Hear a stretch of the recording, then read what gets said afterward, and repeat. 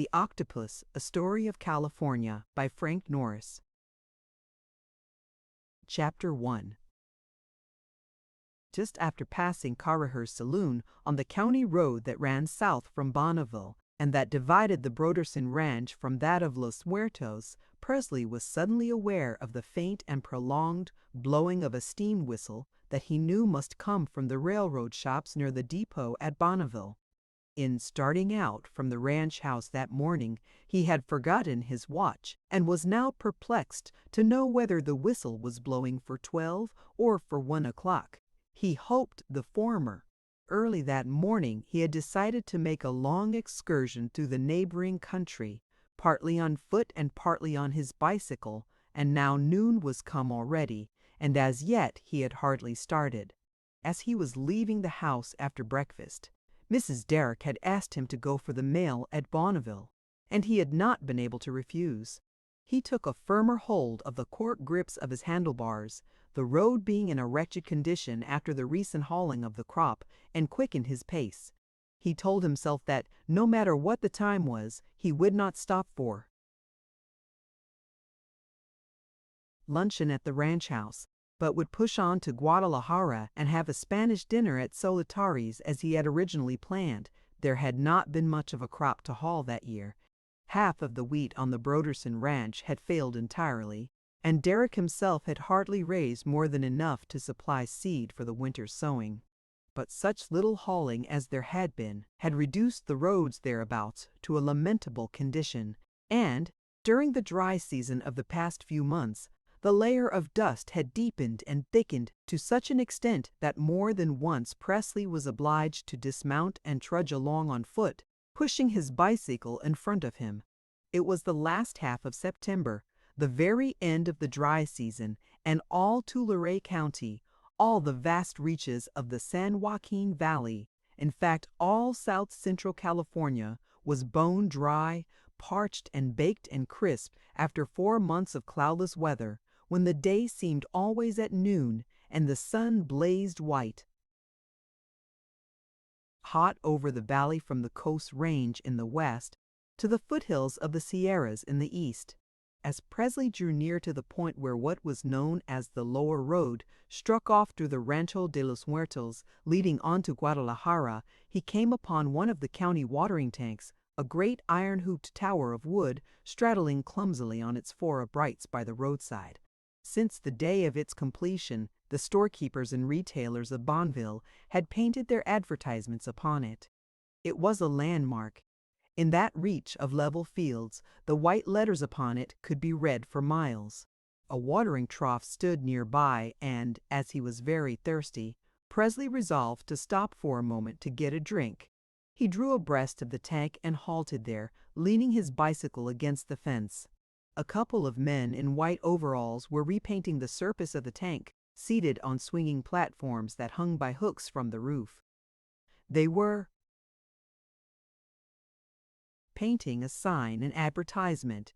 It was all but finished and read: S. Bierman, Real Estate, Mortgages, Main Street, Bonneville, opposite the post office. On the horse trough that stood in the shadow of the tank was another freshly painted inscription: S. Bierman has something to say to you. As Presley straightened up after drinking from the faucet at one end of the horse trough, the watering cart itself labored into view around the turn of the lower road. 2 mules and 2 horses, white with dust, strained leisurely in the traces, moving at a snail's pace, their limp ears marking the time, while perched high upon the seat, under a yellow cotton wagon umbrella, Presley recognized Hooven, one of Derrick's tenants, a German, whom everyone called Bismarck, an excitable little man with a perpetual grievance and an endless flow of broken English. "Hello, Bismarck," said Presley, as Hooven brought his team to a standstill by the tank, preparatory to refilling. "Yous der man I look for, Mr. R. Presley," cried the other, twisting the reins around the brake. "Yust 1 minute, you wait, hey? I want to talk mit you." Presley was impatient to be on his way again. A little more time wasted, and the day would be lost. He had nothing to do with the management of the ranch, and if Hooven wanted any advice from him, it was so much breath wasted. These uncouth brutes of farmhands and petty ranchers, grimmed with the soil they worked upon, were odious to him beyond words. Never could he feel in sympathy with them, nor with their lives, their ways, their marriages, deaths, bickerings, and all the monotonous round of their sordid existence. "Well, you must be quick about it, Bismarck," he answered sharply. "I'm late for dinner, as it is." So, now, to my Newton, und I bemit you. He drew down the overhanging spout of the tank to the vent in the circumference of the cart and pulled the chain that let out the water. Then he climbed down from the seat, jumping from the tire of the wheel, and taking Presley by the arm, led him a few steps down the road.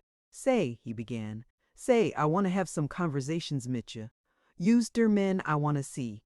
Say, Kara, he told me dis morgen, say, he told me Mr. Derrick goin' to farm der whole Dimrange his lufter next jaar.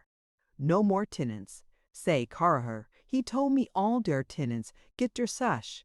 Mr. Derrick goin' to work der whole Dimrange his luf, hey? Emmy, I get der sack also, hey? You, hab a hef a hair about dosing?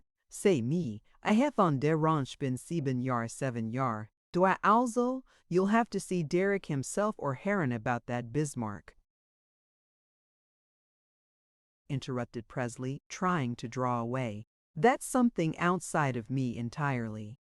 But Hooven was not to be put off.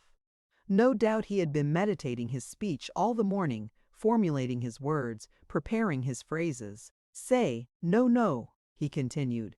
"Me, I want to stay bei der place, 7 jaar eft stay. Mr. Derrick, he doan want dot. I should be G-sacked. Who den will der ditch de tend? Say, you tell 'em Bismarck hef got a sure stay bei der place. Say, you hef der poll meet der governor. You speak der gut word for me."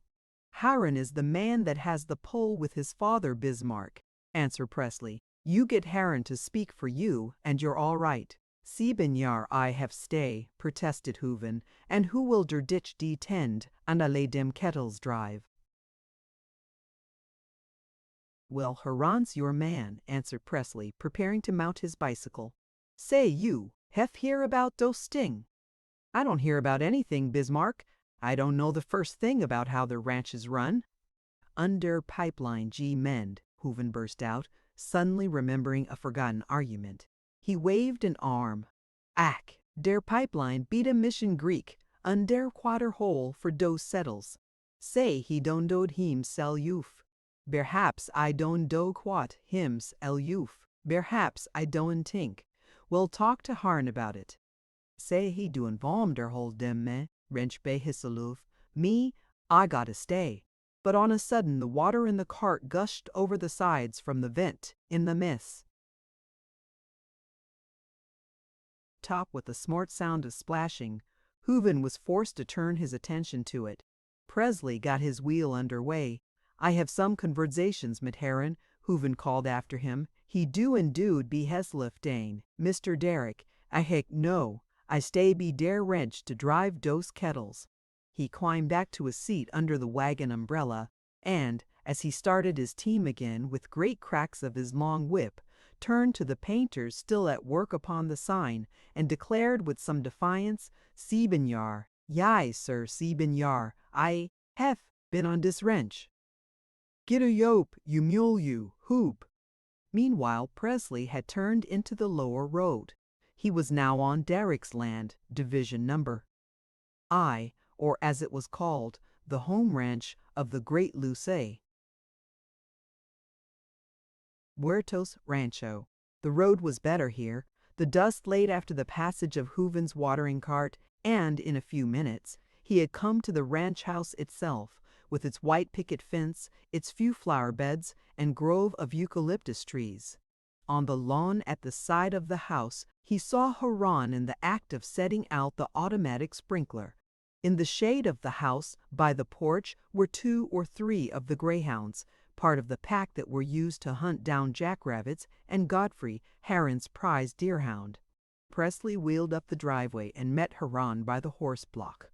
Heron was Magnus Derrick's youngest son, a very well-looking young fellow of 23 or 25. He had the fine carriage that marked his father, and still further resembled him in that he had the Derrick nose hawk-like and prominent, such as one sees in the later portraits of the Duke of Wellington. He was blond, and incessant exposure to the sun had, instead of tanning him brown, merely heightened the color of his cheeks. His yellow hair had a tendency to curl in a forward direction, just in front of the ears. Beside him, Presley made the sharpest of contrasts. Presley seemed to have come of a mixed origin, appeared to have a nature more composite, a temperament more complex. Unlike Heron Derrick, he seemed more of a character than a type. The sun had browned his face till it was almost swarthy. His eyes were a dark brown, and his forehead was the forehead of the intellectual, wide and high, with a certain unmistakable lift about it that argued education, not only of himself, but of his people before him. The impression conveyed by his mouth and chin was that of a delicate and highly sensitive nature, the lips thin and loosely shut together, the chin small and rather receding. One guessed that Presley's refinement had been gained only by a certain loss of strength. One expected to find him nervous, introspective, to discover that his mental life was not at all the result of impressions and sensations that came to him from without, but rather of thoughts and reflections germinating from within. Though morbidly sensitive to changes in his physical surroundings, he would be slow to act upon such sensations, would not prove impulsive, not because he was sluggish, but because he was merely irresolute. It could be foreseen that morally he was of that sort who avoid evil through good taste, lack of decision, and want of opportunity. His temperament was that of the poet. When he told himself he had been thinking, he deceived himself. He had, on such occasions, been only brooding.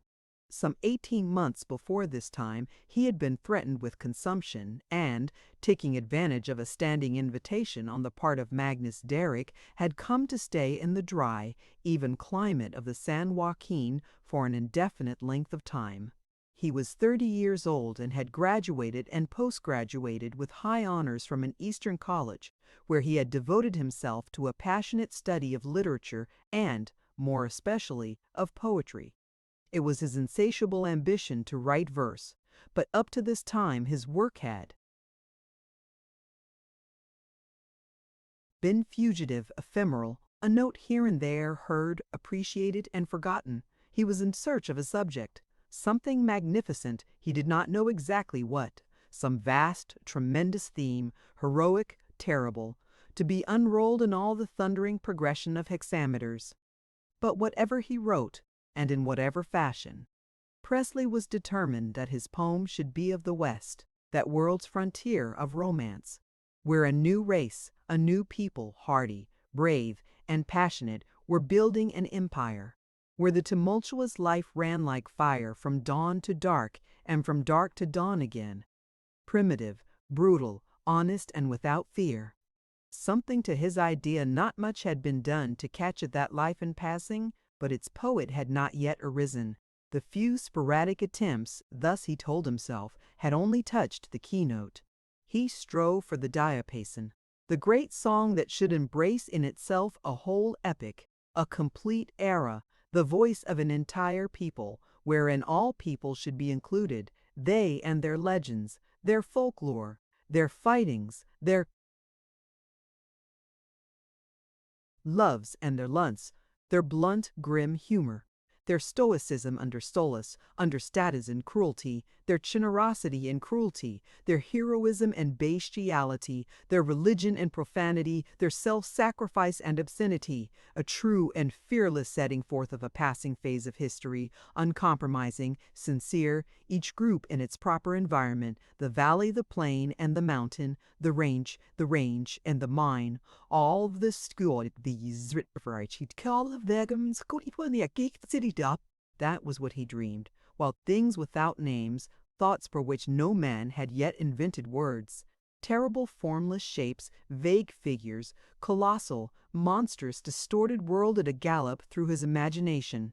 As Haran came up, Presley reached down into the pouches of the sun-bleached shooting coat he wore and drew out and handed him the packet of letters and papers. "Here's the mail. I think I shall go on." "But dinner is ready," said Heron. "We are just sitting down." Presley shook his head. "No, I'm in a hurry. Perhaps I shall have something to eat at Guadalajara. I shall be gone all day." He delayed a few moments longer, tightening a loose nut on his forward wheel, while Heron, recognizing his father's handwriting on one of the envelopes, slid it open and cast his eye rapidly over its pages. "The governor is coming home," he exclaimed. "Tomorrow morning on the early train, wants me to meet him with the team at Guadalajara. And," he cried between his clenched teeth as he continued to read, "we've lost the case."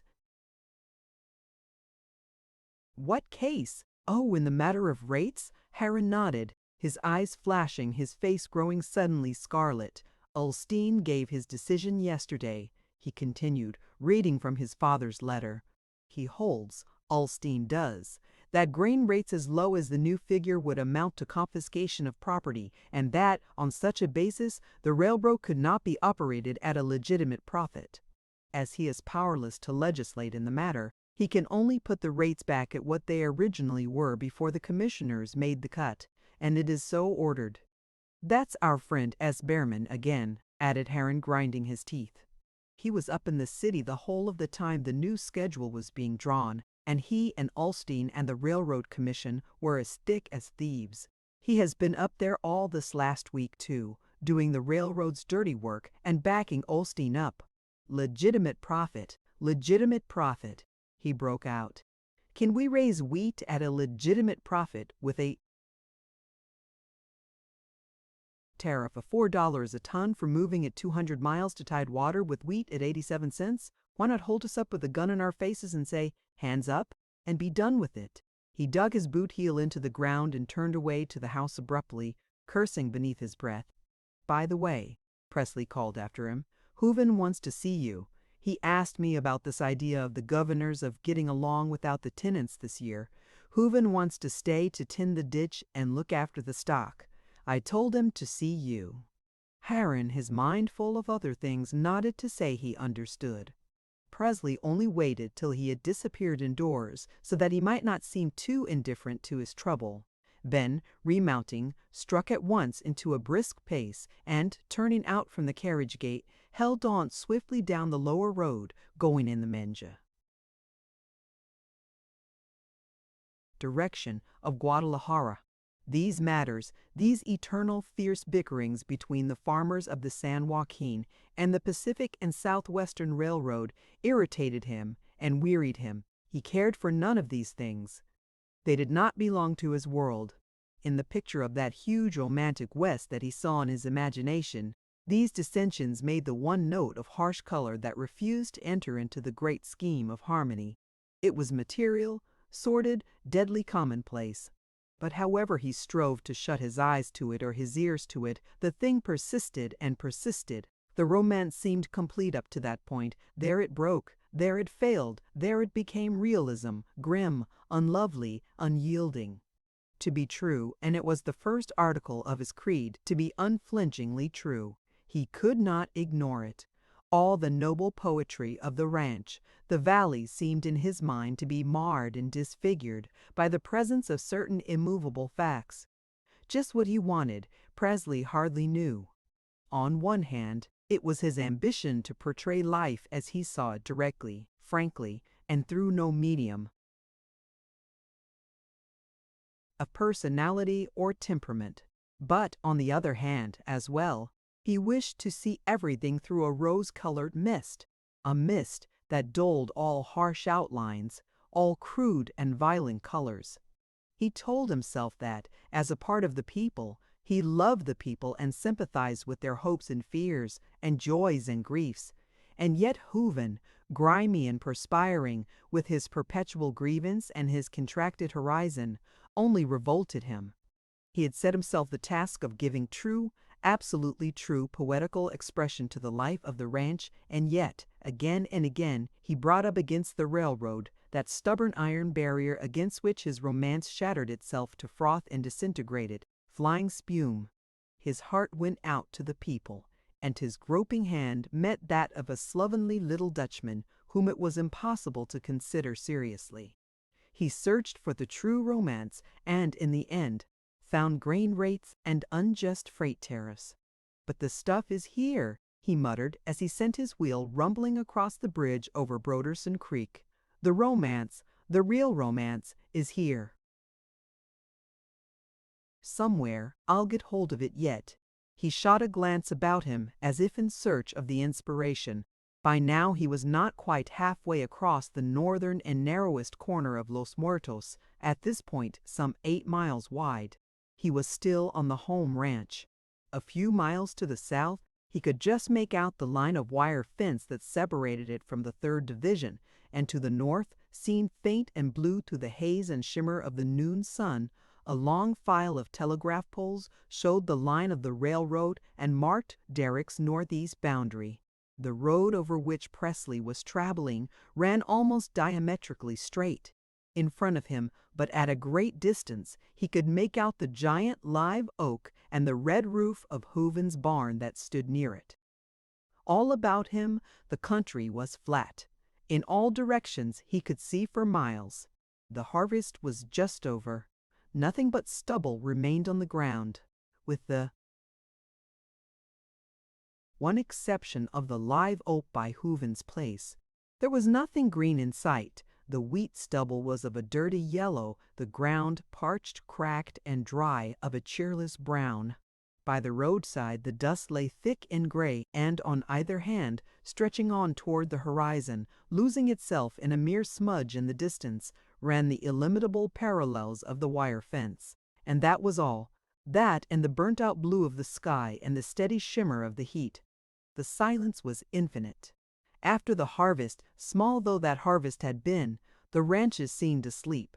It was as though the earth, after its period of reproduction, its pains of labor, had been delivered of the fruit of its loins, and now slept the sleep of exhaustion. It was the period between seasons, when nothing was being done, when the natural forces seemed to hang suspended. There was no rain, there was no wind, there was no growth, no life. The very stubble had no force even to rot. The sun alone moved. Toward 2 o'clock, Presley reached Hooven's place.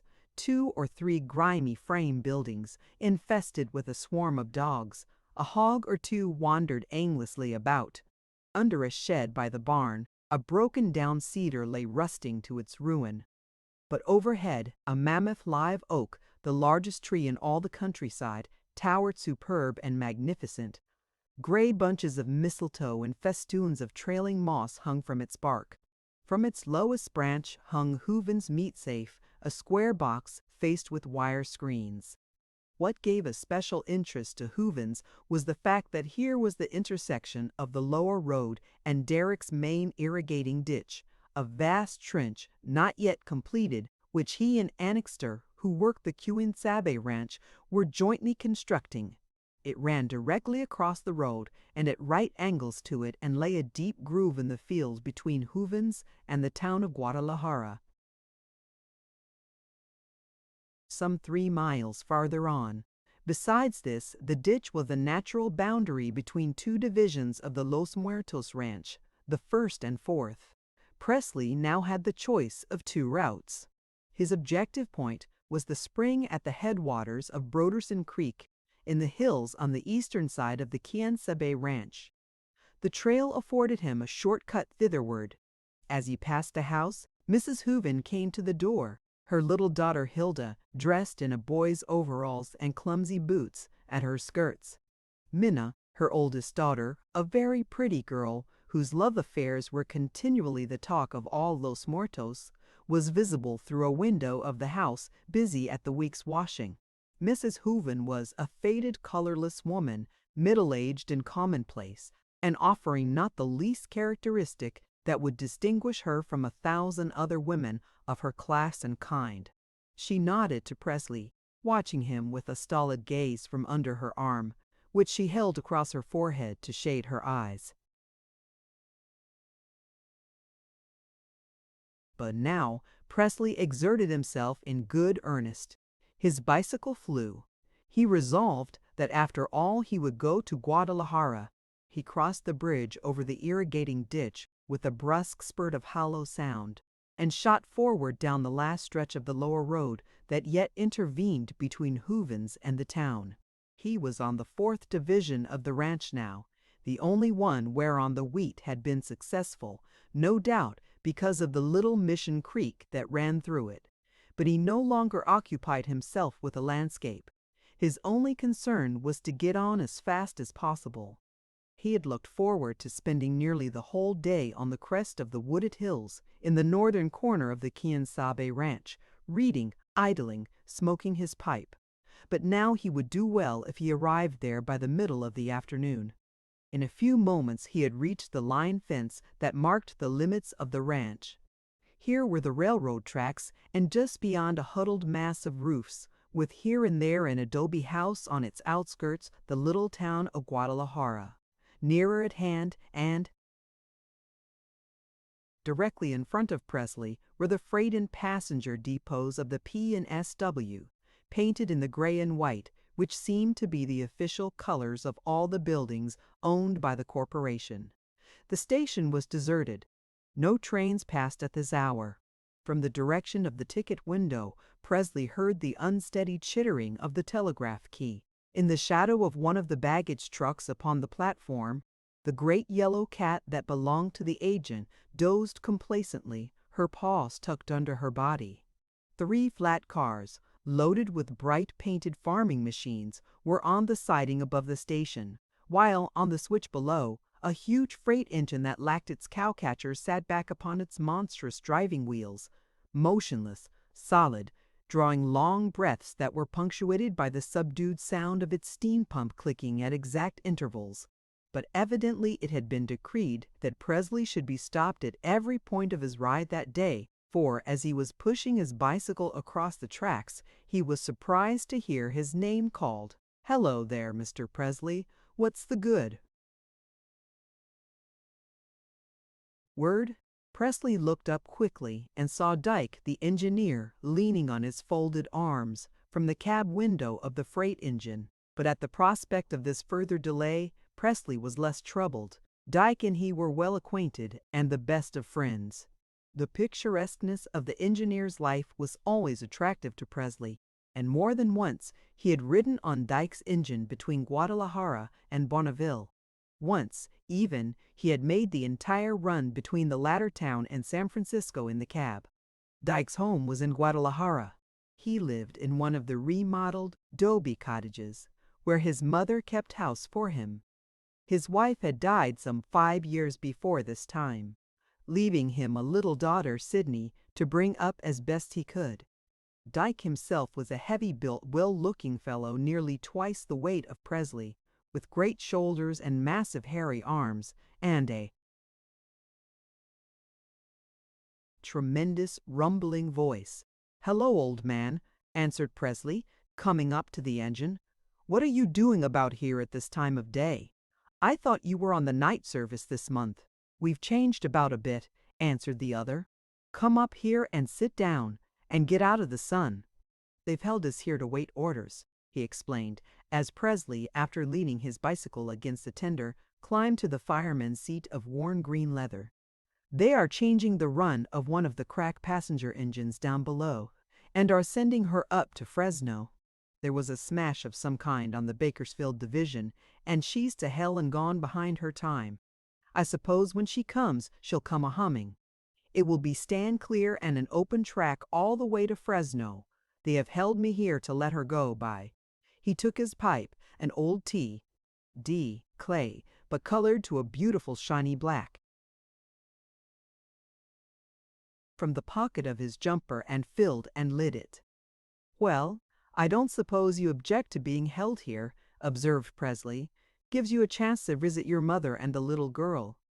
"And precisely they choose this day to go up to Sacramento," answered Dyke. "Just my luck. Went up to visit my brother's people. By the way, my brother may come down here, locate here, I mean, and go into the hop-raising business. He's got an option on 500 acres just back of the town here. He says there is going to be money in hops. I don't know. Maybe I'll go in with him."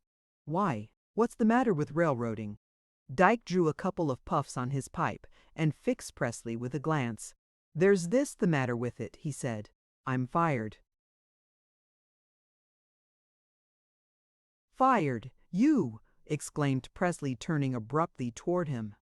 "That's what I'm telling you," returned Dyke grimly. "You don't mean it. Why, what for, Dyke?" "Now, you tell me what for," growled the other savagely. "Boy and man, I've worked for the P&S WW for over 10 years, and never one yelp of a complaint did I ever hear from them. They know damn well they've not got a steadier man on the road. And more than that, I don't belong to the Brotherhood. And when the strike came along, I stood by them, stood by the company. You know that. And you know and they know that at Sacramento that time I ran my train according to schedule with a gun in each hand, never knowing when I was going over a mined culvert, and there was talk of giving me a gold watch at the time. To hell with their gold watches. I want ordinary justice and fair treatment. And now, when hard times come along, and they are cutting wages, what do? Do they make any discrimination in my case? Do they remember the man that stood by them and risked his life in their service? No. They cut my pay down just as offhand as they do the pay of any dirty little wiper in the yard. Cut me along with, listen to this, cut me along with men that they had blacklist, strikers that they took back because they were short of hands. He drew fiercely on his pipe. I went to them, yes, I did. I went to the general office and ate dirt. I told them I was a family man and that I didn't see how I was going to get along on the new scale, and I reminded them of my service during the strike. The swine told me that it wouldn't be fair to discriminate in favor of one man and that the cut must apply to all their employees alike. "Fair," he shouted with laughter. "Fair. Hear the P&SW talking about fairness and discrimination. That's good, that is. Well, I got furious. I was a fool, I suppose. I told them that, in justice to myself, I wouldn't do first-class work for third-class pay. And they said, 'Well, Mr. Dyke, you know what you can do.' Well, I did. No. I said, 'I'll ask for my time, if you please,' and they gave it to me just as if they were glad to be shut of me. So there you are, Presley. That's the P&S W Railroad Company of California. I am on my last run now." "Shameful," declared Presley, his sympathies all aroused, now that the trouble concerned a friend of his. "It's shameful, Dyke. But," he added, an idea occurring to him, "that don't shut you out from work. There are other railroads in the state that are not controlled by the P&SW. Dyke smote his knee with his clenched fist. "Name one." Presley was silent. Dyke's challenge was unanswerable. There was a lapse in their talk, Presley drumming on the arm of the seat, meditating on this injustice, Dyke looking off over the fields beyond the town, his frown lowering, his teeth rasping upon his pipe stem. The station agent came to the door of the depot, stretching and yawning. On ahead of the engine, the empty rails of the track, reaching out toward the horizon, threw off visible layers of heat. The telegraph key clicked incessantly. "So I'm going to quit," Dyke remarked after a while, his anger somewhat subsided. "My brother and I will take up this hop ranch. I've saved a good deal in the last 10 years, and there ought to be money in hops." Presley went on, remounting his bicycle, wheeling silently through the deserted streets of the decayed and dying Mexican town. It was the hour of the siesta. Nobody was about. There was no business in the town. It was too close to Bonneville for that. Before the railroad came, and in the days when the raising of cattle was the great industry of the country, it had enjoyed a fierce and brilliant life. Now it was moribund. The drugstore, the 2 bar rooms, the hotel at the corner of the old plaza, and the shops where Mexican curios were sold to those occasional Eastern tourists who came to visit the mission of San Juan sufficed for the town's activity. At Solitari's, the restaurant on the plaza, diagonally across from the hotel, Presley ate his long-deferred Mexican dinner, an omelet in Spanish-Mexican style, frijoles and tortillas, a salad, and a glass of white wine. In a corner of the room during the whole course of his dinner, two young Mexicans, one of whom was astonishingly handsome after the melodramatic fashion of his race, and an old fellow. The centenarian of the town, decrepit beyond belief, sang an interminable love song to the accompaniment of a guitar and an accordion. These Spanish Mexicans, decayed, picturesque, vicious, and romantic, never failed to interest Presley. A few of them still remained in Guadalajara, drifting from the saloon to the restaurant, and from the restaurant to the plaza, relics of a former generation, standing for a different order of things, absolutely idle, living God knew how, happy with their cigarette, their guitar, their glass of mezcal, and their siesta. The centenarian remembered Fremont and Governor Alvarado and the bandit Jesus Tejeda, and the days when Los Muertos was a Spanish grant, a veritable principality, leagues in extent, and when there was never a fence from Visalia to Fresno. Upon this occasion, Presley offered the old man a drink of mezcal and excited him to talk of the things he remembered. Their talk was in Spanish, a language with which Presley was familiar. De la Cuesta held the grant of Los Muertos in those days, the centenarian said. A grand man. He had the power of life and death over his people, and there was no law but his word. There was no thought of wheat then, you may believe. It was all cattle in those days. Sheep, horses, steers, not so many, and if money was scarce, there was always plenty to eat, and clothes enough for all, and wine. Ah, yes, by the vat, and oil too. The mission fathers had that. Yes, and there was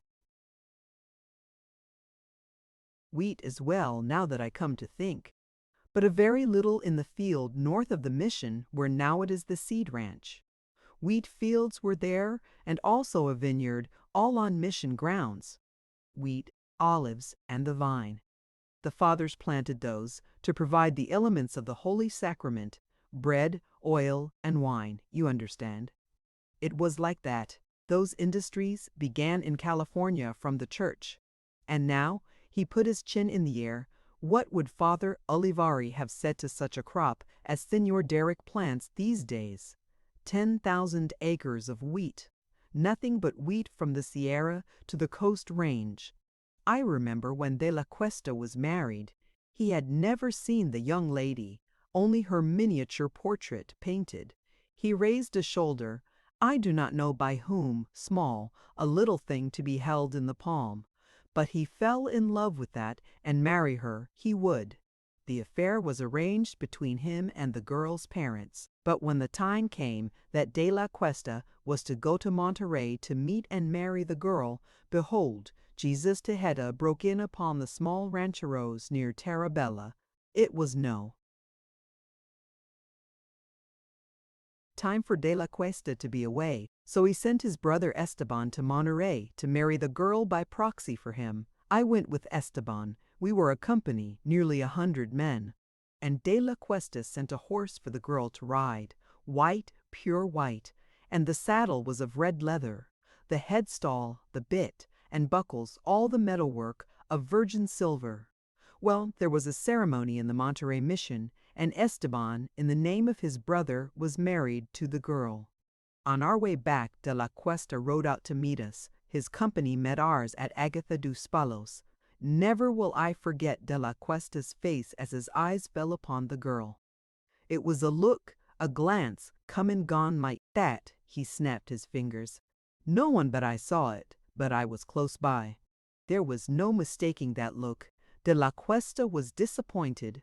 And the girl? Demanded Presley. She never knew. Ah, he was a grand gentleman, De la Cuesta. Always he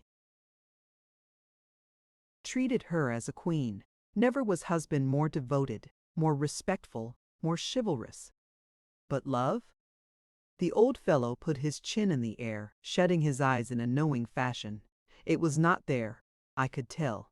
They were married over again at the Mission San Juan de Guadalajara Ozuar Mission. And for a week all the town of Guadalajara was in fete. There were bullfights in the plaza, this very one for 5 days, and to each of his tenants-in-chief, De la Cuesta gave a horse, a barrel of tallow, an ounce of silver, and half an ounce of gold dust. Ah, those were days! That was a gay life. This, he made a comprehensive gesture with his left hand, this is stupid. You may well say that, observed Presley moodily, discouraged by the other's talk. All his doubts and uncertainty had returned to him. Never would he grasp the subject of his great poem. Today, the life was colorless. Romance was dead. He had lived too late. To write of the past was not what he desired. Reality was what he longed for, things that he had seen. Yet how to make this compatible with romance? He rose, putting on his hat, offering the old man a cigarette. The centenarian accepted with the air of a grandee, and extended his horn snuff-box. Presley shook his head. I was born too late for that, he declared, for that and for many other things. Adios. You are traveling today, senor? A little turn through the country to get the kinks out of the muscles, Presley answered. I go up into the Quien Sabe, into the high country beyond the mission. Ah, the Quien Sabe rancho, the sheep are grazing there this week. Solitary, the keeper of the restaurant, explained. Young Annixter sold his wheat stubble on the ground to the sheep raisers off yonder. He motioned eastward toward the Sierra foothills. Since Sunday the herd has been down. Very clever, that young Annixter. He gets a price for his stubble, which else he would have to burn, and also manures his land as the sheep move from place to place. A true Yankee, that Annixter, a good gringo.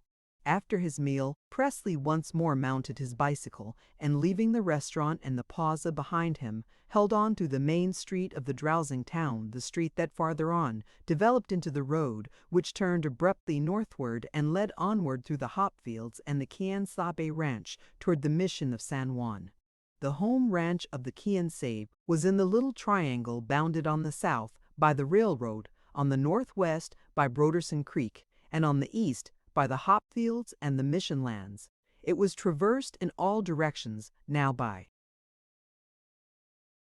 the trail from Hooven's, now by the irrigating ditch, the same which Presley had crossed earlier in the day, and again by the road upon which Presley then found himself. In its center were Annixter's ranch house and barns, topped by the skeleton-like tower of the artesian well that was to feed the irrigating ditch. Farther on, the course of Broderson Creek was marked by a curved line of gray-green willows, while on the low hills to the north, as Presley advanced, the ancient mission of San Juan de Guadalajara, with its belfry tower and red-tiled roof, began to show itself over the crests of the venerable piers that clustered in its garden. When Presley reached Annixter's ranch house, he found young Annixter himself stretched in his hammock behind the mosquito bar on the front porch, reading David Copperfield, and gorging himself with dried prunes. Annixter, after the two had exchanged greetings, complained of terrific colics all the preceding night. His stomach was out of whack, but you bet he knew how to take care of himself. The last spell, he had consulted a doctor at Bonneville, a gibbering busy face who had filled him up to the neck with the dose of some hogwash stuff that had made him worse, a healthy lot the doctors knew. Anyhow, H.I.'s case was peculiar. H.E. knew prunes were what he needed, and by the pound. Annixter, who worked the Quien Sabe branch, some 4,000 acres of rich clay and heavy loams, was a very young man, younger even than Presley. Like him, a college graduate. He looked never a year older than he was. He was smooth-shaven and lean-built, but his youthful appearance was offset by a certain male cast of countenance, the lower lip thrust out, the chin large and deeply cleft. His university course had hardened rather than polished him. He still remained one of the people, rough almost to insolence, direct in speech, intolerant in his opinions, relying upon absolutely no one but himself. Yet with all this, of an astonishing degree of intelligence, and possessed of an executive ability little short of positive genius. He was a ferocious worker, allowing himself no pleasures and exacting the same degree of energy from all his subordinates. He was widely hated and as widely trusted. Everyone spoke of his crusty temper and bullying disposition, invariably qualifying the statement with a commendation of his resources and capabilities. The devil of a driver, a hard man to get along with, obstinate, contrary, cantankerous, but brains, no doubt of that, brains to his boots. One would like to see the man who could get ahead of him on a deal. Twice he had been shot at, once from ambush on Osterman's ranch, and once by one of his own men, whom he had kicked from the sacking platform of his harvester for gross negligence. At college, he had specialized on finance, political economy, and scientific agriculture. After his graduation, he stood almost at the very top of his class. He had returned and obtained the degree of civil engineer. Then suddenly he had taken a notion that a practical knowledge of law was indispensable to a modern farmer. In 8 months he did the work of 3 years, studying for his bar examinations. His method of study was characteristic. He reduced all the material of his textbooks to notes. Tearing out the leaves of these notebooks, he pasted them upon the walls of his room. Then, in his shirt sleeves, a cheap cigar in his teeth, his hands in his pockets, he walked around and around the room, scowling fiercely at his notes, memorizing, devouring, digesting. At intervals, he drank great cupfuls of unsweetened black coffee. When the bar examinations were held, he was admitted at the very head of all the applicants and was complimented by the judge. Immediately afterwards, he collapsed with nervous prostration. His stomach got out of whack, and he all but died in a Sacramento boarding house, obstinately refusing to have anything to do with doctors, whom he vituperated as a rabble of quacks, dosing himself with a patent medicine and stuffing himself almost to bursting with liver pills and dried prunes. He had taken a trip to Europe after the sickness to put himself completely to rights. He intended to be gone a year, but returned at the end of 6 weeks, fulminating abuse of European cooking. Nearly his entire time had been spent in Paris, but of this sojourn he had brought back but 2 souvenirs, an electro-plated bill-hook and an empty bird cage, which had tickled his fancy immensely. He was wealthy. Only a year previous to this, his father, a widower, who had amassed a fortune in land speculation, had died, and Annixter, the only son, had come into the inheritance. For Presley, Annixter professed of great admiration, holding in deep respect the man who could rhyme words, deferring to him whenever there was question of literature or works of fiction. No doubt there was not much use in poetry, and as for novels, to his mind there were only Dickens's works. Everything else was a lot of lies, but just the same, it took brains to grind out a poem. It wasn't every one who could rhyme brave and glaive and make sense out of it. Sure not. But Presley's case was a notable exception. On no occasion was Annixter prepared to accept another man's opinion without reserve. In conversation with him, it was almost impossible to make any direct statement, however trivial, that he would accept without either modification or open contradiction. He had a passion for violent discussion.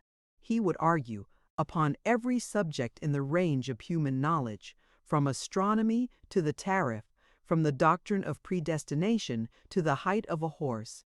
Never would he admit himself to be mistaken. When cornered, he would entrench himself behind the remark, "Yes, that's all very well. In some ways it is. And then again in some ways it isn't."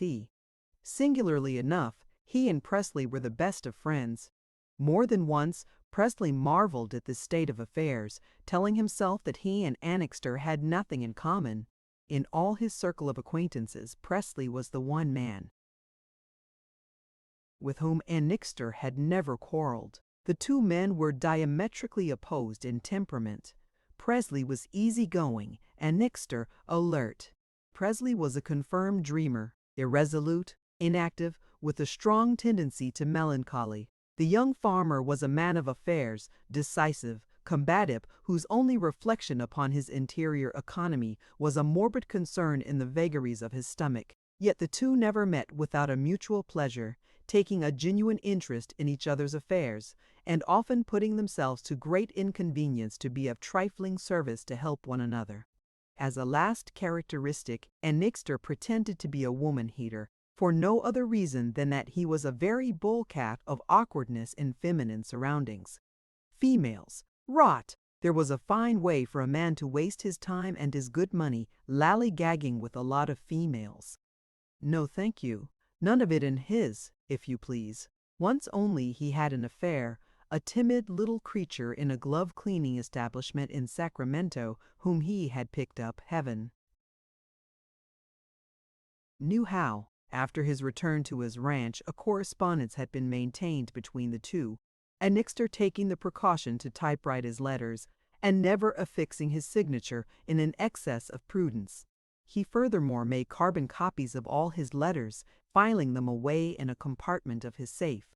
Ah, it would be a clever female who would get him into a mess. Then, suddenly smitten with the panic terror that he had committed himself, that he was involving himself too deeply, he had abruptly sent the little woman about her business. It was his only love affair. After that he kept himself free. No petticoats should ever have a hold on him. Sure not. As Presley came up to the edge of the porch, pushing his bicycle in front of him, Annixter excused himself for not getting up, alleging that the cramps returned the moment he was off his back. "What are you doing up this way?" he demanded. "Oh, just having a look around," answered Presley. "How's the ranch? Say?" observed the other, ignoring his question. "What's this I hear about Derek giving his tenants the bounce and working Los Muertos himself, working all his land?" Presley made a sharp movement of impatience with his free hand. "I've heard nothing else myself since morning. I suppose it must be so." "Huh," grunted Annixter, spitting out a prune-stone. "You give Magnus Derrick my compliments, and tell him he's a fool." "What do you mean?" "I suppose Derrick thinks he's still running his mine, and that the same principles will apply to getting grain out of the earth as to getting gold. Oh, let him go on and see where he brings up." "That's right, there's your Western farmer," he exclaimed contemptuously. "Get the guts out of your land, work it to death, never give it a rest. Never alternate your crop, and then when your soil is exhausted, sit down and roar about hard times." "I suppose Magnus thinks the land has had rest enough these last 2 dry seasons," observed Presley. "He has raised no crop to speak of for 2 years. The land has had a good rest." "Ah, yes, that sounds well," Annixter contradicted, unwilling to be convinced. "In a way the land's been rested, and then again, in a way, it hasn't." But Presley, scenting an argument, refrained from answering and bethought himself of moving on. "I'm going to leave my wheel here for a while, Buck," he said, "if you don't mind. I'm going up to the spring, and the road is rough between here and there." "Stop in for dinner on your way back," said Annixter. "There'll be a venison steak. One of the boys got a deer over in the foothills last week, out of season, but never mind that. I can't eat it. This stomach of mine wouldn't digest sweet oil today. Get here about 6. "Well, maybe I will, thank you," said Presley, moving off. "By the way," he added, "I see your barn is about done." "You bet," answered Annixter. "In about a fortnight now she'll be all ready." "It's a big barn," murmured Presley, glancing around the angle of the house toward where the great structure stood. "Guess we'll have to have a dance there before we move the stock in," observed Annixter. "That's the custom all around here."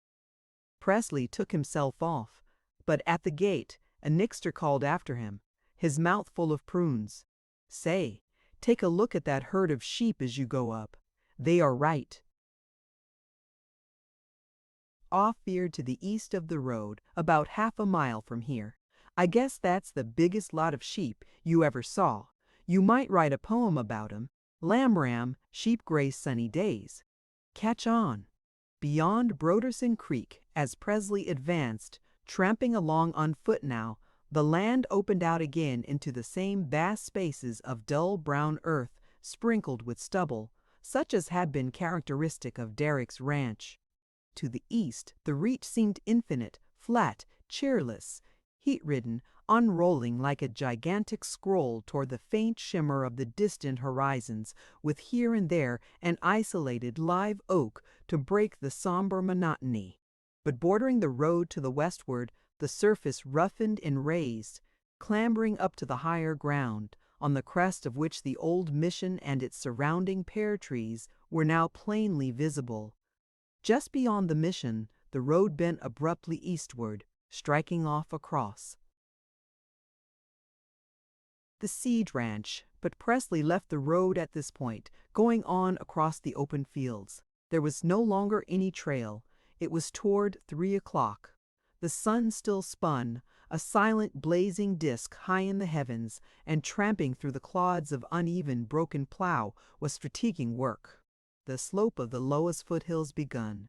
The surface of the country became rolling, and suddenly, as he topped a higher ridge, Presley came upon the sheep. Already he had passed the larger part of the herd and intervening rise of ground, having hidden it from sight. Now, as he turned halfway about, looking down into the shallow hollow between him and the curve of the creek, he saw them very plainly. The fringe of the herd was some 200 yards distant, but its farther side, in that elusive shimmer of hot surface air, seemed miles away. The sheep were spread out roughly in the shape of a figure 8. Two larger herds connected by a smaller, and were headed to the southward, moving slowly, grazing on the wheat stubble as they proceeded. But the number seemed incalculable. Hundreds upon hundreds upon hundreds of gray, rounded backs, all exactly alike, huddled, close-packed, alive, hid the earth from sight. It was no longer an aggregate of individuals. It was a mass, a compact, solid, slowly moving mass, huge without form, like a thick, pressed growth of mushrooms, spreading out in all directions over the earth.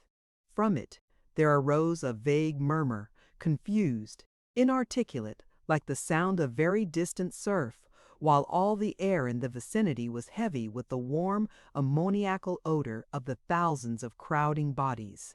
All the colors of the scene were somber, the brown of the earth, the faded yellow of the dead stubble, the gray of the myriad of undulating backs.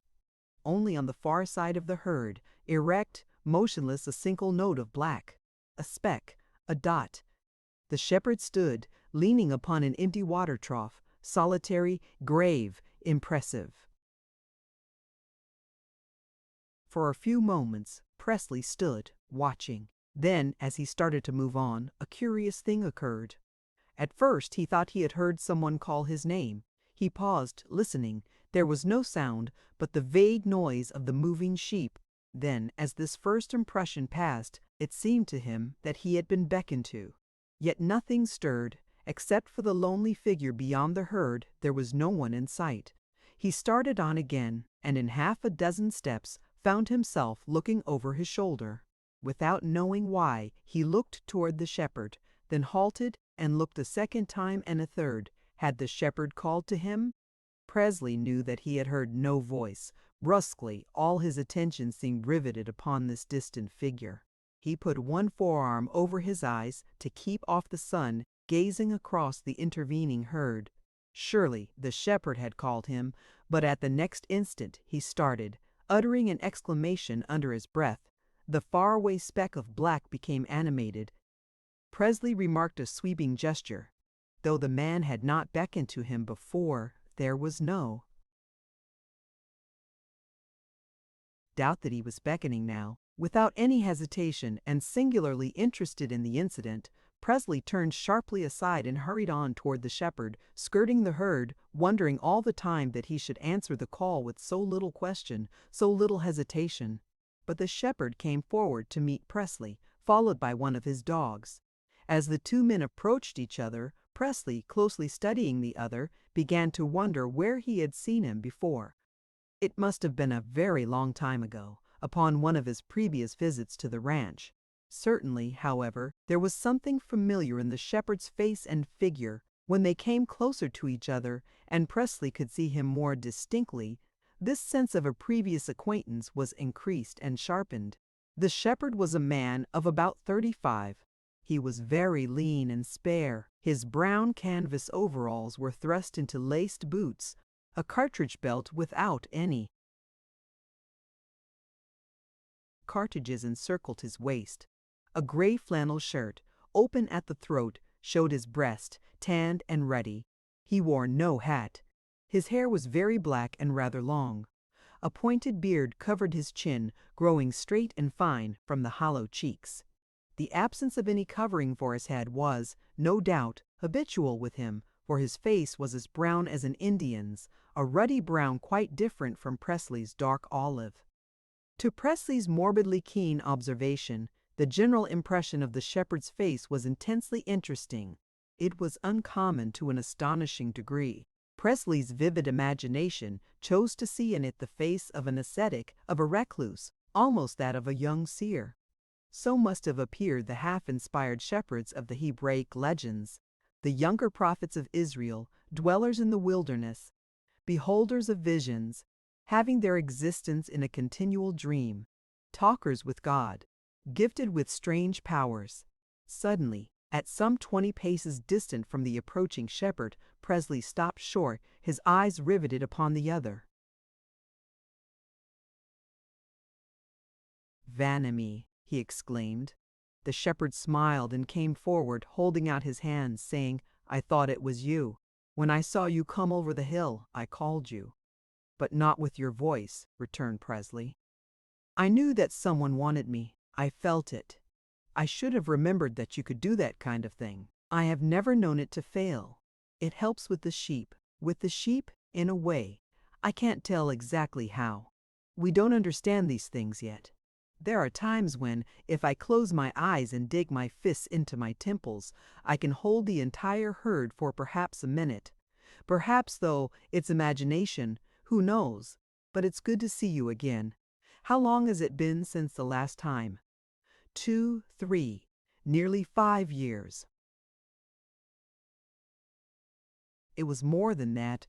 It was 6 years since Presley and Vanamee had met, and then it had been for a short time only, during one of the shepherd's periodical brief returns to that part of the country. During a week he and Presley had been much together, for the two were devoted friends. Then, as abruptly, as mysteriously as he had come, Vanamee disappeared. Presley awoke one morning to find him gone. Thus it had been with Vanamee for a period of 16 years. He lived his life in the unknown, one could not tell where, in the desert, in the mountains, throughout all the vast and vague Southwest, solitary, strange. 3, 4, 5 years passed. The shepherd would be almost forgotten. Never the most trivial scrap of information as to his whereabouts reached Los Muertos. He had melted off into the surface shimmer of the desert, into the mirage. He sank below the horizons. He was swallowed up in the waste of sand and sage. Then, without warning, he would reappear, coming in from the wilderness, emerging from the unknown. No one knew him well. In all that countryside he had but 3 friends, Presley, Magnus Derrick, and the priest at the mission of San Juan de Guadalajara, Father Sarria. He remained always a mystery, living a life half real, half legendary. In all those years he did not seem to have grown older by a single day.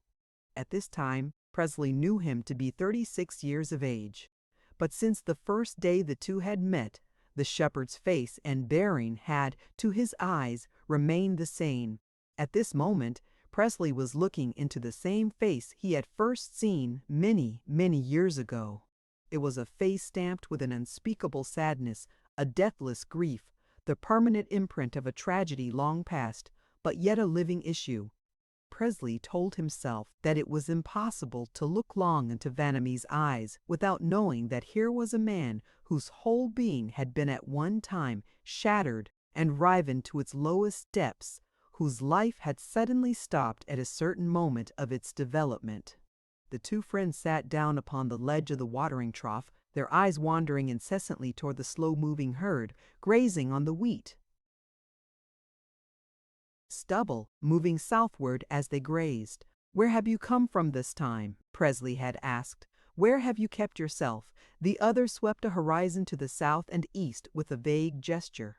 "Off there, down to the south, very far off, so many places that I can't remember.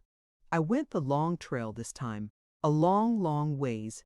Arizona, the Mexicos, and then afterwards Utah and Nevada, following the horizon, traveling at hazard.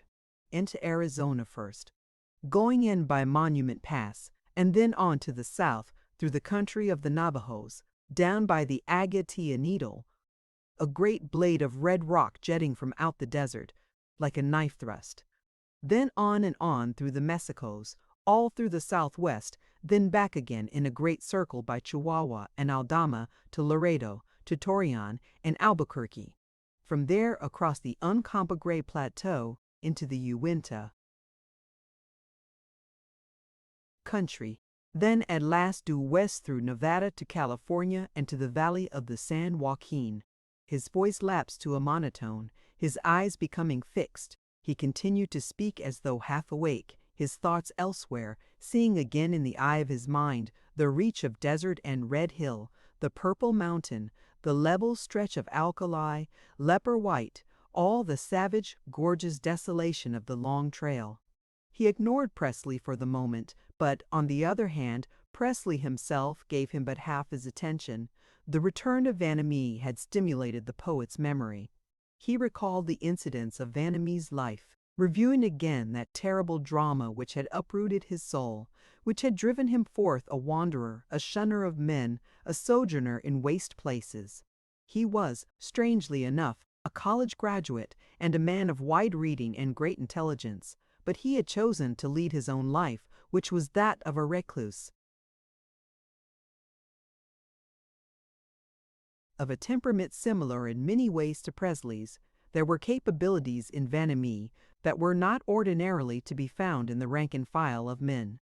Living close to nature, a poet by instinct, where Presley was but a poet by training, there developed in him a great sensitiveness to beauty and an almost abnormal capacity for great happiness and great sorrow. He felt things intensely, deeply. He never forgot.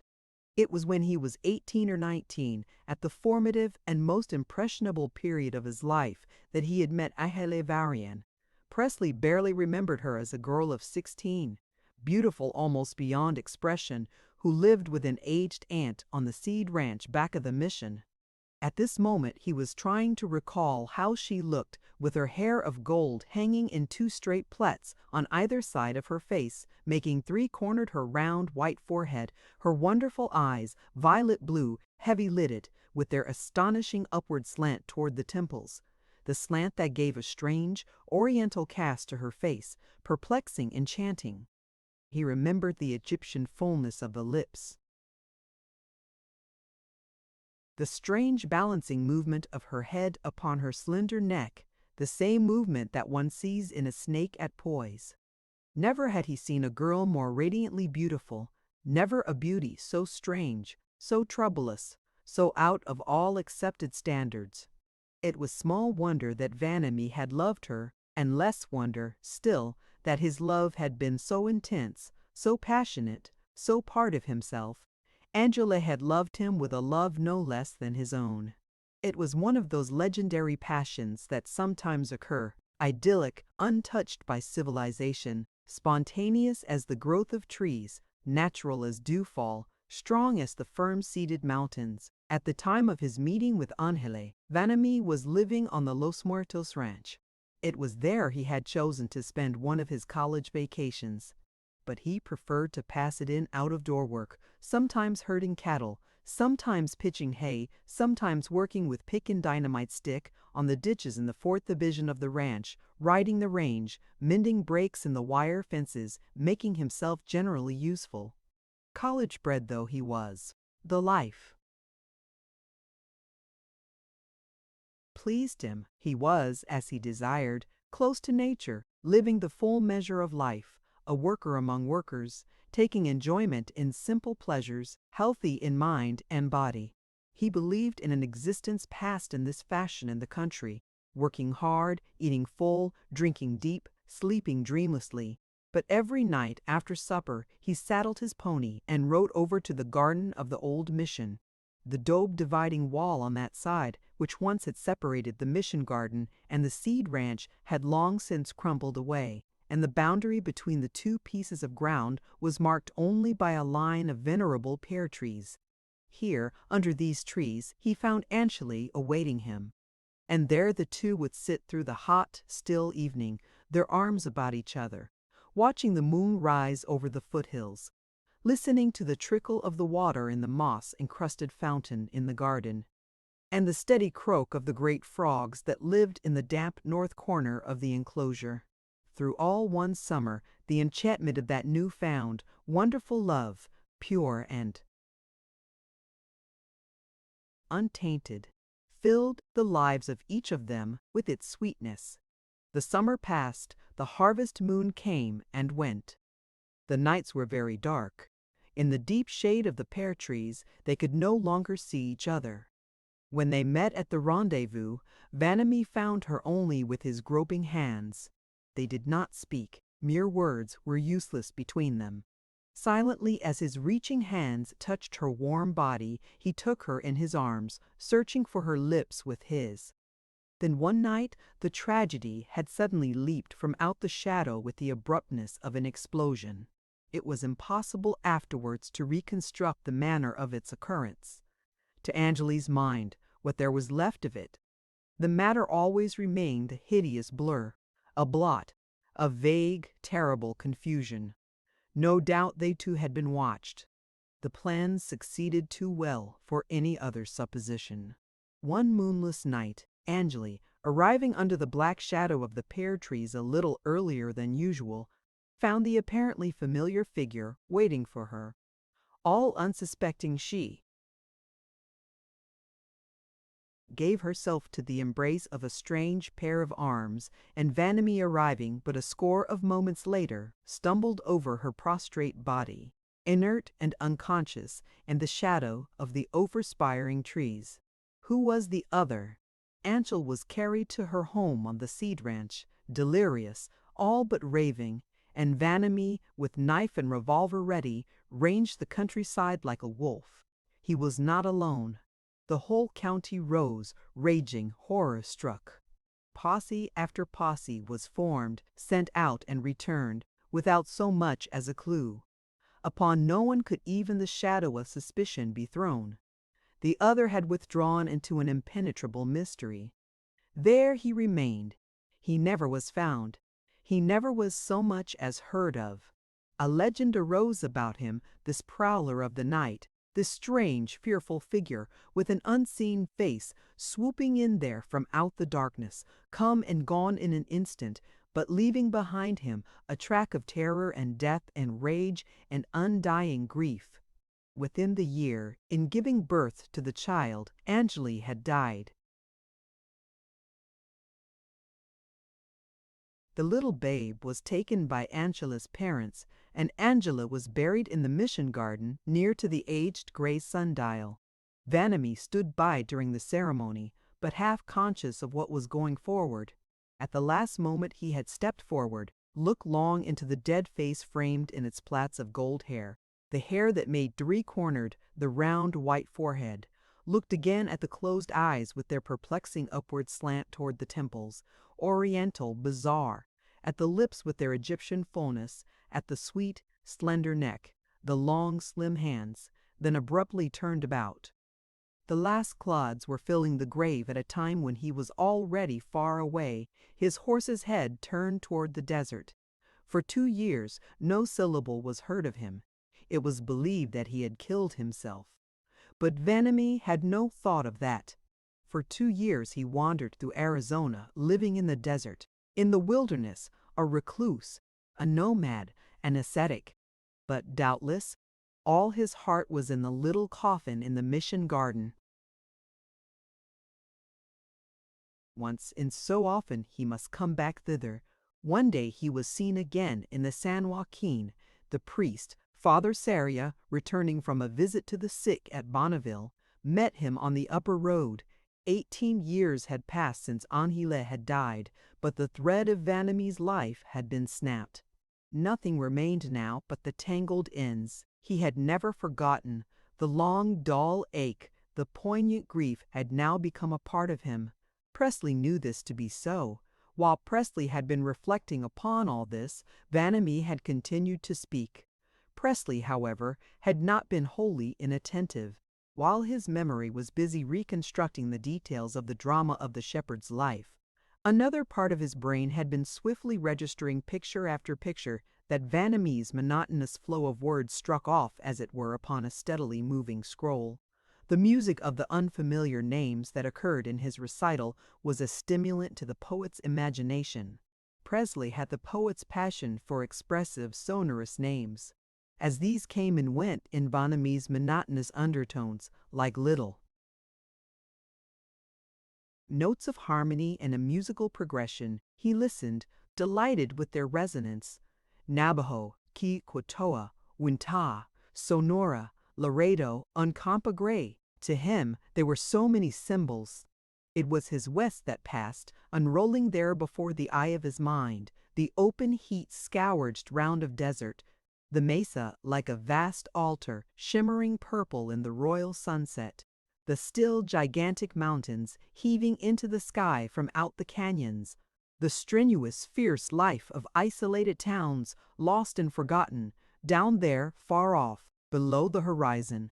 Abruptly his great poem, his Song of the West, leaped up again in his imagination. For the moment he all but held it. It was there, close at hand. In another instant he would grasp it. "Yes, yes," he exclaimed, "I can see it all. The desert, the mountains, all wild, primordial, untamed. How I should have loved to have been with you. Then, perhaps, I should have got hold of my idea." Your idea? The great poem of the West. It's that which I want to write. Oh, to put it all into hexameters, strike the great iron note, sing the vast, terrible song, the song of the people, the forerunners of empire. Vanamie understood him perfectly. He nodded gravely. Yes, it is there. It is life, the primitive, simple, direct life, passionate, tumultuous. Yes, there is an epic there. Presley caught at the word. It had never before occurred to him. Epic, yes, that's it. It is the epic I'm searching for. And how I search for it, you don't know. It is sometimes almost an agony. Often and often I can feel it right there, at my fingertips, but I never quite catch it. It always eludes me. I was born too late. Ah, to get back to that first, clear-eyed view of things, too. See, as Homer saw, as Beowulf saw, as the Nibelungen poets saw. The life is here, the same as then. The poem is here. My West is here. My West is here. The primeval, epic life is here. Here under our hands, in the desert, in the mountain, on the ranch, all over here, from Winnipeg to Guadalupe. It is the man who is lacking, the poet. We have been educated away from it all. We are out of touch. We are out of touch. We are out of tune. Vanamie heard him to the end, his grave, sad face, thoughtful and attentive. Then he rose. "I am going over to the mission," he said, "to see Father Saria. I have not seen him yet. How about the sheep? The dogs will keep them in hand, and I shall not be gone long. Besides that, I have a boy here to help. He is over yonder on the other side of the herd. We can't see him from here." Presley wondered at the heedlessness of leaving the sheep so slightly guarded, but made no comment, and the two started off across the field in the direction of the mission church. "Well, yes, it is there your epic," observed Vanamie as they went along. "But why write?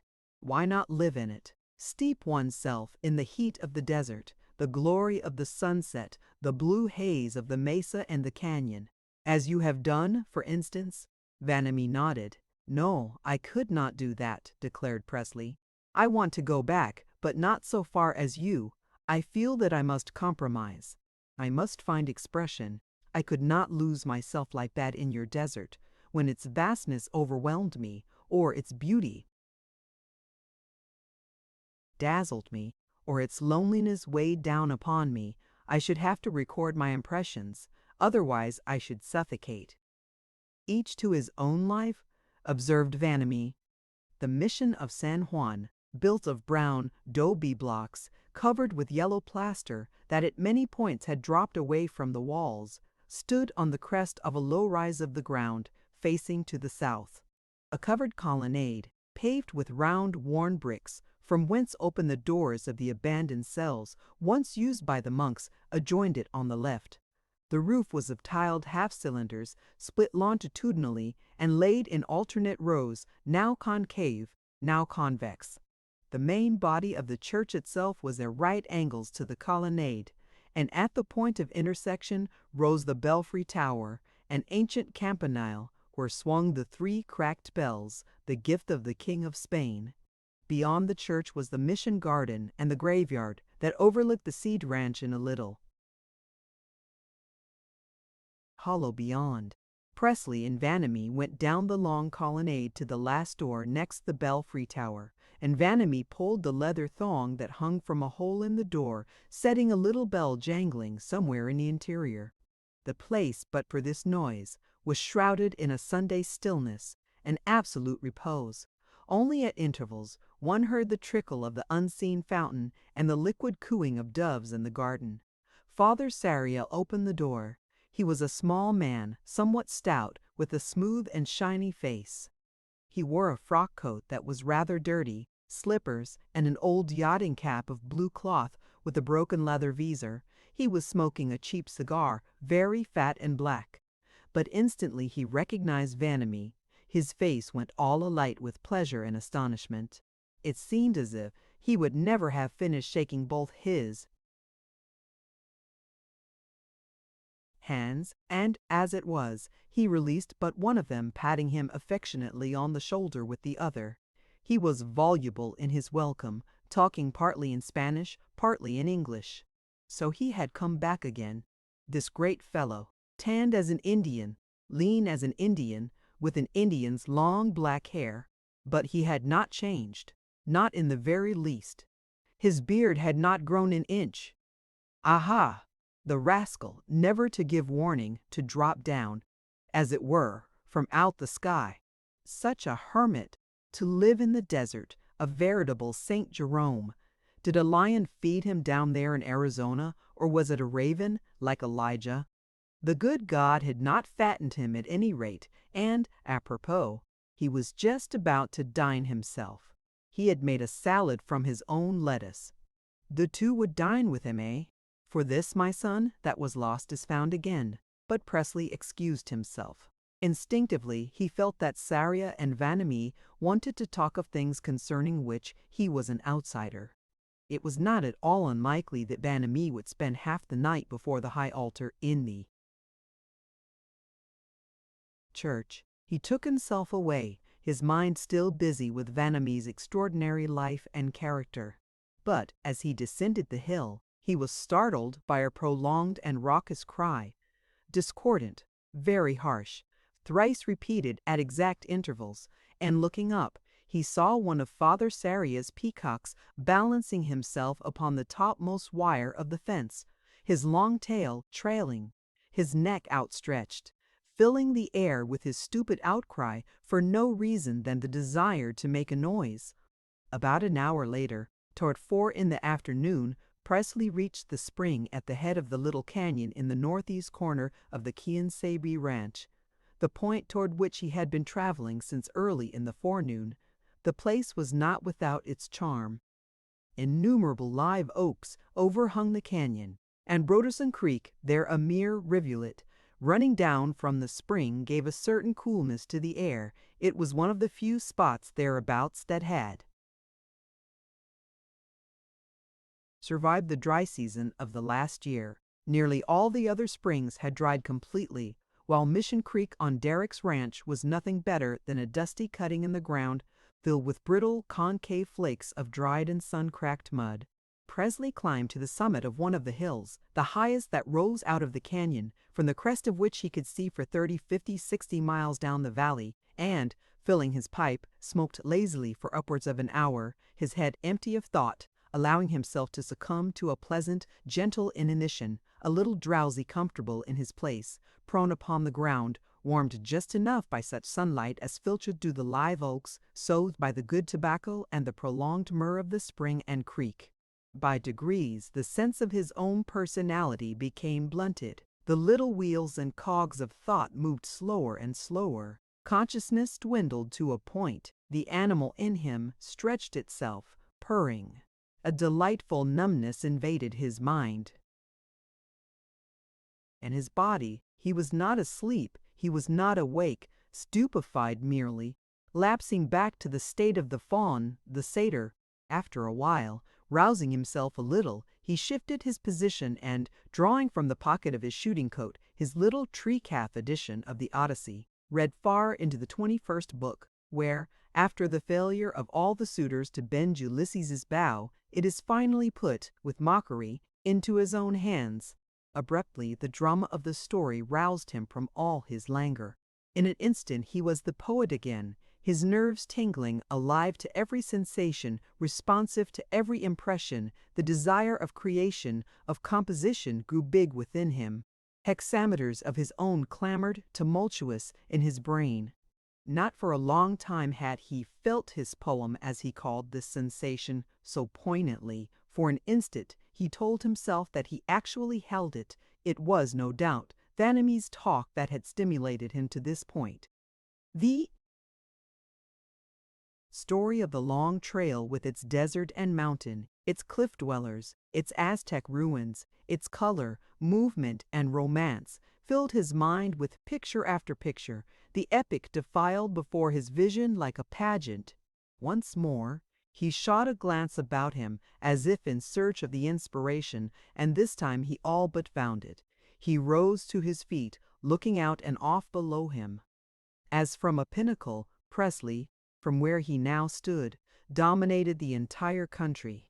The sun had begun to set. Everything in the range of his vision was overlaid with a sheen of gold. First, close at hand, it was the seed ranch, carpeting the little hollow behind the mission with a spread of greens, some dark, some vivid, some pale almost to yellowness. Beyond that was the mission itself, its venerable campanile, in whose arches hung the Spanish king's bells, already glowing ruddy in the sunset. Farther on, he could make out Annixter's ranch house, marked by the skeleton, like tower of the artesian well, and, a little farther to the east, the huddled tiled roofs of Guadalajara. Far to the west and north he saw Bonneville very plain, and the dome of the courthouse, a purple silhouette against the glare of the sky. Other points detached themselves, swimming in a golden mist, projecting blue shadows far before them. The mammoth live oak by Hooven's, towering superb and magnificent. The line of eucalyptus trees, behind which he knew was the Los Muertos ranch house, his home. The watering tank, the great iron hoop tower of wood that stood at the joining of the Weiss Flede Cac. But all this seemed to be only foreground, a mere array of accessories, a mass of irrelevant details. Beyond Annixter's, beyond Guadalajara, beyond the lower road, beyond Broderson Creek, onto the south and west, infinite, illimitable, stretching out there under the sheen of the sunset, forever and forever, flat, vast, unbroken, a huge scroll, unrolling between the horizons, spread the great stretches of the ranch of Los Muertos, bare of crops, shaved close in the recent harvest. Near at hand were hills, but on that far southern horizon only the curve of the great earth itself checked the view. Adjoining Los Muertos, and widening to the west, opened the Broderson Ranch. The Osterman Ranch to the northwest carried on the great sweep of landscape, ranch after ranch. Then, as the imagination itself expanded under the stimulus of that measureless range of vision, even those great ranches resolved themselves into mere foreground, mere accessories, irrelevant details. Beyond the fine line of the horizons, over the curve of the globe, the shoulder of the earth, were other ranches, equally vast, and beyond these, others, and beyond these, still others, the immensities multiplying, lengthening out, vaster and vaster. The whole gigantic sweep of the San Joaquin expanded, titanic, before the eye of the mind, flagellated with heat, quivering and shimmering under the sun's red eye. At long intervals, a faint breath of wind out of the south passed slowly over the levels of the baked and empty earth, accentuating the silence, marking off the stillness. It seemed to exhale from the land itself, a prolonged sigh as of deep fatigue. It was the season after the harvest, and the great earth, the mother, after its period of reproduction, its pains of labor, delivered of the fruit of its loins, slept the sleep of exhaustion, the infinite repose of the colossus, benignant, eternal, strong, the nourisher of nations, the feeder of an entire world. There it was, his epic, his inspiration, his west, his thundering progression of hexameters. A sudden uplift, a sense of exhilaration, of physical exaltation appeared abruptly to sweep Presley from his feet. As from a point high above the world, he seemed to dominate a universe, a whole order of things. He was dizzied, stunned, stupefied, his morbid, supersensitive mind reeling, drunk with the intoxication of mere immensity. Stupendous ideas for which there were no names drove headlong through his brain. Terrible, formless shapes, vague figures, gigantic, monstrous, distorted, whirled at a gallop through his imagination. He started homeward, still in his dream, descending from the hill, emerging from the canyon, and took the short cut straight across the Quinsay branch, leaving Guadalajara far to his left. He tramped steadily on through the wheat stubble, walking fast, his head in a whirl. Never had he so nearly grasped his inspiration as at that moment on the hilltop. Even now, though the sunset was fading, though the wide reach of valley was shut from sight, it still kept him company. Now the details came thronging back, the component parts of his poem, the signs and symbols of the West. It was there, close at hand. He had been in touch with it all day. It was in the centenarian's vividly colored reminiscences, de la Cuesta, holding his grant from the Spanish crown, with his power of life and death, the romance of his marriage, the white horse with its pillion of red leather and silver bridle. Mountings, the bullfights in the plaza, the gifts of gold dust and horses and tallow. It was in Vanamie's strange history, the tragedy of his love. Annalie Varian, with her marvelous loveliness, the Egyptian fullness of her lips, the perplexing upward slant of her violet eyes, bizarre, oriental, her white forehead made three-cornered by her plaits of gold hair, the mystery of the other, her death at the moment of her child's birth.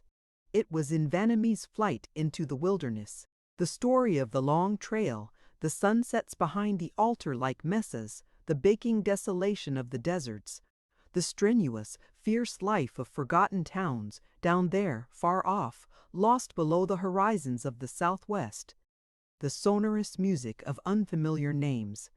Quijodoa Untapagre. It was in the mission, with its cracked bells, its decaying walls, its venerable sundial, its fountain and old garden, and in the mission fathers themselves, the priests, the padres, planting the first wheat and oil and wine to produce the elements of the sacrament, a trinity of great industries taking their rise in a religious rite.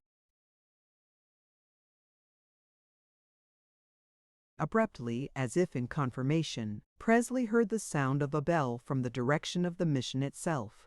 It was the De Profundis, a note of the old world, of the ancient regime, an echo from the hillsides of medieval Europe, sounding there in this new land, unfamiliar and strange at this end of the century time, By now, however, it was dark. Presley hurried forward. He came to the line fence of the Quien Sabe ranch. Everything was very still. The stars were all out. There was not a sound other than the de profundis, still sounding from very far away. At long intervals, the great earth sighed dreamily in its sleep. All about, the feeling of absolute peace and quiet and security and untroubled happiness and content seemed descending from the stars like a benediction. The beauty of his poem, its idyll, came to him like a caress. That alone had been lacking. It was that, perhaps, which had left it hitherto incomplete. At last he was to grasp his song in all its entity, but suddenly there was an interruption. Presley had climbed the fence at the limit of the Quien Sabe ranch. Beyond was Los Muertos, but between the two ran the railroad.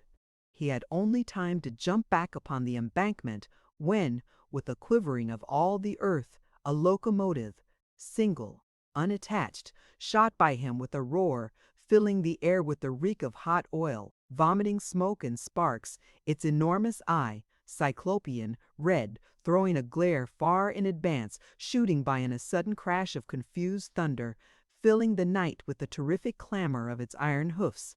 Abruptly Presley remembered.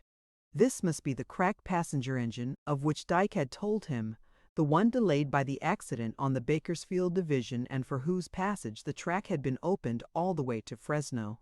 Before Presley could recover from the shock of the eruption, while the earth was still vibrating, the rails still humming, the engine was far away, flinging the echo of its frantic gallop over all the valley.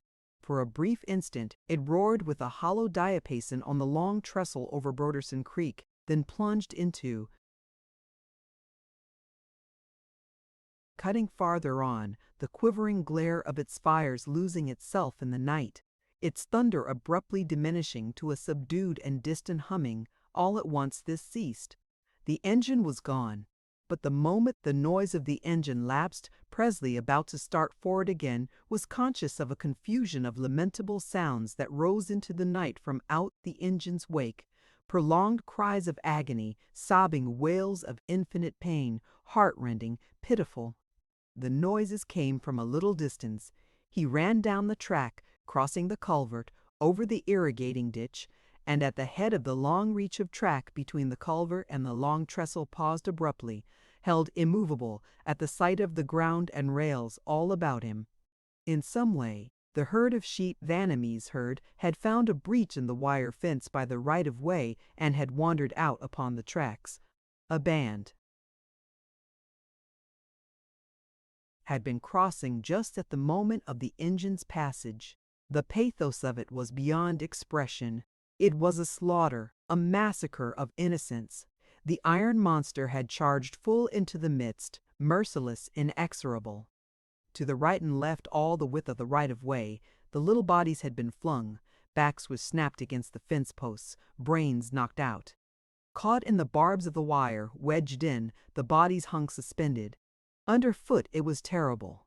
The black blood, winking in the starlight, seeped down into the clinkers between the ties with a prolonged sucking murmur. Presley turned away, horror-struck, sick at heart, overwhelmed with a quick burst of irresistible compassion for this brute agony he could not relieve. The sweetness was gone from the evening. The sense of peace, of security, and placid contentment was stricken from the landscape. The hideous ruin in the engine's path drove all thought of his poem from his mind. The inspiration vanished like a mist. The de profundis had ceased to ring. He hurried on across the Los Muertos ranch, almost running, even putting his hands over his ears till he was out of hearing distance of that all but human distress. Not until he was beyond earshot did he pause, looking back, listening. The night had shut down again. For a moment the silence was profound, unbroken. Then, faint and prolonged, across the levels of the ranch, he heard the engine whistling for Bonneville. Again and again, at rapid intervals in its flying course, it whistled for road crossings, for sharp curves, for trestles. Ominous notes, hoarse, bellowing, ringing with the accents of menace and defiance, and abruptly Presley saw again, in his imagination, the galloping monster, the terror of steel and steam, with its single eye, cyclopean, red, shooting from horizon to horizon, but saw it now as the symbol of vast power, huge that huiled. Terrorherald with ilsktervallet luckily. Force, the iron-hearted power, the monster, the colossus, the octopus. Chapter 2. On the following morning, Haran Derrick was up and about by a little after 6 o'clock, and a quarter of an hour later had breakfast in the kitchen of the ranch house, preferring not to wait until the Chinese cook laid the table in the regular dining room. He scented a hard day's work ahead of him and was anxious to be at it betimes. He was practically the manager of Los Muertos, and, with the aid of his foreman and 3 division superintendents, carried forward nearly the entire direction of the ranch, occupying himself with the details of his father's plans, executing his orders, signing contracts, paying bills, and keeping the books. For the last 3 weeks little had been done. The crop, such as it was, had been harvested and sold, and there had been a general relaxation of activity for upwards of a month. Now, however, the fall was coming on, the dry season was about at its end. Any time after the 20th of the month, the first rains might be expected, softening the ground, putting it into condition for the plow. 2 days before this, Haran had notified his superintendents on 3 and 4 to send in such grain as they had reserved for seed. On 2, the wheat had not even shown itself above the ground, while on 1, the home ranch, which was under his own immediate supervision, the seed had already been graded and selected. It was Haran's intention to commence bluestoning his seed that day, a delicate and important process which prevented rust and smut appearing in the crop when the wheat should come up. But, furthermore, he wanted to find time to go to Guadalajara to meet the governor on the morning train. His day promised to be busy, but as Haran was finishing his last cup of coffee, Phelps, the foreman on the home ranch, who also looked after the storage barns where the seed was kept, presented himself, cap in hand, on the back porch by the kitchen door. "I thought I'd speak to you about the seed from 4, sir," he said. "That hasn't been brought in yet." Haran nodded. "I'll see about it. You've got all the bluestone you want, have you, Phelps?" And without waiting for an answer, he added, "Tell the stableman I shall want the team about 9 o'clock to go to Guadalajara. Put them in the buggy. The bays, you understand."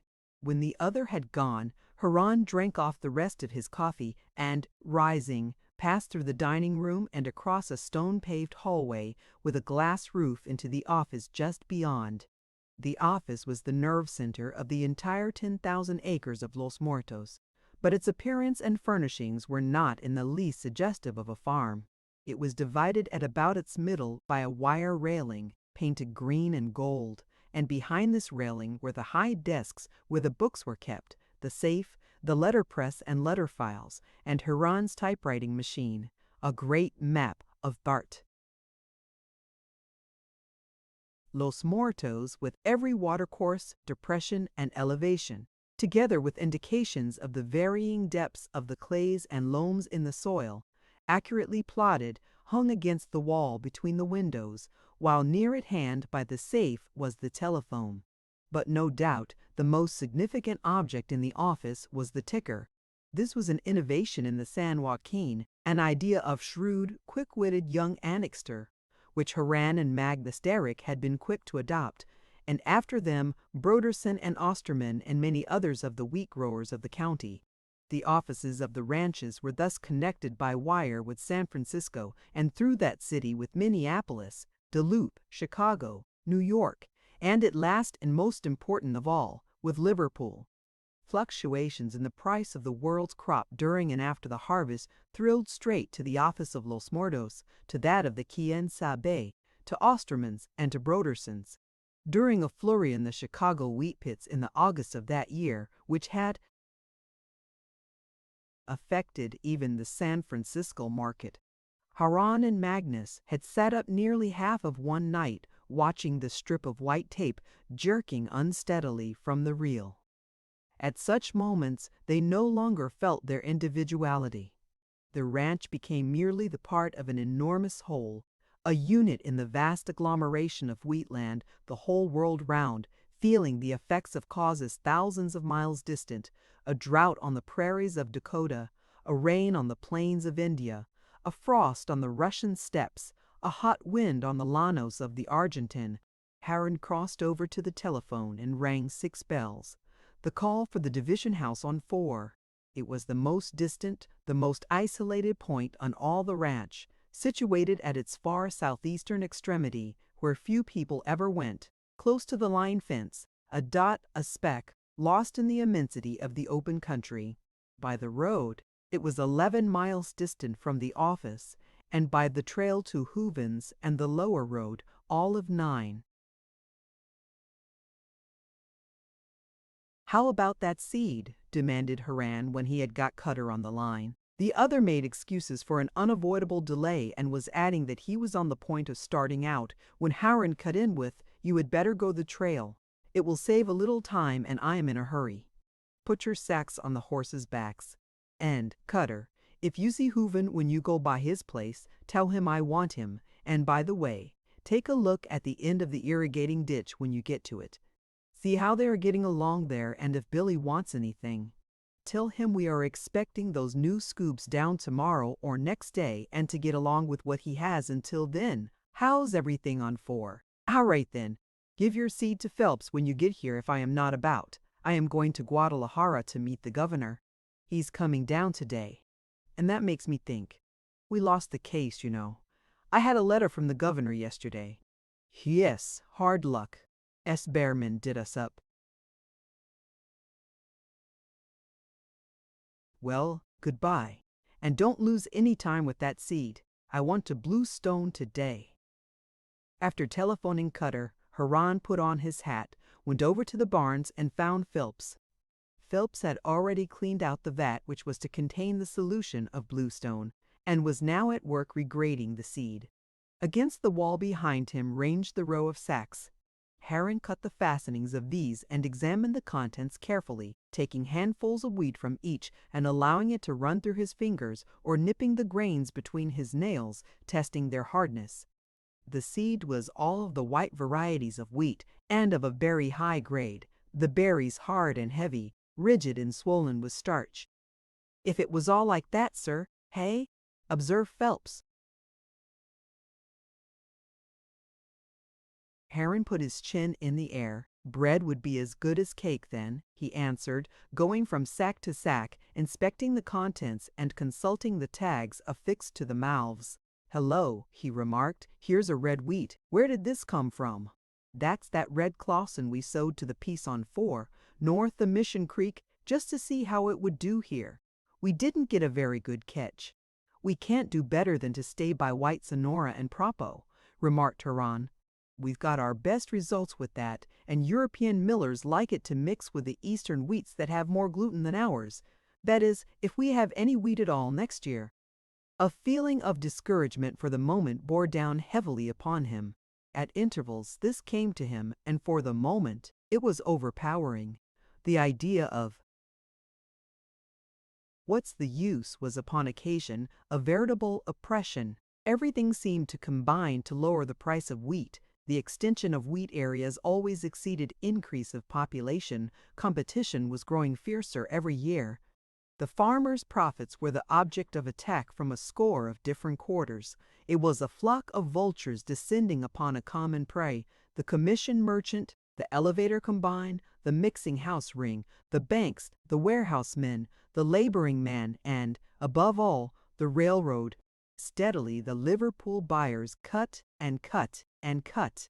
Everything, every element of the world's markets, tended to force down the price to the lowest possible figure at which it could be profitably farmed. Now it was down to 87. It was at that figure the crop had sold that year, and to think that the governor had seen wheat at $2.05 in the year of the Turco-Russian War. He turned back to the house after giving Phelps final directions. gloomy, disheartened, his hands deep in his pockets, wondering what was to be the outcome. So narrow had the margin of profit shrunk that a dry season meant bankruptcy to the smaller farmers throughout all the valley. He knew very well how widespread had been the distress the last 2 years. With their own tenants on Los Muertos, affairs had reached the stage of desperation. Derrick had practically been obliged to carry Hooven and some of the others. The governor himself had made almost nothing during the last season. A third year like the last, with the price steadily sagging, meant nothing else but ruin. But here he checked himself. 2 consecutive dry seasons in California were almost unprecedented.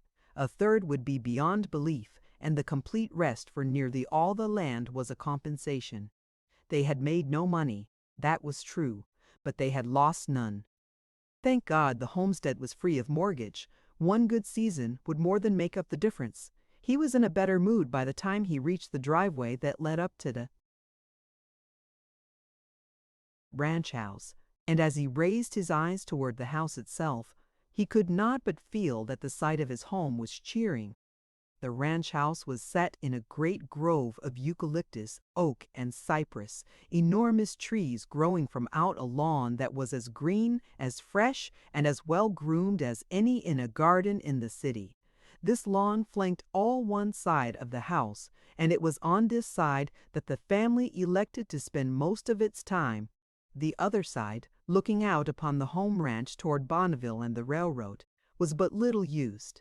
A deep porch ran the whole length of the house here, and in the lower branches of a live oak near the steps Haran had built, a little summer house for his mother. To the left of the ranch house itself, toward the county road, was the bunkhouse and kitchen for some of the hands. From the steps of the porch, the view to the southward expanded to infinity. There was not so much as a twig to obstruct the view. In one leap, the eye reached the fine, delicate line where earth and sky met miles away. The flat monotony of the land, clean of fencing, was broken by one spot.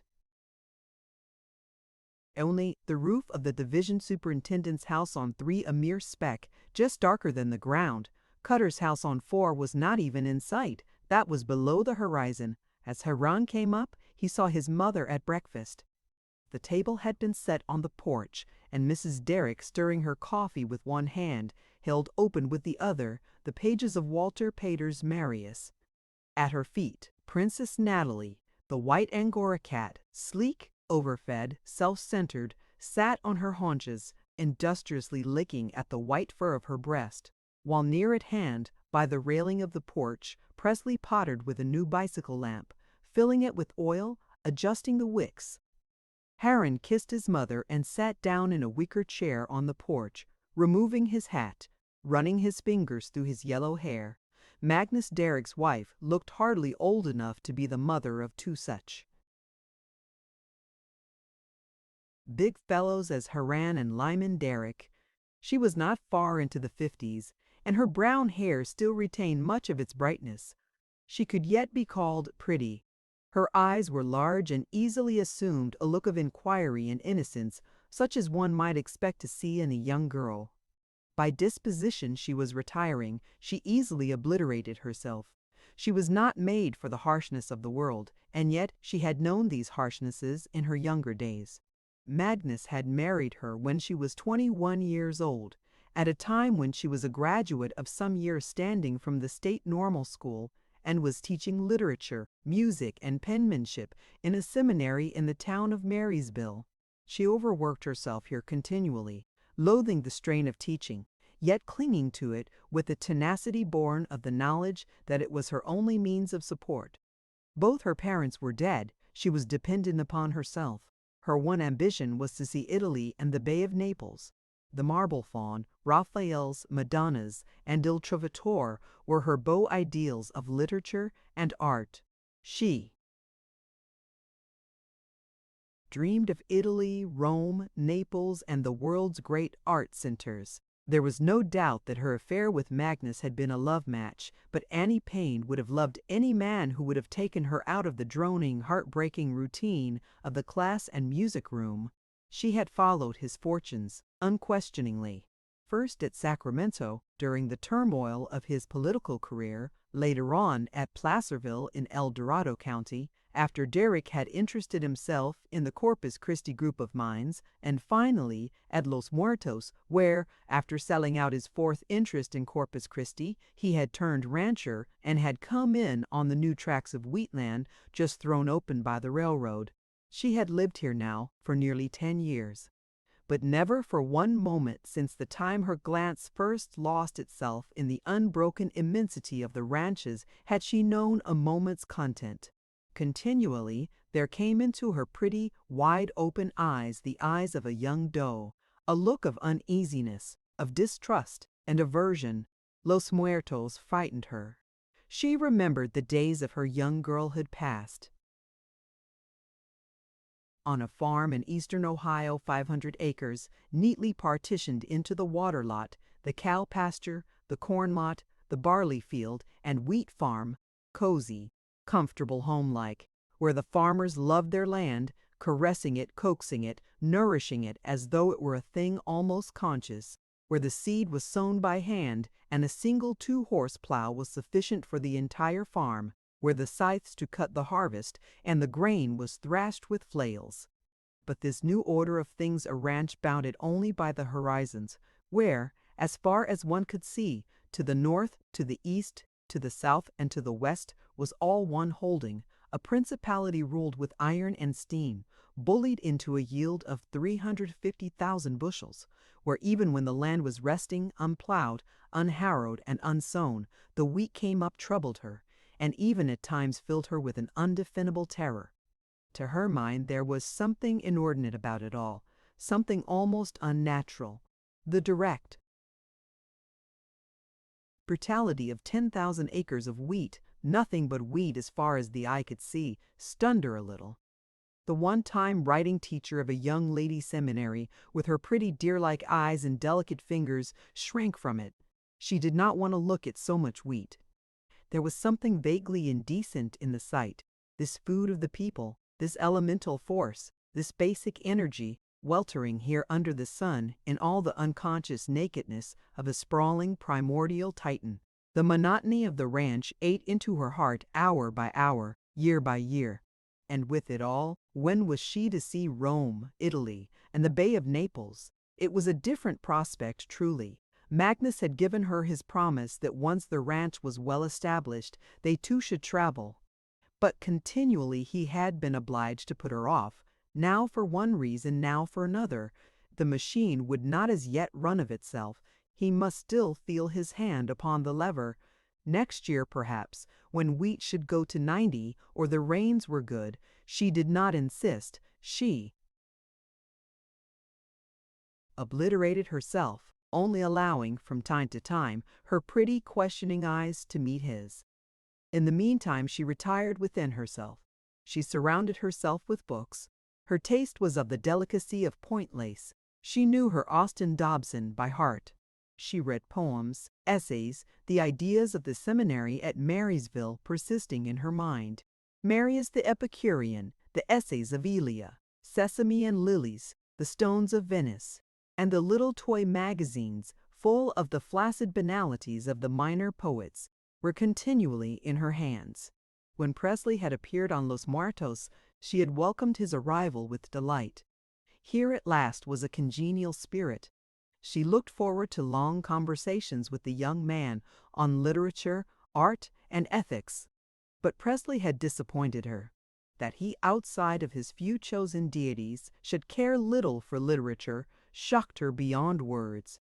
His indifference to style, to elegant English, was a positive affront.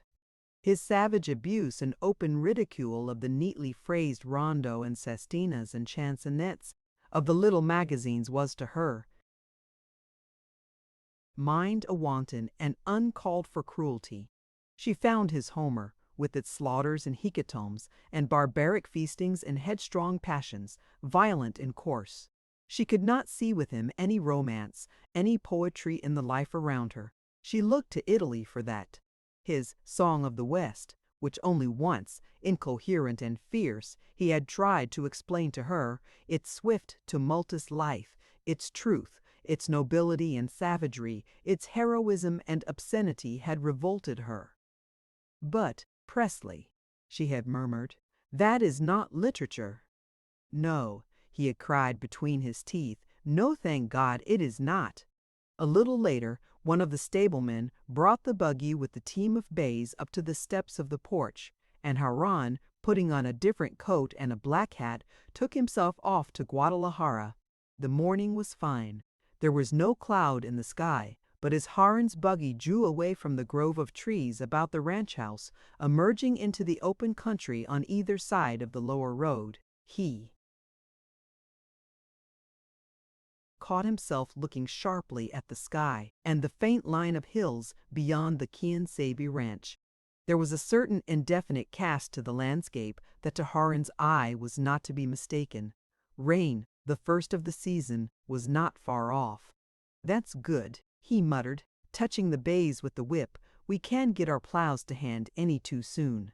These plows Magnus Derrick had ordered from an Eastern manufacturer some months before, since he was dissatisfied with the results obtained from the ones he had used hitherto, which were of local make. However, there had been exasperating and unexpected delays in their shipment. Magnus and Haran both had counted upon having the plows in their implement barns that very week, but a tracer sent after them had only resulted in locating them, still en route, somewhere between the Needles and Bakersfield. Now there was likelihood of rain within the week. Plowing could be undertaken immediately afterwards, soon as the ground was softened, but there was a fair chance that the ranch would lie idle for want of proper machinery. It was 10 minutes before train time when Haran reached the depot at Guadalajara. The San Francisco papers of the preceding day had arrived on an earlier train.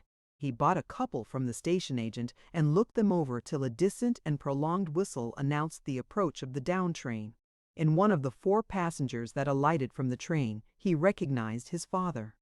He half rose in his seat, whistling shrilly between his teeth, waving his hand, and Magnus Derrick, catching sight of him, came forward quickly. Magnus the governor was all of 6 feet tall, and though now well toward his 60th year, was as erect as an officer of cavalry. He was broad in proportion, a fine commanding figure, imposing an immediate respect, impressing one with a sense of gravity, of dignity, and a certain pride of race. He was smooth-shaven, thin-lipped, with a broad chin and a prominent hawk-like nose, the characteristic of the family, thin, with a high bridge, such as one sees in the later portraits of the Duke of Wellington. His hair was thick and iron gray and had a tendency to curl in a forward direction just in front of his ears. He wore a top hat of gray with a wide brim and a frock coat, and carried a cane with a yellowed ivory head. As a young man, it had been his ambition to represent his native state, North Carolina, in the United States Senate. Calhoun was his great man, but in 2 successive campaigns he had been defeated. His career checked in this direction, he had come to California in the 50s.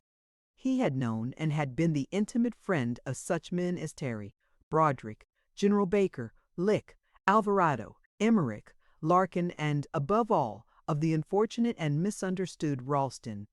Once he had been put forward as the Democratic candidate for governor, but failed of election. After this, Magnus had definitely abandoned politics and had invested all his money in the Corpus Christi mines. Then he had sold out his interest at a small profit just in time to miss his chance of becoming a multimillionaire in the Comstock boom, and was looking for reinvestments in other lines when the news that wheat had been discovered in California was passed from mouth to mouth. Practically, it amounted to a discovery. Dr. Glenn's first harvest of wheat in Colusa County, quietly undertaken but suddenly realized with dramatic abruptness, gave a new matter for reflection to the thinking men of the New West. California suddenly leaped unheralded into the world's market as a competitor in wheat production. In a few years her output of wheat exceeded the value of her output of gold. And when, later on, the Pacific and Southwestern Railroad threw open to settlers the rich lands of Tulare County, conceded to the corporation by the government as a bonus for the construction of the road, Magnus had been quick to seize the opportunity and had taken up the 10,000 acres of Los Muertos. Wherever he had gone, Magnus had taken his family with him. Lyman had been born at Sacramento during the turmoil and excitement of Derrick's campaign for governor, and Huron at Shingle Springs in El Dorado County 6 years later. But Magnus was in every sense the prominent man.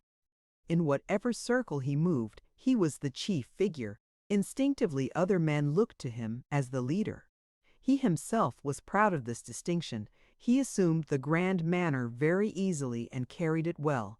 As a public speaker, he was one of the last of the followers of the old school of orators. He even carried the diction and manner of the rostrum into private life. It was said of him that his most colloquial conversation could be taken down in shorthand and read off as an admirable specimen of pure, well-chosen English. He loved to do things upon a grand scale, to preside, to dominate. In his good humor there was something Jovian. When angry, everybody around him trembled, but he had not the genius for detail, was not patient. The certain grandiose lavishness of his disposition occupied itself more with results than with means. He was always ready to take chances, to hazard everything on the hopes of colossal returns. In the mining days at Placerville, there was no more redoubtable poker player in the county. He had been as lucky in his mines as in his gambling, sinking shafts and tunneling in violation of expert theory and finding pay in every case. Without knowing it, he allowed himself to work his ranch much as if he was still working his mine. The old-time spirit of 49, haphazard, unscientific, persisted in his mind. Everything was a gamble. Who took the greatest chances was most apt to be the greatest winner. The idea of manuring Los Muertos, of husbanding his great resources, he would have scouted as niggardly, Hebraic, ungenerous. Magnus climbed into the buggy, helping himself with Heron's outstretched hand, which he still held. The two were immensely fond of each other, proud of each other. They were constantly together, and Magnus kept no secrets from his favorite son. "Well, boy, well, Governor, I am very pleased you came yourself, Huron. I feared that you might be too busy and send Phelps. It was thoughtful." Heron was about to reply, but at that moment Magnus caught sight of the 3 flat cars loaded with bright painted farming machines which still remained on the siding above the station. He laid his hands on the reins and Heron checked the team. "Heron," observed Magnus, fixing the machinery with a judicial frown. "Heron, those look singularly like our plows. Drive over, boy." The train had by this time gone on its way, and Heron brought the team up to the siding. "Ah, I was right," said the governor. "Magnus Derrick, Los Muertos, Bonneville from Ditson & Co., Rochester. These are ours, boy." Heron breathed a sigh of relief. "At last," he answered, "and just in time, too. We'll have rain before the week is out. I think now that I am here, I will telephone Phelps to send the wagon right down for these. I started bluestoning today." Magnus nodded a grave approval. "That was shrewd, boy. As to the rain, I think you are well informed. We will have an early season. The plows have arrived at a happy moment." "It means money to us, Governor," remarked Huron. But as he turned the horses to allow his father to get into the buggy again, the two were surprised to hear a thick, throaty voice wishing them good morning, and turning about were aware of S. Bierman, who had come up while they were examining the plows. Heron's eyes flashed on the instant, and through his nostrils he drew a sharp, quick breath, while a certain rigor of carriage stiffened the set of Magnus Derrick's shoulders and back. Magnus had not yet got into the buggy, but stood with the team between him and S. Bierman eyeing him calmly across the horses' backs. S. Bierman came around to the other side of the buggy and faced Magnus. He was a large, fat man with a great stomach. His cheek and the upper part of his thick neck ran together to form a great tremulous jowl. shaven and blue-gray in color. A roll of fat sprinkled with sparse hair, moist with perspiration, protruded over the back of his collar. He wore a heavy black mustache. On his head was a round-topped hat of stiff brown straw, highly varnished. A light brown linen vest, stamped with innumerable interlocked horseshoes, covered his protuberant stomach, upon which a heavy watch chain of hollow links rose and fell with his difficult breathing, clinking against the vest buttons of imitation mother-of-pearl. S. Berman was the banker of Bonneville, but besides this, he was many other things. He was a real estate agent. He bought grain, he dealt in mortgages. He was one of the local political bosses, but more important than all this, he was the representative of the Pacific and Southwestern Railroad in that section of Tulare County. The railroad did little business in that part of the country that Espimon did not supervise, from the consignment of a shipment of wheat to the management of a damage suit, or even to the repair and maintenance of the right-of-way. During the time when the ranchers of the county were fighting the grain rate case, S. Bierman had been much in evidence in and about the San Francisco courtrooms and the lobby of the legislature in Sacramento.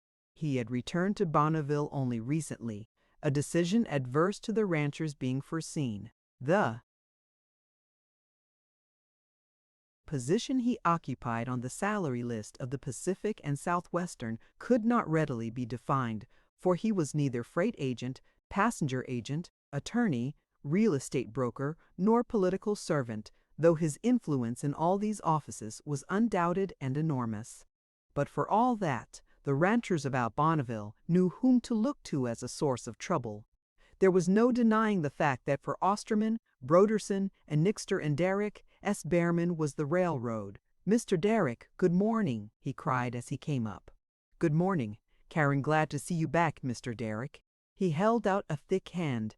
Magnus, head and shoulders above the other, tall, thin, erect, looked down upon S. Behrman, inclining his head, failing to see his extended hand. "Good morning, sir," he observed, and waited for S. Behrman's further speech. "Well, Mr. Derrick," continued S. Behrman, wiping the back of his neck with his handkerchief, "I saw in the city papers yesterday that our case had gone against you." "I guess it wasn't any great news to you," commented Heron, his face scarlet. "I guess you knew which way Ulstein was going to jump after your very first interview with him." "You don't like to be surprised in this sort of thing, S. Bierman. Now you know better than that, Heron," remonstrated S. Bierman blandly. "I know what you mean to imply, but I ain't going to let it make me get mad. I wanted to say to your governor, I wanted to say to you, Mr. Derrick, as one man to another, letting alone for the minute that we were on opposite sides of the case, that I'm sorry you didn't win. Your side made a good fight, but it was in a mistaken cause. That's the whole trouble. Why, you could have figured out before you ever went into the case that such rates are confiscation of property. You must allow. Us must allow the railroad a fair interest on the investment. You don't want us to go into the receiver's hands, do you now, Mr. Derrick?" "The Board of Railroad Commissioners was bought," remarked Magnus sharply, a keen, brisk flash glinting in his eye. "It was part of the game," put in Huron, "for the Railroad Commission to cut rates to a ridiculous figure, far below a reasonable figure, just so that it would be confiscation. Whether Ulstein is a tool of yours or not, he had to put the rates back to what they were originally." "If you enforce those rates, Mr. Huron," returned S. Behrman calmly, "we wouldn't be able to earn sufficient money to meet operating expenses or fixed charges, to say nothing of a surplus left over to pay dividends. Tell me when the P&S.W. ever paid dividends." "The lowest rates," continued S. Behrman, "that the legislature can establish must be such as will secure us a fair interest on our investment. Well, what's your standard? Come, let's hear it. Who is to say what's a fair rate? The railroad has its own notions of fairness sometimes." "The laws of the state," returned S. Behrman, "fix the rate of interest at 7%. That's a good enough standard for us. There is no reason, Mr. Haran, why a dollar invested in a railroad should not earn as much as a dollar represented by a promissory note 7%. By applying your schedule of rates, we would not earn a cent. We would be bankrupt. Interest on your investment, cried Haran, furious. It's fine to talk about fair interest. I know and you know that the total earnings of the P&SW not. Their main, branch, and leased lines for last year was between 19 and 20 millions of dollars. Do you mean to say that $20 million is 7% of the original cost of the road? S. Behrman spread out his hands, smiling. That was the gross, not the net figure, and how can you tell what was the original cost of the road? Ah, that's just it, shouted Heron, emphasizing each word with a blow of his fist upon his knee, his eyes sparkling. You take cursed good care that we don't know anything about the original cost of the road. But we know you are bonded for treble your value, and we know this, that the road could have been built for $54,000 per mile, and that you say it cost you $87,000. It makes a difference, S. Behrman, on which of these two figures you are basing your 7%. That all may show obstinacy, Haran, observed S. Behrman vaguely, but it don't show common sense. We are threshing out old straw, I believe, gentlemen, remarked Magnus. The question was thoroughly sifted in the courts. Quite right, assented S. Behrman. The best way is that the railroad and the farmer understand each other and get along peaceably. We are both dependent on each other. Your plows, I believe, Mr. Derrick. S. Behrman nodded toward the flat cars. They are consigned to me, admitted Magnus. It looks a trifle like rain, observed S. Behrman, easing his neck and jowl in his limp collar. I suppose you will want to begin plowing next week. Possibly, said Magnus. I'll see that your plows are hurried through for you then, Mr. Derrick. We will route them by fast freight for you, and it won't cost you anything extra. What do you mean? Demanded Haran. The plows are here. We have nothing more to do with the railroad. I am going to have my wagons down here this afternoon. I am sorry, answered S. Behrman, but the cars are going north, not, as you thought, coming from the north. They have not been to San Francisco yet. Magnus made a slight movement of the head as one who remembers a fact hitherto forgotten, but Haran was as yet unenlightened. To San Francisco, he answered. We want them here. What are you talking about? Well, you know, of course the regulations, answered S. Behrman. Freight of this kind, coming from the eastern points into the state, must go first to one of our common points and be reshipped from there.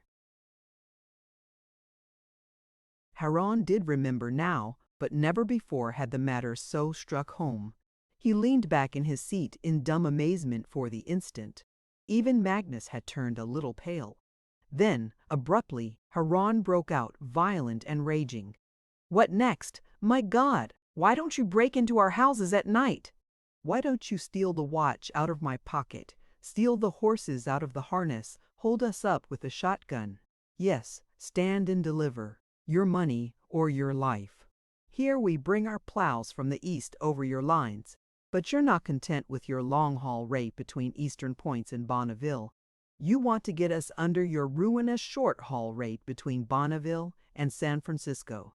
And return. Think of it. Here's a load of stuff for Bonneville that can't stop at Bonneville, where it is consigned, but has got to go up to San Francisco first by way of Bonneville, at 40 cents per ton, and then be reshipped from San Francisco back to Bonneville again at 51 cents per ton, the short-haul rate. And we have to pay it all or go without. Here are the plows right here in sight of the land they have got to be used on, the season just ready for them, and we can't touch them. Oh, he exclaimed in deep disgust. Isn't it a pretty mess? Isn't it a farce, the whole dirty business? S. Behrman listened to him unmoved, his little eyes blinking under his fat forehead, the gold chain of hollow links clicking against the pearl buttons of his waistcoat as he breathed. "It don't do any good to let loose like that, Haran," he said at length. "I am willing to do what I can for you. I'll hurry the plows through, but I can't change the freight regulation of the road." "What's your blackmail for this?" vociferated Haran. "How much do you want to let us go? How much have we got to pay you to be allowed to use our own plows? What's your figure? Come, spit it out." "I see you are trying to make me angry, Haran," returned Behrman, "but you won't succeed. Better give up trying, my boy. As I said, the best way is to have the railroad and the farmer get along amicably. It is the only way we can do business. Well, s'long, Governor, I must trot along." "S'long, Haran." He took himself off. But before leaving Guadalajara, Magnus dropped into the town's small grocery store to purchase a box of cigars of a certain Mexican brand, unprocurable elsewhere. Haran remained in the buggy. While he waited, Dyke appeared at the end of the street, and, seeing Derek's younger son, came over to shake hands with him. He explained his affair with the P&SW and asked the young man what he thought of the expected rise in the price of hops. "Hops ought to be a good thing," Haran told him. "The crop in Germany and in New York has been a dead failure for the last 3 years, and so many people have gone out of the business that there's likely to be a shortage and a stiff advance in the price. They ought to go to $1 next year. Sure, hops ought to be a good thing. How's the old lady in Sydney, Dyke?" "Why, fairly well, thank you, Haran. They're up to Sacramento just now to see my brother. I was thinking of going in with my brother into this hop business, but I had a letter from him this morning. He may not be able to meet me on this proposition. He's got other business on hand. If he pulls out, and he probably will, I'll have to go it alone, but I'll have to borrow. I had thought with his money and mine we would have enough to pull off the affair without mortgaging anything. As it is, I guess I'll have to see Behrman."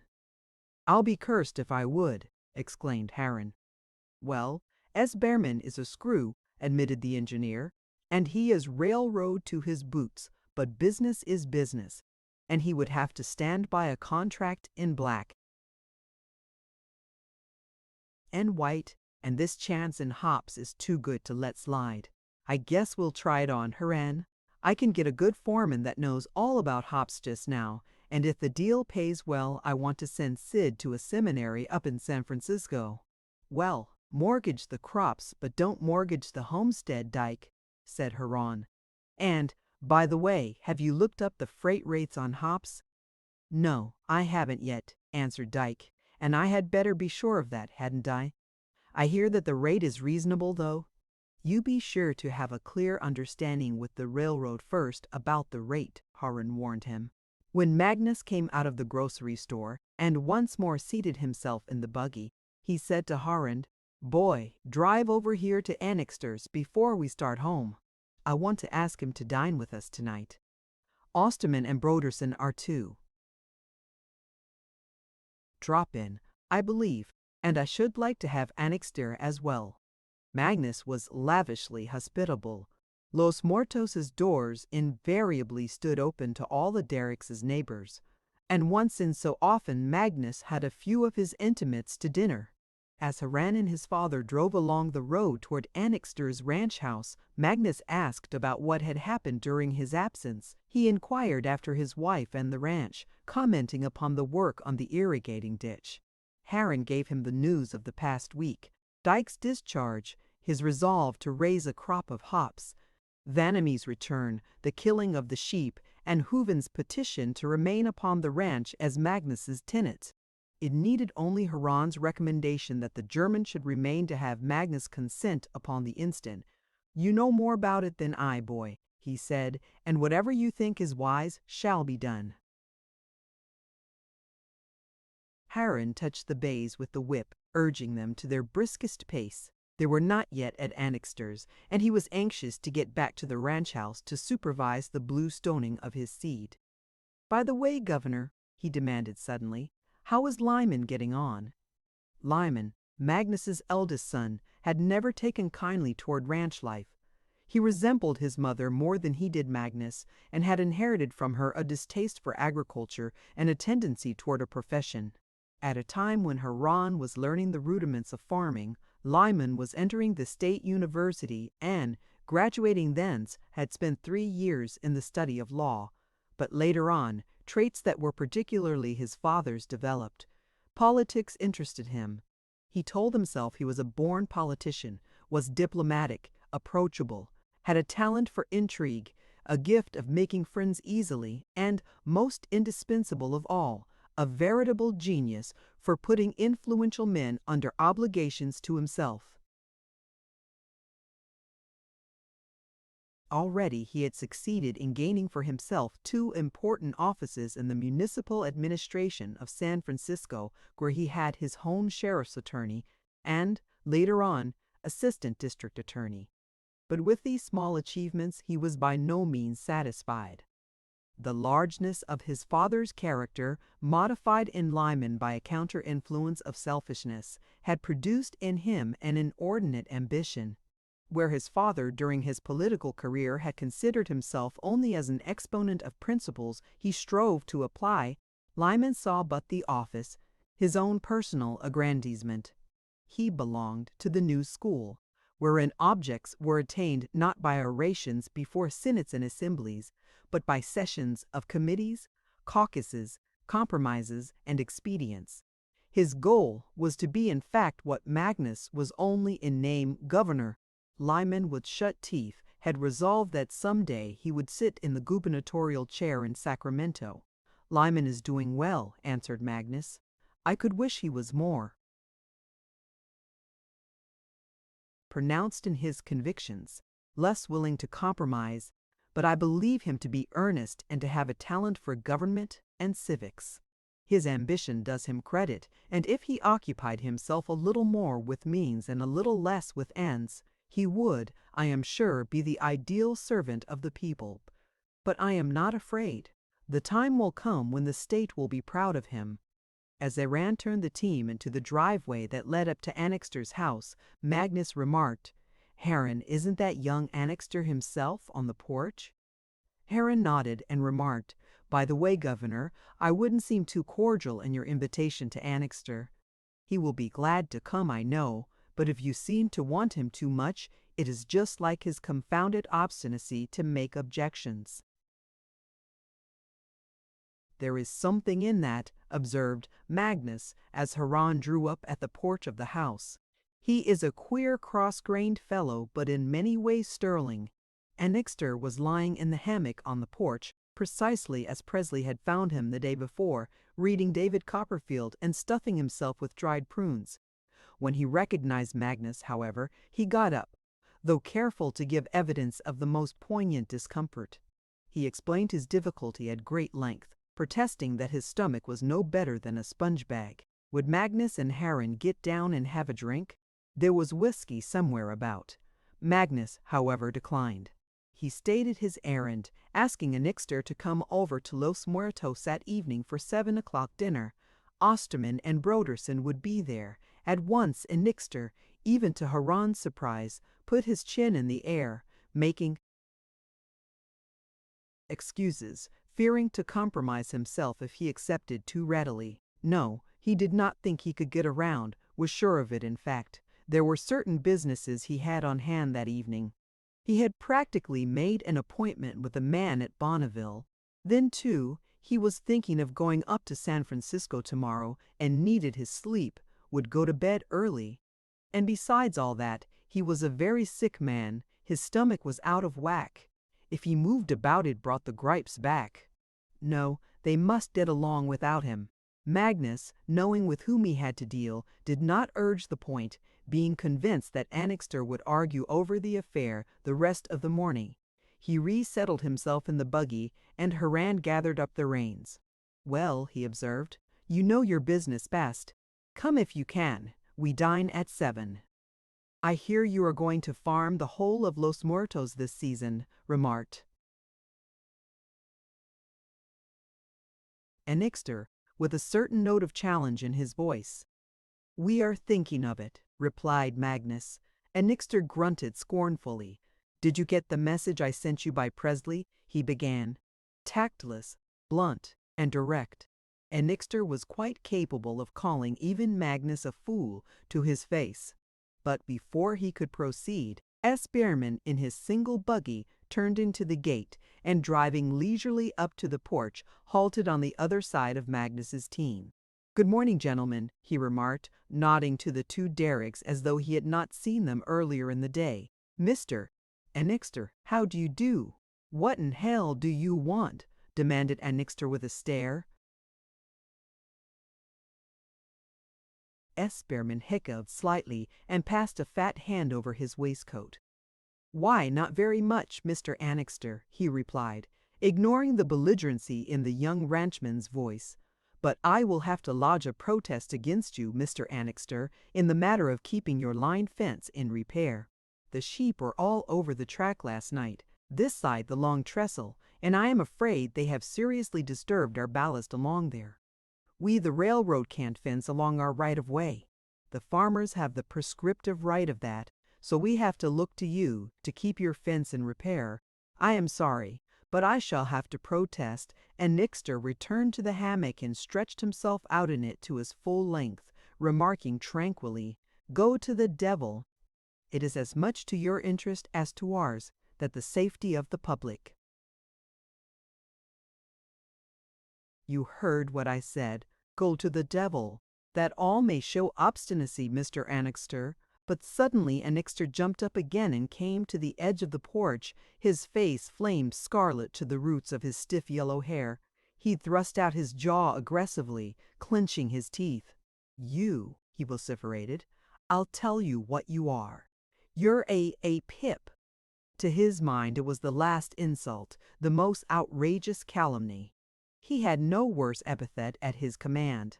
"May show obstinacy," pursued S. Behrman, bent upon finishing the phrase, "but it don't show common sense." "I'll mend my fence, and then again, maybe I won't mend my fence," shouted Annixter. "I know what you mean, that wild engine last night. Well, you've no right to run at that speed in the town limits." "How the town limits?" "The sheep were this side the long trestle." "Well, that's in the town limits of Guadalajara." "Why, Mr. Annixter, the long trestle is a good 2 miles out of Guadalajara." Annixter squared himself, leaping to the chance of an argument. 2 miles? It's not a mile and a quarter. No, it's not a mile. I'll leave it to Magnus here." "Oh, I know nothing about it," declared Magnus, refusing to be involved. "Yes, you do. Yes, you do too. Any fool knows how far it is from Guadalajara to the long trestle. It's about 5/8 of a mile.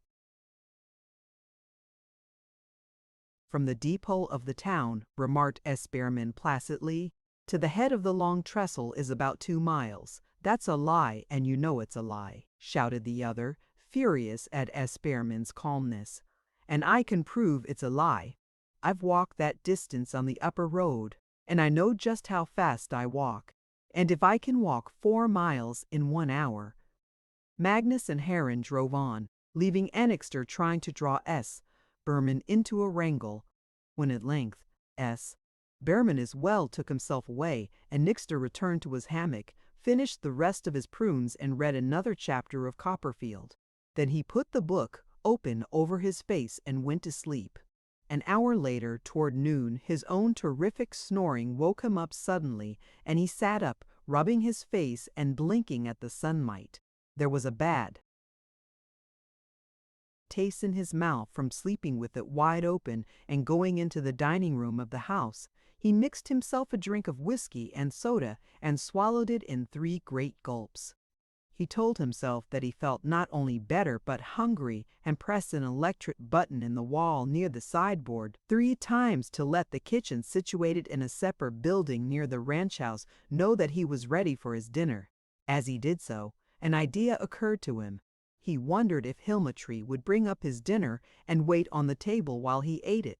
In connection with his ranch, Annixter ran a dairy farm on a very small scale, making just enough butter and cheese for the consumption of the ranch's personnel. Old Man Tree, his wife, and his daughter Hilma looked after the dairy. But there was not always work enough to keep the three of them occupied, and Hilma at times made herself useful in other ways. As often as not she lent a hand in the kitchen, and 2 or 3 times a week she took her mother's place in looking after Annixter's house, making the beds, putting his room to rights, bringing his meals up from the kitchen. For the last summer she had been away visiting with relatives in one of the towns on the coast. But the week previous to this, she had returned, and Annixter had come upon her suddenly one day in the dairy, making cheese, the sleeves of her crisp blue shirt-waist rolled back to her very shoulders. Annixter had carried away with him a clear-cut recollection of these smooth white arms of hers, bare to the shoulder, very round and cool and fresh. He would not have believed that a girl so young should have had arms so big and perfect. To his surprise, he found himself thinking of her after he had gone to bed that night, and in the morning when he woke, he was bothered to know whether he had dreamed about Hilma's fine white arms overnight. Then abruptly he had lost patience with himself for being so occupied with the subject, raging and furious with all the breed of females. A fine way for a man to waste his time. He had had his experience with the timid little creature in the glove-cleaning establishment in Sacramento. That was enough. Females, rot. None of them in his, spank you. H.E. had seen Hilmatree give him a look in the dairy. Aha, he saw through her. She was trying to get a hold on him, was she? He would show her. Wait till he saw her again. He would send her about her business in a hurry. He resolved upon a terrible demeanor in the presence of the dairy girl, a great show of indifference, a fierce masculine nonchalance, and when, the next morning, she brought him his breakfast, he had been smitten dumb as soon as she entered the room, gluing his eyes upon his plate, his elbows close to his side, awkward, clumsy, overwhelmed with constraint. While true to his convictions as a woman-hater and genuinely despising Hilma, both as a girl and as an inferior, the idea of her worried him. Most of all, he was angry with himself because of his inane sheepishness when she was about. He at first had told himself that he was a fool not to be able to ignore her existence as hitherto, and then that he was a greater fool not to take advantage of his position. Certainly he had not the remotest idea of any affection, but Hilma was a fine-looking girl. He imagined an affair with her. As he reflected upon the matter now, scowling abstractedly at the button of the electric bell, turning the whole business over in his mind, he remembered that today was butter-making day, and that Mrs. Tree would be occupied in the dairy. That meant that Hilma would take her place. He turned to the mirror of the sideboard, scrutinizing his reflection with grim disfavor. After a moment, rubbing the roughened surface of his chin the wrong way, he muttered to his image in the glass, "That a mug! Good Lord, what a looking mug!" Then, after a moment's silence, "Wonder if that fool female will be up here today." He crossed over into his bedroom and peeped around the edge of the lowered curtain. The window looked out upon the skeleton-like tower of the artesian well, and the cookhouse and dairy house close beside it. As he watched, he saw Hilma come out from the cookhouse and hurry across toward the kitchen. Evidently she was going to see about his dinner, but as she passed by the artesian well, she met young Delaney, one of Annixter's hands, coming up the trail by the irrigating ditch, leading his horse toward the stables, a great coil of barbed wire in his gloved hands and a pair of nippers thrust into his belt. No doubt he had been mending the break in the lime fence by the long trestle. Annixter saw him take off his wide-brimmed hat as he met Hilma, and the two stood there for some moments talking together. Annixter even heard Hilma laughing very gaily at something Delaney was saying. She patted his horse's neck affectionately, and Delaney, drawing the nippers from his belt, made as if to pinch her arm with them. She caught at his wrist and pushed him away, laughing again. To Annixter's mind, the pair seemed astonishingly intimate. Brusquely his anger flamed up. Ah, that was it, was it? Delaney and Hilma had an understanding between themselves. They carried on their affair right out there in the open, under his very eyes. It was absolutely disgusting. Had they no sense of decency, those two? Well, this ended it. He would stop that sort of thing short off. None of that on his ranch, if he knew it. No, sir. He would pack that girl off before he was a day older. He wouldn't have that kind about the place. Not much. She'd have to get out. He would talk to Old Man Tree about it this afternoon. Whatever happened, he insisted upon morality. And my dinner, he suddenly exclaimed. I've got to wait and go hungry and maybe get sick again while they carry on their disgusting lovemaking. He turned about on the instant and, striding over to the electric bell, rang it again with all his might. When that female gets up here, he declared, I'll just find out why I've got to wait like this. I'll take her down to the Queen's taste. I'm lenient enough, Lord. Knows, but I don't propose to be imposed upon all the time. A few moments later, while Annixter was pretending to read the county newspaper by the window in the dining room, Homa came in to set the table.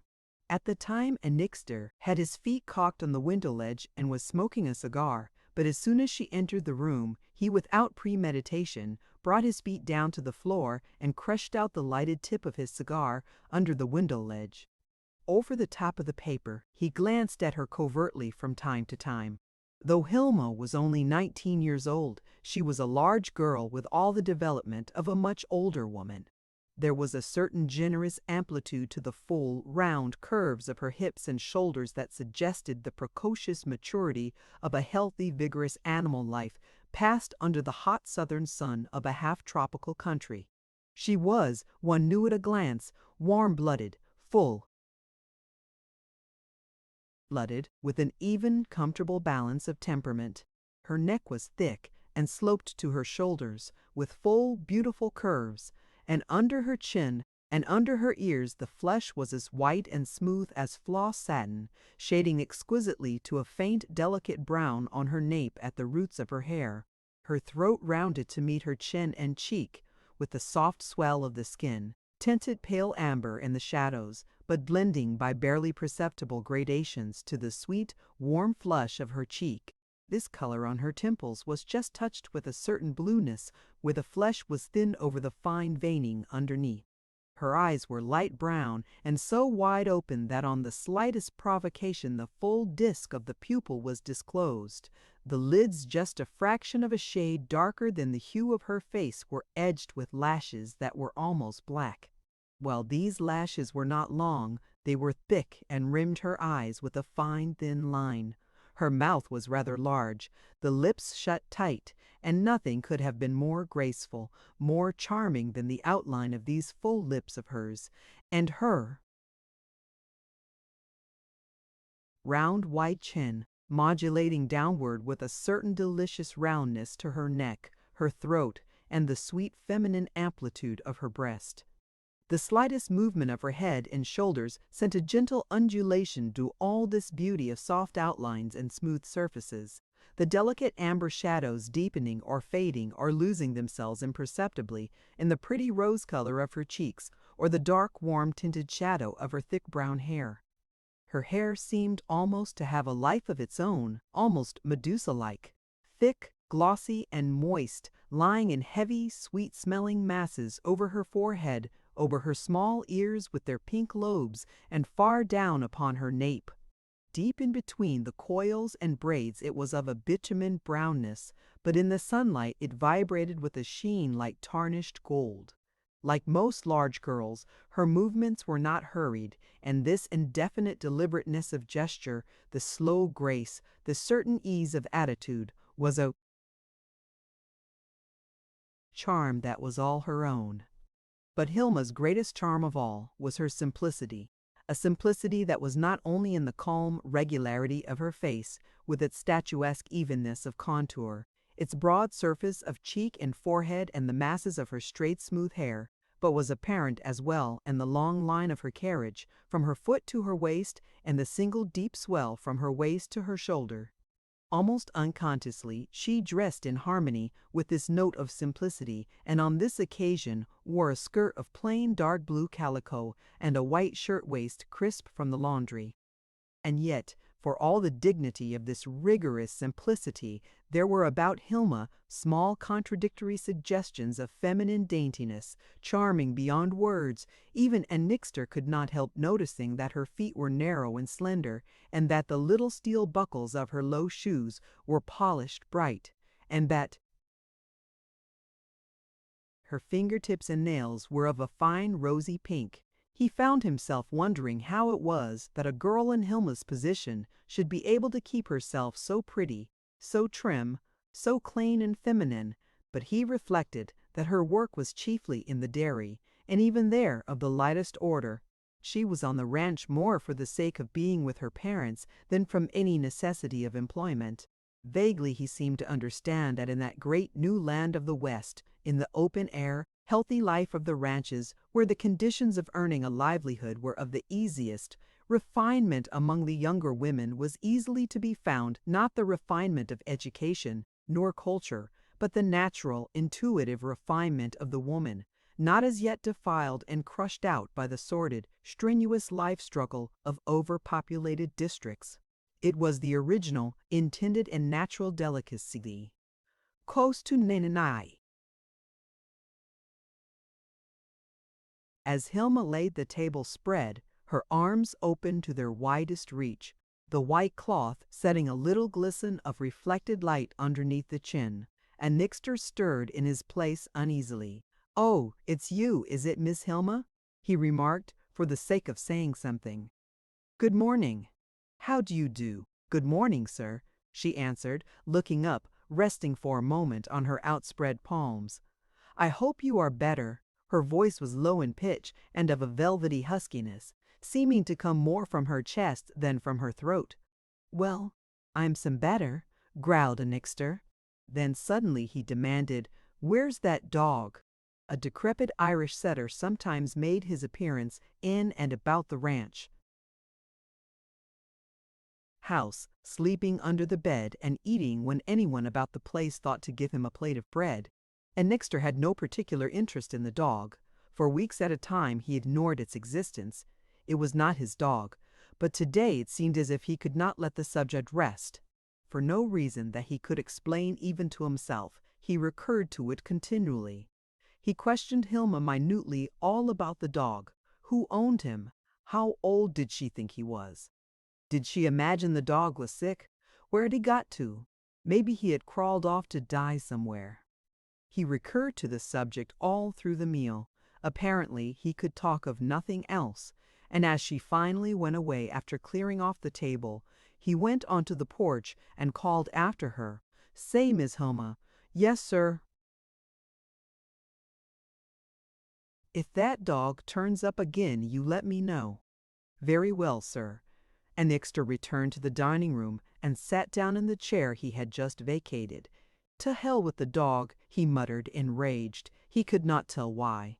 When at length he allowed his attention to wander from Hilma-tree, he found that he had been staring fixedly at a thermometer upon the wall opposite, and this made him think that it had long been his intention to buy a fine barometer, an instrument that could be accurately depended on.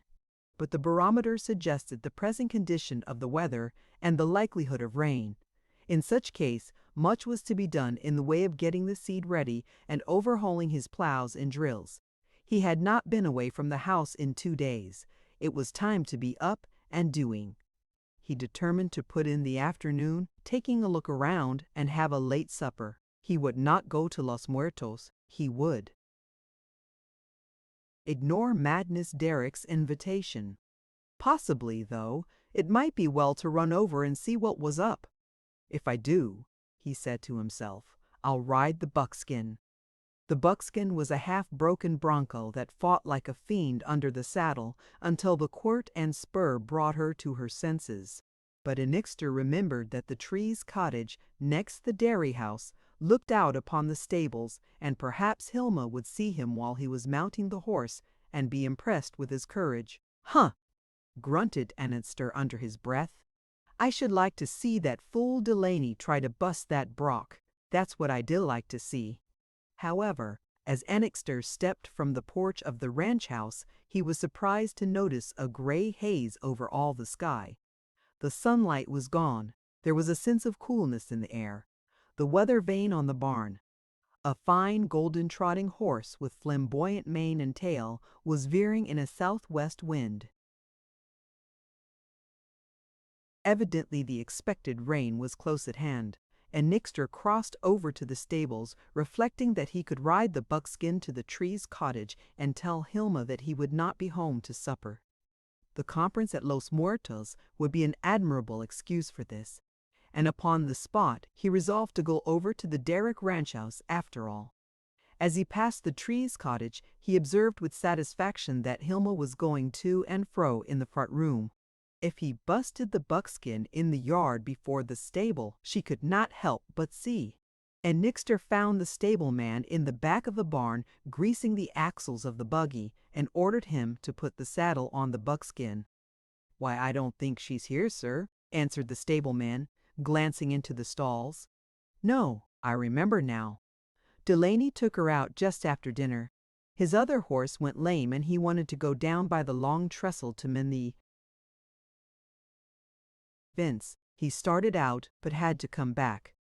"Oh, Delaney got her, did he?" "Yes, sir. He had a circus with her, but he busted her right enough. When it comes to horse, Delaney can wipe the eye of any cowpuncher in the county, I guess." "He can he?" observed the Nixter. Then, after a silence, "Well, all right, Billy. Put my saddle on whatever you've got here.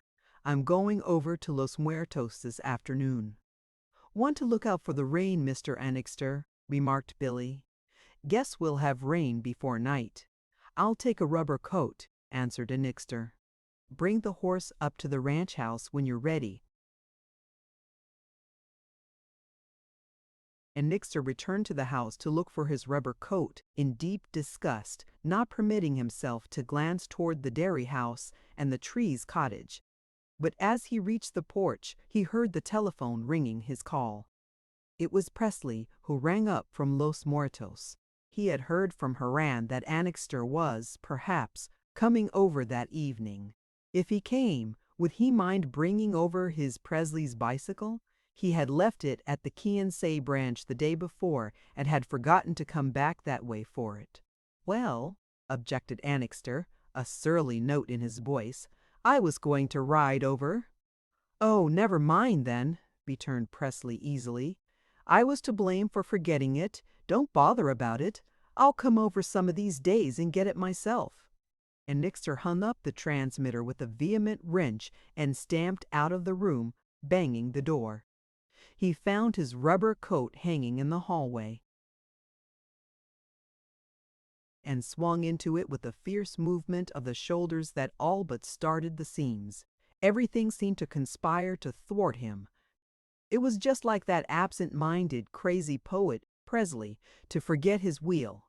Well, he could come after it himself. He, Annixter, would ride some horse anyhow. When he came out upon the porch, he saw the wheel leaning against the fence where Presley had left it. If it stayed there much longer, the rain would catch it, and Nixter ripped out an oath. At every moment his ill humor was increasing. Yet for all that, he went back to the stable, pushing the bicycle before him, and countermanded his order, directing the stableman to get the buggy ready. He himself carefully stowed Presley's bicycle under the seat, covering it with a couple of empty sacks and a tarpaulin carriage cover. While he was doing this, the stableman uttered an exclamation and paused in the act of backing the horse into the shafts, holding up a hand, listening. From the hollow roof of the barn and from the thick velvet-like padding of dust over the ground outside, and from among the leaves of the few nearby trees and plants, there came a vast monotonous murmur that seemed to issue from all quarters of the horizon at once, a prolonged and subdued rustling sound, steady, even, persistent. "There's your rain," announced the stableman, "the first of the season." "And I got to be out in it," fumed Annixter, "and I suppose those swine will quit work on the big barn now." When the buggy was finally ready, he put on his rubber coat, climbed in, and without waiting for the stableman to raise the top, drove out into the rain, a new-lit cigar in his teeth. As he passed the dairy house, he saw Hilma standing in the doorway, holding out her hand to the rain, her face turned upward toward the gray sky, amused and interested at this first shower of the wet season. She was so absorbed that she did not see Annixter, and his clumsy nod in her direction passed unnoticed. She did it on purpose, Annixter told himself, chewing fiercely on his cigar. Cuts me now, hey? Well, this does settle it. She leaves this ranch before I'm a day older. He decided that he would put off his tour of inspection till the next day. Traveling in the buggy as he did, he must keep to the road which led to Derek's, in very roundabout fashion, by way of Guadalajara. This rain would reduce the thick dust of the road to 2 feet of viscid mud. It would take him quite 3 hours to reach the ranch house on Los Muertos. He thought of Delaney and the buckskin and ground his teeth. And all this trouble, if you please, because of a full female girl. A fine way for him to waste his time. Well, now he was done with it. His decision was taken now. She should pack. Steadily the rain increased. There was no wind. The thick veil of wet descended straight from sky to earth, blurring distant outlines, spreading a vast sheen of gray over all the landscape. Its volume became greater. The prolonged murmuring note took on a deeper tone. At the gate to the road which led across Dyke's hop fields toward Guadalajara, Annixter was obliged to descend and raise the top of the buggy. In doing so, he caught the flesh of his hand in the joint of the iron elbow that supported the top and pinched it cruelly. It was the last misery, the culmination of a long train of wretchedness. On the instant he hated Hilma Tree so fiercely that his sharply set teeth all but bit his cigar in two. While he was grabbing and wrenching at the buggy top, the water from his hat brim down upon his nose, the horse, restive under the drench of the rain, moved uneasily. "Ya here," he shouted, inarticulate with exasperation. You Gor AR. Wait till I get hold of you. Whoa, you." But there was an interruption. Delaney, riding the buckskin, came around the bend in the road at a slow trot, and Annixter, getting into the buggy again, found himself face to face with him. "Why, hello, Mr. Annixter," said he, pulling up. Sort of wet, isn't it?" Annixter, his face suddenly scarlet, sat back in his place abruptly, exclaiming, Oh, there you are you?" "I've been down there," explained Delaney, with a motion of his head toward the railroad, "to mend that break in the fence by the long trestle, and I thought while I was about it I'd follow down along the fence toward Guadalajara to see if there were any more breaks. But I guess it's all right." "Oh, you guess it's all right, do you?" observed Annixter through his teeth. Why, yes," returned the other, bewildered at the truculent ring in Annixter's voice. "I mended that break by the long trestle just now and, well, why didn't you mend it a week ago?" shouted Annixter wrathfully. "I've been looking for you all the morning, I have, and who told you you could take that buckskin? And the sheep were all over the right-of-way last night because of that break, and here that filthy Pip S. Spearman comes down here this morning and wants to make trouble for me." Suddenly he cried out, "What do I feed you for? What do I keep you around here for? Think it's just to fatten up your carcass, hey?" "Why, Mr. Annixter," began Delaney. "And don't talk to me," vociferated the other, exciting himself with his own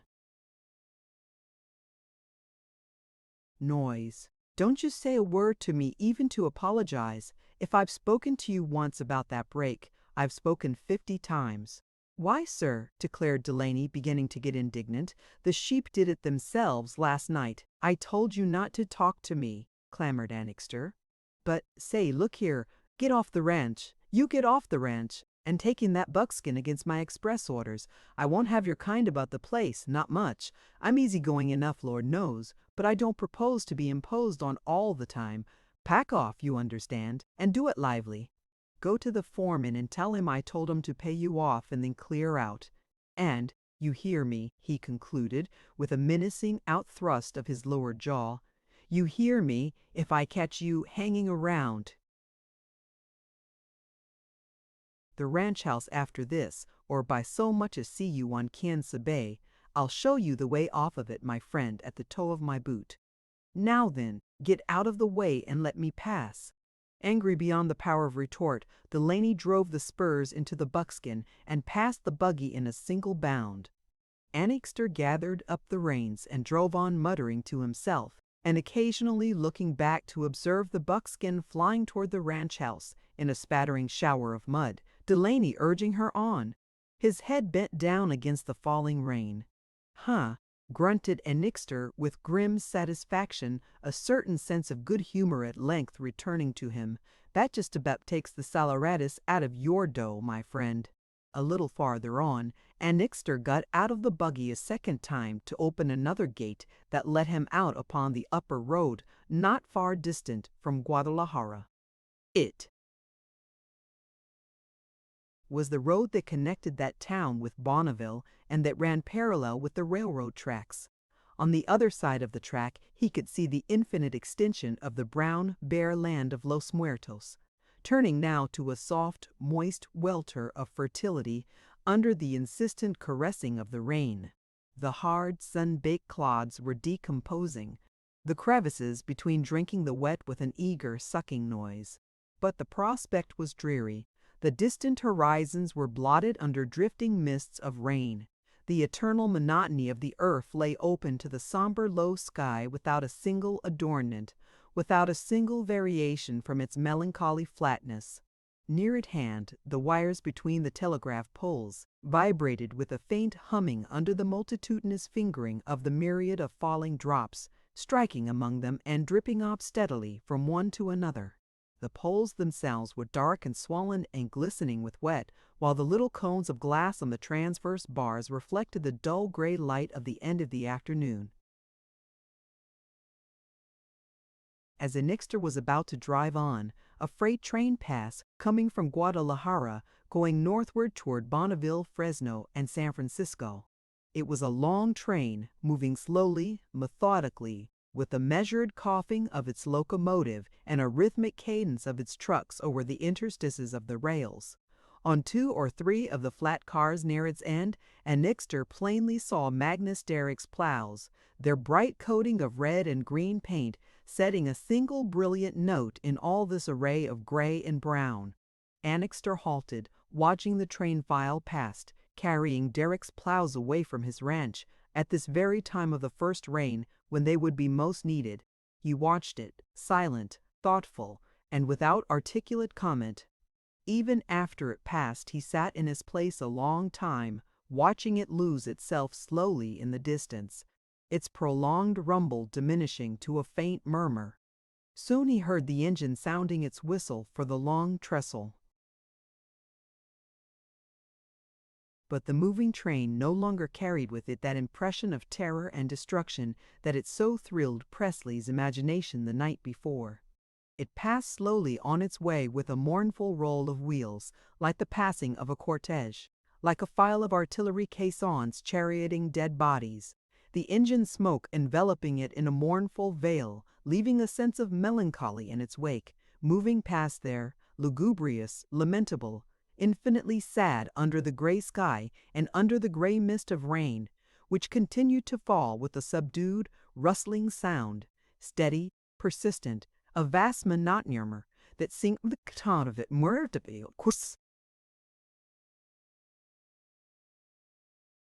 Chapter 3. When Annixter arrived at the Los Muertos ranch house that same evening, he found a little group already assembled in the dining room. Magnus Derrick, wearing the frock coat of broadcloth that he had put on for the occasion, stood with his back to the fireplace. Heron sat close at hand, one leg thrown over the arm of his chair. Presley lounged on the sofa in corduroys and high-lace boots, smoking cigarettes. Broderson leaned on his folded arms at one corner of the dining table, and Genslinger, editor and proprietor of the principal newspaper of the county, the Bonneville Mercury, stood with his hat and driving gloves under his arm opposite Derrick, a half-emptied glass of whiskey and water in his hand. As Annixter entered he heard Genslinger observe, "I'll have a leader in the Mercury tomorrow that will interest you people. There's some talk of your ranch lands being graded in value this winter. I suppose you will all buy." In an instant, the editor's words had riveted upon him the attention of every man in the room. Annixter broke the moment's silence that followed with the remark, "Well, it's about time they graded these lands of theirs." The question in issue in Genslinger's remark was of the most vital interest to the ranches around Bonneville and Guadalajara. Neither Magnus Derrick, Broderson, Annixter, nor Osterman actually owned all the ranches which they worked. As yet, the vast majority of these wheatlands were the property of the P&Z Zavik and FUB. The explanation of this condition of affairs went back to the early history of the Pacific and Southwestern, when, as a bonus for the construction of the road, the national government had granted to the company the odd-numbered sections of land on either side of the proposed line of route for a distance of 20 miles. Indisputably, these sections belonged to the P&S.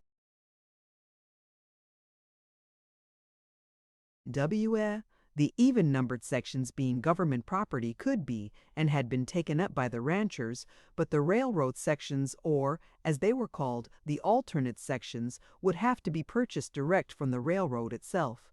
But this had not prevented the farmers from coming in upon that part of the San Joaquin. Long before this, the railroad had thrown open these lands and, by means of circulars, distributed broadcast throughout the state, had expressly invited settlement thereon. At that time, patents had not been issued to the railroad for their odd-numbered sections, but as soon as the land was patented, the railroad would grade it in value and offer it for sale, the first occupants having the first chance of purchase. The price of these lands was to be fixed by the price the government put upon its own adjoining lands, about $2.50 per acre.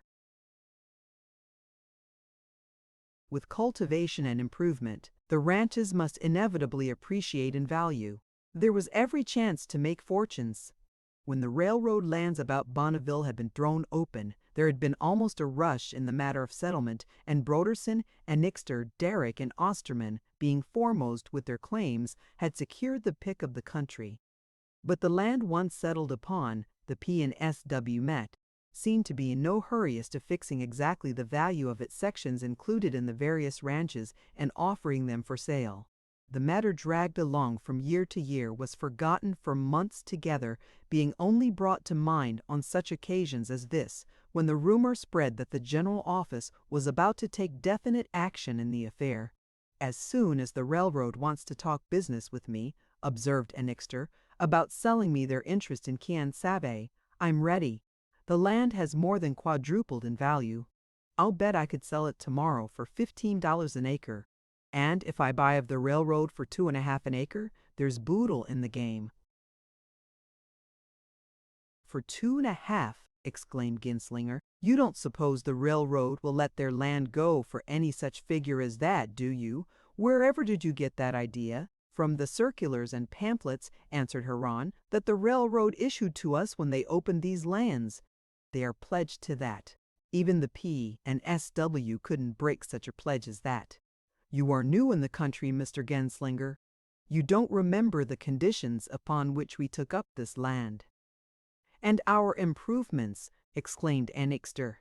"Why, Magnus and I have put about $5,000 between us into that irrigating ditch already. I guess we are not improving the land just to make it valuable for the railroad people. No matter how much we improve the land or how much it increases in value, they have got to stick by their agreement on the basis of $2.50 per acre. Here's one. Case where the P&S.W. don't get everything in sight." Genslinger frowned, perplexed. "I am new in the country, as Heron says," he answered, "but it seems to me that there's no fairness in that proposition. The presence of the railroad has helped increase the value of your ranches quite as much as your improvements. Why should you get all the benefit of the rise in value and the railroad nothing? The fair way would be to share it between you." "I don't care anything about that," declared Annixter. "They agreed to charge but $2.50, and they've got to stick to it." "Well," murmured Genslinger, "from what I know of the affair, I don't believe the P&S.W. intends to sell for $2.50 an acre at all. The managers of the road want the best price they can get for everything in these hard times. Times aren't ever very hard for the railroad, hazards old Broderson. Broderson was the oldest man in the room. He was about 65 years of age, venerable with a white beard, his figure bent earthwards with hard work. He was a narrow-minded man, painfully conscientious in his statements lest he should be unjust to somebody, a slow thinker, unable to let a subject drop when once he had started upon it. He had no sooner uttered his remark about hard times than he was moved to qualify it. Hard times, he repeated, a troubled, perplexed note in his voice. Well, yes, I suppose the road does have hard times, maybe. Everybody does, of course. I didn't mean that exactly. I believe in being just and fair to everybody. I mean that we've got to use their lines and pay their charges good years and bad years, the P and S, W being the only road in the state. That is, well, when I say the only road, no, I won't say the only road. Of course there are other roads. There's the DP&M and the San Francisco and North Pacific that runs up to Ukiah. I got a brother-in-law in Ukiah. That's not much of a wheat country round Ukiah, though. They do grow some wheat there, come to think. But I guess it's too far north. Well, of course there isn't much. Perhaps 60,000 acres in the whole county if you include barley and oats. I don't know. Maybe it's nearer 40,000. I don't remember very well. That's a good many years ago. Hi. But Annixter, at the end of all patience, turned to Genslinger, cutting short the old man. Oh, rot! Of course the railroad will sell at $2.50, he cried. We've got the contracts. Look to them then, Mr. Annixter, retorted Genslinger significantly. Look to them. Be sure that you are protected. Soon after this, Genslinger took himself away, and Derek's Chinaman came in to set the table. What do you suppose he meant? Asked Broderson, when Genslinger was gone. About this land business, said Annixter. Oh, I don't know. Some tomfool idea. Haven't we got their terms printed in black and white in their circulars? There's their pledge. Oh, as to pledges, murmured Broderson, the railroad is not always too much hindered by those. Where's Osterman? Demanded Annixter, abruptly changing the subject as if it were not worth discussion. Isn't that goat Osterman coming down here tonight? You telephoned him, didn't you, Presley? Inquired Magnus. Presley had taken Princess Natalie upon his knee, stroking her long, sleek hair, and the cat, stupefied with beatitude, had closed her eyes to two fine lines, clawing softly at the corduroy of Presley's trousers with alternate paws. "Yes, sir," returned Presley. "He said he would be here." And, as he spoke, young Osterman arrived. He was a young fellow, but singularly inclined to baldness. His ears, very red and large, stuck out at right angles from either side of his head. And his mouth, too, was large, a great horizontal slit beneath his nose. His cheeks were of a brownish red, the cheekbones a little salient. His face was that of a comic actor, a singer of songs, a man never at a loss for an answer, continually striving to make a laugh. But he took no great interest in ranching and left the management of his land to his superintendents and foremen, he himself living in Bonneville. He was a poser, a wearer of clothes, forever acting a part, striving to create and to create. Impression, to draw attention to himself. He was not without a certain energy, but he devoted it to small ends, to perfecting himself in little accomplishments, continually running after some new thing, incapable of persisting long in any one course. At one moment his mania would be fencing, the next sleight of hand tricks, the next archery. For upwards of 1 month he had devoted himself to learning how to play 2 banjos simultaneously, then abandoning this had developed a sudden passion for stamped leather work and had made a quantity of purses, tennis belts, and hat bands, which he presented to young ladies of his acquaintance. It was his policy never to make an enemy. He was liked far better than he was respected. People spoke of him as that goat Osterman or that fool Osterman kid, and invited him to dinner. He was of the sort who somehow cannot be ignored. If only because of his clamor he made himself important. If he had one abiding trait, it was his desire of astonishing people, and in some way, best known to himself, managed to cause the circulation of the most extraordinary stories, wherein he himself was the chief actor. He was glib, voluble, dexterous, ubiquitous, a teller of funny stories, a cracker of jokes. Naturally enough, he was heavily in debt, but carried the burden of it with perfect nonchalance.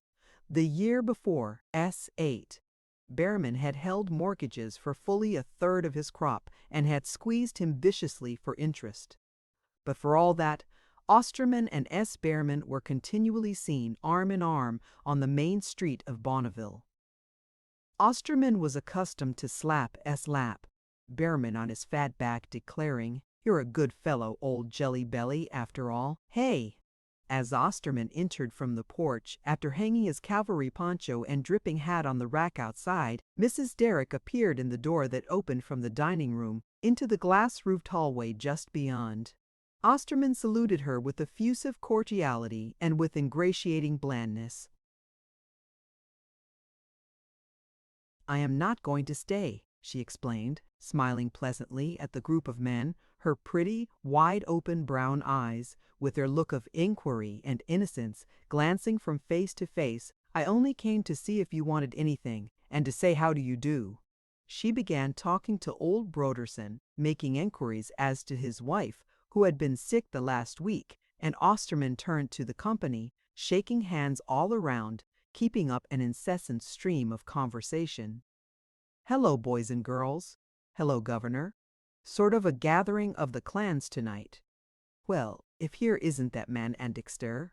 Hello, Buck. What do you know? Kinda dusty out tonight." At once Annixter began to get red in the face, retiring towards a corner of the room, standing in an awkward position by the case of stuffed birds, shambling and confused, while Mrs. Derrick was present, standing rigidly on both feet, his elbows close to his sides. But he was angry with Osterman, muttering imprecations to himself, horribly vexed that the young fellow should call him Buck before Magnus's wife. This goat Osterman, hadn't he any sense, that fool? Couldn't he ever learn how to behave before a female?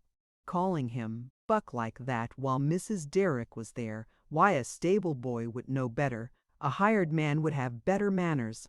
All through the dinner that followed, Annixter was out of sorts, sulking in his place, refusing to eat by way of vindicating his self-respect, resolving to bring Osterman up with a sharp turn if he called him Buck again.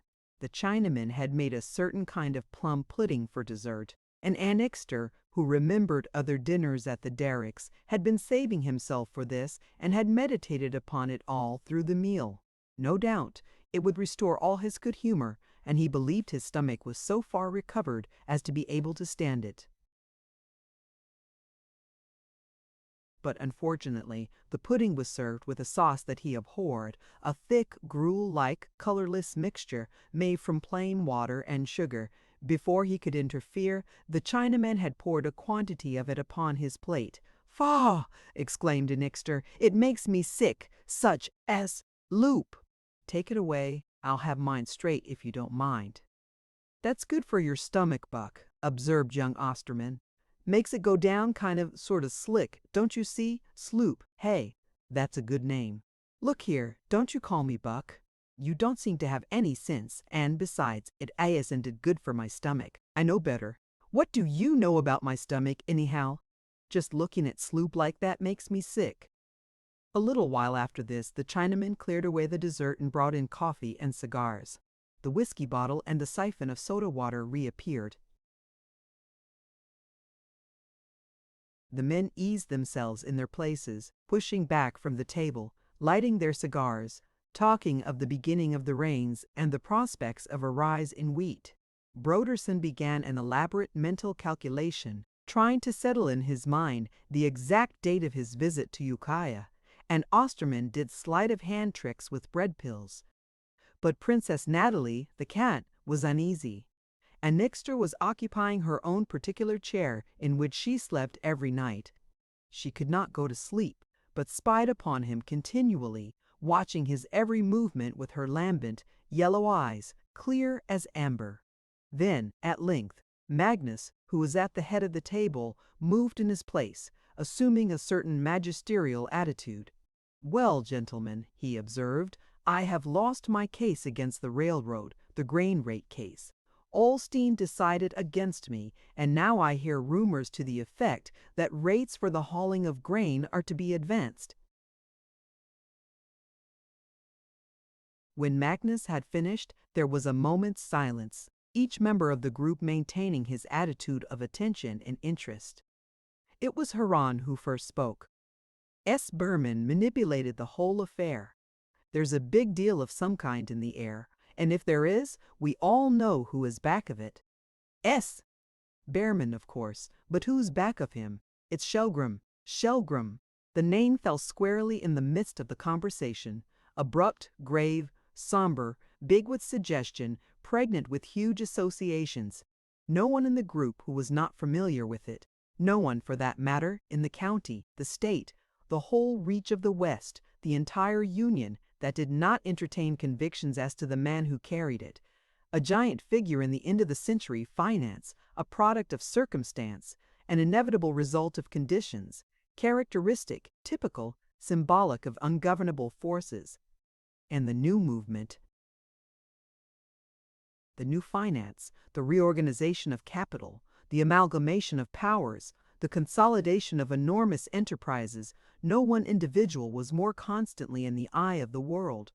No one was more hated, more dreaded, no one more compelling of unwilling tribute to his commanding genius, to the colossal intellect operating the width of an entire continent, than the president and owner of the Pacific and Southwestern. "I don't think, however, he has moved yet," said Magnus. "The thing for us, then," exclaimed Osterman, "is to stand from under before he does." "Moved yet," snorted Annixter. "He's probably moved so long ago that we've never noticed it." "In any case," hazarded Magnus, "it is scarcely probable that the deal, whatever it is to be, has been consummated. If we act quickly, there may be a chance." "Act quickly? How?" demanded Annixter. "Good Lord, what can you do? We're cinched already. It all amounts to just this. You can buck against the railroad. We've tried it, and we are stuck every time. You yourself, Derek, have just lost your grain rate case. S. Behrman did you up. Shelgram owns the courts. He's got men like Olstein in his pocket. He's got the Railroad Commission in his pocket. He's got the Railroad Commission in his pocket. He's got the governor of the state in his pocket.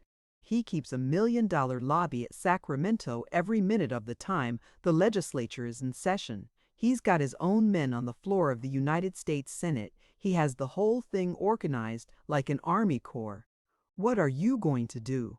He sits in his office in San Francisco and pulls the strings, and we've got to dance." "But, hazarded Broderson, "but there's the Interstate Commerce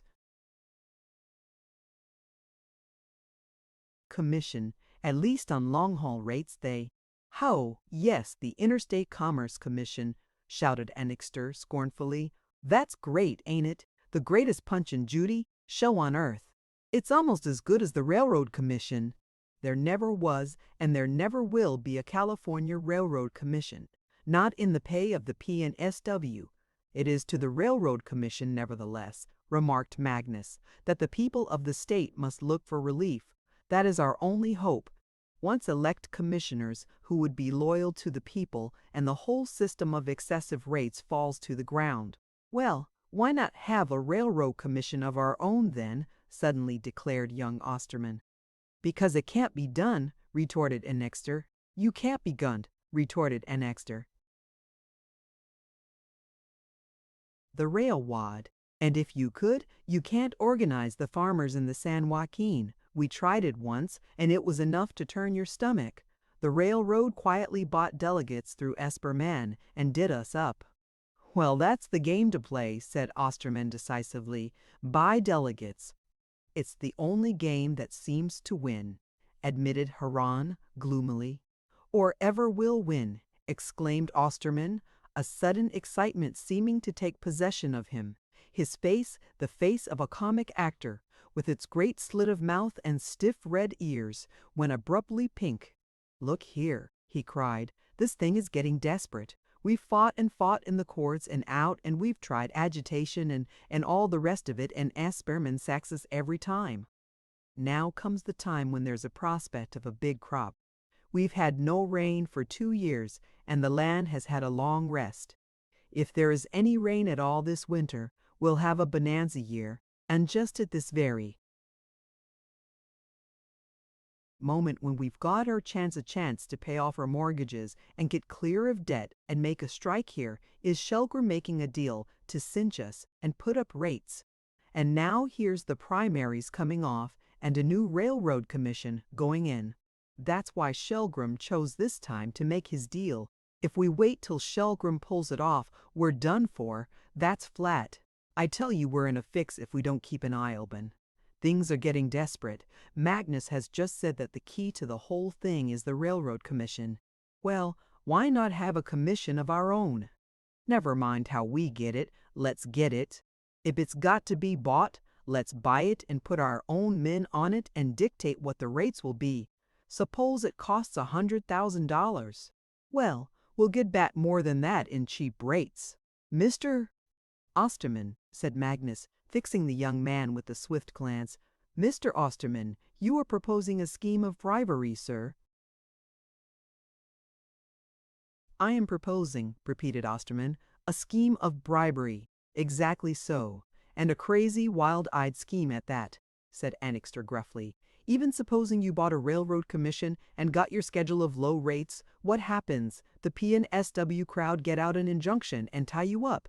They would tie themselves up too. Hauling at low rates is better than no hauling at all. The wheat has got to be moved.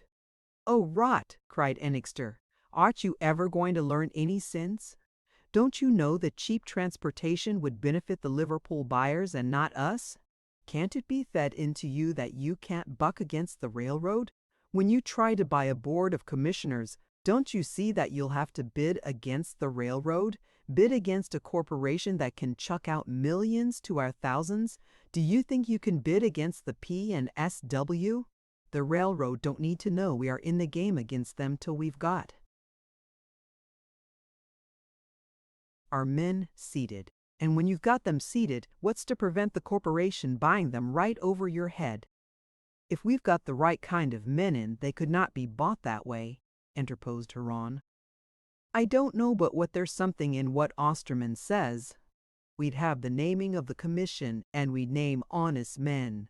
Annixter struck the table with his fist in exasperation. Honest men, he shouted. The kind of men you could get to go into such a scheme would have to be dishonest to begin with. Broderson, shifting uneasily in his place, fingering his beard with a vague, uncertain gesture, spoke again.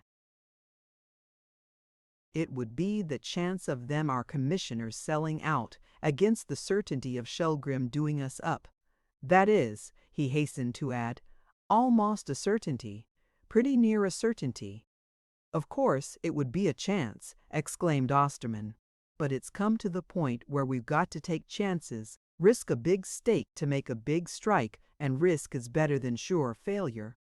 I can be no party to a scheme of avowed bribery and corruption, Mr. Osterman, declared Magnus, a ring of severity in his voice. I am surprised, sir, that you should even broach the subject in my hearing. And, cried Annixter, it can't be done. I don't know, muttered Heron. Maybe it just wants a little spark like this to fire the whole train. Magnus glanced at his son in considerable surprise. He had not expected this of Heron, but so great was his affection for his son, so accustomed had he become to listening to his advice, to respecting his opinions, that, for the moment, after the first shock of surprise and disappointment, he was influenced to give a certain degree of attention to this new proposition.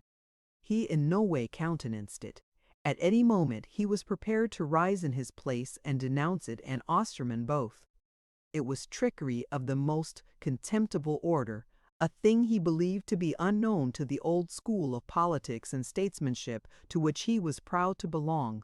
But since Heron, even for one moment, considered it, he, Magnus, who trusted Heron implicitly, would do likewise if it was only to oppose and defeat it in its very beginnings. And abruptly the discussion began. Gradually, Osterman, by dint of his clamor, his strident reiteration, the plausibility of his glib, ready assertions, the ease with which he extricated himself when apparently driven to a corner, completely won over old Broderson to his way of thinking. Osterman bewildered him with his volubility, the lightning rapidity with which he leaped from one subject to another, garrulous, witty, flamboyant, terrifying the old man with pictures of the swift approach of ruin, the imminence of danger. Annixter, who led the argument against him, loving argument though he did, appeared to poor advantage, unable to present his side effectively. He called Osterman a fool, a goat, a senseless, crazy-headed jackass, but was unable to refute his assertions. His debate was the clumsy heaving of brickbats, brutal, direct. He contradicted everything Osterman said as a matter of principle, made conflicting assertions, declarations that were absolutely inconsistent, and when Osterman or Heron used these against him, could only exclaim, "Well, in a way it's so, and then again, in a way it isn't." But suddenly Osterman discovered a new argument. "If we swing this deal," he cried, "we've got old Jelly Belly Berman right where we want him." "He's the man that does us every time," cried Heron. "If there is dirty work to be done in which the railroad doesn't wish to appear, it is S. Behrman who does it. If the freight rates are to be adjusted to squeeze us a little harder, it is S. Behrman who regulates what we can stand. If there's a judge to be bought, it is S. Behrman who does the bargaining. If there is a jury to be bribed, it is S. Behrman who handles the money. If there is an election to be jobbed, it is S. Behrman who manipulates it. It's Behrman here and Behrman there. It is Behrman we come against every time we make a move. It is Behrman who has the grip of us and will never let go till he has squeezed us bone dry. Why, when I think of it all, sometimes I wonder I keep my hands off the man." Osterman got on his feet, leaning across the table, gesturing wildly with his right hand. His serio-comic face, with its bald forehead and stiff red ears, was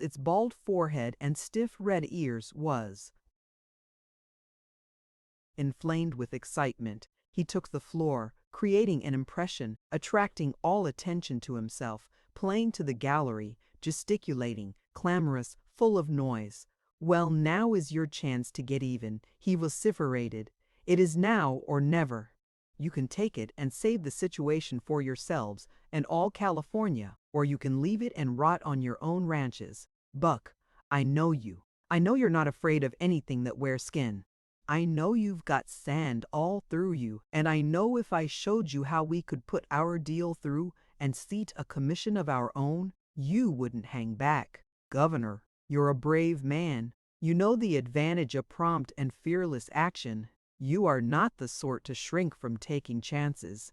To play for big stakes is just your game to stake a fortune on the turn of a card. You didn't get the reputation of being the strongest poker player in El Dorado County for nothing. Now, here's the biggest gamble that ever came your way.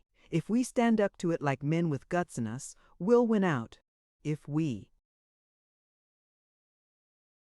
hesitate, we're lost." "I don't suppose you can help playing the goat, Osterman," remarked Annixter.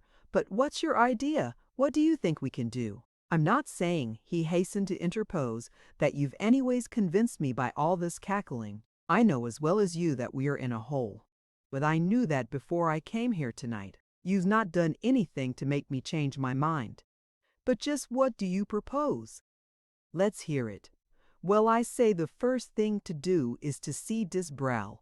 He's the political boss of the Denver, Pueblo, and Mojave Road.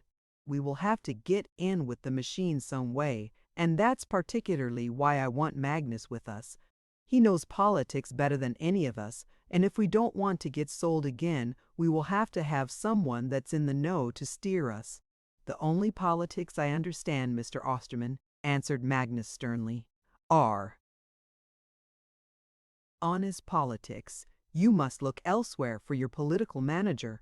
I refuse to have any part in this matter. If the Railroad Commission can be nominated legitimately, if your arrangements can be made without bribery, I am with you to the last iota of my ability." "Well, you can't get what you want without paying for it," contradicted Annixter. Broderson was about to speak when Osterman kicked his foot under the table. He, himself, held his peace.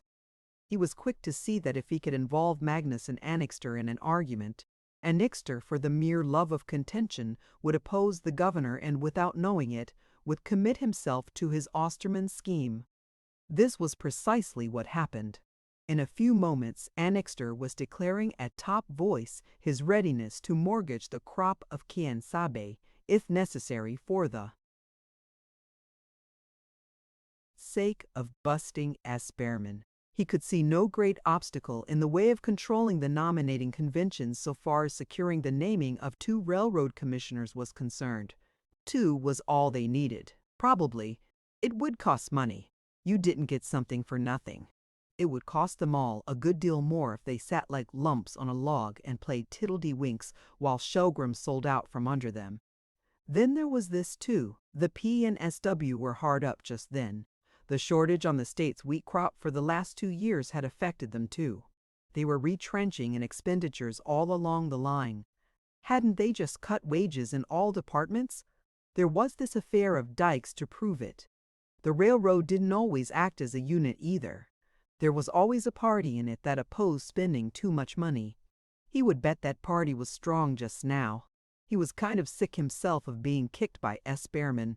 Hadn't that Pip turned up on his ranch that very day to bully him about his own line fence? Next he would be telling him what kind of clothes he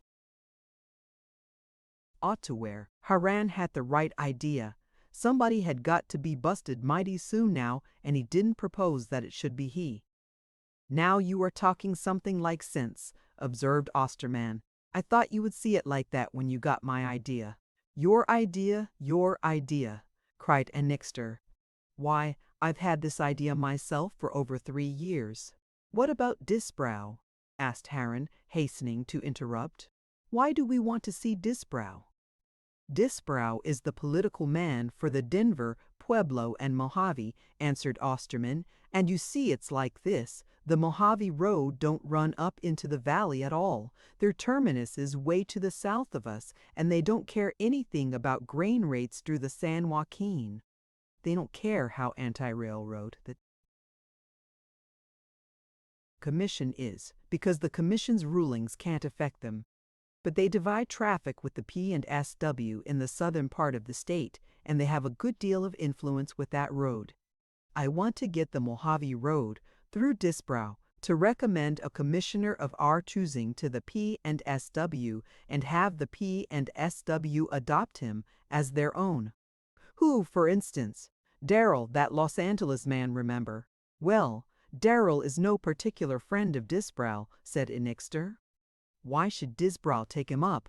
"Precisely," cried Osterman. "We make it worth Disbrow's while to do it. We go to him and say, 'Mr. Disbrow, you manage the politics for the Mojave Railroad, and what you say goes with your board of directors. We want you to adopt our candidate for railroad commissioner for the 3rd District. How much do you want for doing it? Now we can buy Disbrow. That gives us 1 commissioner. We need not bother about that any more. In the 1st District, we don't make any move at all. We let the political managers of the P and SW nominate whoever they like. Then we concentrate all our efforts to putting in our man in the 2nd District. There is where the big fight will come." "I see perfectly well what you mean, Mr. Osterman," observed Magnus. "But make no mistake, sir, as to my attitude in this business. You may count me as out of it entirely." "Well, suppose we win," put in Annixter truculently, already acknowledging himself as involved in the proposed undertaking. Suppose we win and get low rates for hauling grain. How about you then? You count yourself in then, don't you? You get all the benefit of lower rates without sharing any of the risks we take to secure them. No, nor any of the expense either. No, you won't dirty your fingers with helping us put this deal through, but you won't be so cursed particular when it comes to sharing the profits, will you? Magnus rose abruptly to his full height, the nostrils of his thin, hawk-like nose vibrating, his smooth-shaven face paler than ever. "Stop right where you are, sir," he exclaimed. "You forget yourself, Mr. Annixter.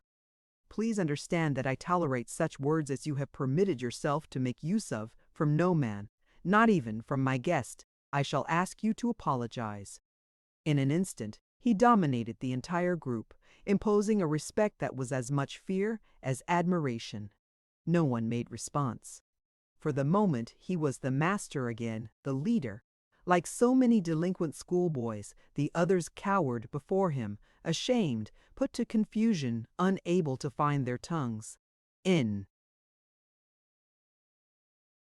that brief instant of silence following upon Magnus's outburst, and while he held them subdued and overmastered, the fabric of their scheme of corruption and dishonesty trembled to its base.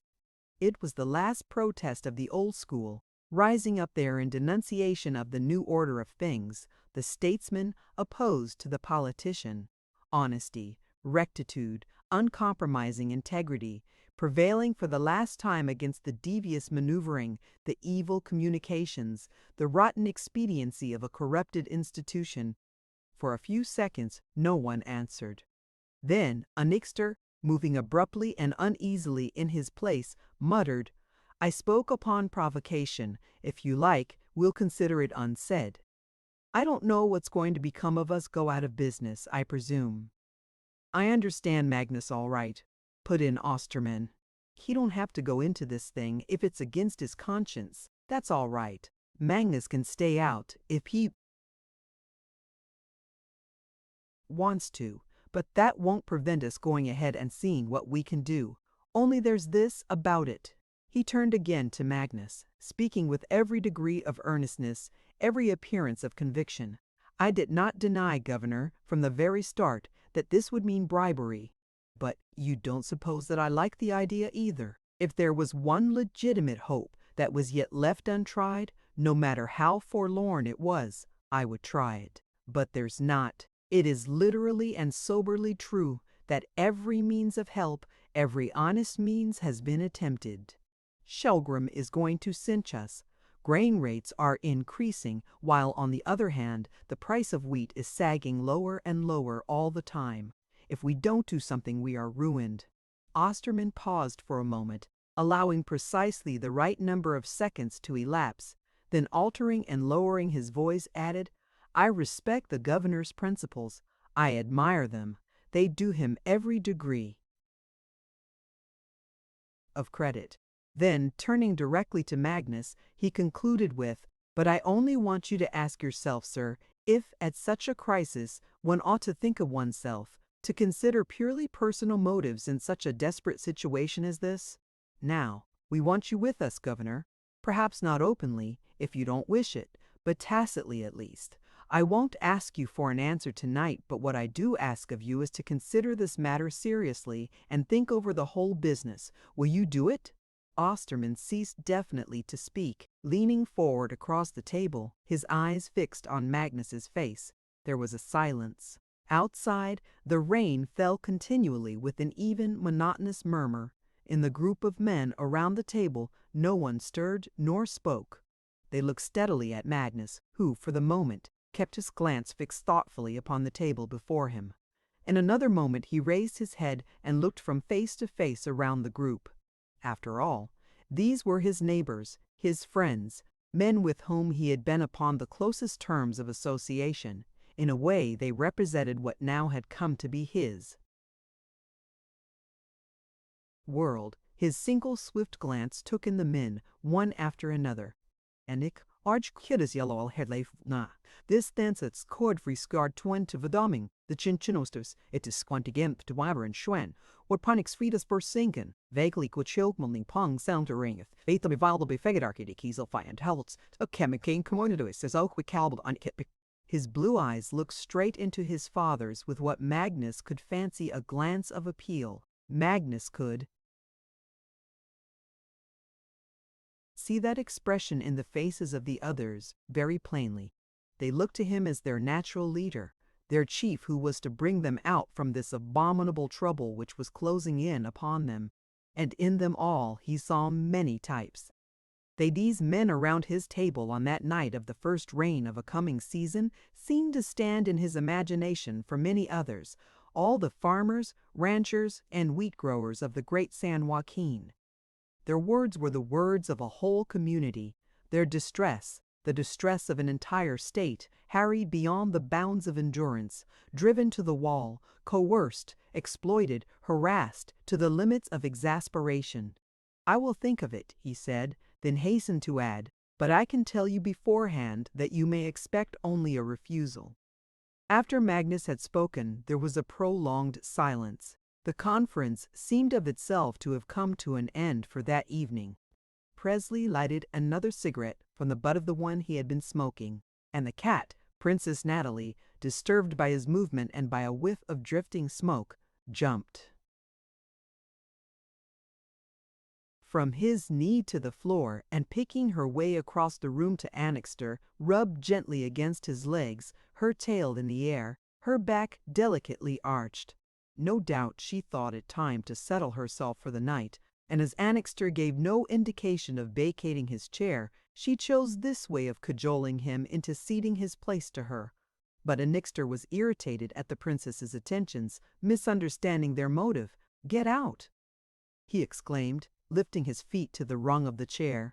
"Lord love me, but I sure do hate a cat. By the way," observed Osterman, "I passed Genslinger by the gate as I came in tonight. Had he been here?" "Yes, he was here," said Haran, and but Annixter took the words out of his mouth. "He says there's some talk of the railroad selling us their sections this winter." "Oh, he did he?" exclaimed Osterman, interested at once. "Where did he hear that?" "Where's a railroad paper get its news? From the general office, I suppose." "I hope he didn't get it straight from headquarters that the land was to be graded at $20 an acre," murmured Broderson. "What's that?" demanded Osterman.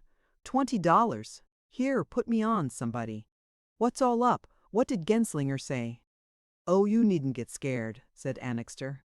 "Genslinger don't know, that's all. He thinks there was no understanding that the price of the land should not be advanced when the P&SW came to sell to us." "Oh," muttered Osterman, relieved. Magnus, who had gone out into the office on the other side of the glass-roofed hallway, returned with a long yellow envelope in his hand, stuffed with newspaper clippings and thin, closely printed pamphlets. "Here's the circular," he remarked, drawing out one of the pamphlets. "The conditions of settlement to which the railroad obligated itself are very explicit." He ran over the pages of the circular, then read aloud, "The company invites settlers to go upon its lands before patents are issued or the road is completed, and intends in such cases to sell to them, in preference to any other applicants, and at a price based upon the value of the land without improvements." And on the other page here, he remarked, "They refer to this again. In ascertaining the value of the lands, any improvements that a settler or any other person may have on the lands will not be taken into consideration.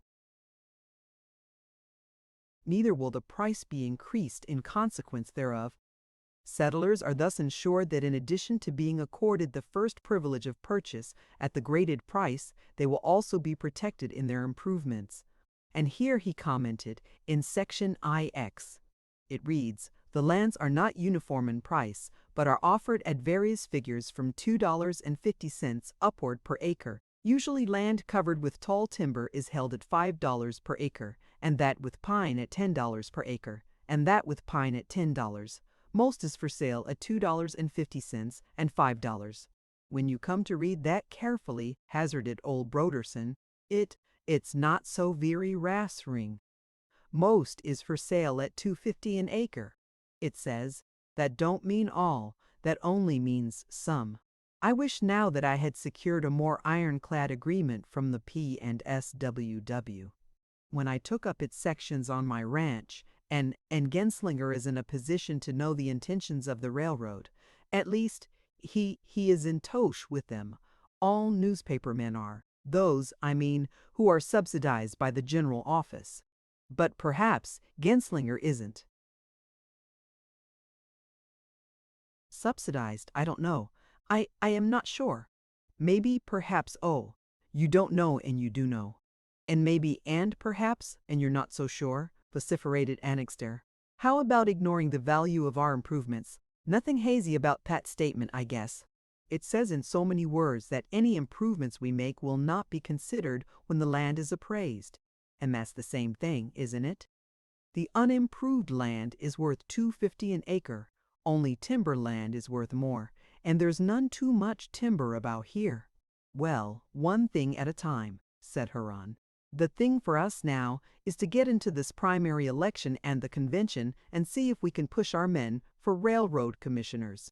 Right, declared Annixter. He rose, stretching his arms above his head. I've about talked all the wind out of me, he said. Think I'll be moving along. It's pretty near midnight. But when Magnus's guests turned their attention to the matter of returning to their different ranches, they abruptly realized that the downpour had doubled and trebled in its volume since earlier in the evening. The fields and roads were veritable seas of viscid mud, the night absolutely black dark. Assuredly not a night in which to venture out. Magnus insisted that the three ranchers should put up at Los Muertos. Osterman accepted at once, and Annixter, after an interminable discussion, allowed himself to be persuaded, in the end accepting as though granting a favor.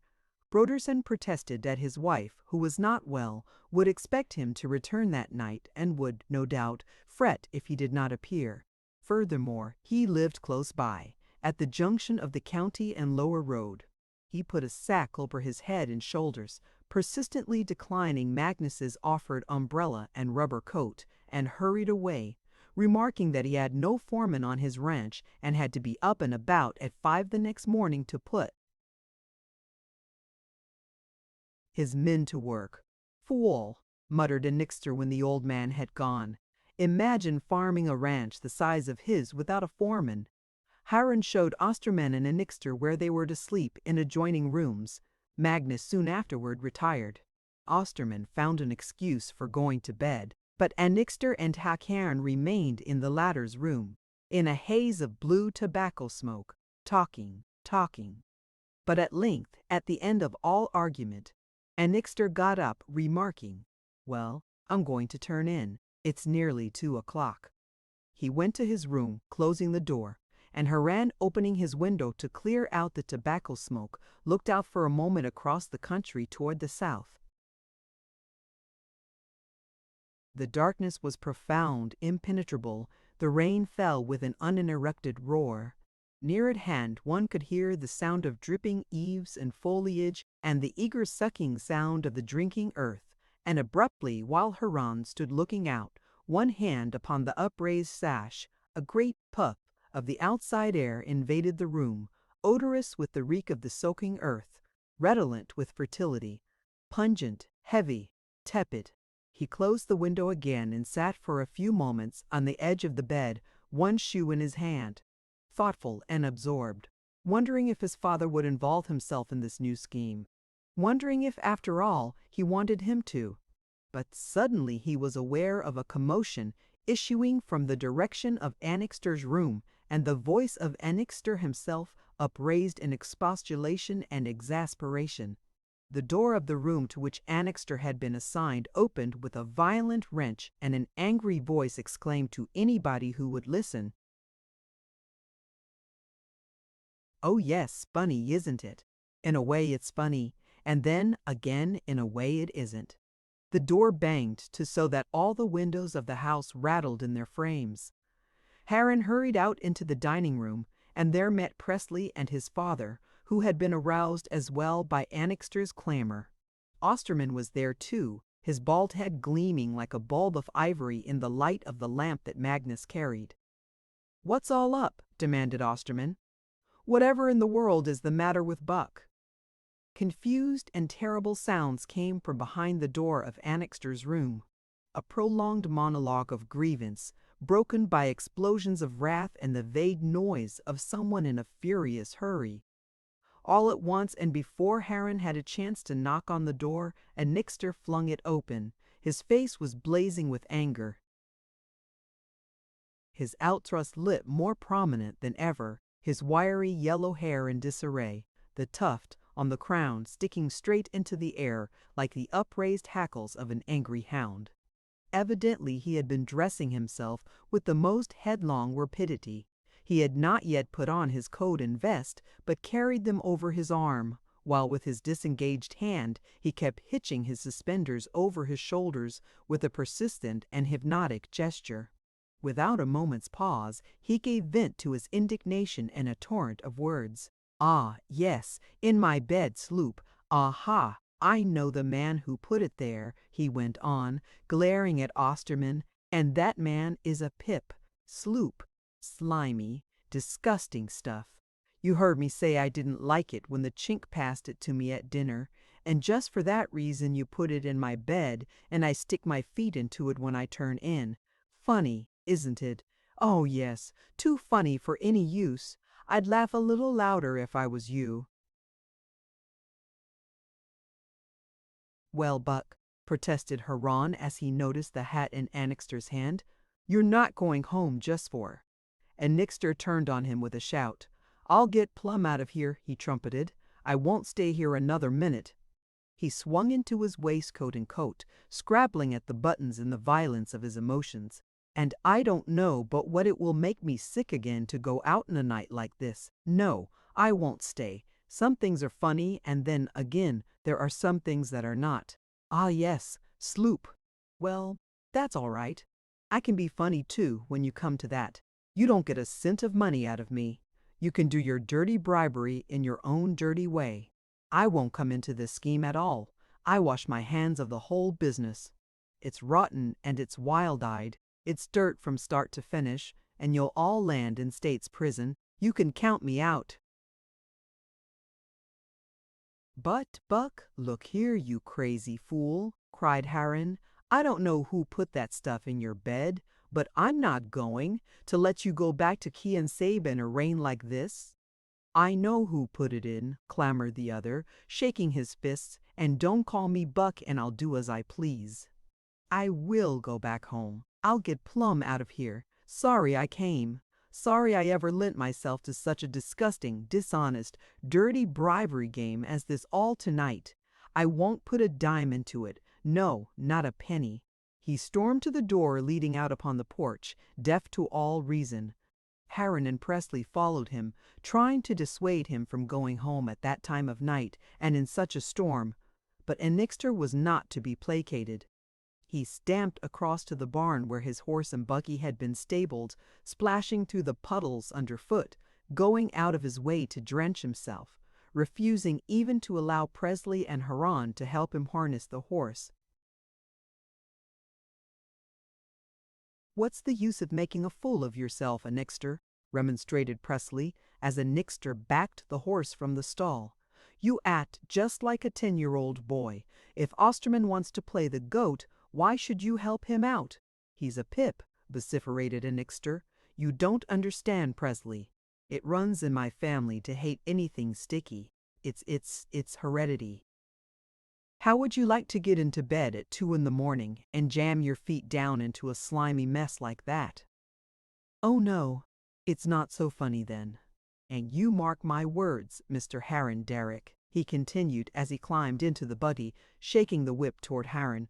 "This business we talked over tonight, I'm out of it. It's yellow, it's too cursed dishonest." He cut the horse across the back with the whip and drove out into the pelting rain.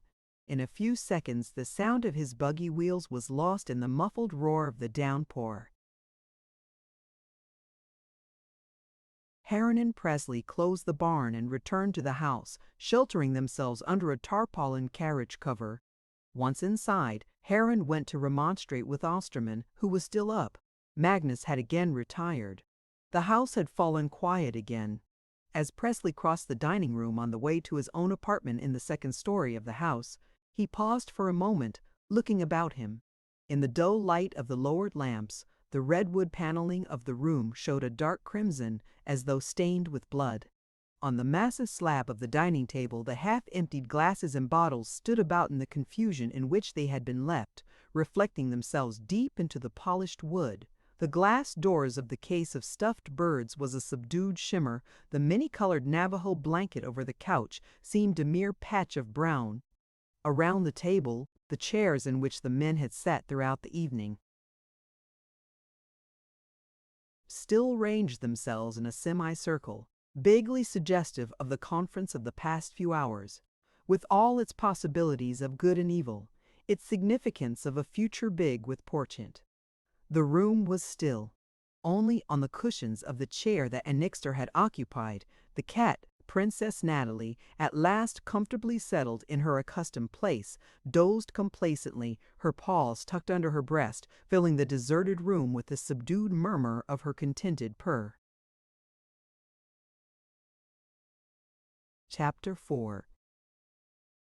On the Kinsale Ranch, in one of its western divisions, near the line fence that divided it from the Osterman holding, Vanamee was harnessing the horses to the plow, to which he had been assigned 2 days before, a stable boy from the division barn helping him. Promptly discharged from the employ of the sheep raisers after the lamentable accident near the Long Trestle, Vanamee had presented himself to Huron, asking for employment. The season was beginning. On all the ranches work was being resumed. The rain had put the ground into admirable condition for plowing, and Annixter, Broderson, and Osterman all had their gangs at work. Thus, Vanamee was vastly surprised to find Los Muertos idle, the horses still in the barns, the men gathering in the shade of the bunkhouse and eating house, smoking, dozing, or going aimlessly about, their arms dangling. The plows for which Magnus and Heron were waiting in a fury of impatience had not yet arrived, and since the management of Los Muertos had counted upon having these in hand long before this time, no provision had been made for keeping the old stock in repair. Many of these old plows were useless, broken, and out of order. Some had been sold. It could not be said definitely when the new plows would arrive. Heron had decided to wait 1 week longer and then, in case of their non-appearance, to buy a consignment of the old style of plow from the dealers in Bonneville. He could afford to lose the money better than he could afford to lose the season. Failing of work on Los Muertos, Vanamee had gone to Quien-Sabe. Annixter, whom he had spoken to first, had sent him across the ranch to one of his division superintendents, and this latter, after assuring himself of Vanamee's familiarity with horses and his previous experience, even though somewhat remote on Los Muertos, had taken him on as a driver of one of the gang plows, then at work on his division. The evening before, when the foreman had blown his whistle at 6 o'clock, the long line of plows had halted upon the instant, and the drivers, unharnessing their teams, had taken them back to the division barns, leaving the plows as they were in the furrows. But an hour after daylight the next morning the work was resumed. After breakfast, Vanamee, riding one horse and leading the others, had returned to the line of plows together with the other drivers. Now he was busy harnessing the team. At the division blacksmith shop temporarily put up, he had been obliged to wait while one of his lead horses was shod, and he had thus been delayed quite 5 minutes. Nearly all the other teams were harnessed, the drivers on their seats, waiting for the foreman's signal. "Already here?" inquired the foreman, driving up to Vanamee's team in his buggy. "All ready, sir," answered Vanamee, buckling the last strap. He climbed to a seat, shaking out the reins, and turning about, looked back along the line, then all around him at the landscape inundated with the brilliant glow of the early morning. The day was fine. Since the first rain of the season, there had been no other. Now the sky was without a cloud, pale blue, delicate, luminous, scintillating with morning. The great brown earth turned a huge flank to it, exhaling the moisture of the early dew. The atmosphere, washed clean of dust and mist, was translucent as crystal. Far off to the east, the hills on the other side of Broderson Creek stood out against the pallid saffron of the horizon, as flat and as sharply outlined as if pasted on the sky. The campanile of the ancient mission of San Juan seemed as fine as frostwork. All about between the horizons, the carpet of the land unrolled itself to infinity. But now it was no longer parched with heat, cracked and warped by a merciless sun, powdered with dust. The rain had done its work, not a clod that was not swollen with fertility, not a fissure that did not exhale the sense of fecundity. One could not take a dozen steps upon the ranches without the brusque sensation that underfoot the land was alive, roused at last from its sleep, palpitating with the desire of reproduction. Deep down there in the recesses of the soil, the great heart throbbed once more, thrilling with passion, vibrating with desire, offering itself to the caress of the plow, insistent, eager, imperious. Dimly one felt the deep-seated trouble of the earth, the uneasy agitation of its members, the hidden tumult of its womb, demanding to be made fruitful, to reproduce, to disengage the eternal renascent germ of life that stirred and struggled in its loins. The plows, 35 in number, each drawn by its team of 10, stretched in an interminable line, nearly a quarter of a mile in length, behind and ahead of Vanamee. They were arranged, as it were, in echelon, not in file, not one directly behind the other, but each succeeding plow its own width farther in the field than the one in front of it.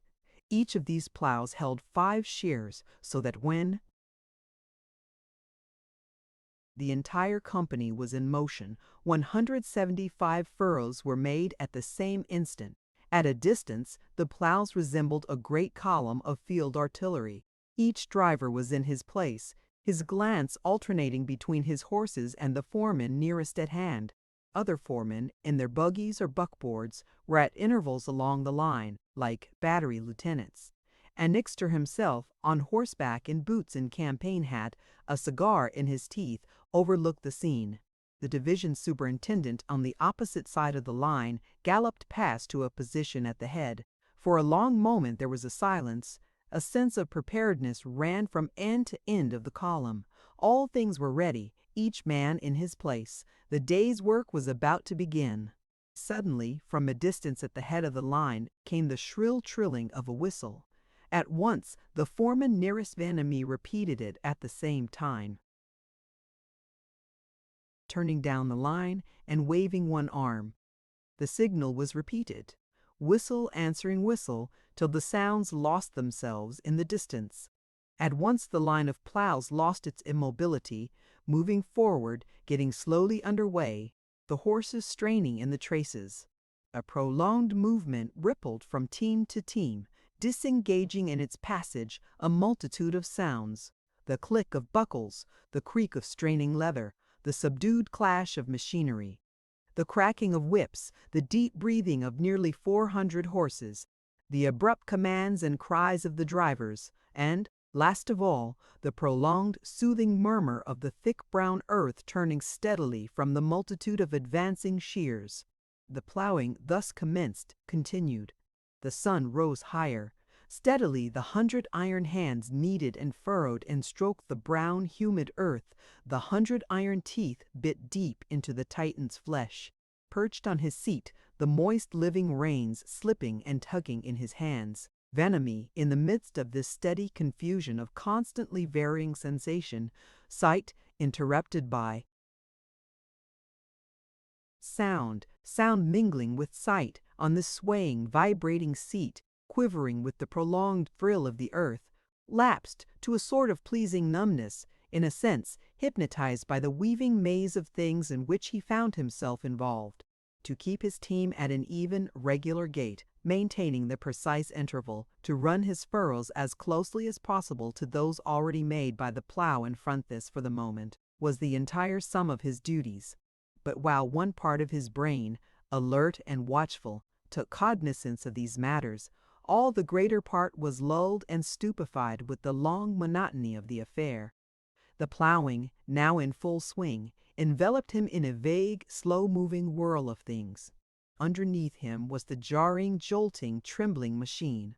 Not a clod was turned, not an obstacle encountered, that he did not receive the swift impression of it through all his body. The very friction of the damp soil, sliding incessantly from the shiny surface of the shears, seemed to reproduce itself in his fingertips and along the back of his head. He heard the horse hooves by the myriads crushing down easily, deeply, into the loam, the prolonged clinking of trace chains, the working of the smooth brown flanks and the harness, the clatter of wooden hames, the champing of bits, the click of iron shoes against pebbles, the brittle stubble of the surface ground crackling and snapping as the furrows turned, the sonorous, steady breaths wrenched from the deep, laboring chests, strap-bound, shining with sweat, and all along the line the voices of the men farthing talking to the hormatidas. Everywhere there were visions of glossy brown backs, straining, heaving, swollen with muscle, harness streaked with specks of froth, broad cup-shaped hoofs heavy with brown loam, men's faces red with tan, blue overalls spotted with axle grease, muscled hands, the knuckles whitened in their grip on the reins, and through it all the ammoniacal smell of the horses, the bitter reek of perspiration of beasts and men, the aroma of warm leather, the scent of dead stubble, and we strongrids, but it make breathe, I think. At intervals, from the tops of one of the rare low swells of the land, Vanamee overlooked a wider horizon. On the other divisions of Quien Sabe, the same work was in progress. Occasionally he could see another column of plows in the adjoining division, sometimes so close at hand that the subdued murmur of its movements reached his ear, sometimes so distant that it resolved itself into a long brown streak upon the gray of the ground. Farther off to the west on the Osterman ranch, other columns came and went, and, once, from the crest of the highest swell on his division, Vanamee caught a distant glimpse of the Broderson ranch. There, too, moving specks indicated that the plowing was under way, and farther away still, far off there, beyond the fine line of the horizons, over the curve of the globe, the shoulder of the earth, he knew were other ranches. And beyond these others, and beyond these still others, the immensities multiplying to infinity.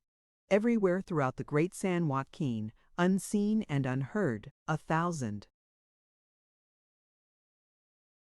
Plows up stirred the land. Tens of thousands of shears clutched deep into the warm, moist soil. It was the long stroking caress, vigorous, male, powerful, for which the earth seemed panting. The heroic embrace of a multitude of iron hands, gripping deep into the brown, warm flesh of the land that quivered responsive and passionate under this rude advance, so robust as to be almost an assault, so violent as to be veritably brutal. There, under the sun and under the speckless sheen of the sky, the wooing of the Titan began, the vast primal passion, the two-world forces, the elemental male and female, locked in a colossal embrace at grapples in the throes of an infinite desire, at once terrible and divine, knowing no law, untamed, savage, natural, sublime. From time to time the gang in which Vanamee worked halted on the signal from foreman or overseer. The horses came to a standstill, the vague clamor of the work lapsed away. Then the minutes passed. The whole work hung suspended, all up and down the line. One demanded what had happened. The division superintendent galloped past, perplexed and anxious. For the moment, one of the plows was out of order. A bolt had slipped, a lever refused to work, or a machine had become immobilized in heavy ground, or a horse had lamed himself. Once, even, toward noon, an entire plow was taken out of the line, so out of gear that a messenger had to be sent to the division forge to summon the machinist. And Nixter had disappeared. He had ridden farther on to the other divisions of his ranch to watch the work in progress there. At 12 o'clock, according to his orders, all the division superintendents put themselves in communication with him by means of the telephone wires that connected each of the division houses, reporting the condition of the work, the number of acres covered, the prospects of each plow traversing its daily average of 20 miles. At 12:30, Vanamee and the rest of the drivers ate their lunch in the field, the tin buckets having been distributed to them that morning after breakfast. But in the evening, the routine of the previous day was repeated, and Vanamee, unharnessing his team, riding one horse and leading the others, returned to the division barns and bunkhouse. It was between 6 and 7 o'clock.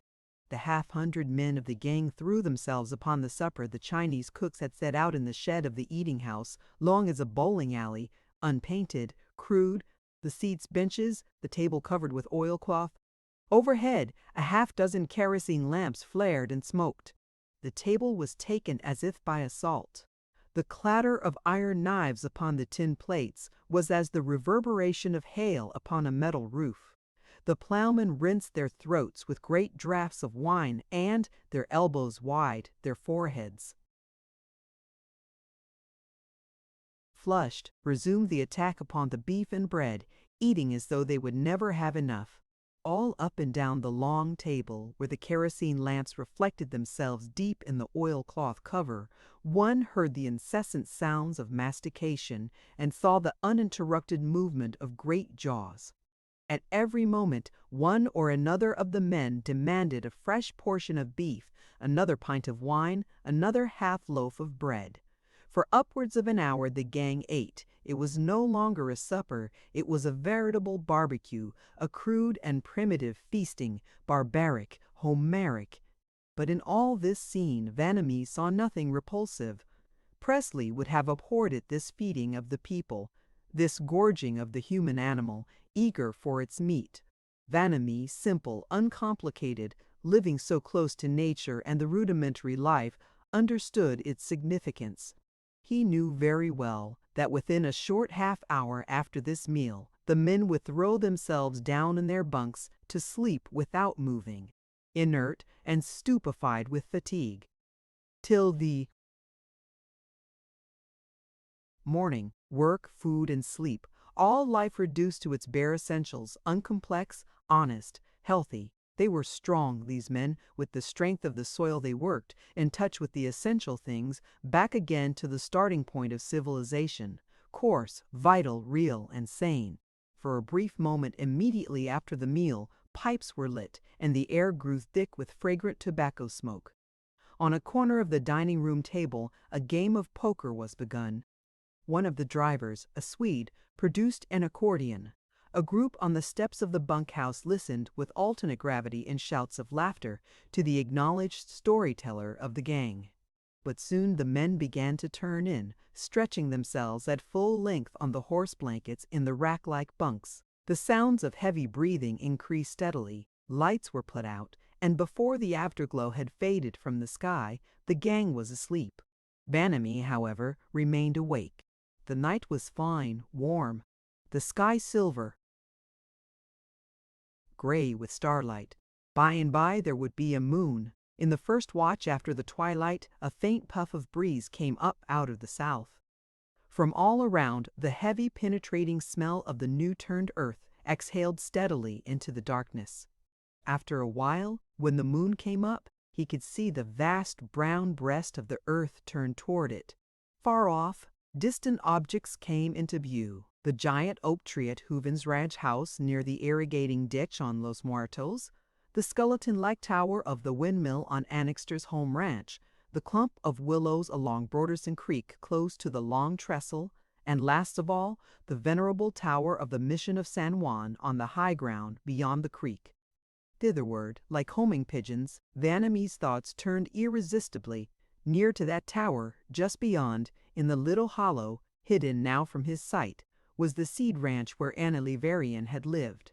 Straining his eyes, peering across the intervening levels, Vanamee fancied he could almost see the line of venerable pear trees in whose shadow she had been accustomed to wait for him. On many such a night as this he had crossed the ranches to find her there.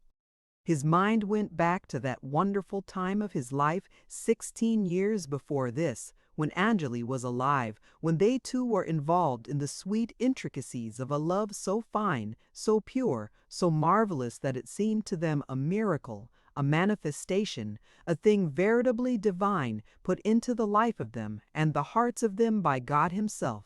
To that they had been born.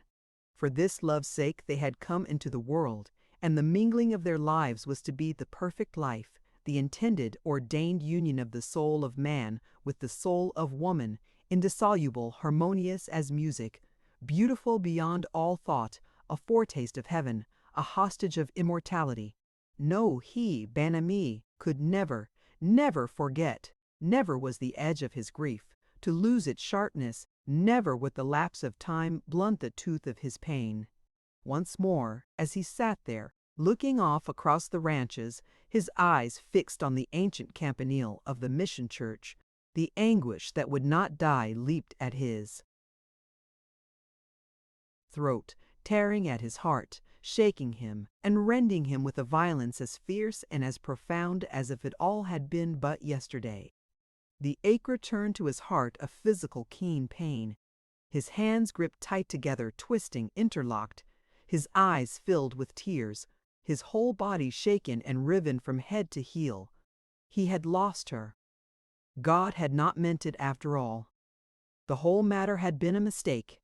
That vast, wonderful love that had come upon them had been only the flimsiest mockery. Abruptly, Vanamee rose. He knew the night that was before him. At intervals throughout the course of his prolonged wanderings, in the desert, on the mesa, deep in the cañon, lost and forgotten on the flanks of unnamed mountains, alone under the stars and under the moon's white eye, these hours came to him, his grief recoiling upon him like the recoil of a vast and terrible engine. Then he must fight out the night, wrestling with his sorrow, praying sometimes, incoherent, hardly conscious, asking why of the night and of the stars. Such another night had come to him now. Until dawn he knew he must struggle with his grief, torn with memories, his imagination assaulted with visions of a vanished happiness. If this paroxysm of sorrow was to assail him again that night, there was but one place for him to be. He would go to the mission, he would see Father Sarria, he would pass the night in the deep shadow of the aged pear trees in the mission garden. He struck out across Quien Sabe, his face, the face of an ascetic, lean, brown, infinitely sad, set toward the mission church. In about an hour he reached and crossed the road that led northward from Guadalajara toward the seed ranch, and a little farther on forded Broderson Creek, where it ran through one corner of the mission land. He climbed the hill and halted, out of breath from his brisk wall, at the end of the colonnade of the mission itself. Until this moment Vanamee had not trusted himself to see the mission at night. On the occasion of his first daytime visit with Presley, he had hurried away even before the twilight had set in, not daring for the moment to face the crowding phantoms that in his imagination filled the mission garden after dark. In the daylight, the place had seemed strange to him. None of his associations with the old building and its surroundings were those of sunlight and brightness. Whenever, during his long sojourns in the wilderness of the Southwest, he had called up the picture in the eye of his mind, it had always appeared to him in the dim mystery of moonless nights. The venerable pear trees black with shadow, the fountain a thing to be heard rather than seen. But as yet he had not entered the garden. That lay on the other side of the mission. Vanamee passed down the colonnade, with its uneven pavement of worn red bricks, to the last door by the belfry tower, and rang the little bell by pulling the leather thong that hung from a hole in the door above the knob. But the maidservant, who after a long interval opened the door, blinking and confused at being roused from her sleep, told Vanemi that Saria was not in his room. Vanemi, however, was known to her as the priest's protege and great friend, and she allowed him to enter, telling him that no doubt he would find Saria in the church itself. The servant led the way down the cool adobe passage to a larger room that occupied the entire width of the bottom of the belfry tower, and whence a flight of aged steps led upward into the dark. At the foot of the stairs was a door opening into the church. The servant admitted Vanemi, closing the door behind her. The interior of the mission, a great oblong of whitewashed adobe with a flat ceiling, was lighted dimly by the sanctuary lamp that hung from 3 long chains just over the chancel rail at the far end of the church, and by 2 or 3 cheap kerosene lamps in brackets of imitation bronze.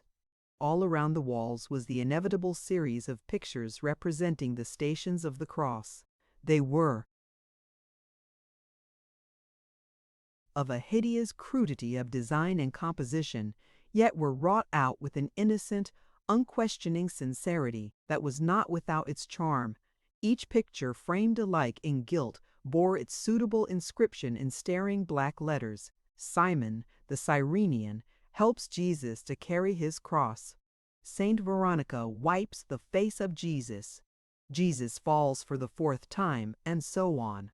Halfway up the length of the church the pews began, coffin-like boxes of blackened oak, shining from years of friction, each with its door, while over them, and built out from the wall, was the pulpit with its tarnished gilt sounding board above it, like the raised cover of a great hat box. Between the pews, in the aisle, the violent vermilion of a strip of ingrain carpet assaulted the eye.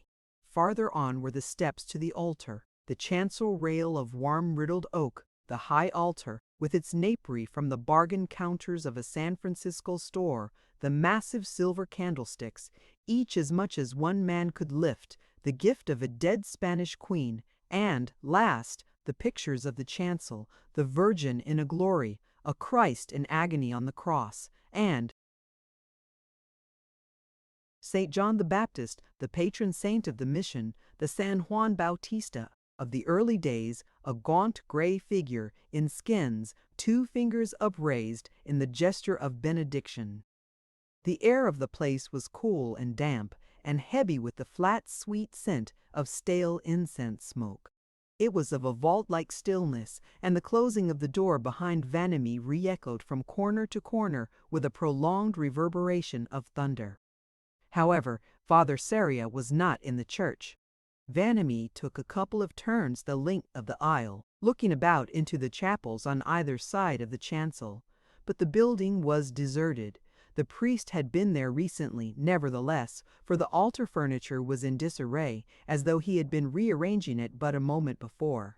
On both sides of the church and halfway up their length, the walls were pierced by low archways, in which were massive wooden doors, clamped with iron bolts. One of these doors, on the pulpit side of the church, stood ajar, and stepping to it and pushing it wide open, Vanemi looked diagonally across a little patch of vegetables, beets, radishes, and lettuce, to the rear of the building that had once contained the cloisters, and through an open window saw Father Saria diligently polishing the silver crucifix that usually stood on the high altar. Vanemi did not call to the priest. Putting a finger to either temple, he fixed his eyes steadily upon him for a moment as he moved about at his work. In a few seconds he closed his eyes, but only part way. The pupils contracted, his forehead lowered to an expression of poignant intensity. Soon afterward, he saw the priest pause abruptly in the act of drawing the cover over the crucifix, looking about him from side to side. He turned again to his work, and again came to a stop, perplexed, curious. With uncertain steps, and evidently wondering why he did so, he came to the door of the room and opened it, looking out into the night. Vanemi, hidden in the deep shadow of the archway, did not move, but his eyes closed, and the intense expression deepened on his face.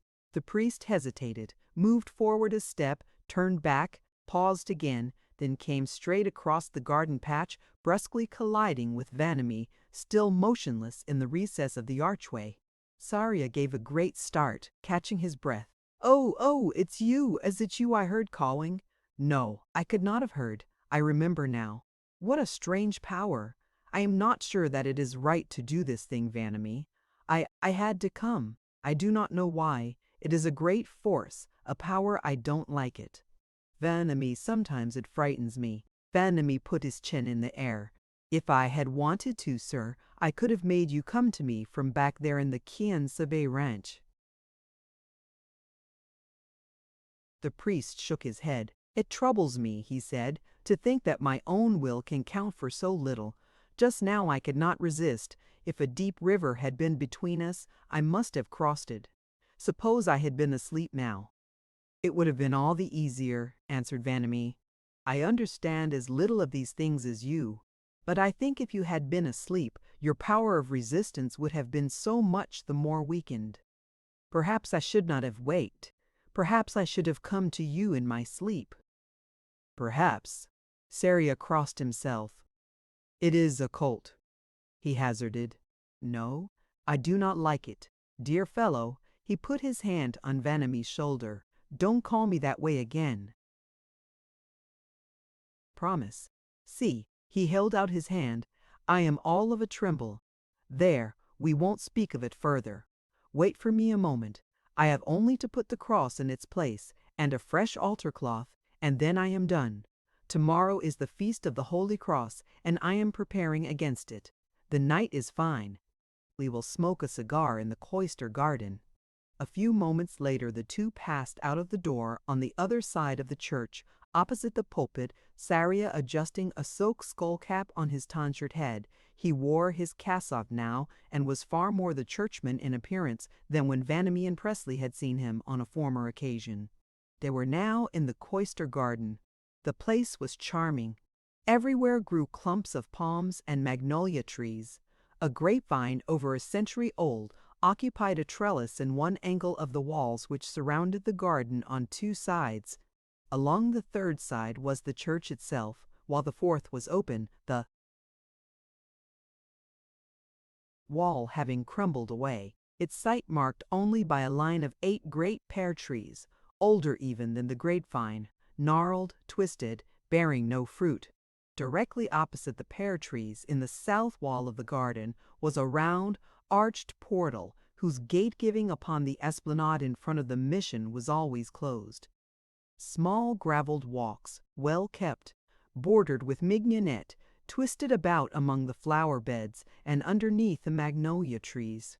In the center was a little fountain in a stone basin green with moss, while just beyond, between the fountain and the pear trees, stood what was left of a sundial, the bronze gnomon, green with the beatings of the weather, the figures on the half-circle of the dial worn away, illegible. But on the other side of the fountain, and directly opposite the door of the mission, ranged against the wall, were 9 graves, 3 with headstones, the rest with slabs. 2 of Saria's predecessors were buried here. 3 of the graves were those of mission Indians. One was thought to contain a former alcalde of Guadalajara. 2 more held the bodies of De la Cuesta and his young wife, taking with her to the grave the illusion of her husband's love, and the last one, the 9th, at the end of the line, nearest the pear trees, was marked by a little headstone, the smallest of any, on which, together with the proper dates only 16 years apart, was cut the name Angela Varian. But the quiet, the repose, the isolation of the little cloister garden was infinitely delicious. It was a tiny corner of the great valley that stretched in all directions around it, shut off, discreet, romantic, a garden of dreams, of enchantments, of illusions. Outside there, far off, the great grim world went clashing through its grooves, but in here never an echo of the grinding of its wheels entered to jar upon the subdued modulation of the fountain's uninterrupted murmur. Saria and Vanamee found their way to a stone bench against the side wall of the mission, near the door from which they had just issued, and sat down. Saria. lighting a cigar, Vanity rolling and smoking cigarettes in Mexican fashion. All about them widened the vast, calm night. All the stars were out. The moon was coming up. There was no wind, no sound. The insistent flowing of the fountain seemed only as the symbol of the passing of time, a thing that was understood rather than heard, inevitable, prolonged. At long intervals, a faint breeze, hardly more than a breath, found its way into the garden over the enclosing walls and passed overhead, spreading everywhere the delicious, mingled perfume of magnolia blossoms, of mignonette, of moss, of grass, and all the calm green life, silently teeming within the enclosure of the walls. From where he sat, Vanamee, turning his head, could look out underneath the pear trees to the north. Close at hand, a little valley lay between the high ground on which the mission was built and the line of low hills just beyond Broderson Creek on the Quien Sabe. And here was the seed ranch which Ansley's people had cultivated, a unique and beautiful stretch of 500 acres, planted thick with roses, violets, lilies, tulips, iris, carnations, tuberoses, poppies, heliotrope, all manner and description of flowers, 500 acres of them, solid, thick, exuberant, blooming and fading, and leaving their seed or slips to be marketed broadcast all over the United States. This had been the vocation of Angeli's parents, raising flowers for their seeds. All over the country the seed ranch was known. Now it was arid, almost dry, but when in full flower, toward the middle of summer, the sight of these 500 acres royal with color vermilion, azure, flaming yellow was a marvel. When an east wind blew, men on the streets of Bonneville, nearly 12 miles away, could catch the scent of this valley of flowers, this chaos of perfume. And into this life of flowers, this world of color, this atmosphere oppressive and clogged and cloyed and thickened with sweet odor, Angel had been born. There she had lived her 16 years. There she had died. It was not surprising that Vanamee, with his intense, delicate sensitiveness to beauty, his almost abnormal capacity for great happiness, had been drawn to her, had loved her so deeply. She came to him from out of the flowers, the smell of the roses in her hair of gold, that hung in 2 straight plaits on either side of her face, the reflection of the violets in the profound dark blue of her eyes, perplexing, heavy-lidded, almond-shaped, oriental, the aroma and the imperial red of the carnations in her lips, with their almost Egyptian fullness, the whiteness of the lilies, the perfume of the lilies, and the lily's slender balancing grace in her neck. Her hands disengaged the odor of the heliotropes. The folds of her dress gave off the enervating scent of poppies. Her feet were redolent of hyacinths. For a long time after sitting down upon the bench, neither the priest nor Vanamee spoke. But after a while, Saria took his cigar from his lips, saying, "How still it is! This is a beautiful old garden, peaceful, very quiet. Some day I shall be buried here. I like to remember that, and you too, Vanamee." "Quien sabe? Yes, you too. Where else?" "No, it is better here, yonder, by the side of the little girl. I am not able to look forward yet, sir. The things that are to be are somehow nothing to me at all. For me they amount to nothing. They amount to everything, my boy. Yes, to one part of me, but not to the part of me that belonged to Annele, the best part. Oh, you don't know," he exclaimed with a sudden movement. "No one can understand. What is it to me when you tell me that sometime after I shall die too, somewhere in a vague place you call heaven, I shall see her again? Do you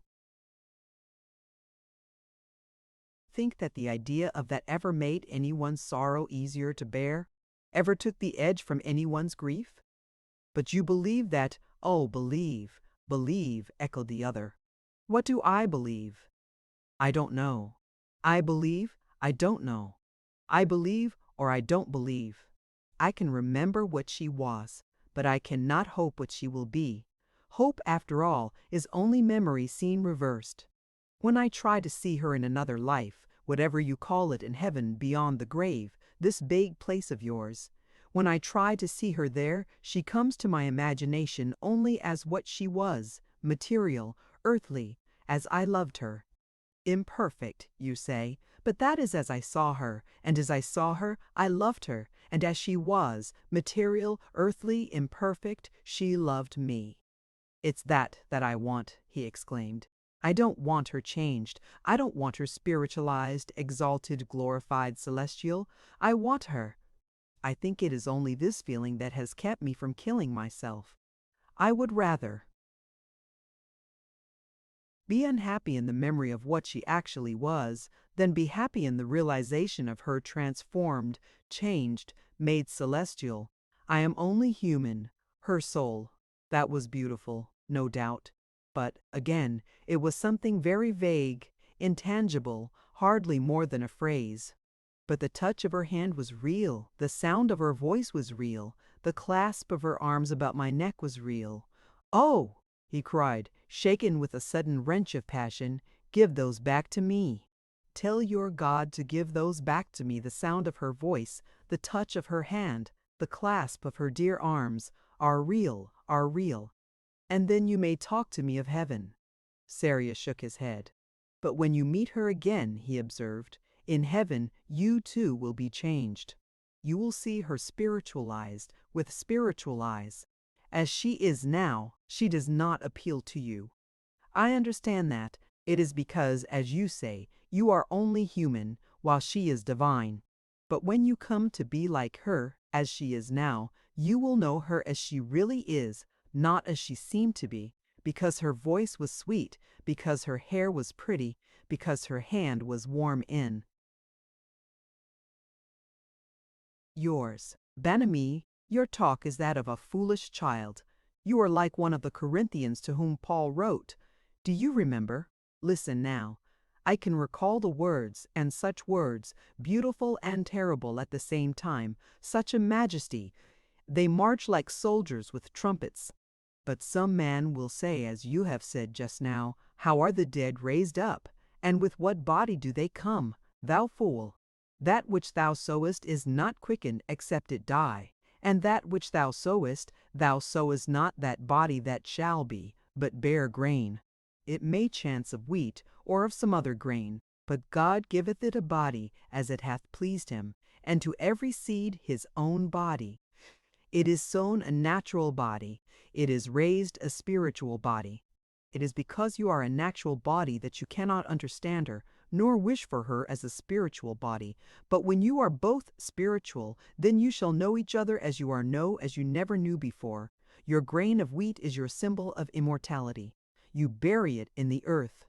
It dies and rises again 1,000 times more beautiful. Vanami, your dear girl was only a grain of humanity that we have buried here, and the end is not yet. But all this is so old, so old. The world learned it 1,000 years ago, and yet each man that has ever stood by the open grave of anyone he loved must learn it all over again, from the beginning. Vanami was silent for a moment, looking off with unseeing eyes between the trunks of the pear trees over the little valley. "That may all be as you say," he answered after a while. "I have not learned it yet, in any case. Now, I only know that I love her, oh, as if it all were yesterday, and that I am suffering, suffering, always." He leaned forward, his head supported on his clenched fists, the infinite sadness of his face deepening like a shadow, the tears brimming in his deep-set eyes. A question that he must ask, which involved the thing that was scarcely to be thought of, occurred to him at this moment. After hesitating for a long moment, he said, "I have been away a long time, and I have had no news of this place since I left. Is there anything to tell, Father? Has any discovery been made, any suspicion developed as to the other?" The priest shook his head. "Not a word, not a whisper. It is a mystery. It always will be." Vanami clasped his head between his clenched fists, rocking himself to and fro. "Oh, the terror of it," he murmured, "the horror of it."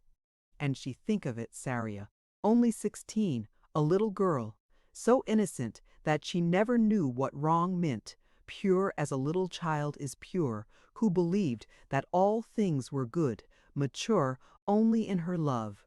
And to be struck down like that, while your God looked down from heaven and would not take her part. All at once he seemed to lose control of himself. One of those furies of impotent grief and wrath that assailed him from time to time, blind, insensate, incoherent, suddenly took possession of him.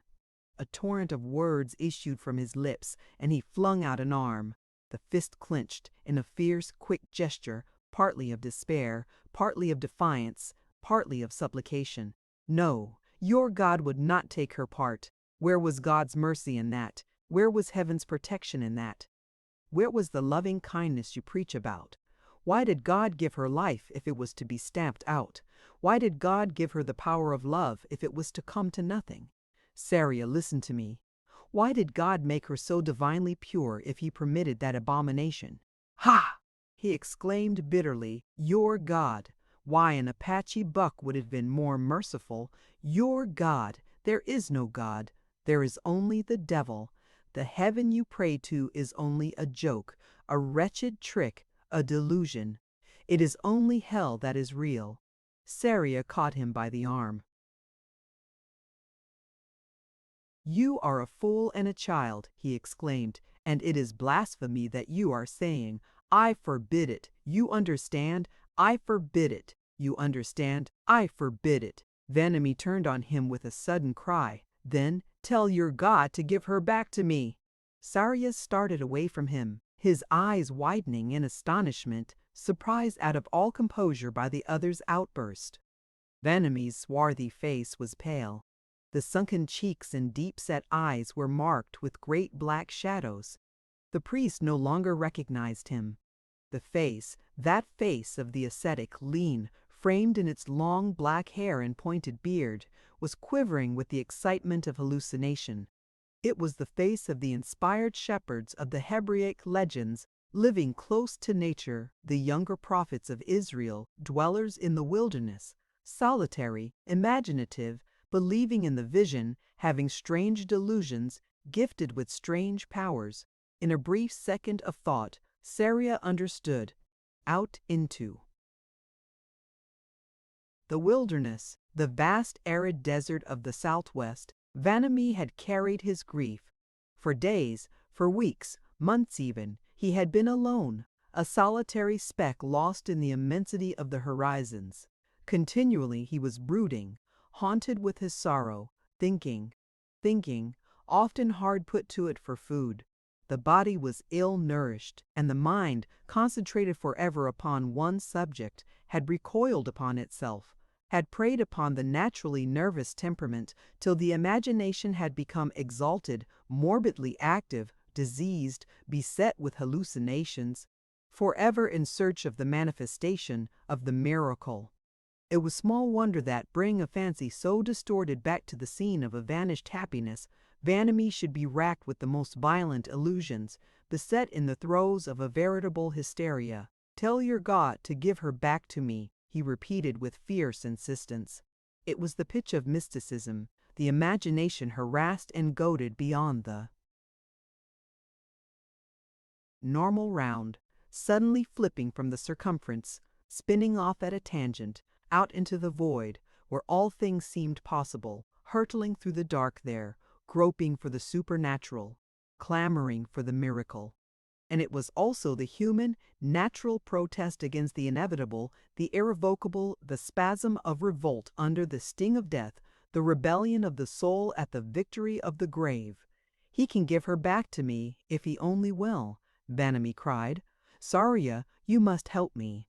I tell you, I warn you, sir, I can't last much longer under it. My head is all wrong with it. I've no more hold on my mind. Something must happen, or I shall lose my senses. I am breaking down under it all, my body and my mind alike. Bring her to me. Make God show her to me. If all tales are true, it would not be the first time. If I cannot have her, at least let me see her as she was, real, earthly, not her spirit, her ghost. I want her real self, undefiled again. If this is dementia, then let me be demented. But help me, you and your God, create the triad. Delusion, do the miracle. Stop, cried the priest again, shaking him roughly by the shoulder. Stop, be yourself. This is dementia, but I shall not let you be demented. Think of what you are saying. Bring her back to you. Is that the way of God? I thought you were a man. This is the talk of a weak-minded girl. Vanamee stirred abruptly in his place, drawing a long breath and looking about him vaguely, as if he came to himself. You are right, he muttered. I hardly know what I am saying at times. But there are moments when my whole mind and soul seem to rise up in rebellion against what has happened, when it seems to me that I am stronger than death, and that if I only knew how to use the strength of my will, concentrate my power of thought volition, that I could, I don't know, not call her back but something. A diseased and distorted mind is capable of hallucinations, if that is what you mean, observed Saria. Perhaps that is what I mean. Perhaps that want only the delusion after all. Saria did not reply, and there was a long silence. In the damp south corners of the walls, a frog began to croak at exact intervals. The little fountain rippled monotonously, and a magnolia flower dropped from one of the trees, falling straight as a plummet through the motionless air, and settling upon the gravelled walk with a faint rustling sound. Otherwise, the stillness was profound. A little later, the priest's cigar, long since out, slipped from his fingers to the ground. He began to nod gently. Vanamee touched his arm. Asleep, sir, the other started, rubbing his eyes. Upon my word, I believe I was. Better go to bed, sir. I am not tired. I think I shall sit out here a little longer. Well, perhaps I would be better off in bed. Your bed is always ready for you here whenever you want to use it. No, I shall go back to Queen Sabe later. Good night, sir. Good night, my boy. Vanamee was left alone. For a long time he sat motionless in his place, his elbows on his knees, his chin propped in his hands. The minutes passed, then the hours. The moon climbed steadily higher among the stars. Vanamee rolled and smoked cigarette after cigarette, the blue haze of smoke hanging motionless above his head or drifting and slowly weaving filaments across the open spaces of the garden. But the influence of the old enclosure, this corner of romance and mystery, this isolated garden of dreams, savoring of the past with its legends, its graves, its crumbling sundial, its fountain with its rime of moss, was not to be resisted. Now that the priest had left him, the same exaltation of spirit that had seized upon Vanamee earlier in the evening by degrees grew big again in his mind and imagination. His sorrow assaulted him like the flagellations of a fine whiplash, and his love for Angeli rose again in his heart. It seemed to him never so deep, so tender, so infinitely strong. No doubt it was his familiarity with the mission garden, his clear-cut remembrance of it, as it was in the days when he had met Annalie there, tallying now so exactly with the reality there under his eyes, that brought her to his imagination so vividly. As yet, he dared not trust himself near her grave, but, for the moment, he rose and, his hands clasped behind him, walked slowly from point to point amid the tiny gravelled walks, recalling the incidents of 18 years ago. On the bench he had quitted, he and Angeli had often sat. Here, by the crumbling sundial, he recalled the night when he had kissed her for the first time. Here, again, by the rim of the fountain with its fringe of green, she once had paused, and, baring her arm to the shoulder, had thrust it deep into the water, and then withdrawing it, had given it to him to kiss, all wet and cool. And here, at last, under the shadow of the pear trees they had sat, evening after evening, looking off over the little valley below them, watching the night build itself, dome-like, build itself, dome-like, build itself. Brusquely Vanamee turned away from the prospect. The seed ranch was dark at this time of the year and flowerless. Far off toward its center he had caught a brief glimpse of the house where Annalie had lived, and a faint light burning in its window. But he turned from it sharply. the deep-seated travail of his grief abruptly reached the paroxysm. With long strides he crossed the garden and re-entered the mission church itself, plunging into the coolness of its atmosphere as into a bath. What he searched for he did not know, or rather, did not define. He knew only that he was suffering, that a longing for Angele, for some object around which his great love could enfold itself, was tearing at his heart with iron teeth. He was ready to be deluded, craved the hallucination, begged pitifully for the illusion, anything rather than the empty, tenantless night, the voiceless silence, the vast loneliness of the overspanning arc of the heavens. Before the chancel rail of the altar, under the sanctuary lamp, Vanamee sank upon his knees, his arms folded upon the rail, his head bowed down upon them. He prayed, with what words he could not say for what he did not understand, for help merely, for relief, for an answer to his cry. It was upon that at length that his disordered mind concentrated itself. An answer he demanded, he implored an answer. Not a vague visitation of grace, not a formless sense of peace, but an answer, something real, even if the reality were fancied, a voice out of the night responding to his, a hand in the dark. Clasping his groping fingers, a breath, human, warm, fragrant, familiar, like a soft, sweet caress on his shrunken cheeks. Alone there in the dim half-light of the decaying mission, with its crumbling plaster, its naive crudity of ornament and picture, he wrestled fiercely with his desires. Words, fragments of sentences, inarticulate, incoherent, wrenched from his tight-shut teeth. But the answer was not in the church. Above him, over the high altar, the Virgin in a glory, with downcast eyes and folded hands, grew vague and indistinct in the shadow, the colors fading, tarnished by centuries of incense smoke. The Christ in agony on the cross was but a lamentable vision of tormented anatomy, gray flesh spotted with crimson. The St. John, the San Juan Bautista, patron saint of the mission, the gaunt figure in skins, 2 fingers upraised in the gesture of benediction, gazed stolidly out into the half-gloom under the ceiling, ignoring the human distress that beat itself in vain against the altar rail below. And Angele remained as before, only a memory, far distant, intangible, lost. Vanamee rose, turning his back upon the altar with a vague gesture of despair. He crossed the church, and issuing from the low arched door opposite the pulpit, once more stepped out into the garden. Here, at least, was reality. The warm, still air descended upon him like a cloak, grateful, comforting, dispelling the chill that lurked in the damp mold of plaster and crumbling adobe. But now he found his way across the garden on the other side of the fountain, where, ranged against the eastern wall, were 9 graves.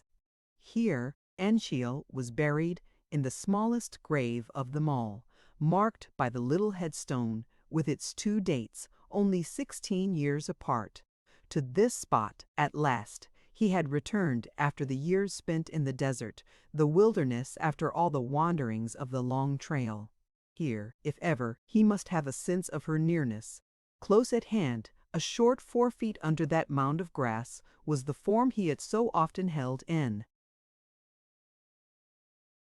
embrace of his arms, the face, the very face he had kissed, that face with the hair of gold making 3-cornered, the round white forehead, the violet blue eyes, heavy-lidded with their strange oriental slant upward toward the temples, the sweet, full lips, almost Egyptian in their fullness, all that strange, perplexing, wonderful beauty, so troublous, so enchanting, so out of all accepted standards.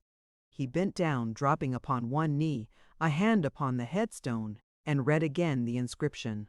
Then instinctively his hand left the stone and rested upon the low mound of turf, touching it with the softness of a caress. And then, before he was aware of it, he was stretched at full length upon the earth, beside the grave, his arms about the low mound, his lips pressed against the grass with which it was covered. The pent-up grief of nearly 20 years rose again within his heart and overflowed, irresistible, violent, passionate. There was no one to see, no one to hear. Vanamee had no thought of restraint. He no longer wrestled with his pain, strove against it. There was even a sense of relief in permitting himself to be overcome, but the reaction from this outburst was equally violent. His revolt against the inevitable, his protest against the grave, shook him from head to foot, goaded him beyond all bounds of reason, hounded him on and into the domain of hysteria, dementia. Vanamee was no longer master of himself, no longer knew what he was doing. At first, he had been content with merely a wild, unreasoned cry to heaven that Annalay should be restored to him. But the vast egotism that seems to run through all forms of disordered intelligence gave his fancy another turn. He forgot God. He no longer reckoned with heaven. He arrogated their powers. To himself struggled to be, of his own unaided might, stronger than death, more powerful than the grave. He had demanded of Saria that God should restore Annalee to him, but now he appealed directly to Annalee herself. As he lay there, his arms clasped about her grave, she seemed so near to him that he fancied she must hear. And suddenly, at this moment, his recollection of his strange, compelling power, the same power by which he had called Presley to him halfway across the Quien Save ranch, the same power which had brought Saria to his side that very evening, recurred to him. Concentrating his mind upon the one object with which it had so long been filled, Vanamee, his eyes closed, his face buried in his arms, exclaimed, "Come to me, Annalee. Don't you hear? Come to me." But the answer was not in the grave. Below him the voiceless earth lay silent, moveless, withholding the secret, jealous of that which it held so close in its grip, refusing to give up that which had been confided to its keeping, untouched by the human anguish that above there, on its surface, clutched with despairing hands at a grave long made. The earth that only that morning had been so eager, so responsive to the lightest summons, so vibrant with life, now at night, holding death within its embrace, guarding inviolate the secret of the grave, was deaf to all entreaty, refused the answer, and Annalee remained as before, only a memory, far distant, intangible, lost. Vanamee lifted his head, looking about him with unseeing eyes, trembling with the exertion of his vain effort. But he could not as yet allow himself to despair. Never before had that curious power of attraction failed him. He felt himself to be so strong in this respect that he was persuaded, if he exerted himself to the limit of his capacity, something he could not say what must come of it. If it was only a self-delusion, an hallucination, he told himself that he would be content. Almost of its own accord, his distorted mind concentrated itself again, every thought, all the power of his will riveting themselves upon Annalee. As if she were alive, he summoned her to him. His eyes fixed upon the name cut into the headstone, contracted, the pupils growing small, his fists shut tight, his nerves braced rigid. For a few seconds he stood thus, breathless, expectant, awaiting the manifestation, the miracle. Then, without knowing why, hardly conscious of what was transpiring, he found that his glance was leaving the headstone, was turning from the grave. Not only this, but his whole body was following the direction of his eyes. Before he knew it, he was standing with his back to Wanhele's grave, was facing the north, facing the line of pear trees and the little valley where the seed ranch lay. At first, he thought this was because he had allowed his will to weaken, the concentrated power of his mind to grow slack, and once more turning toward the grave, he banded all his thoughts together in a consummate effort, his teeth grinding together, his hands pressed to his forehead. He forced himself to the notion that Annalee was alive, and to this creature of his imagination he addressed himself. "Annalee," he cried in a low voice, "Annalee, I am calling you. Do you hear? Come to me. Come to me now, now." Instead of the answer he demanded, that inexplicable counter-influence cut across the current of his thought. Strive as he would against it, he must veer to the north, toward the pear trees. Obeying it, he turned and, still wondering, took a step in that direction, then another and another. The next moment he came abruptly to himself in the black shadow of the pear trees themselves, and, opening his eyes, found himself looking off over the seed ranch toward the little house in the center where Enrile had once lived. Perplexed, he returned to the grave, once more calling upon the resources of his will, and abruptly, so soon as these reached a certain point, the same cross-current set in. He could no longer keep his eyes upon the headstone, could no longer think of the grave and what it held. He must face the north. He must be drawn toward the pear trees, and there left standing in their shadow, looking out aimlessly over the seed ranch, wondering, bewildered. Farther than this, the influence never drew him, but up to this point, the line of pear trees it was not. To be resisted. For a time, the peculiarity of the affair was of more interest to Vanamee than even his own distress of spirit, and once or twice he repeated the attempt, almost experimentally, and invariably with the same result. So soon as he seemed to hold Angeli in the grip of his mind, he was moved to turn about toward the north, and hurry toward the pear trees on the crest of the hill that overlooked a little valley. But Vanamee's unhappiness was too keen this night for him to dwell long upon the vagaries of his mind. Submitting at length, and abandoning the grave, he flung himself down in the black shade of the pear trees, his chin in his hands, and resigned himself finally and definitely to the inrush of recollection and the exquisite grief of an infinite regret. To his fancy, she came to him again. He put himself back many years. He remembered the warm nights of July and August, profoundly still, the sky encrusted with stars, the little mission garden exhaling the mingled perfumes that all through the scorching day had been distilled under the steady blaze of a summer's sun. He saw himself as another person, arriving at this, their rendezvous. All day long she had been in his mind. All day long he had looked forward to this quiet hour that belonged to her. It was dark. He could see nothing, but by and by he heard a step, a gentle rustle of the grass on the slope of the hill pressed under an advancing foot. Then he saw the faint gleam of pallid gold of her hair, a barely visible glow in the starlight, and heard the murmur of her breath in the lapse of the overpassing breeze. And then, in the midst of the gentle perfumes of the garden, the perfumes of the magnolia flowers, of the mignonette borders, of the crumbling walls, there expanded a new odor, or the faint mingling of many odors, the smell of the roses that lingered in her hair, of the lilies that exhaled from her neck, of the heliotrope that disengaged itself from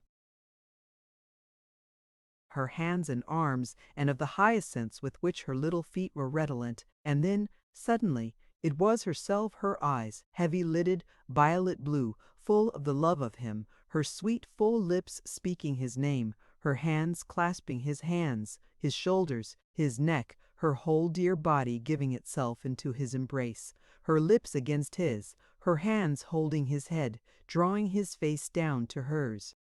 Vanamee, as he remembered all this, flung out an arm with a cry of pain, his eyes searching the gloom, all his mind in strenuous mutiny against the triumph of death. His glance shot swiftly out across the night, unconsciously following the direction from which Angela used to come to him. "Come to me now," he exclaimed under his breath, tense and rigid with the vast futile effort of his will. "Come to me now, now. Don't you hear me, Annalie? You must come." Suddenly Vanamee returned to himself with the abruptness of a blow. His eyes opened. He half raised himself from the ground. Swiftly his scattered wits readjusted themselves. Never more sane, never more himself. He rose to his feet and stood looking off into the night across the seed ranch. What was it? He murmured, bewildered. He looked around him from side to side, as if to get in touch with reality once more. He looked at his hands, at the rough bark of the pear tree next which he stood, at the streaked and rain-eroded walls of the mission and garden. The exaltation of his mind calmed itself. The unnatural strain under which he labored slackened. He became thoroughly master of himself again, matter-of-fact, practical, keen. But just so sure as his hands were his own, just so sure as the bark of the pear tree was rough, the moldering adobe of the mission walls damp, just so sure. Had something occurred. It was vague, intangible, appealing only to some strange, nameless sixth sense, but none the less perceptible. His mind, his imagination, sent out from him across the night, across the little valley below him, speeding hither and thither through the dark, lost, confused, had suddenly paused, hovering, had found something. It had not returned to him empty-handed. It had come back, but now there was a change, mysterious, elusive. There were no words for this that had transpired, but for the moment, one thing only was certain. The night was no longer voiceless. The dark was no longer empty. Far off there, beyond the reach of vision, unlocalized, strange, a ripple had formed on the still black pool of the night, had formed, flashed one instant to the stars, then swiftly faded again. The night shut down once more. There was no sound. Nothing stirred. For the moment, Vanamee stood transfixed, struck rigid in his place, stupefied, his eyes staring, breathless with utter amazement. Then, step by step, he shrank back into the deeper shadow, treading with the infinite precaution of a prowling leopard. A qualm of something very much like fear seized upon him. But immediately on the heels of this first impression came the doubt of his own senses. Whatever had happened had been so ephemeral, so faint, so intangible, that now he wondered if he had not deceived himself after all. But the reaction followed. Surely there had been something. And from that moment began for him the most poignant uncertainty of mind. Gradually he drew back into the garden, holding his breath, listening to every faintest sound, walking upon tiptoe. He reached the fountain and, wetting his hands, passed them across his forehead and eyes. Once more he stood listening. The silence was profound. Troubled, disturbed, Vanamee went away, passing out of the garden, descending the hill. He forded Broderson Creek where it intersected the road to Guadalajara, and went on across Quien Sabe, walking slowly, his head bent down, his hands clasped behind his back, thoughtful, perplexed. Chapter 5. At 7 o'clock, in the bedroom of his ranch house, in the white painted iron bedstead with its blue-gray army blankets and red counterpane, Annixter was still asleep, his face red, his mouth open, his stiff yellow hair in wild disorder. On the wooden chair at the bedhead stood the kerosene lamp, by the light of which he had been reading the previous evening. Beside it was a paper bag of dried prunes, and the limp volume of Copperfield, the place marked by a slip of paper torn from the edge of the bag. Annixter slept soundly, making great work of the business, unable to take even his rest gracefully. His eyes were shut so tight that the skin at their ankles was drawn into puckers. Under his pillow, his two hands were doubled up into fists. At intervals, he gritted his teeth ferociously, while, from time to time, the abrupt sound of his snoring dominated the brisk ticking of the alarm clock that hung from the brass knob of the bedpost within 6 inches of his ear. But immediately after 7, this clock sprung its alarm with the abruptness of an explosion, and within the second Annixter had hurled the bedclothes from him and flung himself up to a sitting posture on the edge of the bed, panting and gasping, blinking at the light, rubbing his head, dazed and bewildered, stupefied at the hideous suddenness with which he had been wrenched from his sleep. His first act was to take down the alarm clock and stifle its prolonged whirring under the pillows and blankets. But when this had been done, he continued to sit stupidly on the edge of the bed, curling his toes away from the cold of the floor. His half-shut eyes, heavy with sleep, fixed and vacant, closing and opening by turns. For upwards of 3 minutes he alternately dozed and woke, his head and the whole upper half of his body sagging abruptly sideways from moment to moment. But at length, coming more to himself, he straightened up, ran his fingers through his hair, and with a prodigious yawn, murmured vaguely, "Oh Lord! Oh Lord!" He stretched 3 or 4 times, twisting about in his place, curling and uncurling his toes, muttering from time to time between 2 yawns, "Oh Lord! Oh Lord!" He stared about the room, collecting his thoughts, readjusting himself for the day's work.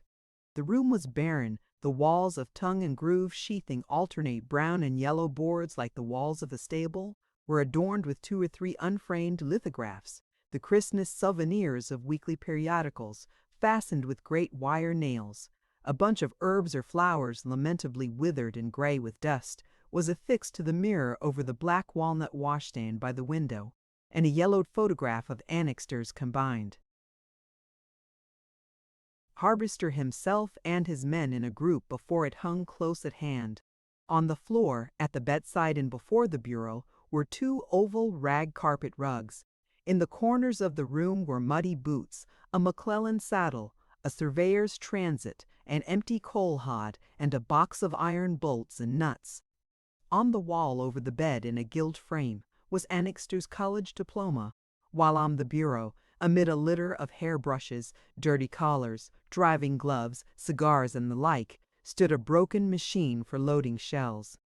It was essentially a man's room, rugged, uncouth, virile, full of the odors of tobacco, of leather, of rusty iron.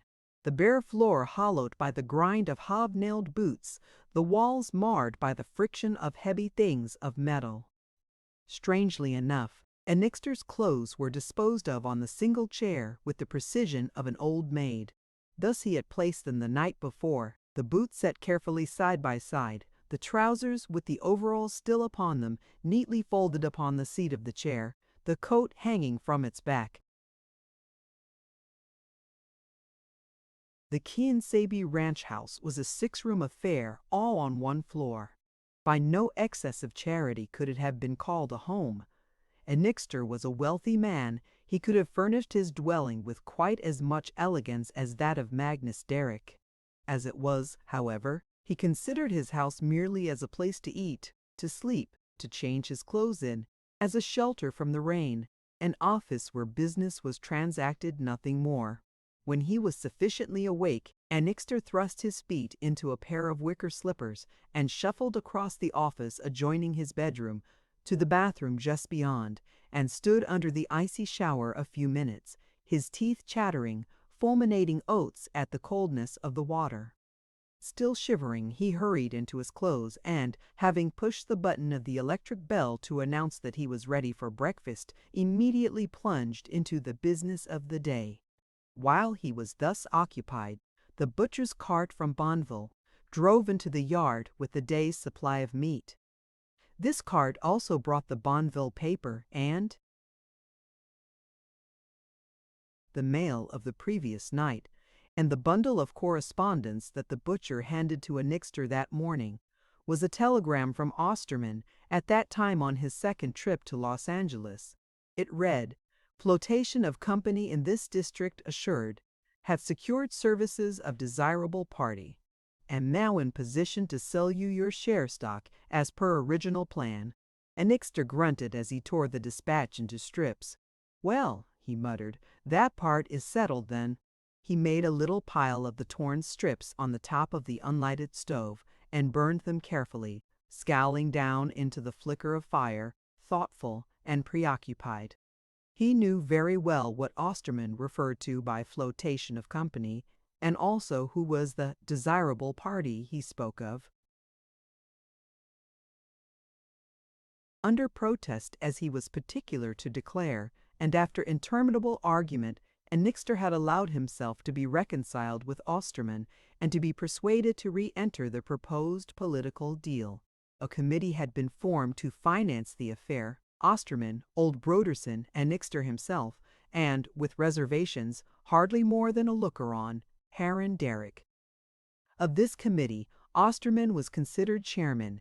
Magnus Derrick had formally and definitely refused his adherence to the scheme. He was trying to steer a middle course. His position was difficult, anomalous. If freight rates were cut through the efforts of the members of the committee, he could not very well avoid taking advantage of the new schedule. He would be the gainer, though sharing neither the risk nor the expense. But meanwhile, the days were passing. The primary elections were drawing nearer. The committee could not afford to wait, and by way of a beginning, Osterman had gone to Los Angeles, fortified by a large sum of money, a purse to which Annixter, Broderson, and himself had contributed. He had put himself in touch with Disbrow, the political man at the Denver, Pueblo, and Mojave Road, and had had 2 interviews with him. The telegram that Annixter received that morning was to say that Disbrow had been bought over and would adopt Peril as the D.P.&M. candidate for railroad commissioner from the 3rd District. One of the cooks brought up Annixter's breakfast that morning, and he went through it hastily, reading his mail at the same time and glancing over the pages of the Mercury, Genslinger's paper. The Mercury, Annixter was persuaded, received a subsidy from the Pacific and Southwestern Railroad and was hardly better than the mouthpiece by which Shelgrim and the General Office spoke to ranchers about Bonneville. An editorial in that morning's issue said, "It would not be surprising to the well-informed if the long-deferred regrade of the value of the railroad sections included in the Los Muertos, Quien Sabe, Osterman and Broderson properties was made before the 1st of the year.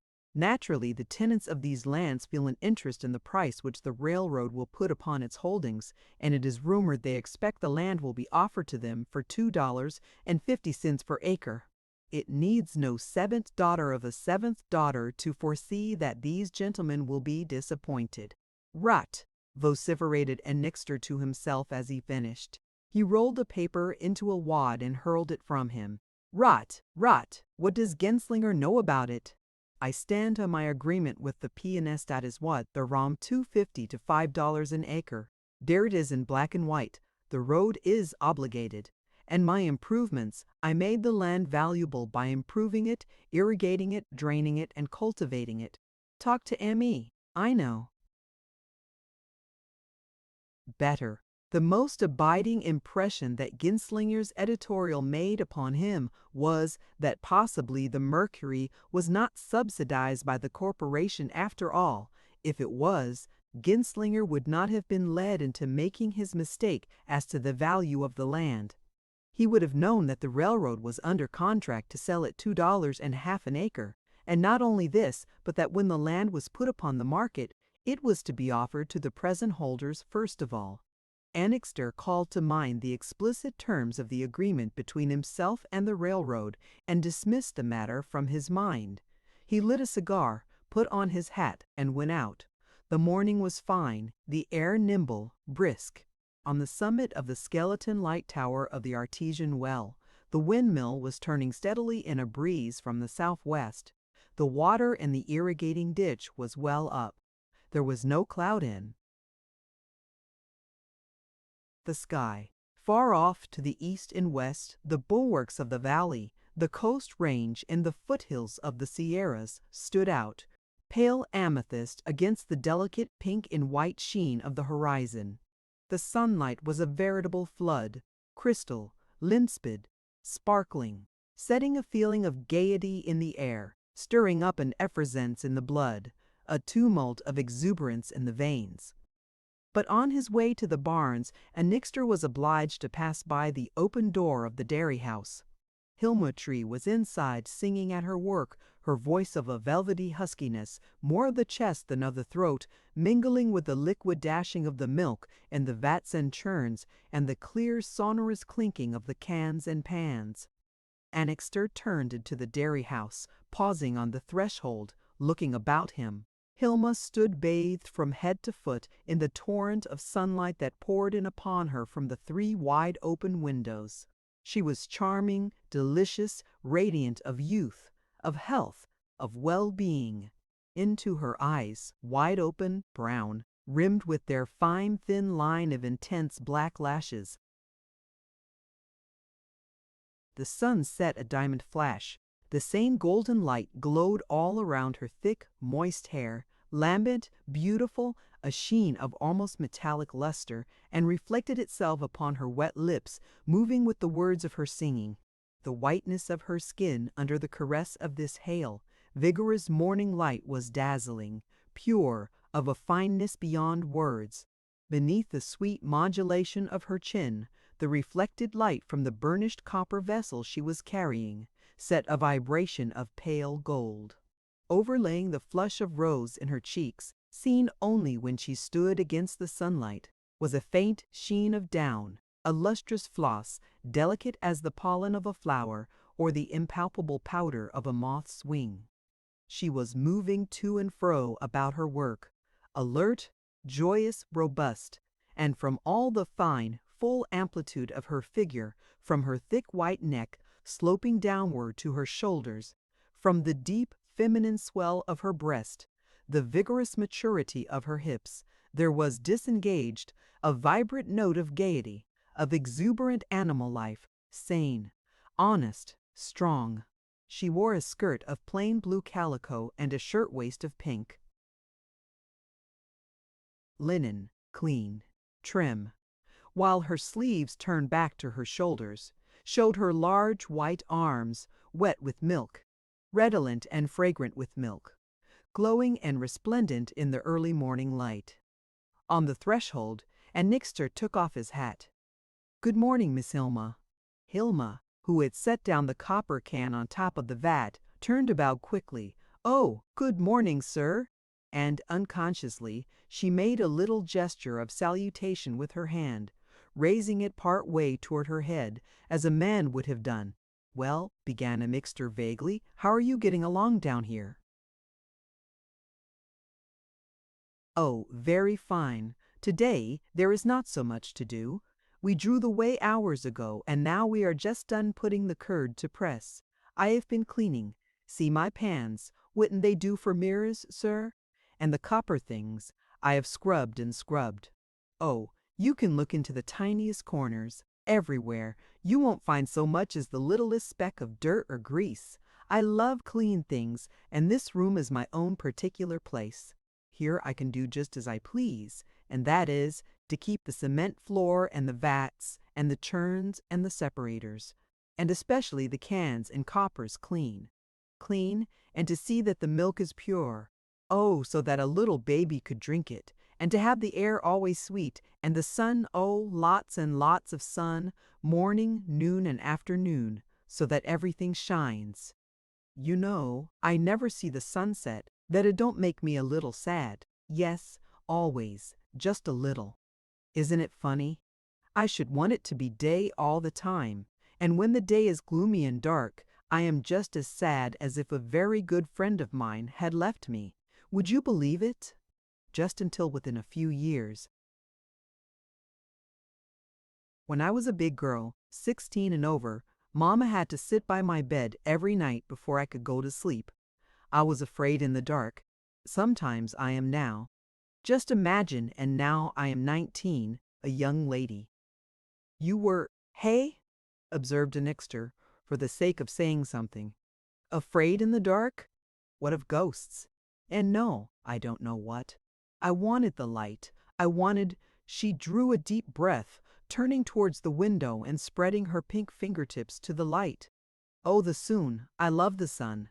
See, put your hand there on the top of the vat like that. Isn't it warm? Isn't it fine?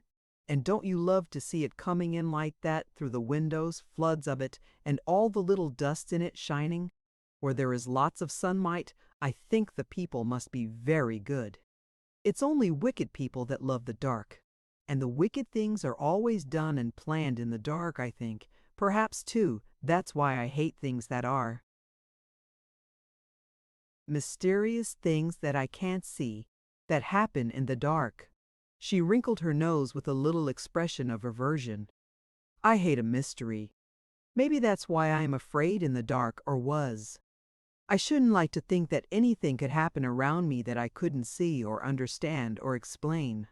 She ran on from subject to subject, positively garrulous, talking in her low-pitched voice of velvety huskiness for the mere enjoyment of putting her ideas into speech, innocently assuming that they were quite as interesting to others as to herself. She was yet a great child, ignoring the fact that she had ever grown up, taking a child's interest in her immediate surroundings, direct, straightforward, plain. While speaking, she continued about her work, rinsing out the cans with a mixture of hot water and soda, scouring them bright and piling them in the sunlight on top of the vat. Obliquely, and from between his narrowed lids, Annixter scrutinized her from time to time, more and more won over by her adorable freshness, her clean, fine youth. The clumsiness that he usually experienced in the presence of women was wearing off. Hilma Tree's direct simplicity put him at his ease. He began to wonder if he dared to kiss Hilma, and if he did dare, how she would take it. A spark of suspicion flickered up in his mind. Did not her manner imply, vaguely, an invitation? One never could tell with females. That was why she was talking so much, no doubt, holding him there, affording the opportunity. Aha! She had best look out, or he would take her at her word. "Oh, I had forgotten," suddenly exclaimed Hilma. "The very thing I wanted to show you, the new press. You remember I asked for one last month? This is it. See, this is how it works. Here is where the curds go. Look, and this cover is screwed down like this, and then you work the lever this way." She grasped the lever in both hands, throwing her weight upon it, her smooth, bare arm swelling round and firm with the effort, one slim foot in its low shoe set off with the bright steel buckle braced against the wall. "My, but that takes strength," she panted, looking up at him and smiling. "But isn't it a fine press? Just what we needed." And Annixter cleared his throat. "And where do you keep the cheeses and the butter?" He thought it very likely that these were in the cellar of the dairy. "In the cellar," answered Hilma. "Down here, see?" She raised the flap of the cellar door at the end of the room. "Would you like to see? Come down, I'll show you." She went before him down into the cool obscurity underneath, redolent of new cheese and fresh butter. Annixter followed, a certain excitement beginning to gain upon him. He was almost sure now that Hilma wanted him to kiss her. At all events, one could but try. But, as yet, he was not absolutely sure. Suppose he had been mistaken in her. Suppose she should consider herself insulted and freeze him with an icy stare. Annixter winced at the very thought of it. Better let the whole business go and get to work. He was wasting half the morning. Yet, if she did want to give him the opportunity of kissing her, and he failed to take advantage of it, what a ninny she would think him. She would despise him for being afraid. He Annixter, afraid of a fool, female girl. Why, he owed it to himself as a man to go as far as he could. He told himself that Gold Osterman would have kissed Hilma Tree weeks ago. To test his state of mind, he imagined himself as having decided to kiss her after all, and at once was surprised to experience a poignant qualm of excitement, his heart beating heavily, his breath coming short. At the same time, his courage remained with him. He was not afraid to try. He felt a greater respect for himself because of this. His self-assurance hardened within him, and as Hilma turned to him, asking him to taste a cut from one of the ripe cheeses, he suddenly stepped close to her, throwing an arm about her shoulders, advancing his head. But at the last second he bungled, hesitated. Hilma shrank from him, supple as a young reed. Annixter clutched harshly at her arm and trod his full weight upon one of her slender feet, his cheek and chin barely touching the delicate pink lobe of one of her ears, his lips brushing merely a fold of her shirt-waist between neck and shoulder.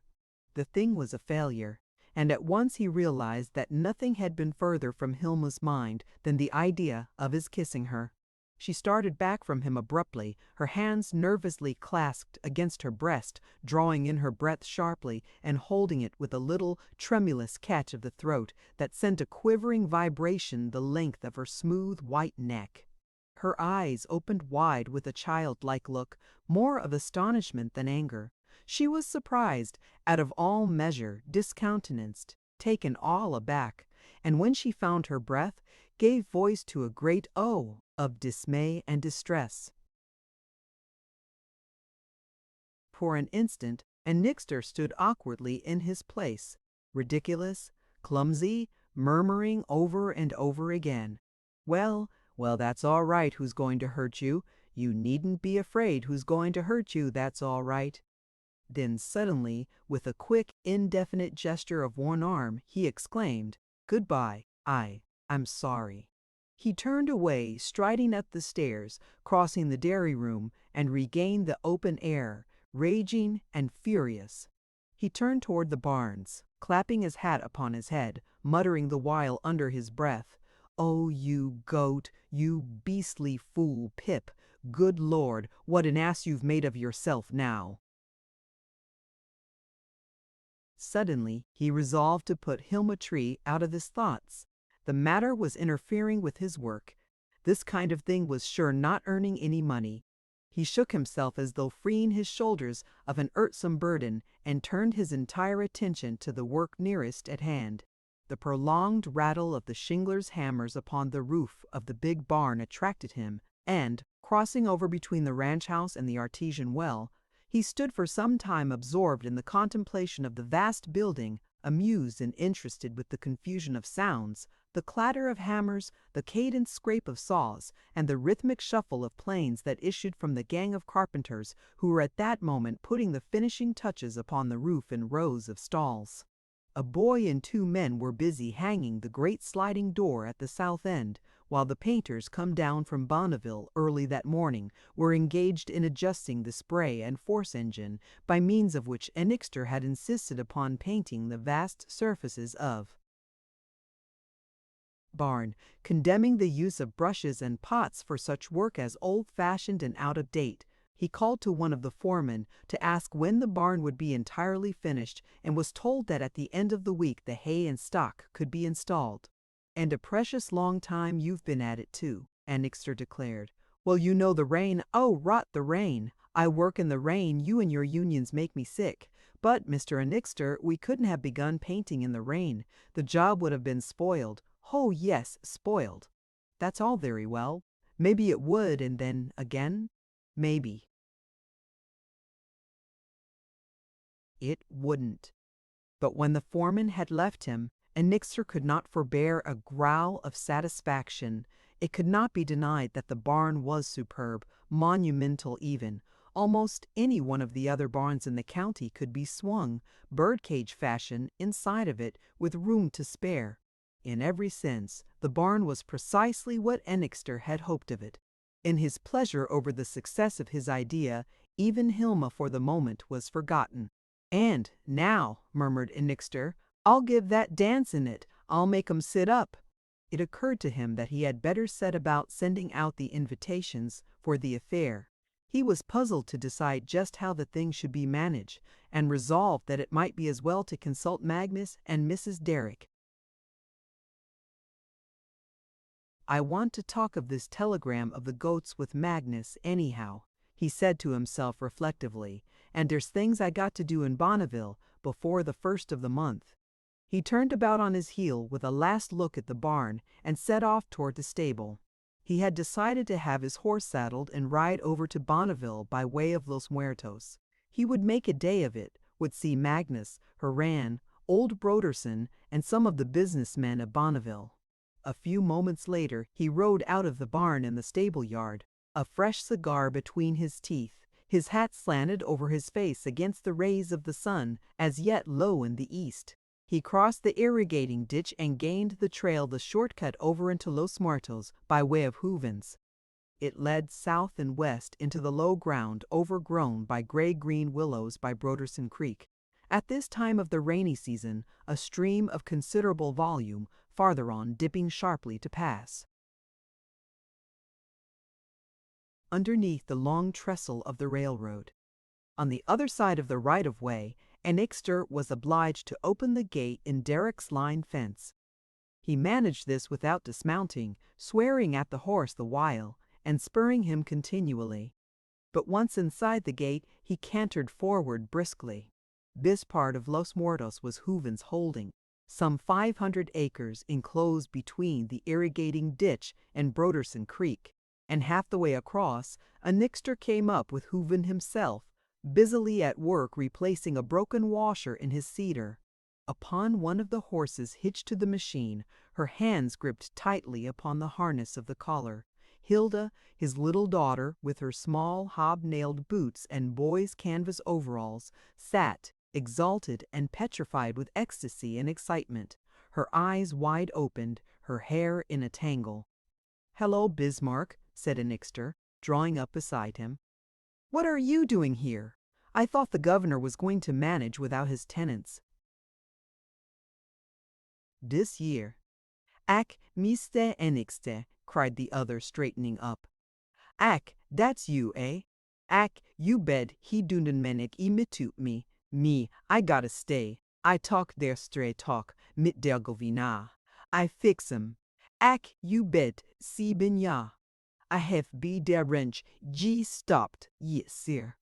Effery oder son of a gun be. Der plishi je der sash bud may. Eh? What you ting fondosi, ting?" "I think that's a crazy-looking monkey wrench you've got there," observed Annixter, glancing at the instrument in Hooven's hand. "Ash dat wrench," returned Hooven. "So, well, I tell you dose ting now where I got 'em. Say, you see dat a wrench. Dat's not American range at all. I got 'em at Gravelotte day we licked der Stofano der French. You bet. Me, I pelong to der Wertemperkadend. Dat use to support der battery von der Prinz von Hoyloha. Al der die, we lay down bei der stomach in der Feld behind der Batterie, und der Scales von der French können have explode ach donner vaki, I think if hare. Scale explode by der backside my neck. And that go on the whole day. Not doen else, not doen aber der French scale, BR, BR, BR, BRM.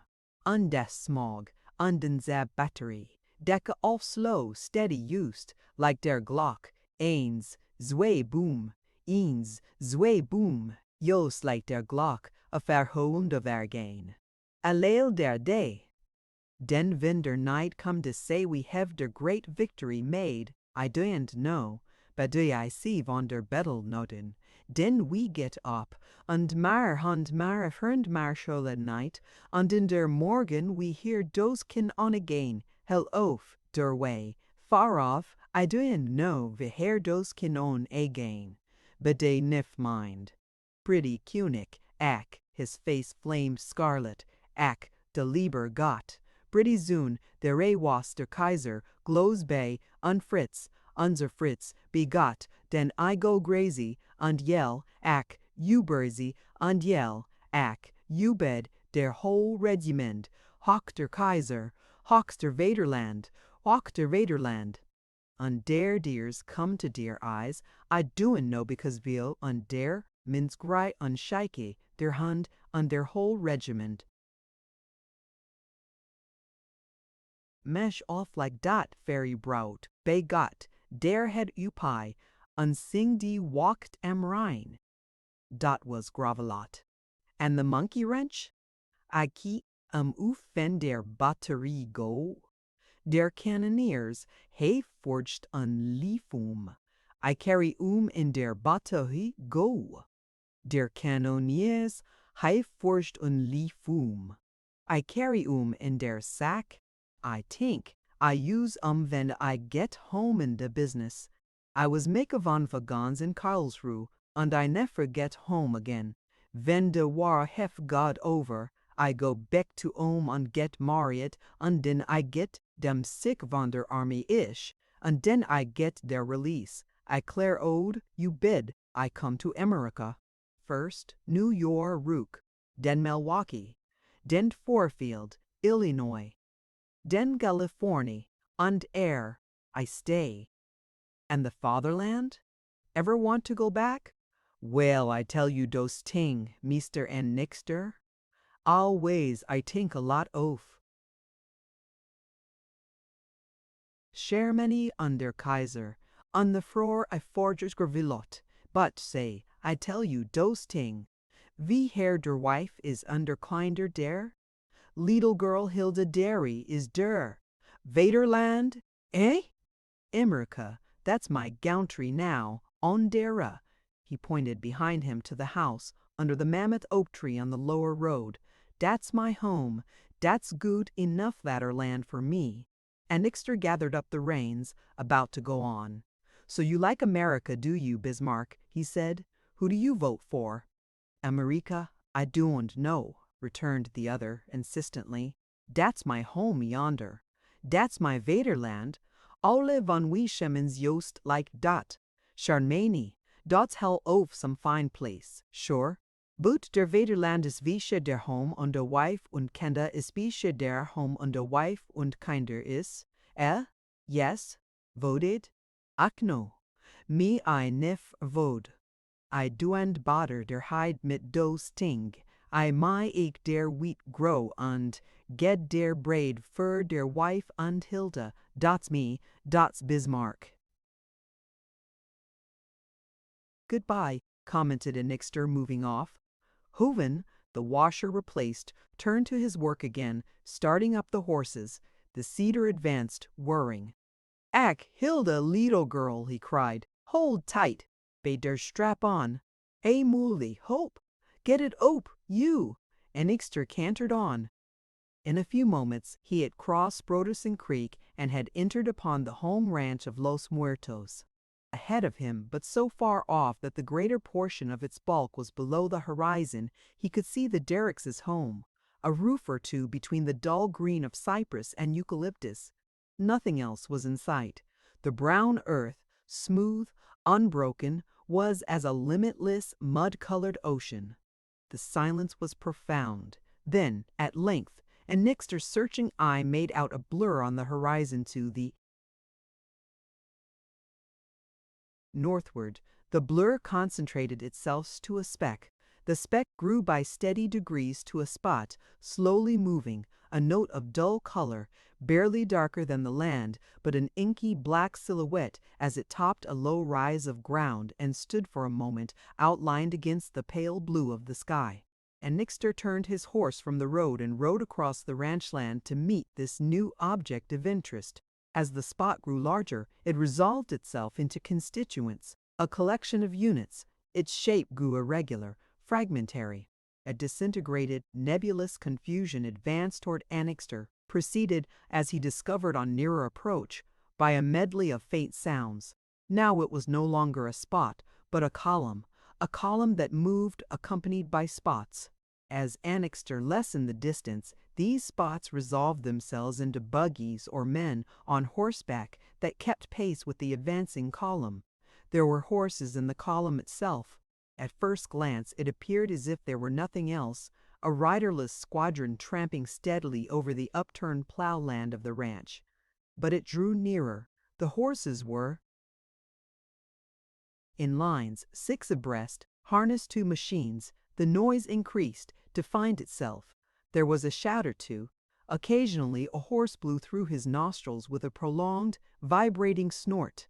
The click and clink of metalwork was incessant, the machines throwing off a continual rattle of wheels and cogs and clashing springs. The column approached nearer, was close at hand. The noises mingled to a subdued uproar, a bewildering confusion. The impact of innumerable hoofs was a veritable rumble. Machine after machine appeared, and Annixter, drawing to one side, remained for nearly 10 minutes watching and interested, while, like an array of chariots clattering, jostling, creaking, clashing, an interminable procession, machine succeeding machine, 6-horse team succeeding, 6-horse team bustling, hurried Magnus Derrick's 33-grain drills, each with its 8 hoes, went clamoring past, like in advance of military seating the Tednal the anchors. As the white mallories rented food of an entire people. When the drills had passed, and Nixter turned and rode back to the lower road, over the land now thick with seed. He did not wonder that the seeding on Los Muertos seemed to be hastily conducted. Magnus and Haran Derrick had not yet been able to make up the time lost at the beginning of the season when they had waited so long for the plows to arrive. They had been behindhand all the time. On Annixter's ranch, the land had not only been harrowed, as well as seeded, but in some cases cross-harrowed as well. The labor of putting in the vast crop was over. Now there was nothing to do but wait, while the seed silently germinated. Nothing to do but watch for the wheat to come up. When Annixter reached the ranch house of Los Muertos, under the shade of the cypress and eucalyptus trees, he found Mrs. Derrick on the porch, seated in a long wicker chair. She had been washing her hair, and the light brown locks that yet retained so much of their brightness were carefully spread in the sun over the back of her chair. Annixter could not but remark that, spite of her more than 50 years, Annie Derrick was yet rather pretty. Her eyes were still those of a young girl, just touched with an uncertain expression of innocence and inquiry, but as her glance fell upon him, he found that expression changed to one of uneasiness, of distrust, almost of aversion. The night before this, after Magnus and his wife had gone to bed, they had lain awake for hours, staring up into the dark, talking.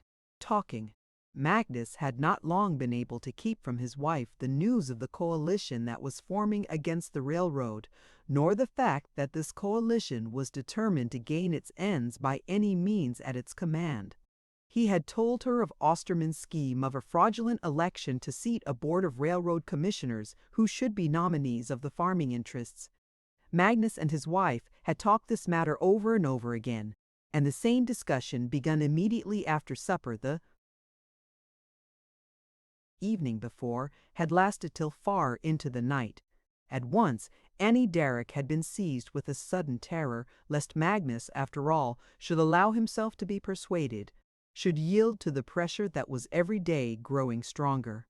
None better than she knew the iron integrity of her husband's character. None better than she remembered how his dearest ambition, that of political preferment, had been thwarted by his refusal to truckle, to connive, to compromise with his ideas of right. Now, at last, there seemed to be a change. Long-continued oppression, petty tyranny, injustice, and extortion had driven him to exasperation. Esperman's insults still rankled. He seemed nearly ready to countenance Osterman's scheme. The very fact that he was willing to talk of it to her so often and at such great length was proof positive that it occupied his mind. The pity of it, the tragedy of it.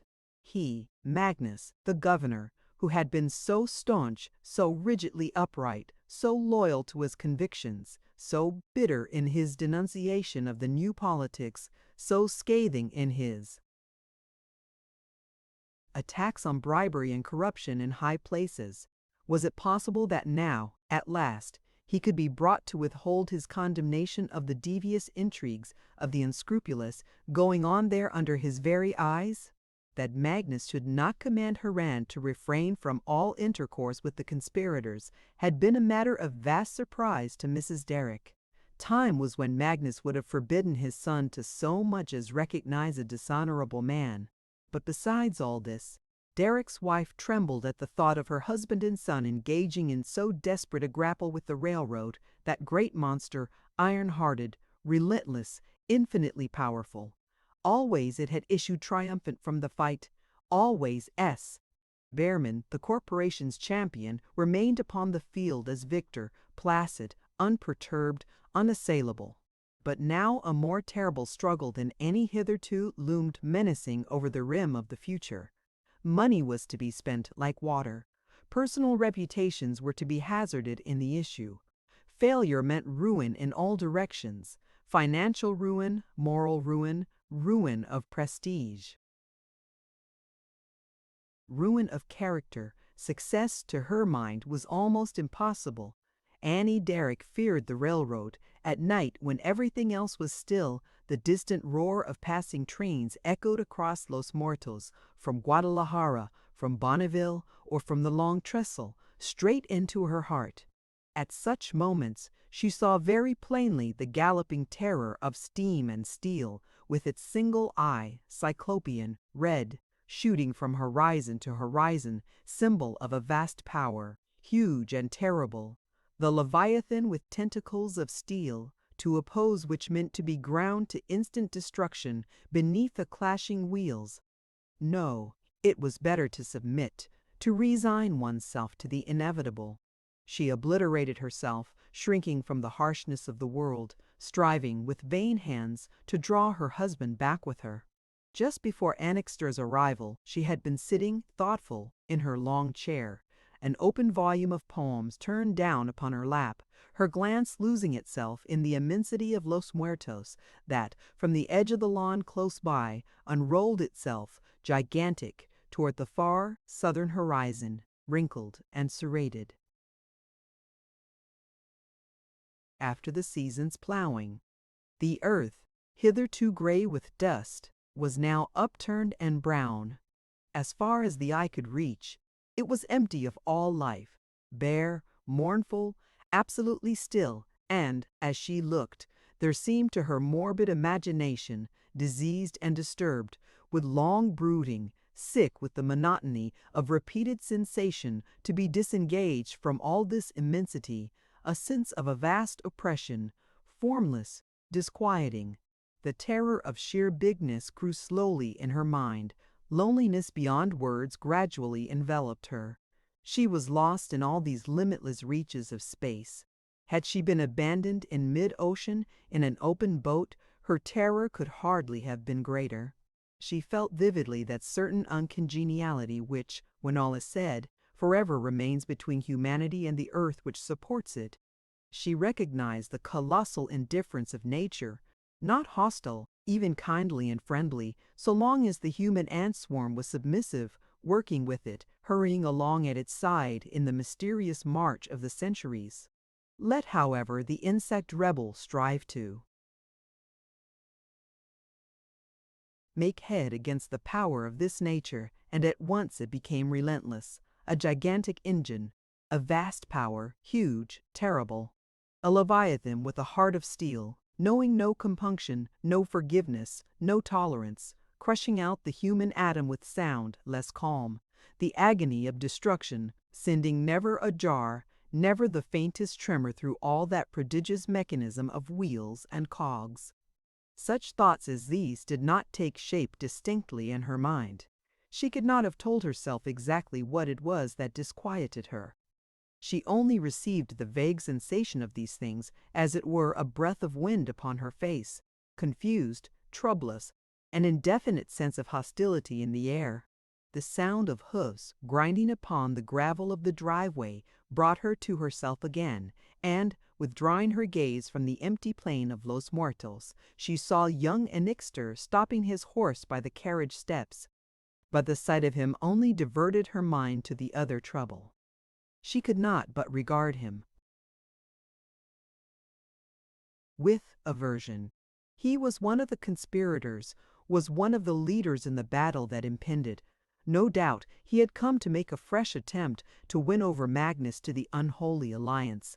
However, there was little trace of enmity in her greeting. Her hair was still spread, like a broad patch of back, and she made that her excuse for not getting up. In answer to Annixter's embarrassed inquiry after Magnus, she sent the Chinese cook to call him from the office, and Annixter, after tying his horse to the ring driven into the trunk of one of the eucalyptus trees, came up to the porch and, taking off his hat, sat down upon the steps. "Is Haran anywhere about?" he asked. "I'd like to see Haran, too." "No," said Mrs. Derrick. "Haran went to Bonneville early this morning." She glanced toward Annixter nervously, without turning her head, lest she should disturb her outspread hair. "What is it you want to see Mr. Derrick about?" she inquired hastily.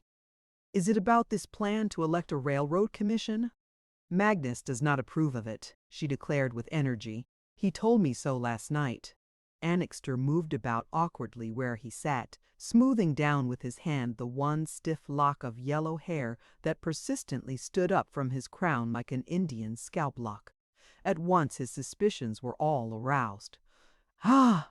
This female woman was trying to get a hold on him, trying to involve him in a petticoat mess, trying to cajole him. Upon the instant he became very crafty. An excess of prudence promptly congealed his natural impulses. In an actual spasm of caution, he scarcely trusted himself to speak, terrified lest he should commit himself to something. He glanced about apprehensively, praying that Magnus might join them speedily, relieving the tension. "I came to see about giving a dance in my new barn," he answered, scowling into the depths of his hat, as though reading from notes he had concealed there. "I wanted to ask how I should send out the invites. I thought of just putting an addot in the Mercury." But as he spoke, Presley had come up behind Annixter in time to get the drift of the conversation, and now observed, "That's nonsense, Buck. You're not giving a public ball. You must send out invitations." "Hello, Presley, you there?" exclaimed Annixter, turning round. The two shook hands. "Send out invitations?" repeated Annixter uneasily. "Why must I? Because that's the only way to do." "It is it?" answered Annixter, perplexed and troubled. No other man of his acquaintance could have so contradicted Annixter without provoking a quarrel upon the instant. Why the young rancher, irascible, obstinate, belligerent, should invariably defer to the poet, was an inconsistency never to be explained. It was with great surprise that Mrs. Derrick heard him continue. "Well, I suppose you know what you're talking about, Prez. Must have written invites, hey?" "Of course. Typewritten? Why, what an ass you are, Buck," observed Presley calmly. "Before you get through with it you will probably insult 3/4 of the people you intend to invite and have about 100 quarrels on your hands, and a lawsuit or 2. However, before Annixter could reply, Magnus came out on the porch, erect, grave, freshly shaven. Without realizing what he was doing, Annixter instinctively rose to his feet. It was as though Magnus was a commander-in-chief of an unseen army, and he a subaltern. There was some little conversation as to the proposed dance, and then Annixter found an excuse for drawing the governor aside. Mrs. Derrick watched the two with eyes full of poignant anxiety as they slowly paced the length of the graveled driveway to the road gate, and stood there, leaning upon it, talking earnestly. Magnus tall, thin-lipped, impassive, one hand in the breast of his frock-coat, his head bare, his keen blue eyes fixed upon Annixter's face. Annixter came at once to the main point. "I got a wire from Osterman this morning, Governor, and well, we've got Disbrow. That means that the Denver, Pueblo, and Mojave is back of us. There's half the fight won, first off." "Osterman bribed him, I suppose," observed Magnus. Annixter raised a shoulder vexatiously. "You've got to pay for what you get," he returned. "You don't get something for nothing, I guess. Governor," he went on, "I don't see how you can stay out of this business much longer.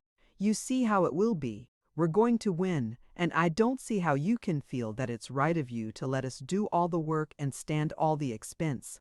There's never been a movement of any importance that went on around you that you weren't the leader in it. All Tulare County, all the San Joaquin for that matter, knows you. They want a leader, and they are looking to you. I know how you feel about politics nowadays. But, Governor, standards have changed since your time. Everybody plays the game now, as we are playing it the most honorable men.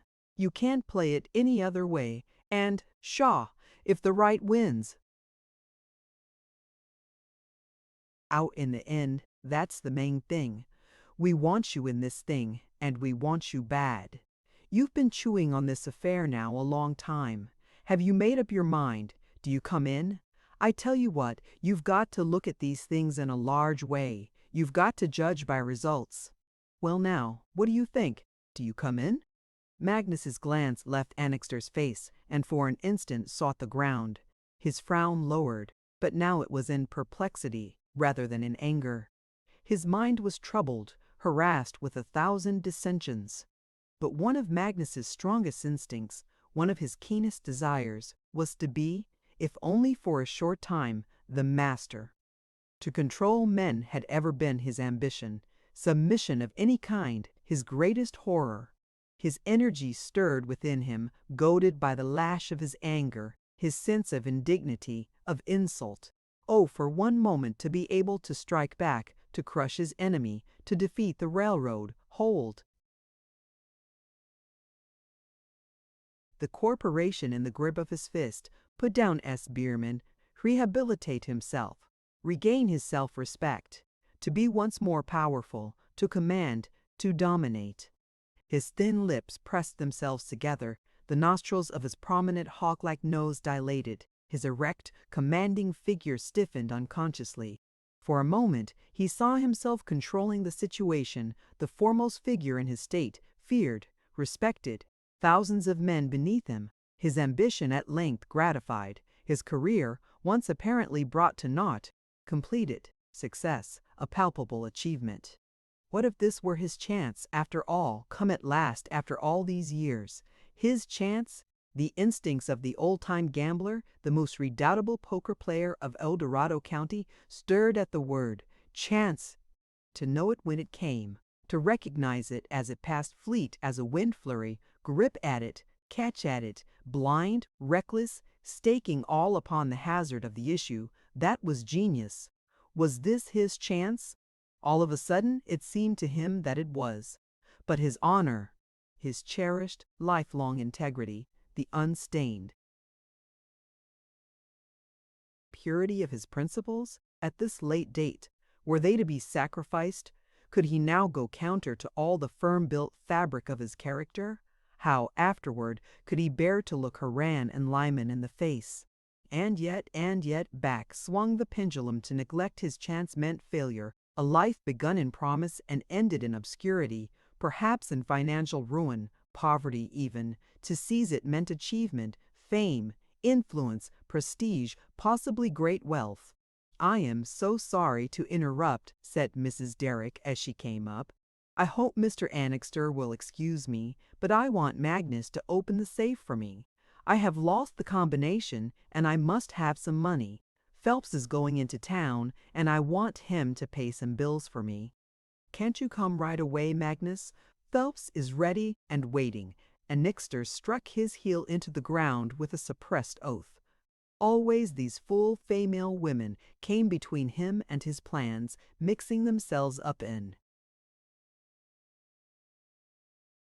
his affairs. Magnus had been on the very point of saying something, perhaps committing himself to some course of action, and, at precisely the wrong moment, his wife had cut in.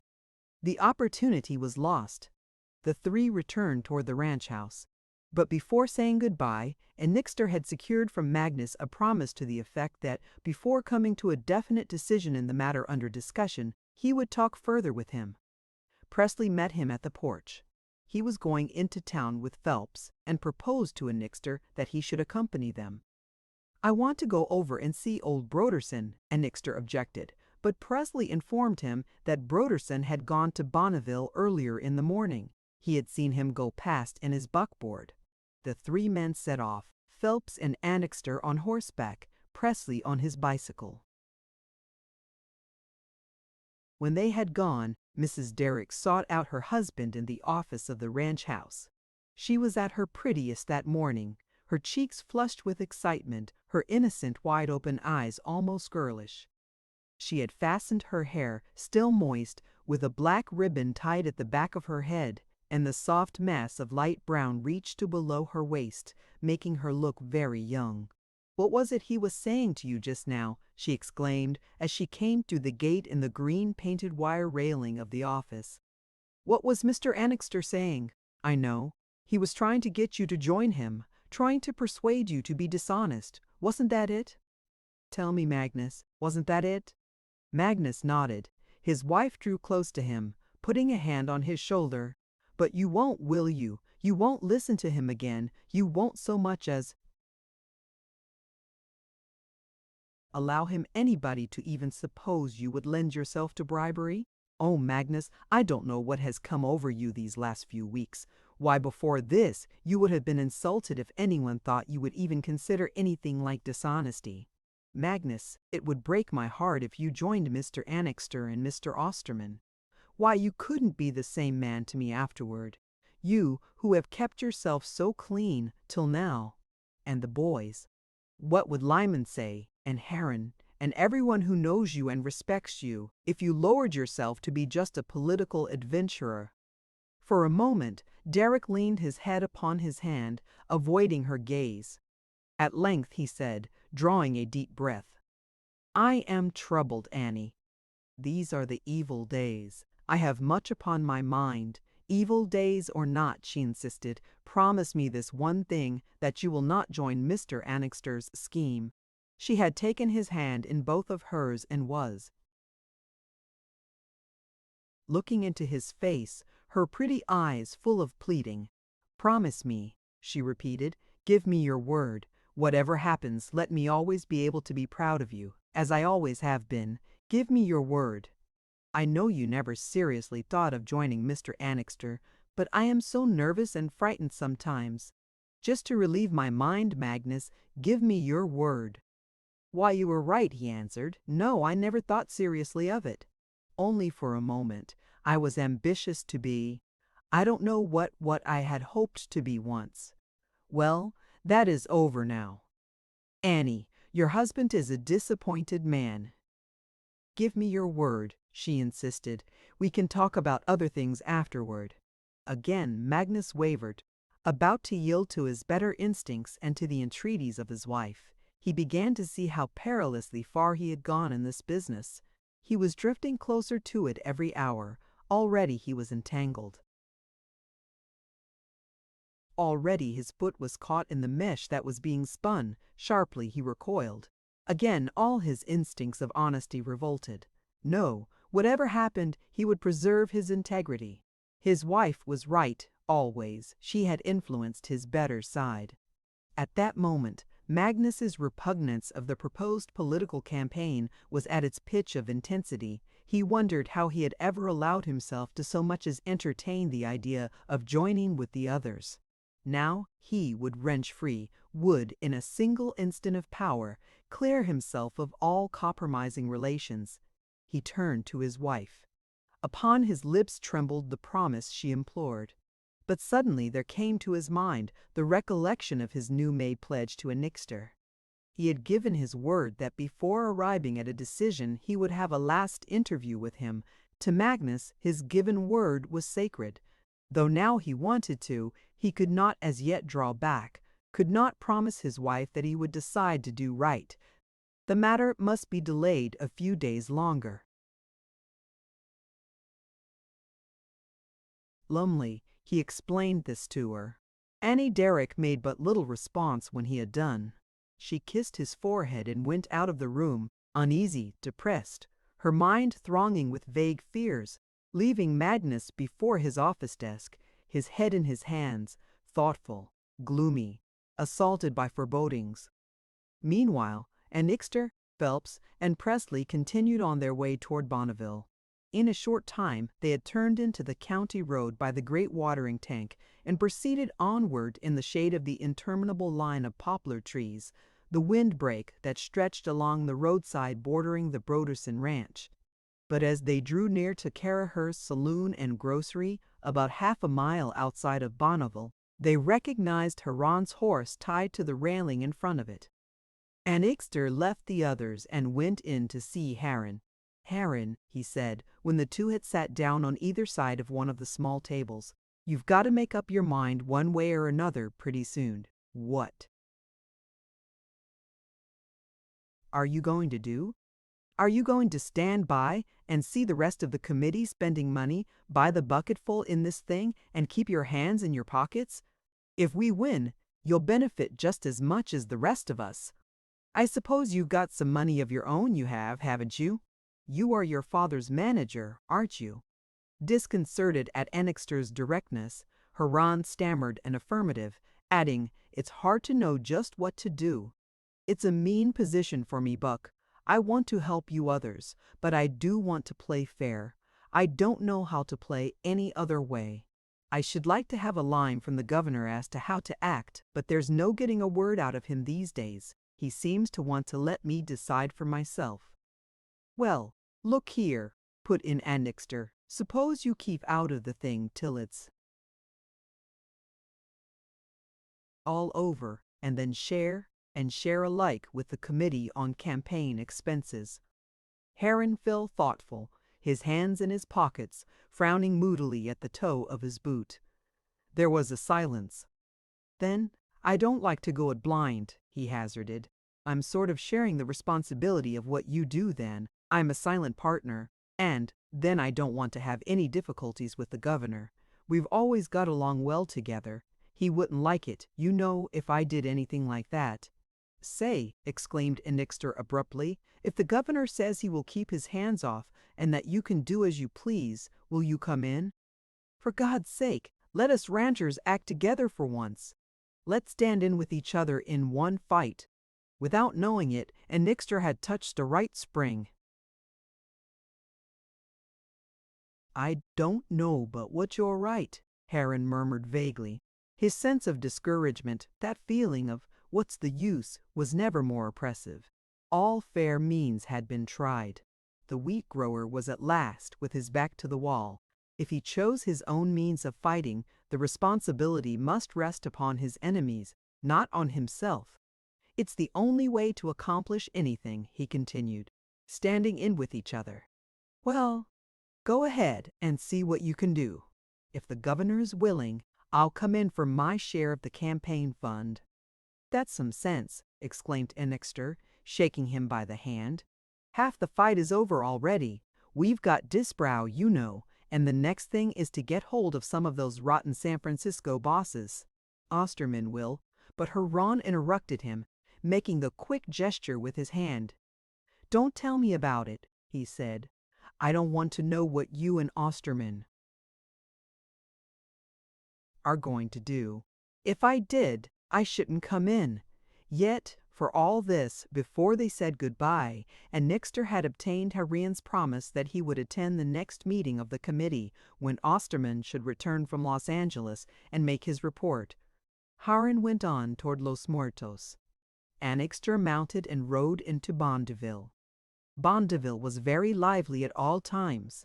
It was a little city of some 20 or 30,000 inhabitants, where, as yet, the city hall, the high school building, and the opera house were objects of civic pride. It was well governed, beautifully clean, full of the energy and strenuous young life of a new city. An air of the briskest activity pervaded its streets and sidewalks. The business portion of the town, centering about Main Street, was always crowded. Annixter, arriving at the post office, found himself involved in a scene of swiftly shifting sights and sounds: saddle horses, farm wagons, the inevitable Studebakers, buggies gray with the dust of country roads, buckboards with squashes and grocery packages stowed under the seat, two-wheeled sulkies and training carts were hitched to the gnawed railings and zinc-sheathed telegraph poles along the curb.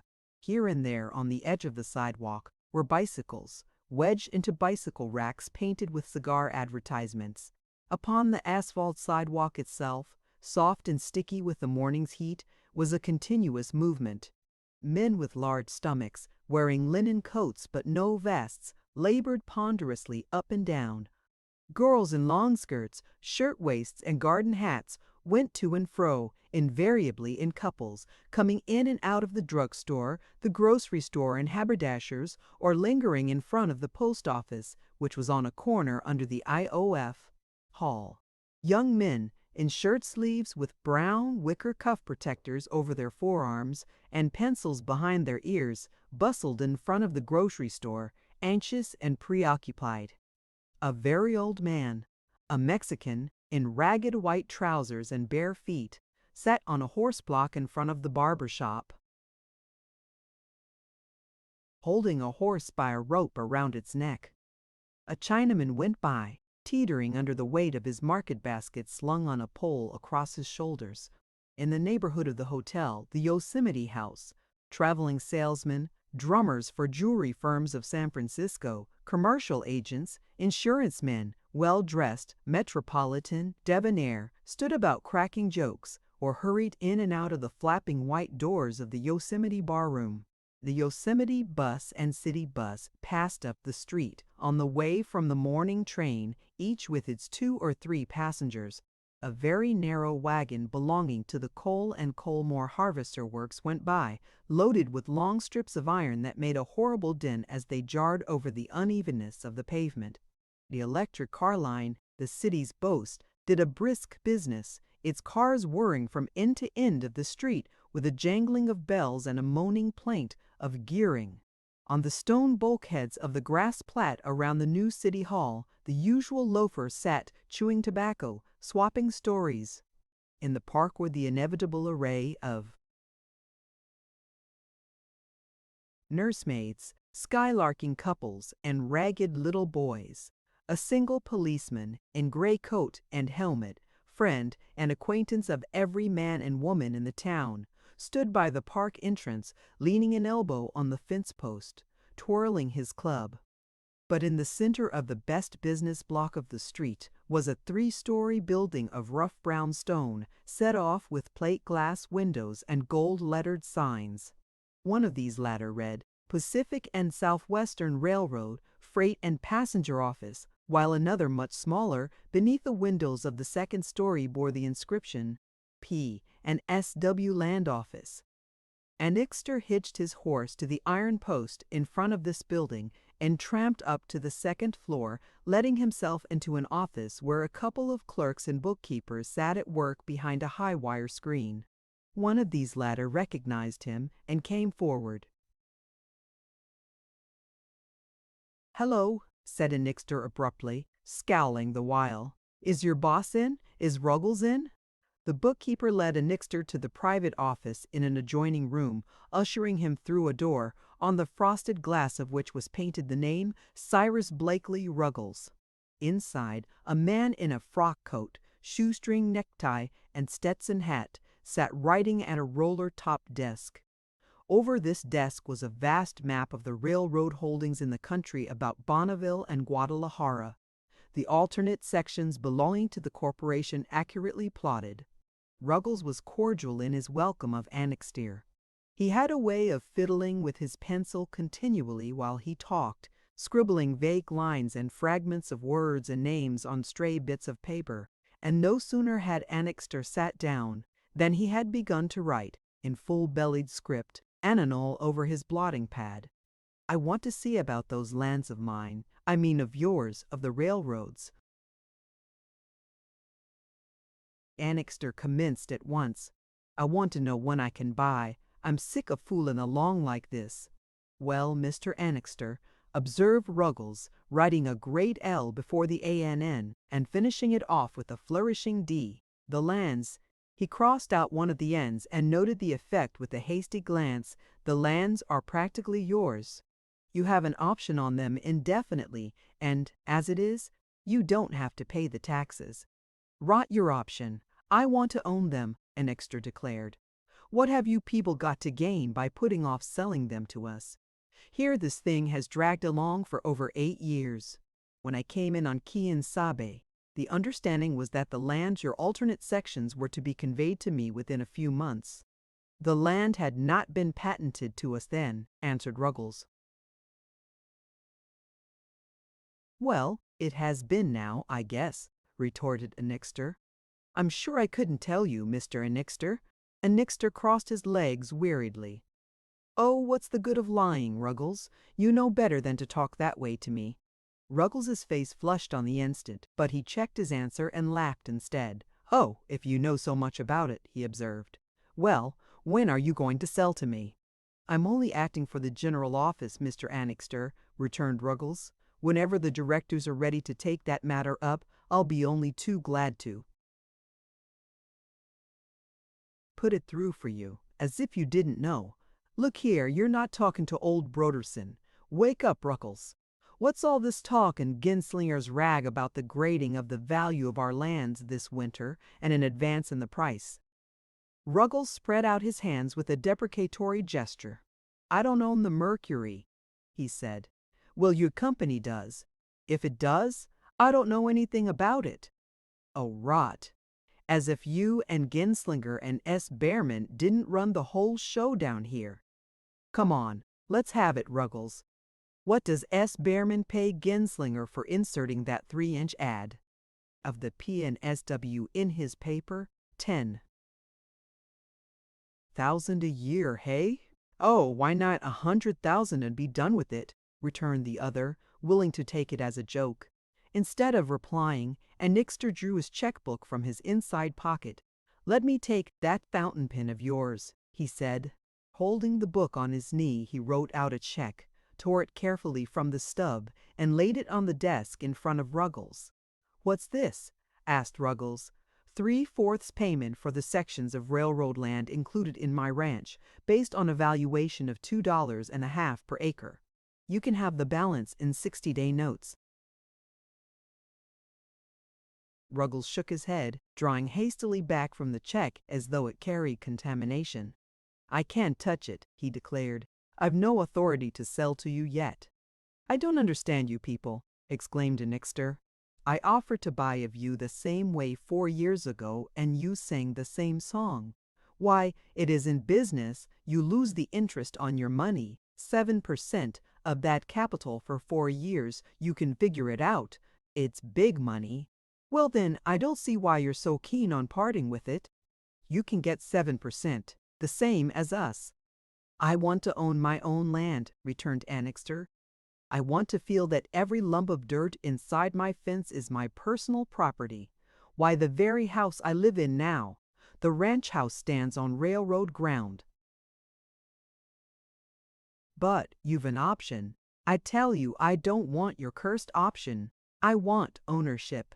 And it's the same with Magnus Derrick and old Broderson and Osterman and all the ranchers of the county. We want to own our land, want to feel we can do as we blame please with it. Suppose I should want to sell Quien Sabe. I can't sell it as a whole till I bought of you. I can't give anybody a clear title. The land has doubled in value 10 times over again since I came in on it and improved it. It's worth easily 20 an acre now. But I can't take advantage of that rise in value so long as you won't sell, so long as I don't own it. You're blocking me. But, according to you, the railroad can't take advantage of the rise in any case. According to you, you can sell for $20, but we can only get 2.5. Who made it worth 20? Cried Annixter. I've improved it up to that figure. Genslinger seems to have that idea in his nut too. Do you people think you can hold that land untaxed for speculative purposes until it goes up to $30 and then sell out to someone else? Sell it over our heads? You and Genslinger weren't in office when those contracts were drawn. You ask your boss. You ask S. Behrman. He knows. The general office is pledged to sell to us in preference to anyone else for 2.5. Well, observed Ruggles decidedly, tapping the end of his pencil on his desk and leaning forward to emphasize his words, we're not selling now. That's said and signed, Mr. Annixter. Why not? Come, spit it out. What's the bunco game this time? Because we're not ready. Here's your check. You won't take it? No. I'll make it a cash payment, money down the whole of it, payable to Cyrus Blakely Ruggles for the P&SW. No. Third and last time. No. Oh, go to the devil. I don't like your tone, Mr. Annixter, returned Ruggles, flushing angrily. I don't give a curse whether you like it or not, retorted Annixter, rising and thrusting the check into his pocket. But never you mind, Mr. Ruggles. You and S. Behrman and Genslinger and Shelgram and the whole gang of thieves of You wake this state of California up some of these days by going just one little bit too far, and there'll be an election of railroad commissioners of, by, and for the people. That'll get a twist of you, my bunco steering friend, you and your backers and cappers and swindlers and thimble riggers, and smash you, lock, stock, and barrel. that's my tip to you, and be damned to you, Mr. Cyrus Blackleg Ruggles." Annixter stormed out of the room, slamming the door behind him, and Ruggles, trembling with anger, turned to his desk and to the blotting pad written all over with the words "lands, $20, 2.5, opitchin," and over again, with great swelling curves and flourishes, "railroad, railroad, railroad, railroad." But as Annixter passed into the outside office, on the other side of the wire partition, he noted the figure of a man at the counter in conversation with one of the clerks. There was something familiar to Annixter's eye about the man's heavy built frame, his great shoulders and massive back, and as he spoke to the clerk in a tremendous, rumbling voice, Annixter promptly recognized Dyke. There was a meeting. Annixter liked Dyke, as did everyone else in and about Bonneville. He paused now to shake hands with the discharged engineer and to ask about his little daughter, Sydney, to whom he knew Dyke was devotedly attached. "Smartest little tad in Tulare County," asserted Dyke. "She's getting prettier every day, Mr. Annixter. There's a little tad that was just born to be a lady, can recite the whole of Snowbound without ever stopping. You don't believe that, maybe, hey? Well, it's true.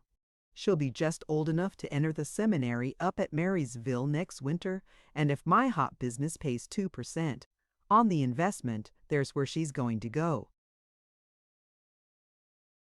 "How's it coming on?" inquired Annixter. "The hop ranch? Prime. I've about got the land in shape, and I've engaged a foreman who knows all about hops. I've been in luck.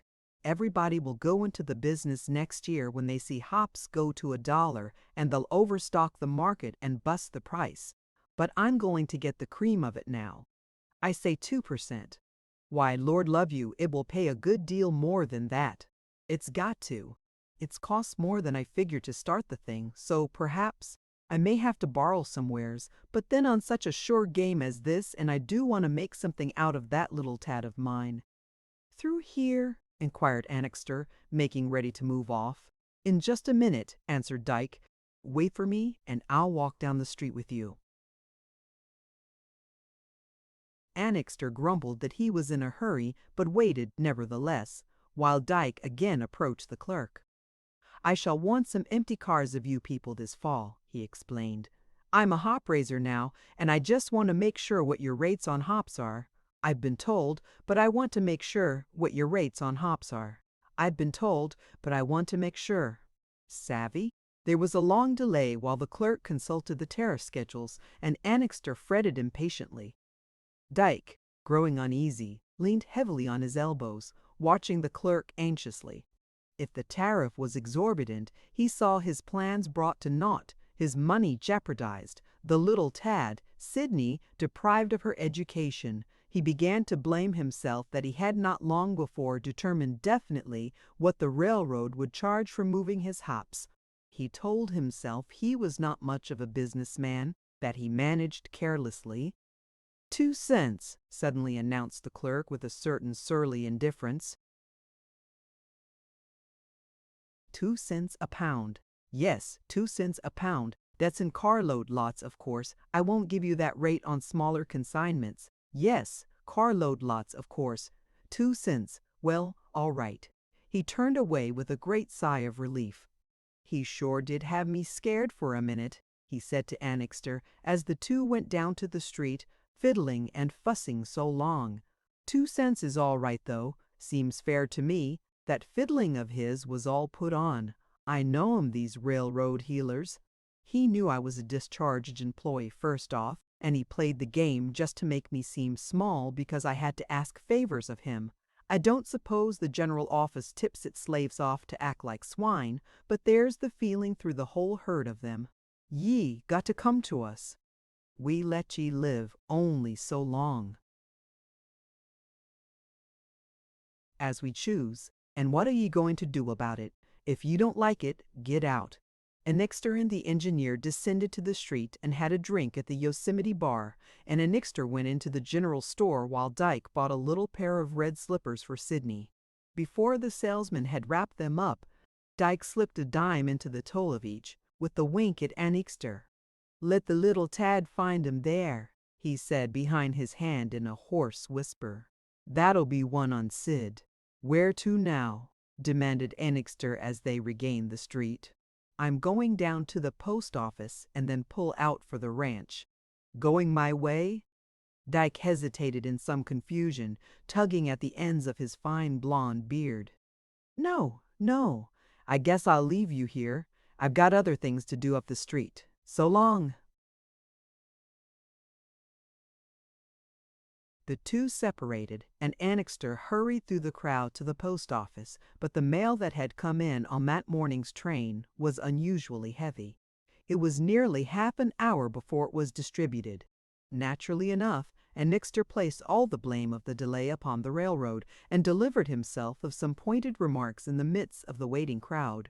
He was irritated to the last degree when he finally emerged upon the sidewalk again, cramming his mail into his pockets.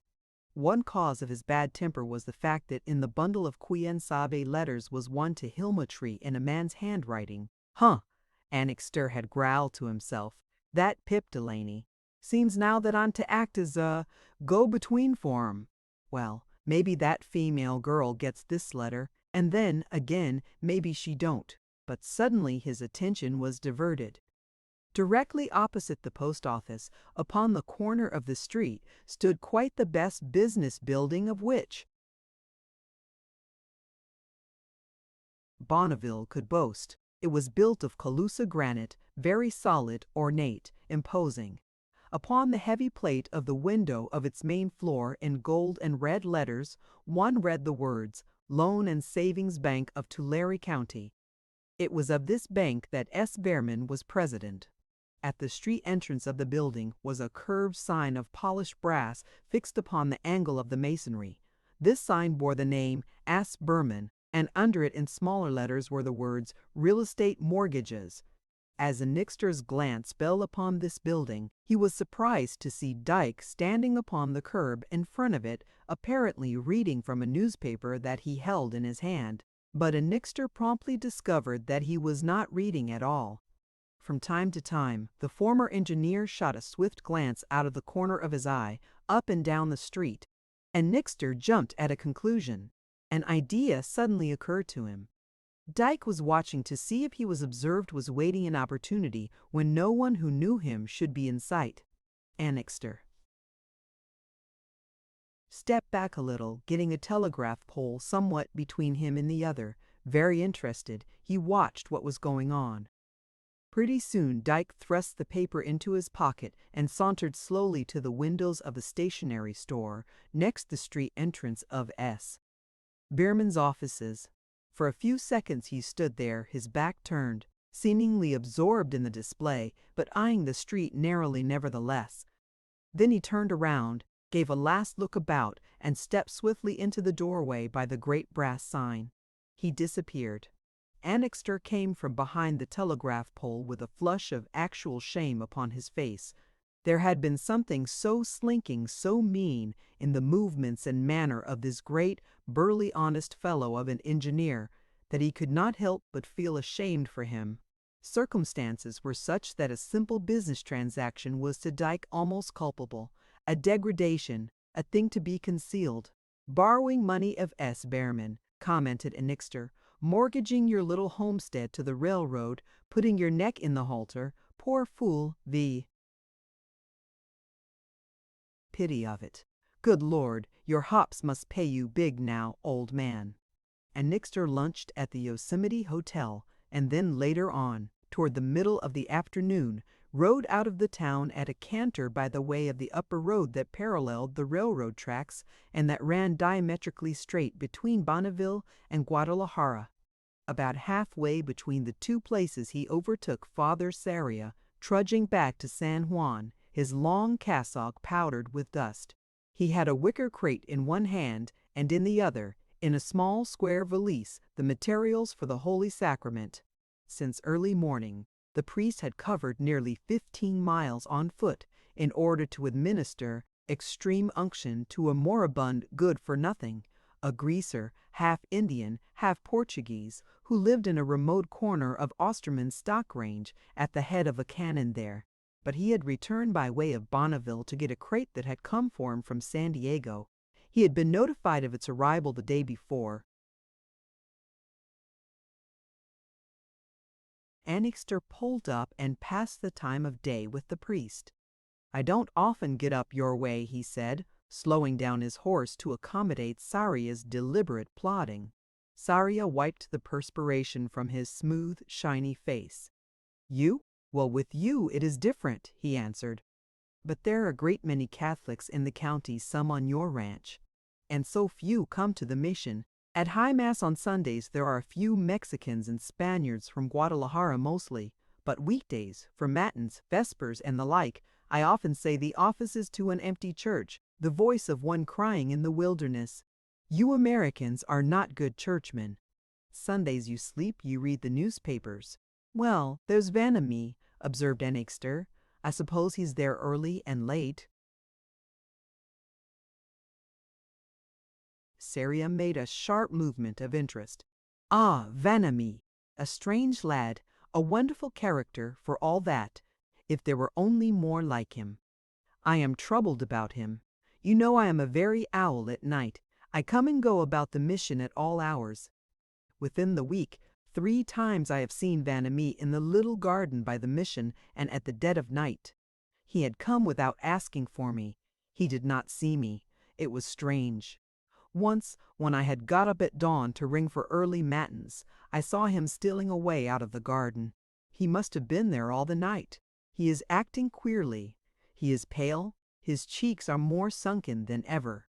There is something wrong with him. I can't make it out. It is a mystery. Suppose you ask him."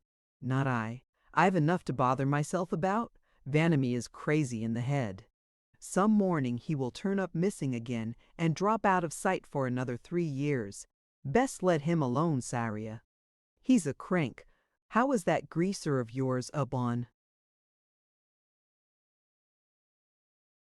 Osterman's stock range?" "Ah, the poor fellow, returned the other, the tears coming to his eyes. "He died this morning, as you might say, in my arms painfully, but in the faith, in the faith. A good fellow, a lazy, cattle-stealing, knife in his boot, doggo. You misjudge him. A really good fellow, on better acquaintance." Annixter grunted scornfully. Saria's kindness and goodwill toward the most outrageous reprobates of the ranches was proverbial. He practically supported some half-dozen families that lived in forgotten cabins, lost and all but inaccessible, in the far corners of stock range and canyon. This particular greaser was the laziest, the dirtiest, the most worthless of the lot. But in Saria's mind, the lout was an object of affection, sincere, unquestioning, thrice a week that John priest, with a basket of provisions, cold ham, a bottle of wine, olives, loaves of bread, even a chicken or two, toiled over the interminable stretch of country between the mission and his cabin. Of late, during the rascal's sickness, these visits had been almost daily. Hardly once did the priest leave the bedside that he did not slip a $50 into the palm of his wife or oldest daughter, and this was but one case out of many. His kindliness toward animals was the same. A horde of mange corroded curs lived off his bounty, wolfish, ungrateful, often marking him with their teeth, yet never knowing the meaning of a harsh word. A burro, overfed, lazy, incorrigible, browsed on the hill back of the mission, obstinately refusing to be harnessed to Saria's little cart, squealing and biting whenever the attempt was made, and the priest suffered him, submitting to his humor, inventing excuses for him, alleging that the burro was foundered, or was in need of shoes, or was feeble from extreme age. The 2 peacocks, magnificent, proud, cold-hearted, resenting all familiarity, he served with the timorous, apologetic affection of a queen's lady-in-waiting, resigned to their disdain, happy if only they condescended to enjoy the grain he spread for them. At the long trestle, Annixter and the priest left the road and took the trail that crossed Broderson Creek by the clumps of gray-green willows and led across Quien Sabe to the ranch house and to the mission farther on. They were obliged to proceed in single file here, and Annixter, who had allowed the priest to go in front, promptly took notice of the wicker basket he carried. Upon his inquiry, Saria became confused. It was a basket that he had sent down to him from the city. "Well, I know, but what's in it? Why, I'm sure, poultry, a chicken or two." Fancy breed. Yes, that's it, a fancy breed. At the ranch house, where they arrived toward 5 o'clock, Annixter insisted that the priest should stop long enough for a glass of sherry. Saria left the basket and his small black valise at the foot of the porch steps and sat down in a rocker on the porch itself, fanning himself with his broad-brimmed hat and shaking the dust from his cassock. Annixter brought out the decanter of sherry and glasses, and the two drank to each other's health. But as the priest set down his glass, wiping his lips with a murmur of satisfaction, the decrepit Irish setter that had attached himself to Annixter's house came out from underneath the porch and nosed vigorously about the wicker basket. He upset it. The little peg holding down the cover slipped, the basket fell sideways, opening as it fell, and a cock, his head enclosed in a little chamois bag, such as are used for gold watches, struggled blindly out into the open air. A second, similarly hooded, followed. The pair, stupefied in their headgear, stood rigid and bewildered in their tracks, clucking uneasily. Their tails were closely sheared. Their legs, thickly muscled and extraordinarily long, were furnished with enormous, cruel-looking spurs. The breed was unmistakable. Annixter looked once at the pair, then shouted with laughter, "Poultry, a chicken or two, fancy breed, ho! Yes, I should think so. Gamecocks, fighting cocks, oh, you old rat! You'll be a dry nurse to a burrow and keep a hospital for infirm puppies. But you will fight gamecocks. Oh, Lord! Why, Saria, this is as good a grind as I ever heard. There's the Spanish cropping out after all." Speechless with chagrin, the priest bundled the cocks into the basket and, catching up the valise, took himself abruptly away, almost running till he had put himself out of hearing of Annixter's raillery. And even 10 minutes later, when Annixter, still chuckling, stood upon the porch steps, he saw the priest, far in the distance, climbing the slope of the high ground, in the direction of the mission, still hurrying on at a great pace, his cassock flapping behind him, his head bent. To Annixter's notion, the very picture of discomfiture and confusion. As Annixter turned about to re-enter the house, he found himself almost face to face with Hilma Tree. She was just going in at the doorway, and a great flame of the sunset, shooting in under the eaves of the porch, enveloped her from her head, with its thick, moist hair that hung low over her neck to her slim feet, setting a golden flash in the little steel buckles of her low shoes. She had come to set the table for Annixter's supper. Taken all aback by the suddenness of the encounter, Annixter ejaculated an abrupt and senseless, "Excuse me." But Hilma, without raising her eyes, passed on unmoved into the dining room, leaving Annixter trying to find his breath and fumbling with the brim of his hat that he was surprised to find he had taken from his head. Resolutely, and taking a quick advantage of his opportunity, he followed her into the dining room. "I see that dog has turned up," he announced with brisk cheerfulness, "that Irish setter I was asking about." Hilma, a swift pink flush deepening the delicate rose of her cheeks, did not reply, except by nodding her head. She flung the tablecloth out from under her arms across the table, spreading it smooth with quick little caresses of her hands. There was a moment's silence, then Annixter said, "Here's a letter for you." He laid it down on the table near her, and Hilma picked it up.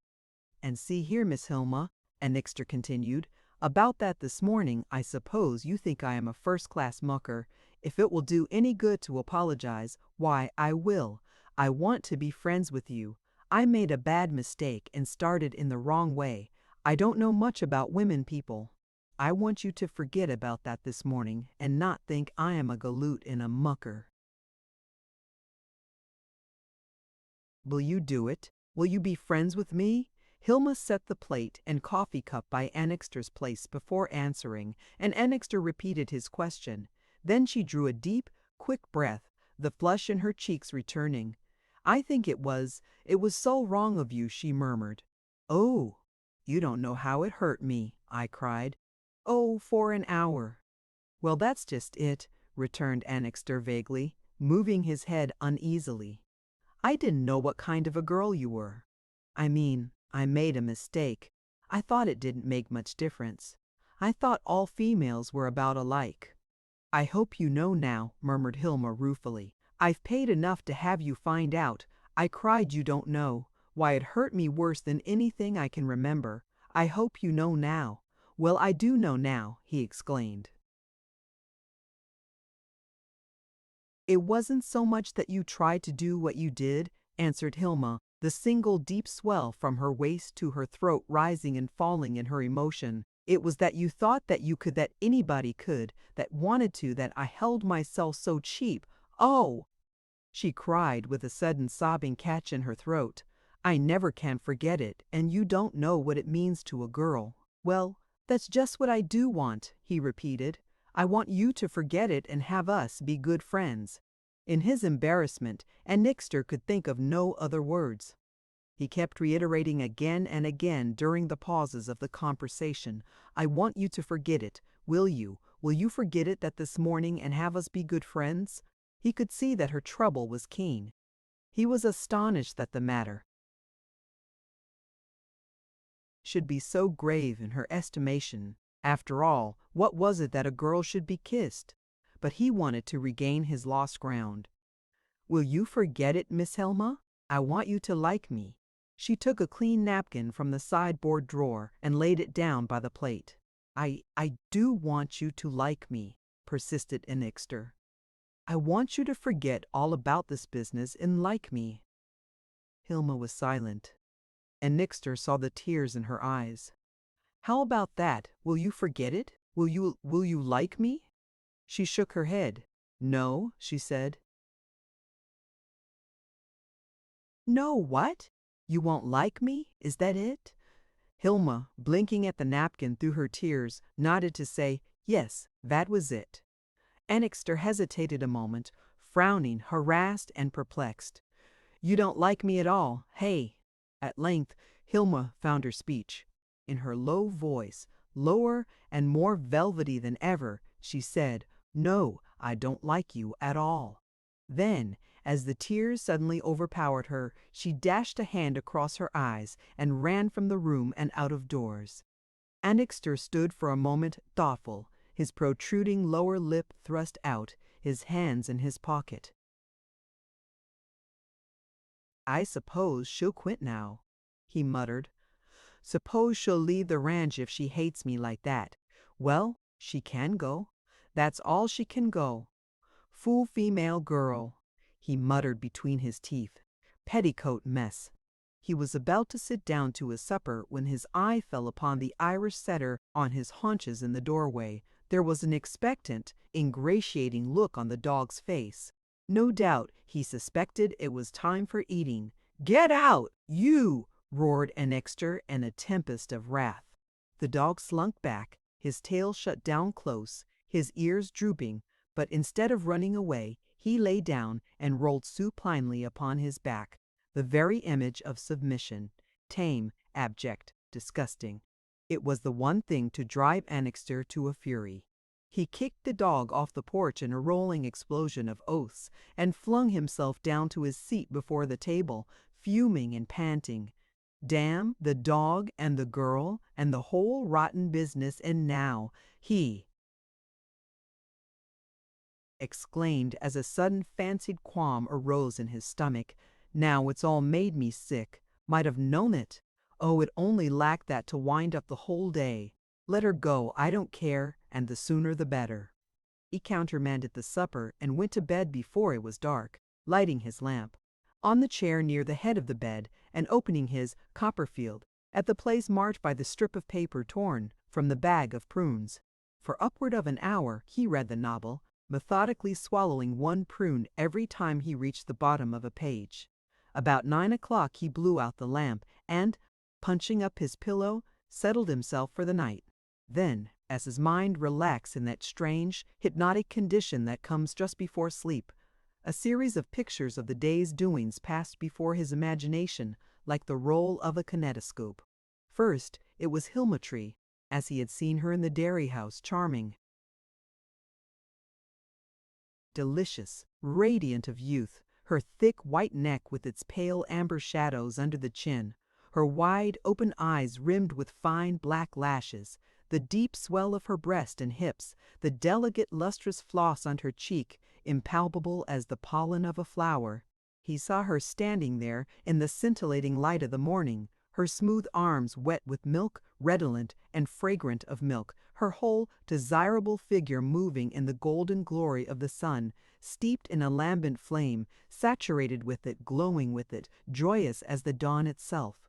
Then it was Los Muertos, and Heuven, the sordid little Dutchman, grimmed with the soil he worked in, yet vividly remembering a period of military glory, exciting himself with recollections of Gravelotte and the Kaiser, but contented now in the country of his adoption, defining the fatherland as the place where wife and children lived.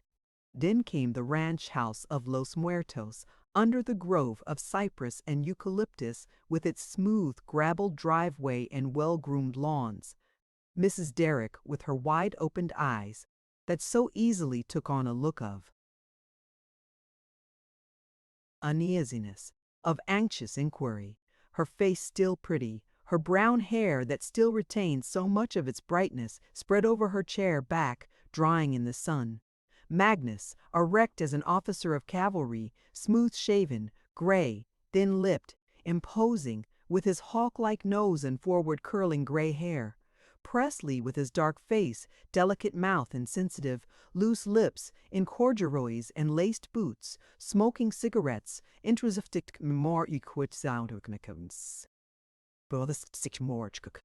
it was Bonneville, with the gaiety and confusion of Main Street, the whirring electric cars, the zinc-sheet telegraph poles, the buckboards with squashes stowed under the seats, Ruggles in frock coat, Stetson hat and shoestring necktie, writing abstractedly upon his blotting pad, Dyke, the engineer, big-boned, powerful, deep-voiced, good-natured, with his fine blonde beard and massive arms, rehearsing the praises of his little daughter Sydney, guided only by the one ambition that she should be educated at a seminary, slipping a dime into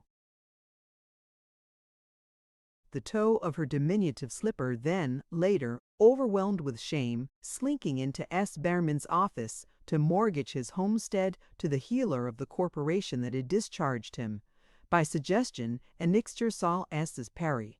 Behrman, too, fat, with a vast stomach, the cheek and neck meeting to form a great tremulous jowl, the roll of fat over his collar sprinkled with sparse, stiff hairs, saw his brown, round-topped hat of varnished straw, the linen vest stamped with innumerable interlocked horseshoes, the heavy watch chain clinking against the pearl vest buttons, invariably placid, unruffled, never losing his temper, serene, unassailable, in throat, never losing his temper, Then, at the end of all, it was the ranch again, seen in a last brief glance before he had gone to bed, the fecundated earth, calm at last, nursing the implanted germ of life, ruddy with the sunset, the horizons purple, the small clamor of the day lapsing into quiet, the great, still twilight building itself, dome-like, toward the zenith.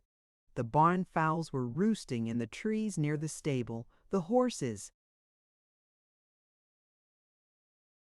crunching their fodder in the stalls, the day's work ceasing by slow degrees, and the priest, the Spanish churchman, Father Sarria, relic of a departed regime, kindly, benign, believing in all goodness, a lover of his fellows and of dumb animals, yet, for all that, hurrying away in confusion and discomfiture, carrying in one hand the vessels of the Holy Communion, and in the other a basket of gamecocks.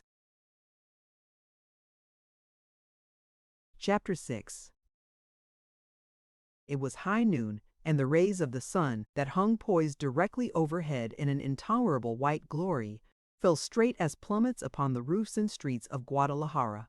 The adobe walls and sparse brick sidewalks of the drowsing town radiated the heat in an oily, quivering shimmer. The leaves of the eucalyptus trees around the plaza drooped motionless, limp and relaxed under the scorching, searching blaze. The shadows of these trees had shrunk to their smallest circumference, contracting close about the trunks. The shade had dwindled to the breadth of a mere line.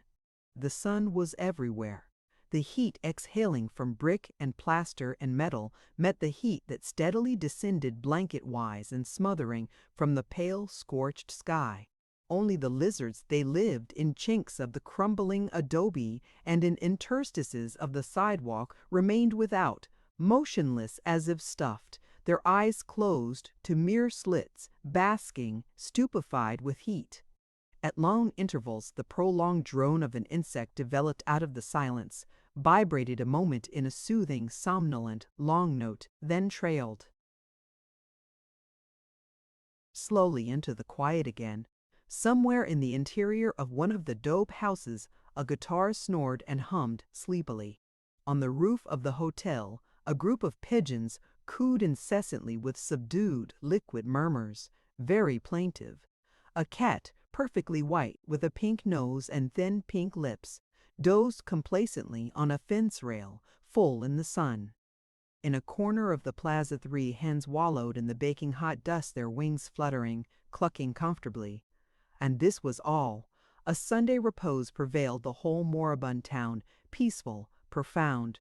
A certain pleasing numbness, a sense of grateful enervation exhaled from the scorching plaster. There was no movement, no sound of human business.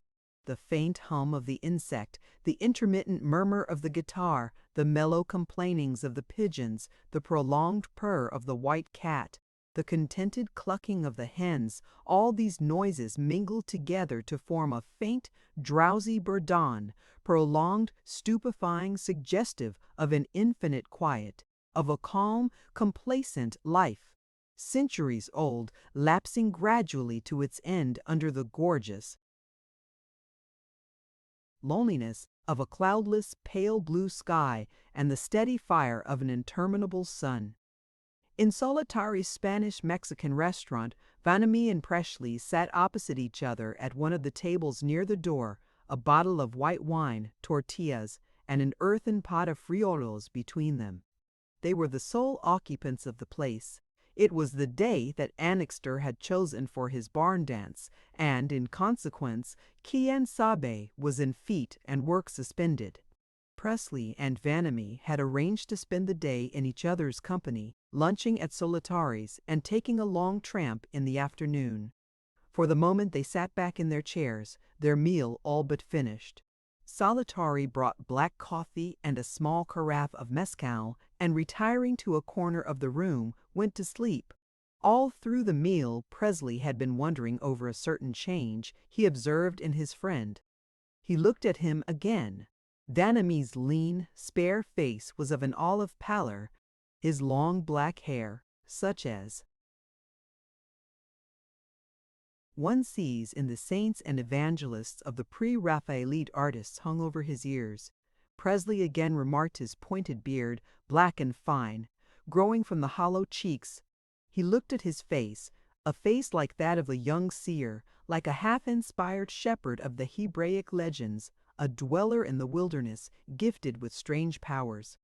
He was dressed as when Presley had first met him, herding his sheep, in brown canvas overalls, thrust into top boots, gray flannel shirt, open at the throat, showing the breast ruddy with tan, the waist encircled with a cartridge belt, empty of cartridges.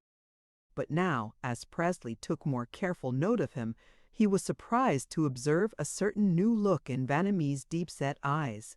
He remembered now that all through the morning Vanamee had been singularly reserved. He was continually drifting into reveries, abstracted, distrait. Indubitably something of moment had happened. At length Vanamee spoke. Leaning back in his chair, his thumbs in his belt, his bearded chin upon his breast, his voice was the even monotone of one speaking in his sleep. He told Presley in a few words what had happened during the first night he had spent in the garden of the old mission, of the answer, half fancied, half real, that had come to him. "To no other person but you would I speak of this," he said, "but you, I think, will understand, will be sympathetic at least, and I feel the need of unburdening myself of it to someone. At first I would not trust my own senses. I was sure I had deceived myself, but on a second night it happened again. Then I was afraid, or no, not afraid, but disturbed, oh, shaken to my very heart's core. I resolved to go no further in the matter, never again to put it to test. For a long time I stayed away from the mission, occupying myself with my work, keeping it out of my mind, but the temptation was too strong. One night I found myself there again, under the black shadow of the pear trees, calling for Annalee, summoning her from out the dark, from out the night. This time the answer was prompt, unmistakable. I cannot explain to you what it was, nor how it came to me, for there was no sound. I saw absolutely nothing but the empty night. There was no moon. But somewhere off there over the little valley, far off, the darkness was troubled. That M.E. that went out upon my thought out from the mission garden, out over the valley, calling for her, searching for her, found, I don't know what, but found a resting place, a companion. 3 times since then I have gone to the mission garden at night. Last night was the 3rd time. He paused, his eyes shining with excitement. Presley leaned forward toward him, motionless with intense absorption. "Well, and last night," he prompted. Vanamee stirred in his seat. His glance fell. He drummed an instant upon the table. "Last night," he answered, "there was a change." The answer was, he drew a deep breath, nearer. "You are sure?" The other smiled with absolute certainty. "It was not that I found the answer sooner, easier. I could not be mistaken. No, that which has troubled the darkness, that which has entered into the empty night, is coming nearer to me, physically nearer, actually nearer." His voice sank again. His face, like the face of younger prophets, the seers, took on a half-inspired expression. He looked vaguely before him with unseeing eyes. "Suppose," he murmured, "suppose I stand there under the pear trees at night and call her again and again, and each time the answer comes nearer and nearer, and I wait until at last one night, the supreme night of all, she... Suddenly the tension broke. With a sharp cry and a violent, uncertain gesture of the hand, Vanamee came to himself. "Oh!" he exclaimed. "What is it? Do I dare? What does it mean? There are times when it opals me. And there are times when it thrills me with a sweetness and a happiness that I have not known since she died. The vagueness of it. How can I explain it to you? This that happens when I call to her across the night, that faint, far off, unseen tremble in the darkness, that intangible, scarcely perceptible stir, something neither heard nor seen, appealing to a 6th sense only. Listen, it is something like this, on Quien Sabe. All last week we have been seeding the earth. The grain is there now, under the earth, buried in the dark, in the black stillness, under the clods. Can you imagine the very first little quiver of life that the grain of wheat must feel after it is sown, when it answers to the call of the sun, down there in the dark of the earth, blind, deaf? The very first stir from the inert, long before any physical change has occurred, long before the microscope could discover the slightest change, when the shell first tightens with the first faint premonition of life. Well, it is something as elusive as that. He paused again, dreaming, lost in a reverie, then, just above a whisper, murmured, "That which thou sowest is not quickened except it die." And she, Annerly, died. "You could not have been mistaken?" said Presley. "You were sure that there was something, Imagination can do so much, and the influence of the surroundings was strong. How impossible it would be that anything should happen, and you say you heard nothing, saw nothing. I believe, answered Vanami, in a sixth sense, or rather, a whole system of other unnamed senses beyond the reach of our understanding. People who live much alone and close to nature experience the sensation of it. Perhaps it is something fundamental that we share with plants and animals. The same thing that sends the birds south long before the first colds, the same thing that makes the grain of wheat struggle up to meet the sun. And this sense never deceives. You may see wrong, hear wrong, but once touch the sixth sense and it acts with absolute fidelity, you are certain. No, I hear nothing in the mission garden. I see nothing, nothing touches me, but I am certain for all that. Presley hesitated for a moment, then he asked, Shall you go back to the garden again? Make the test again. I don't know. Strange enough, commented Presley, wondering. Vanamee sank back in his chair, his eyes growing vacant again. Strange enough, he murmured. There was a long silence. Neither spoke nor moved. There, in that moribund ancient town wrapped in its siestas, one Beatles, Rababile, Oncher, the other by training, both out of tune with their world, dreamers, introspective, morbid, lost and unfamiliar at the end of the century time, searching for a sign, groping and baffled and moosed with the perplexing obscurity of the delusion, sat over empty wine-glasses, silent, with the pervading silence of silent, with the pervading silence it was shocking at. It was, no doubt, this jarring sound that at length roused Presley from his lethargy. The two friends rose. Solitari very sleepily came forward.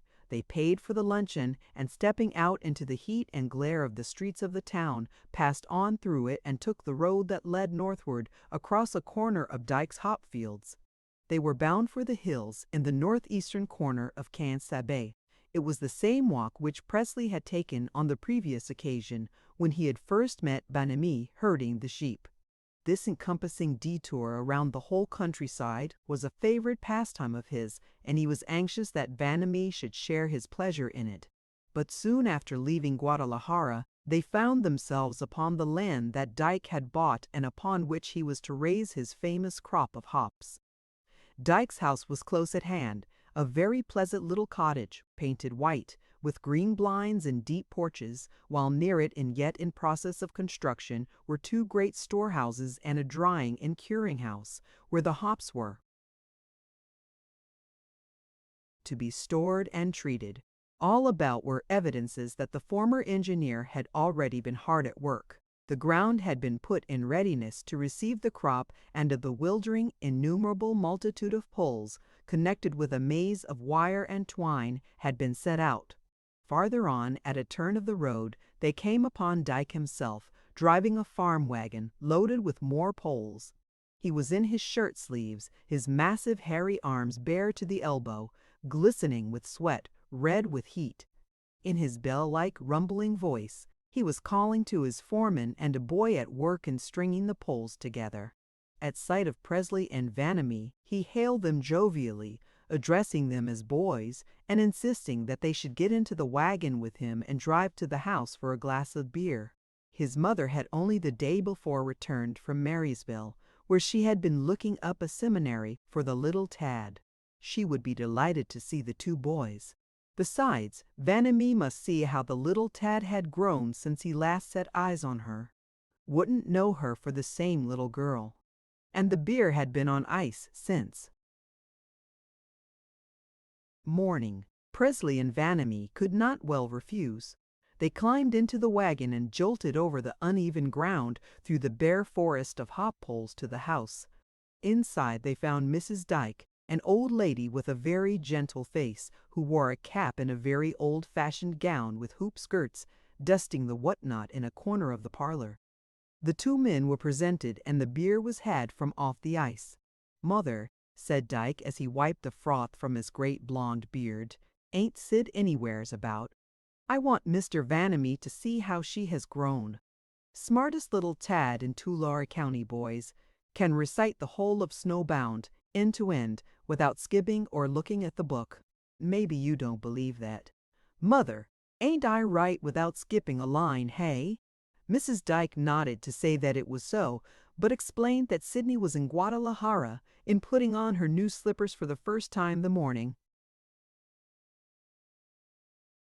before. She had found a dime in the toe of one of them and had had the whole house by the ears ever since, till she could spend it. Was it for licorice to make her licorice water? Inquired Dyke gravely. Yes, said Mrs. Dyke. I made her tell me what she was going to get before she went, and it was licorice. Dyke, though his mother protested that he was foolish and that Presley and Vanamy had no great interest in young ones, insisted upon showing the visitors Sydney's copybooks. They were monuments of laborious, elaborate neatness, the trite moralities and ready-made aphorisms of the philanthropists and publicists, repeated from page to page with wearying insistence. I, too, am an American citizen. S.S.D. As the twig is bent, the tree is inclined. Truth crushed to earth will rise again. As for me, give me liberty or give me death. And last of all, a strange intrusion amongst the mild, well-worn phrases. 2 legends. My motto, public control of public franchises, and the PNSW is an enemy of the state. I see, commented Presley. You mean the little tad to understand the situation early. I told him he was foolish to give that to Sid to copy, said Mrs. Dyke with indulgent remonstrance. What can she understand of public franchises? Never mind, observed Dyke. She'll remember it when she grows up, and when the seminary people have rubbed her up a bit, and then she'll begin to ask questions and understand. And don't you make any mistake, Mother, he went on, about the little tad not knowing who her dad's enemies are. What do you think, boys? Listen, here. Precious little I've ever told her of the railroad or how I was turned off, but the other day I was working down by the fence next the railroad tracks, and Sid was there. She'd brought her doll rags down, and she was playing house behind a pile of hop poles. Well, along comes a through freight mix train from Missouri points and a string of empties from New Orleans, and when it had passed, what do you suppose the tad did? She didn't know I was watching her. She goes to the fence and spits a little spit after the caboose and puts out her little head and, if you'll believe me, hisses at the train. And Mother says she does that same every time she sees a train go by and never crosses the tracks that she don't spit her little spit on 'em. What do you think of that? But I correct her every time, protested Mrs. Dyke seriously. Where she picked up the trick of hissing, I don't know. No, it's not funny. It seems dreadful to see a little girl who's as sweet and gentle as can be in every other way, so venomous. She says the other little girls at school, and the boys, too, are all the same way. Oh dear, she sighed. Why will the general office be so unkind and unjust? Why, I couldn't be happy, with all the money in the world, if I thought that even one little child hated me so that it would spit and hiss at me. And it's not one child, it's all of them, so Sydney says. And think of all the grown people who hate the road, women and men, the whole county, the whole state, thousands and thousands of people. Don't the managers and the directors of the road ever think of that? Don't they ever think of all the hate that surrounds them, everywhere, and the good people that just grit their teeth when the name of the road is mentioned? Why do they want to make the people hate them? No, she murmured, the tears starting to her eyes. No, I tell you, Mr. Presley, the men who own the railroad are wicked, bad-hearted men who don't care how much the poor people suffer, so long as the road makes its 18 million a year. They don't care whether the people hate them or love them, just so long as they are afraid of them. It's not right, and God will punish them sooner or later. A little after this, the 2 young men took themselves away, Dyke obligingly carrying them in the wagon as far as the gate that opened into the Quien-Sabe ranch. On the way, Presley referred to what Mrs. Dyke had said and led Dyke himself to speak of the P&SW. Well, Dyke said, it's like this, Mr. Presley. I personally haven't got the right to kick. With you wheat-growing people, I guess it's different, but hops, you see, don't count for much in the state. It's such a little business that the road don't want to bother themselves to tax it. It's the wheat growers that the road cinches. The rates on hops are, if fair. I've got to admit that. I was into Bonneville a while ago to find out. It's 2 cents a pound, and Lord love you, that's reasonable enough to suit any man. No, he concluded, I'm on the way to make money now. The road sacking me as they did was, maybe, a good thing for me after all. It came just at the right time. I had a bit of money put by, and here was the chance to go into hops with the certainty that hops would quadruple and quintuple in price inside the year. No, it was my chance, and though they didn't mean it by a long chalk, the railroad people did me a good turn when they gave me my time and the tattle entered the seminary next fall. About a quarter of an hour after they had said goodbye to the one-time engineer, Presley and Vanamy, tramping briskly along the road that led northward through Quien Sabe, arrived at Annixter's ranch house. At once, they were aware of a vast and unwanted bustle that revolved about the place. They stopped a few moments looking on, amused and interested in what was going forward. The colossal barn was finished. Its freshly whitewashed sides glared intolerably in the sun, but its interior was as yet innocent of paint, and through the yawning vent of the sliding doors came a delicious odor of new, fresh wood and shavings. A crowd of men, Annixter's farm hands, were swarming all about it. Some were balanced on the topmost rounds of ladders, hanging festoons of Japanese lanterns from tree to tree and all across the front of the barn itself.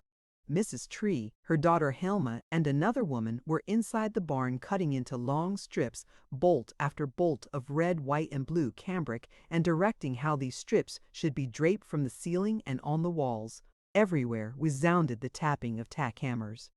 A farm wagon drove up loaded to overflowing with evergreens and with great bundles of palm leaves, and these were immediately seized upon and affixed as supplementary decorations to the tricolored cambric upon the inside walls of the barn.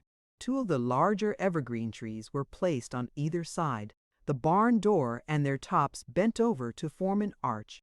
In the middle of this arch it was proposed to hang a mammoth pasteboard escutcheon with gold letters spelling the word "Welcome." Piles of chairs rented from Io off Hall and Bonneville heaped themselves in an apparently hopeless entanglement on the ground, while at the far extremity of the barn a couple of carpenters clattered about the impromptu staging which was to accommodate the band. There was a strenuous gaiety in the air. Everybody was in the best of spirits. Notes of laughter continually interrupted the conversation on every hand. At every moment a group of men involved themselves in uproarious horseplay. They passed oblique jokes behind their hands to each other, grossly veiled double meanings meant for the women, and bellowed with laughter thereat, stamping on the ground. The relations between the sexes grew more intimate, the women and girls pushing the young fellows away from their sides with vigorous thrusts of their elbows. It was passed from group to group that Adela Baxa, a division superintendent's wife, had lost her garter. The daughter of the foreman of the home ranch was kissed behind the door of the dairy house. Annixter, in execrable temper, appeared from time to time, hatless, his stiff yellow hair in wild disorder. He hurried between the barn and the ranch house, carrying now a wickered demijohn, now a case of wine, now a basket of lemons and pineapples. Besides general supervision, he had elected to assume the responsibility of composing the punch "Something Stiff" by Jingo, a punch that would raise you right out of your boots, a regular hair-lifter. The harness room of the barn he had set apart for himself and intimates. He had brought a long table down from the house, and upon it had set out boxes of cigars, bottles of whiskey and of beer, and the great china bowls for the punch. It would be no fault of his, he declared, if half the number of his men friends were not uproarious before they left. His barn dance would be the talk of all Tulare County for years to come, For this one day he had resolved to put all thoughts of business out of his head. For the matter of that, things were going well enough. Osterman was back from Los Angeles with a favorable report as to his affair with Disbrow and Darrell. There had been another meeting of the committee. Aaron Derrick had attended, though he had taken no part in the discussion. And Exter was satisfied. The governor had consented to allow Haran to come in if he so desired, and Haran had pledged himself to share 1/6 of the campaign expenses, providing these did not exceed a certain figure. As Annixter came to the door of the barn to shout abuse at the distraught Chinese cook who was cutting up lemons in the kitchen, he caught sight of Presley and Vanamee and hailed them. "Hello, Prez," he called. "Come over here and see how she looks." He indicated the barn with a movement of his head. "Well, we're getting ready for you tonight," he went on as the two friends came up. "But how we are going to get straightened out by 8 o'clock I don't know. Would you believe that Pip Caraher is short of lemons at this last minute, and I told him I'd want 3 cases of 'em as much as a month ago, and here, just when I want a good lively saddle horse to get around on, somebody hikes the buckskin out the corral. S. Tolliher. By jingo, I'll have the law on that thief if it breaks me, and a $60 saddle and headstall gone with her. And only about half the number of Jap-lanterns that I ordered have shown up, and not candles enough for those. It's enough to make a dog sick. There's nothing done that you don't do yourself, unless you stand over these loafers with a club. I'm sick of the whole business, and I've lost my hat. Wish to God I'd never dreamed of giving this rotten fool dance. Clutter the whole place up with a lot of females. I sure did lose my presence of mind when I got that idea." Then, ignoring the fact that it was he himself who had called the young men to him, he added, "Well, this is my busy day. Sorry I can't stop and talk to you longer." He shouted a last imprecation at the Chinaman and turned back into the barn. Presley and Vanamee went on, but Annixter, as he crossed the floor of the barn, all but collided with Hilmatree, who came out from one of the stalls, a box of candles in her arms. Gasping out an apology, Annixter re-entered the harness room, closing the door behind him, and forgetting all the responsibility of the moment, lit a cigar and sat down in one of the hired chairs, his hands in his pockets, his feet on the table, frowning thoughtfully through the blue smoke. Annixter was at last driven to confess to himself that he could not get the thought of Hilmatree out of his mind. Finally she had got a hold on him. The thing that of all others he most dreaded had happened. A female girl had got a hold on him, and now there was no longer for him any such thing as peace of mind. The idea of the young woman was with him continually. He went to bed with it, he got up with it. At every moment of the day he was pestered with it. It interfered with his work, got mixed up in his business. What a miserable confession for a man to make. A fine way to waste his time. Was it possible that only the other day he had stood in front of the music store in Bonneville and seriously considered making Hilma a present of a music box? Even now, the very thought of it made him flush with shame. And this after she had told him plainly that she did not like him. He was running after her, he Annixter. He ripped out a furious oath, striking the table with his boot heel. Again and again he had resolved to put the whole affair from out his mind. Once he had been able to do so, but of late it was becoming harder and harder with every successive day. He had only to close his eyes to see her as plain as if she stood before him. He saw her in a glory of sunlight that set a fine-tinted luster of pale carnation and gold on the silken sheen of her white skin. Her hair sparkled with it, her thick, strong neck, sloping to her shoulders with beautiful, full curves, seemed to radiate the light. Her eyes, brown, wide, innocent in expression, disclosing the full disk's provocation, flashed in the sunlight like.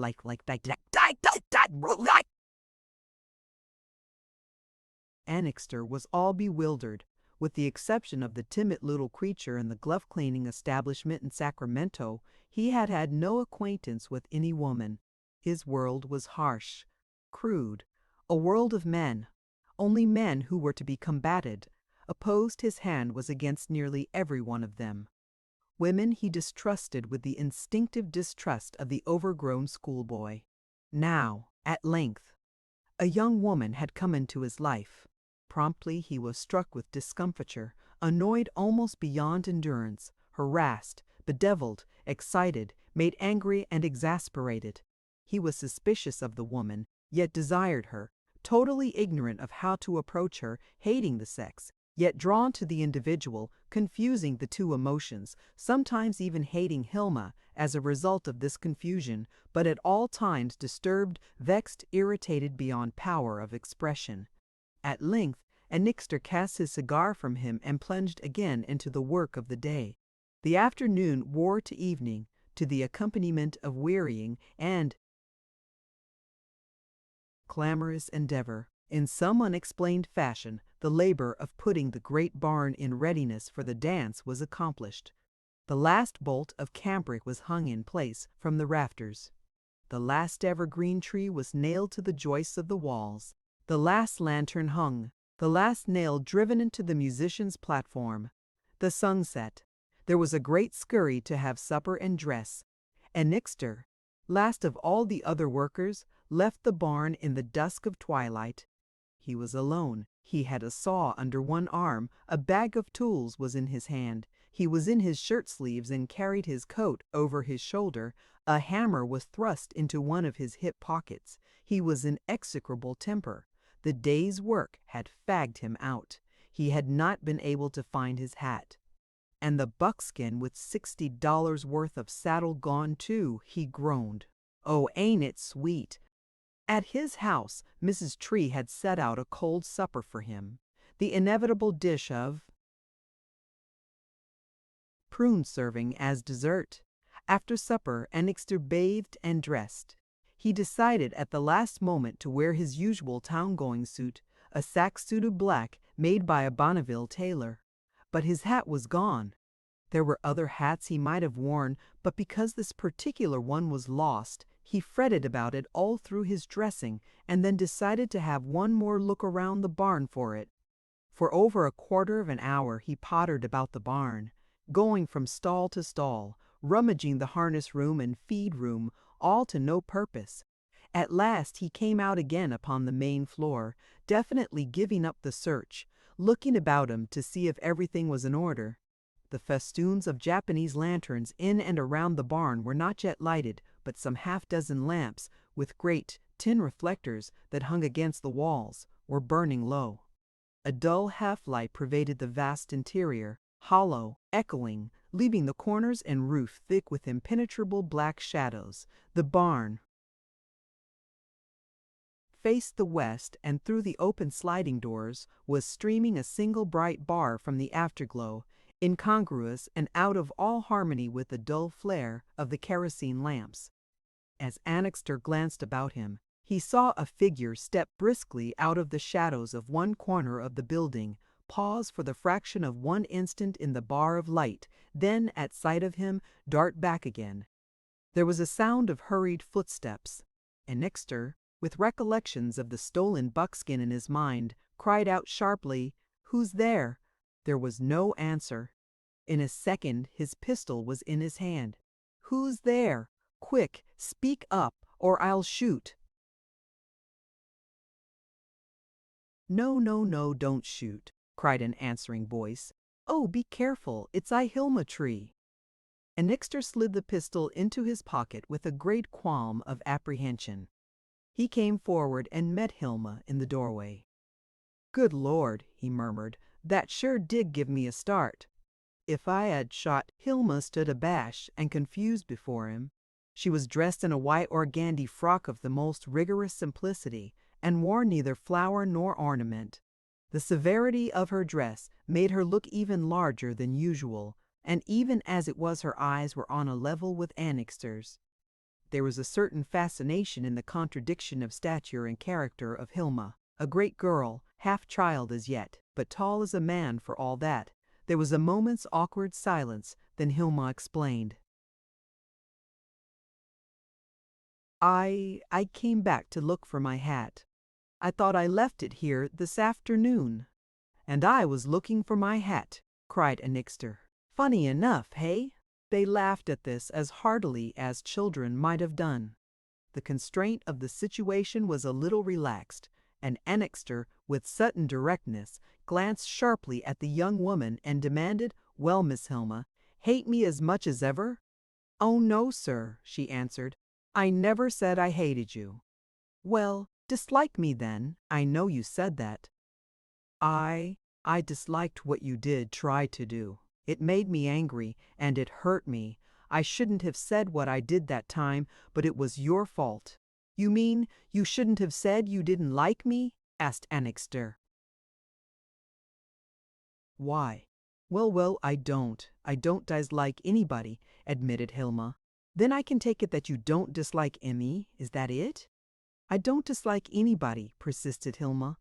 "Well, I asked you more than that, didn't I?" queried Annixter uneasily. "I asked you to like me, remember, the other day." "I'm asking you that again now. I want you to like me." Hilma lifted her eyes inquiringly to his. In her words was an unmistakable ring of absolute sincerity. Innocently she inquired, "Why?" Annixter was struck speechless. In the face of such candor, such perfect ingenuousness, he was at a loss for any words. Well, he stammered. "Well, I don't know," he suddenly burst out. "That is," he went on, groping for his wits, "I can't quite say why." The idea of a colossal lie occurred to him, a thing actually royal. "I like to have the people who are around me like me," he declared. I like to be popular, understand?" "Yes, that's it," he continued, more reassured. "I don't like the idea of anyone disliking me. That's the way I am. It's my nature." "Oh, then," returned Hilma, "you needn't bother." "No, I don't dislike you." "Well, that's good," declared Annixter judicially. "That's good. But hold on," he interrupted. "I'm forgetting. It's not enough to not dislike me. I want you to like me." "How about that?" Hilma paused for a moment, glancing vaguely out of the doorway toward the lighted window of the dairy house, her head tilted. "I don't know that I ever thought about that," she said. "Well, think about it now," insisted Annixter. "But I never thought about liking anybody particularly," she observed. "It's because I like everybody, don't you see?" "Well, you've got to like some people more than other people," hazarded Annixter. "And I want to be one of those some people, savvy?" "Good Lord, I don't know how to say these fool things. I talk like a galoot when I get talking to female girls, and I can't lay my tongue to anything that sounds right. It isn't my nature. And look here, I lied when I said I like to have people like me to be popular. Rot. I don't care a curse about people's opinions of me. But there's a few people that are more to me than most others, that chap Presley, for instance. And those people I do want to have like me. What they think counts. Cash. I know I've got enemies, piles of them. I could name you half a dozen men right now that are naturally itching to take a shot at me. How about this ranch? Don't I know? Can't I hear the men growling oaths under their breath after I've gone by? And in business ways, too," he went on, speaking half to himself. "In Bonneville and all over the county there's not a man of them wouldn't howl for joy if they got a chance to down Buck Annixter. Think I care? Why, I like it. I run my ranch to suit myself, and I play my game my own way. I'm a driver, I know it, and a bully too. Oh, I know what they call me, a brute beast, with a twist in my temper that would rile up a newborn lamb, and I'm crusty and pig-headed and obstinate. They say all that, but they've got to say, too, that I'm cleverer than any man jack in the running. There's nobody can get ahead of me." His eyes snapped. "Let 'em grind their teeth. They can't down me. When I shut my fist, there's not one of them can open it. No, not with a chisel." He turned to Hilma again. "Well, when a man's hated as much as that, it stands to reason, don't it, Miss Hilma, that the few friends he has got he wants to keep. I'm not such an entire swine to the people that know me best, that jackass Presley, for instance. I'd put my hand in the fire to do him a real service. Sometimes I get kind of lonesome. Wonder if you would understand. It's my fault, but there's not a horse about the place that don't lay his ears back when I get on him. There's not a dog don't put his tail between his legs as soon as I come near him. The caches isn't foaled yet here on Quien Sabe that can throw me, nor the dog whelp that would dare show his teeth at me. I kick that Irish setter every time I see him. But wonder what I'd do, though, if he didn't slink so much, if he wagged his tail and was glad to see me. So it all comes to this. I'd like to have you well, sort of feel that I was a good friend of yours and like me because of it. The flame in the lamp on the wall in front of Hilma stretched upward tall and thin and began to smoke. She went over to where the lamp hung and, standing on tiptoe, lowered the wick. As she reached her hand up, and Nixter noted how the somber, lurid red of the lamp made a warm reflection on her smooth, round arm. "Do you understand?" he queried. "Yes, why, yes," she answered, turning around. "It's very good of you to want to be a friend of mine. I didn't think so, though, when you tried to kiss me. But maybe it's all right since you've explained things. You see, I'm different from you. I like everybody to like me, and I like to like everybody. It makes one so much happier. You wouldn't believe it, but you ought to try it, sir, just to see. It's so good to be good to people and to have people good to you. And everybody has always been so good to me. Mama and Papa, of course, and Billy, the stableman, and Montalegre, the Portuguese foreman, and the Chinese cook even, and Mr. Delaney, only he went away, and Mrs. Vaxa and her little..." "Delaney, hey," demanded Annixter abruptly. "You and he were pretty good friends, were you?" "Oh, yes," she answered. "He was just as good to me. Every day in the summertime, he used to ride over to the seed ranch back of the mission and bring me a great armful of flowers, the prettiest things. And I used to pretend to pay him for them with dollars made of cheese that I cut out of the cheese with a biscuit cutter. It was such fun. We were the best of friends." "There's another lamp smoking," growled Nixter. "Turn it down, will you? And see that somebody sweeps this floor here. It's all littered up with pine needles. I've got a lot to do. Goodbye." "Goodbye, sir." Annixter returned to the ranch house, his teeth clenched, enraged, his face flushed. "Ah," he muttered. "Delaney, hey? Throwing it up to me that I fired him?" His teeth gripped together more fiercely than ever. "The best of friends, hey? By God, I'll have that girl yet. I'll show that cowpuncher. Ain't I her employer, her boss? I'll show her and Delaney, too. It would be easy enough, and then Delaney can have her if he wants her after me." An evil light flashing from under his scowl spread over his face. The male instincts of possession, unreasoned, treacherous, oblique, came twisting to the surface.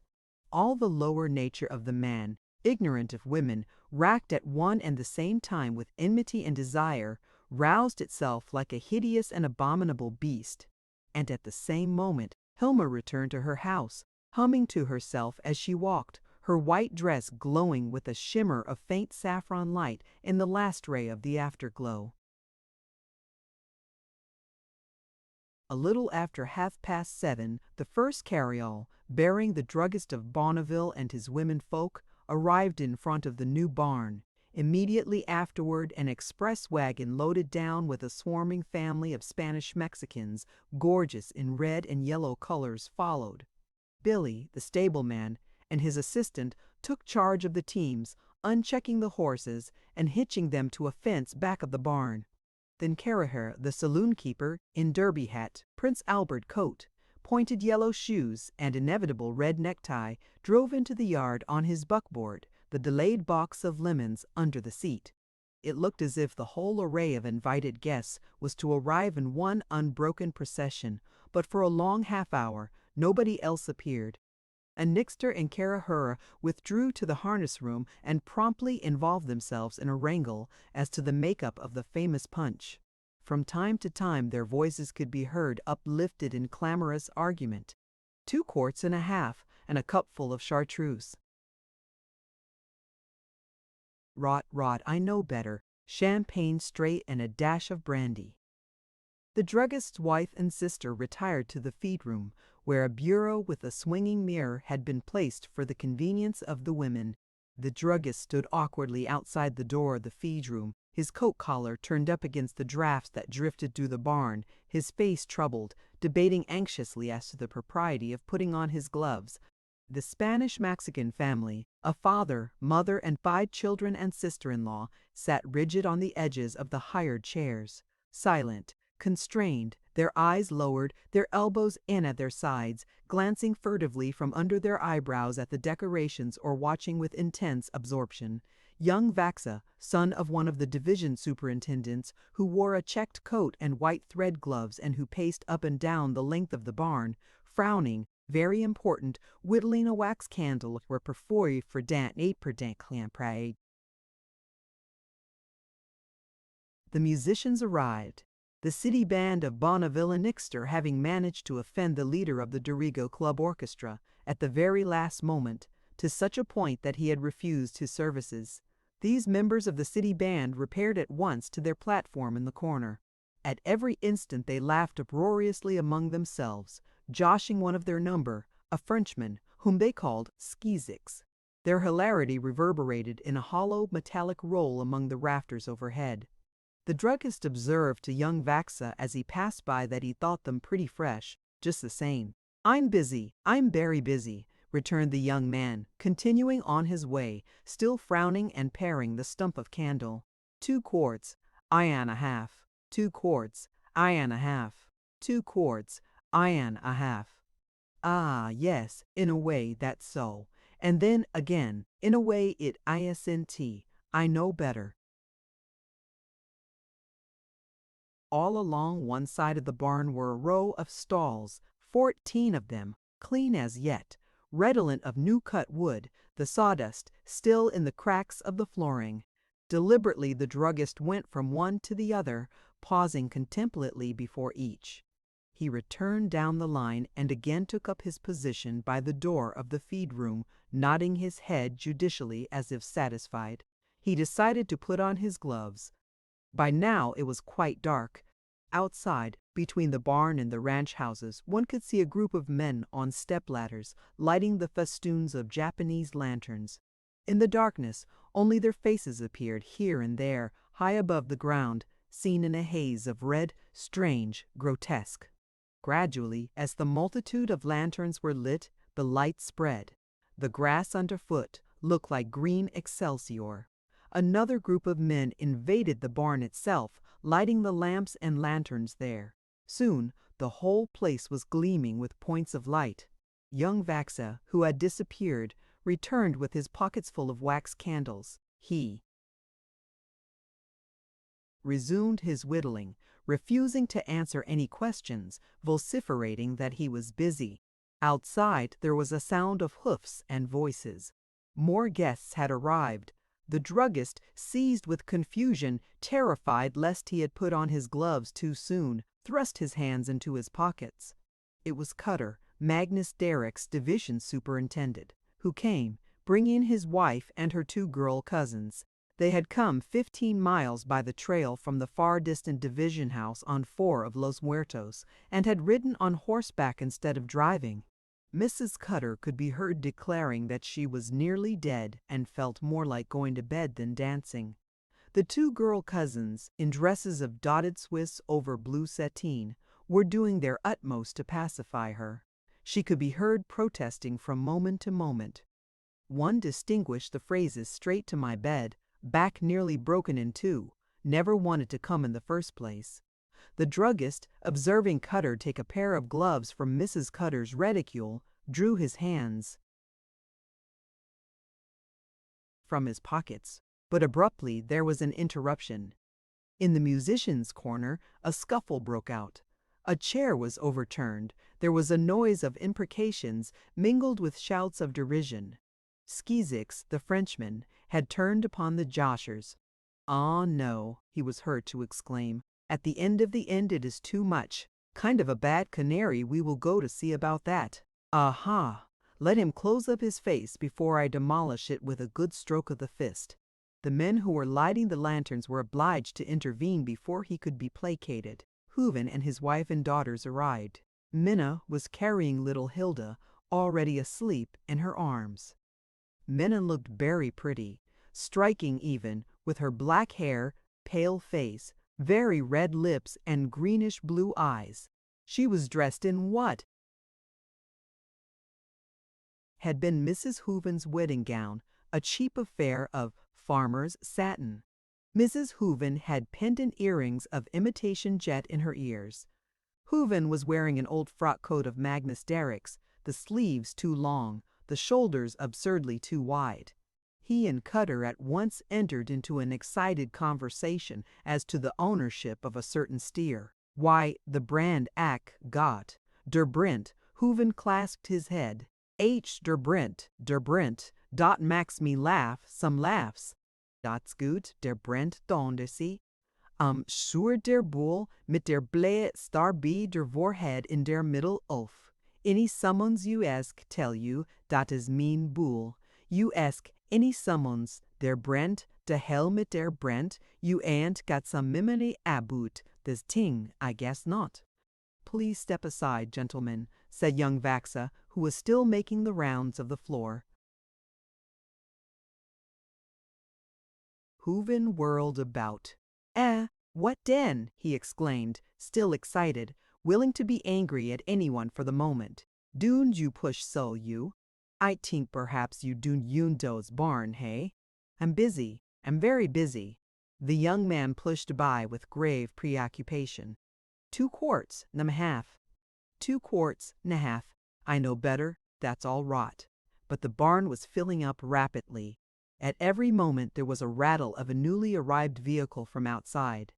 Guest after guest appeared in the doorway, singly or in couples, or in families, or in garrulous parties of 5 and 6. Now it was Phelps and his mother from Los Muertos.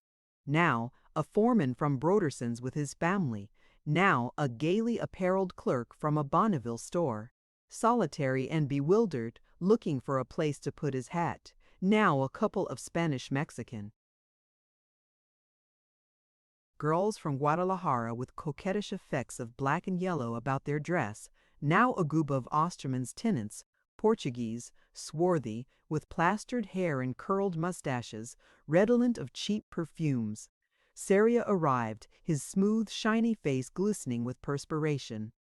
He wore a new cassock and carried his broad-brimmed hat under his arm. His appearance made quite a stir. He passed from group to group, urbane, affable, shaking hands right and left. He assumed a set smile of amiability which never left his face the whole evening. But abruptly there was a veritable sensation. From out the little crowd that persistently huddled about the doorway came Osterman. He wore a dress suit with a white waistcoat and patent leather pumps. What a wonder! A little qualm of excitement spread around the barn. One exchanged nudges of the elbow with one's neighbor, whispering earnestly behind the hand, "What astonishing clothes! Catch on to the coat-tails!" It was a masquerade costume, maybe. That goat Osterman was such a josher one never could tell what he would do next. The musicians began to tune up. From their corner came a medley of mellow sounds, the subdued chirps of the violins, the dull bourdon of the bass viol, the liquid gurgling of the flageolet, and the deep-toned snarl of the big horn, with now and then a rasping stridulating of the snare drum. A sense of gaiety began to spread throughout the assembly. At every moment the crowd increased. The aroma of new-sawn timber and sawdust began to be mingled with the feminine odor of sachet and flowers. There was a babel of talk in the air. Male baritone and soprano chatter varied by an occasional note of laughter and the swish of stiffly starched petticoats. On the row of chairs that went around 3 sides of the wall, groups began to settle themselves. For a long time the guests huddled close to the doorway. The lower end of the floor was crowded, the upper end deserted. but by degrees the lines of white muslin and pink and blue sateen extended, dotted with the darker figures of men in black suits. The conversation grew louder as the timidity of their early moments wore off. Groups at a distance called back and forth. Conversations were carried on at top voice. Once, even a whole party hurried across the floor from one side of the barn to the other, and Nixter emerged from the harness room, his face red with wrangling. He took a position to the right of the door, shaking hands with newcomers, inviting them over and over again to cut loose and whoop it along. Into the ears of his more intimate male acquaintances, he dropped a word as to punch and cigars in the harness room later on, winking with vast intelligence. Ranchers from remoter parts of the country appeared. Garnett from the Ruby Rancho, Keast from the ranch of the same name, Gethings of the San Pablo, Chattern of the Bonanza, and others and still others, a score of them elderly men, for the most part, bearded, slow of speech, deliberate, dressed in broadcloth. Old Broderson, who entered with his wife on his arm, fell in with this type, and with them came a certain Dabney, of whom nothing but his name was known, a silent old man who made no friends, whom nobody knew or spoke to, who was seen only upon such occasions as this, coming from no one knew where, going, no one cared to inquire whither. Between 8 and half past, Magnus Derrick and his family were seen. Magnus's entry caused no little impression. Some said, "There's the governor," and called their companions' attention to the thin, erect figure, commanding, imposing, dominating all in his immediate neighborhood. Herring came with him, wearing a cutaway suit of black. He was undeniably handsome, young and fresh-looking, his cheeks highly colored, quite the finest-looking of all the younger men, blond, strong, with that certain courtliness of manner that had always made him liked. He took his mother upon his arm and conducted her to a seat by the side of Mrs. Broderson. Annie Derrick was very pretty that evening. She was dressed in a gray silk gown with a collar of pink velvet. Her light brown hair that yet retained so much of its brightness was transfixed by a high shell comb, very Spanish. But the look of uneasiness in her large eyes, the eyes of a young girl, was deepening every day. The expression of innocence and inquiry which they so easily assumed was disturbed by a faint suggestion of aversion, almost of terror. She settled herself in her place, in the corner of the hall, in the rear rank of chairs, a little frightened by the glare of lights, the hum of talk and the shifting crowd, glad to be out of the way, to attract no attention, willing to obliterate herself. All at once, Annixter, who had just shaken hands with Dyke, his mother, and the little Tad, moved abruptly in his place, drawing in his breath sharply. The crowd around the great wide-open main door of the barn had somewhat thinned out, and in the few groups that still remained there he had suddenly recognized Mr. and Mrs. Tree and Hilma, making their way toward some empty seats near the entrance of the feed-room. In the dusky light of the barn earlier in the evening, Annixter had not been able to see Hilma plainly.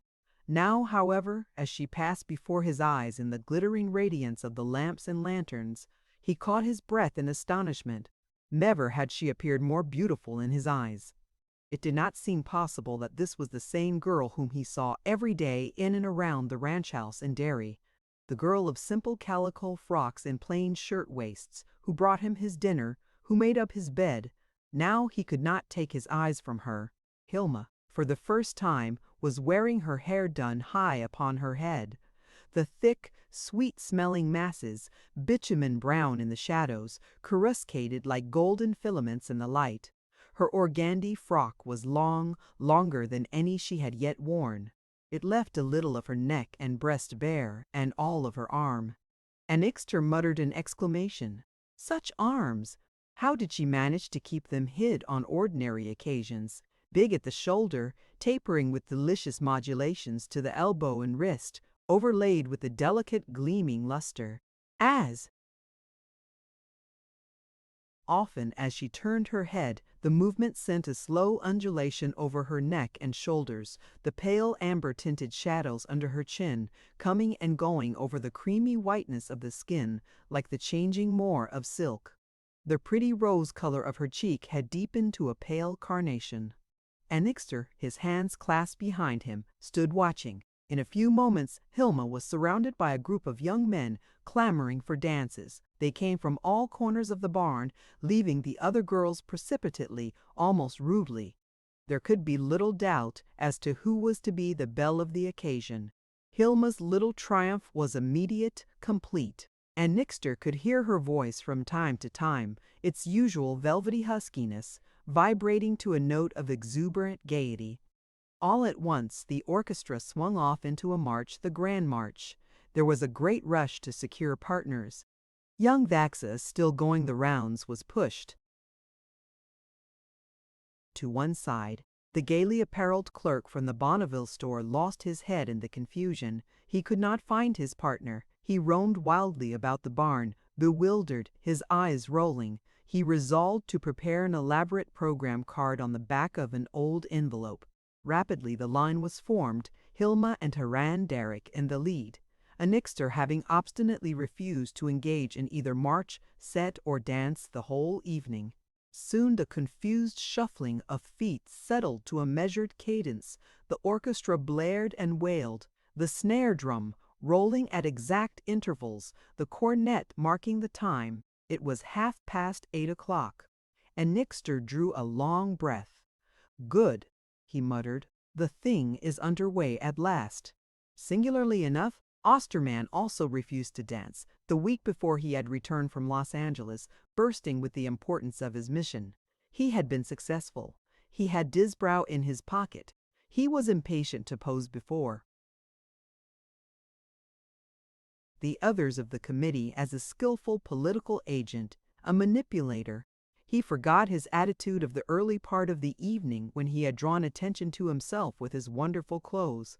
Now his comic actor's face, with its brownish-red cheeks, protuberant ears, and horizontal slit of a mouth, was overcast with gravity. His bald forehead was seamed with the wrinkles of responsibility. He drew Annixter into one of the empty stalls and began an elaborate explanation, glib, voluble, interminable, going over again in detail what he had reported to the committee in outline. "I managed. I schemed. I kept dark. I lay low." But Annixter refused to listen. "Oh, rot your schemes. There's a punch in the harness room that will make the hair grow on the top of your head, in the place where the hair ought to grow. Come on, we'll round up some of the boys and walk into it."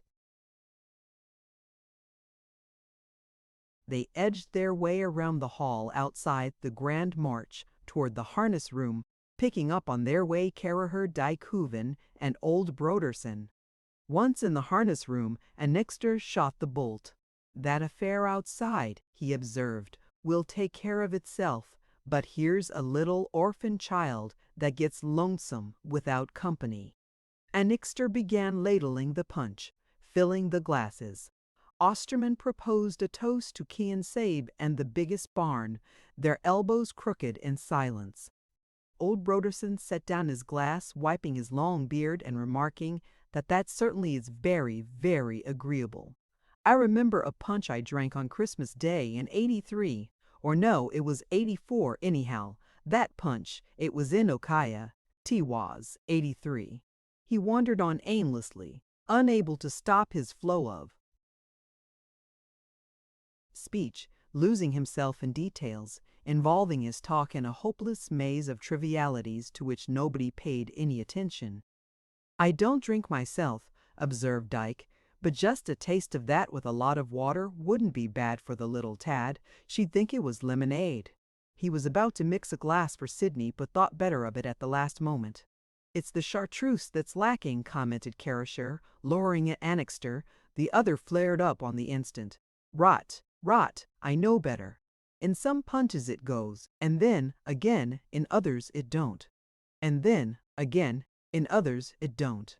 But it was left to Hooven to launch the successful phrase, "Gesundheit," he exclaimed, holding out his second glass. After drinking, he replaced it on the table with a long breath. "A Gott," he cried. "Dat punch! Say I tink dat punch makes some dim good fertilizer, hey? Fertilizer." The others roared with laughter. "Good eye, Bismarck," commented Annixter. The name had a great success.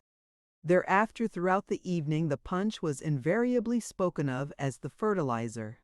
Osterman, having spilt the bottom of a glassful on the floor, pretended that he saw shoots of grain coming up on the spot.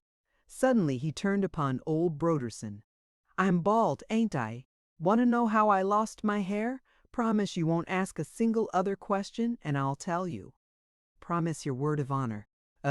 What I don't understand. Your hair? Yes, I'll promise. How did you lose it?" "It was bit off." The other gazed at him stupefied. His jaw dropped. The company shouted, and old Broderson, believing he had somehow accomplished a witticism, chuckled in his beard, wagging his head. But suddenly he fell grave, struck with an idea. He demanded, "Yes, I know, but what bit it off?" "Ah," vociferated Osterman, "that's just what you promised not to ask." The company doubled up with hilarity. Carricher leaned against the door, holding his sides, but Hooven, all abroad, unable to follow, gazed from face to face with a vacant grin, thinking it was still a question of his famous phrase, "Fertilizer, hey, dot some fine joke, hey, you bet." What with the noise of their talk and laughter, it was some time before Dyke, first of all, heard a persistent knocking on the bolted door. He called Annixter's. Attention to the sound. Cursing the intruder, Annixter unbolted and opened the door. But at once his manner changed. "Hello, it's Presley. Come in, Press." There was a shout of welcome from the others. A spirit of effusive cordiality had begun to dominate the gathering. Annixter caught sight of Vanamee back of Presley, and waving for the moment the distinction of employer and employee, insisted that both the friends should come in. "Any friend of Prez is my friend," he declared. But when the two had entered and had exchanged greetings, Presley drew Annixter aside. "Vanamee and I have just come from Bonneville," he explained. "We saw Delaney there. He's got the buckskin, and he's full of bad whiskey and Dago red.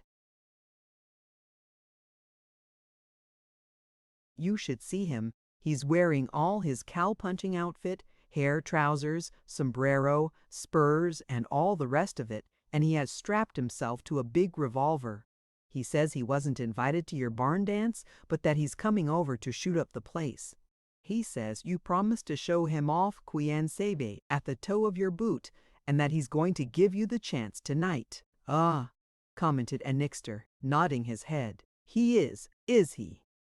Presley was disappointed. Knowing Annixter's irascibility, he had expected to produce a more dramatic effect. He began to explain the danger of the business. Delaney had once knifed a greaser in the Panamint country. He was known as a bad man. But Annixter refused to be drawn. "All right," he said, "that's all right.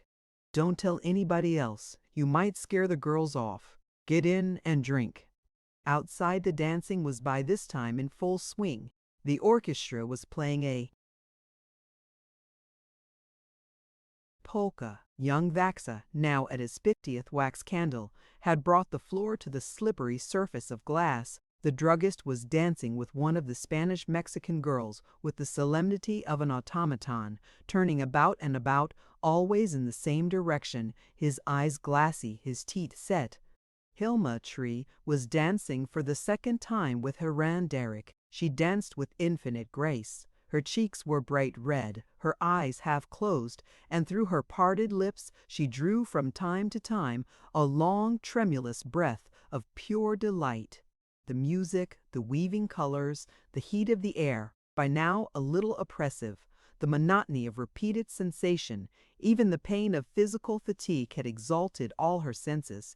She was in a dreamy lethargy of happiness. It was her first ball. She could have danced without stopping until morning. Minna Hooven and Cutter were promenading. Mrs. Hooven, with little Hilda already asleep on her knees, never took her eyes from her daughter's gown. As often as Minna passed near her, she vented an energetic psst, psst. The metal tip of a white drawstring was showing from underneath the waist of Minna's dress. Mrs. Hooven was on the point of tears. The solitary, gaily apparelled clerk from Bonneville was in a fever of agitation. He had lost his elaborate program card. Bewildered, beside himself with trepidation, he hurried about the room, jostled by the dancing couples, tripping over the feet of those who were seated. He peered distressfully under the chairs and about the floor, asking anxious questions. Magnus Derrick, the center of a listening circle of ranchers Garnett from the Ruby Rancho, Keast from the ranch of the same name, Gethings and Chattern of the San Pablo and Bonanza, stood near the great open doorway of the barn, discussing the possibility of a shortage in the world's wheat crop for the next year. Abruptly, the orchestra ceased playing with a roll of the snare drum, a flourish of the cornet, and a prolonged growl of the bass viol. The dance broke up, the couples hurrying to their seats, leaving the gaily apparelled clerk suddenly isolated in the middle of the floor, rolling his eyes. The druggist released the Spanish-Mexican girl with mechanical precision out amidst the crowd of dancers. He bowed, dropping his chin upon his cravat. Throughout the dance, neither had hazarded a word. The girl found her way alone to a chair, but the druggist, sick from continually revolving in the same direction, walked unsteadily toward the wall. All at once, the barn reeled around him. He fell down. There was a great laugh, but he scrambled to his feet and disappeared abruptly out into the night through the doorway of the barn, deathly pale, his hand upon his stomach. Dabney, the old man whom nobody knew, approached the group of ranchers around Magnus Derrick and stood, a little removed, listening gravely to what the governor was saying, his chin sunk in his collar, silent, offering no opinions. But the leader of the orchestra, with a great gesture of his violin bow, cried out, "All take partners for the lancers and promenade around the hall." However, there was a delay. A little crowd formed around the musicians' platform. Voices were raised. There was a commotion. Skeezix, who played the bighorn, accused the cornet and the snare drum of stealing his cold lunch. At intervals he could be heard expostulating, "Ah, no," at the end of the end. "Render me the sausages, you, or less I break your throat." "Aha, I know you. You are going to play me there a bad farce." "My sausages and the pork sandwich, else I go away from this place." He made an exaggerated show of replacing his bighorn in its case, but the bystanders raised a great protest. The sandwiches and one sausage were produced, the other had disappeared. In the end, Skeezicus allowed himself to be appeased. The dance was resumed. Half an hour later, the gathering in the harness room was considerably reinforced. It was the corner of the barn toward which the male guests naturally gravitated. Huron Derrick, who only cared to dance with Hilma Tree, was admitted. Garnett from the Ruby Rancho and Gethings from the San Pablo came in a little afterwards. A fourth bowl of punch was mixed, Annixter and Caraher clamoring into each other's face as to its ingredients. Cigars were lighted. Soon the air of the room became blue with an acrid haze of smoke. It was very warm. Ranged in their chairs around the side of the room, the guests emptied glass after glass. Vanamee alone refused to drink. He sat a little to one side, disassociating himself from what was going forward, watching the others calmly, a little contemptuously, a cigarette in his fingers. Hooven, after drinking his third glass, however, was afflicted with a great sadness. His breast heaved with immense sighs. He asserted that he was abreast. Cutter had taken his steer. He retired to a corner and seated himself in a heap on his chair, his heels on the rungs, wiping the tears from his eyes, refusing to be comforted. Old Broderson startled Annixter, who sat next to him, out of all measure by suddenly winking at him with infinite craftiness. "When I was a lad in Ukiah," he whispered hoarsely, I was a devil of a fellow with the girls, but lordy, he nudged him slyly, I wouldn't have it known. Of those who were drinking, Annixter alone retained all his wits. Though keeping pace with the others, glass for glass, the punch left him solid upon his feet, clear-headed. The tough, cross-grained fiber of him seemed proof against alcohol. Never in his life had he been drunk. He prided himself upon his power of resistance. It was his nature. "Say," exclaimed old Broderson, gravely addressing the company, pulling at his beard uneasily. "Say, listen, I'm a devil of a fellow with the girls." He wagged his head doggedly, shutting his eyes in a knowing fashion. "Yes, sir, I am. There was a young lady in Ukiah that was when I was a lad of 17. We used to meet in the cemetery in the afternoons. I was to go away to school at Sacramento, and the afternoon I left we met in the cemetery, and we stayed so long I almost missed the train. Her name was Celestine. Her name was Celestine." There was a pause. The others waited for the rest of the story. "And afterwards?" prompted Annixter. "Afterwards? Nothing afterwards. I never saw her again. Her name was Celestine." The company raised a chorus of derision, and Osterman cried ironically, "Say, that's a pretty good one. Tell us another." The old man laughed with the rest, believing he had made another hit. He called Osterman to him, whispering in his ear, "Shh! Look here. Some night you and I will go up to San Francisco, hey? We'll go skylarking. We'll be gay." "Oh, I'm a rare old buck. I am. I ain't too old. You'll see." Annixter gave over the making of the fifth bowl of punch to Osterman, who affirmed that he had a recipe for a fertilizer from Solitari that would take the plating off the ladle. He left him wrangling with Caraher, who still persisted in adding chartreuse, and stepped out into the dance to see how things were getting on. It was the interval between two dances. In and around a stall at the farther end of the floor, where lemonade was being served, was a great throng of young men. Others hurried across the floor singly, or by twos and threes, gingerly carrying overflowing glasses to their partners. Sitting in long rows of white and blue and pink against the opposite wall, their mothers and older sisters in a second dark-clothed rank behind them. A babel of talk was in the air, mingled with gusts of laughter. Everybody seemed having a good time. In the increasing heat, the decorations of evergreen trees and festoons threw off a pungent aroma that suggested a Sunday school Christmas festival. In the other stalls, lower down the barn, the young men had brought chairs, and in these deep recesses the most desperate love-making was in progress. The young man, his hair neatly parted, leaning with great solicitation over the girl, his partner for the moment, fanning her conscientiously, his arm carefully laid along the back of her chair.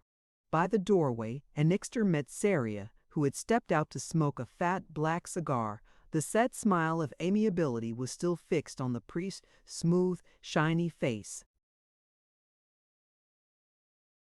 The cigar ashes had left gray streaks on the front of his cassock. He avoided Annixter, fearing, no doubt, an allusion to his gamecocks, and took up his position back of the second rank of chairs by the musician's stand, beaming encouragingly upon everyone who caught his eye.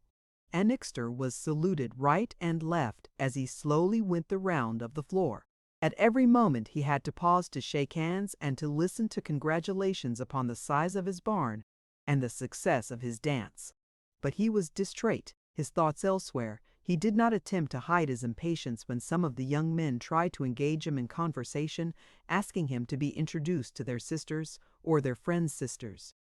He sent them about their business harshly, abominably rude, leaving a wake of angry disturbance behind him, sowing the seeds of future quarrels and renewed unpopularity. He was looking for Helmetry. When at last he came unexpectedly upon her, standing near where Mrs. Tree was seated, some half-dozen young men hovering uneasily in her neighborhood, all his audacity was suddenly stricken from him. His gruffness, his overbearing insolence vanished with an abruptness that left him cold. His old-time confusion and embarrassment returned to him.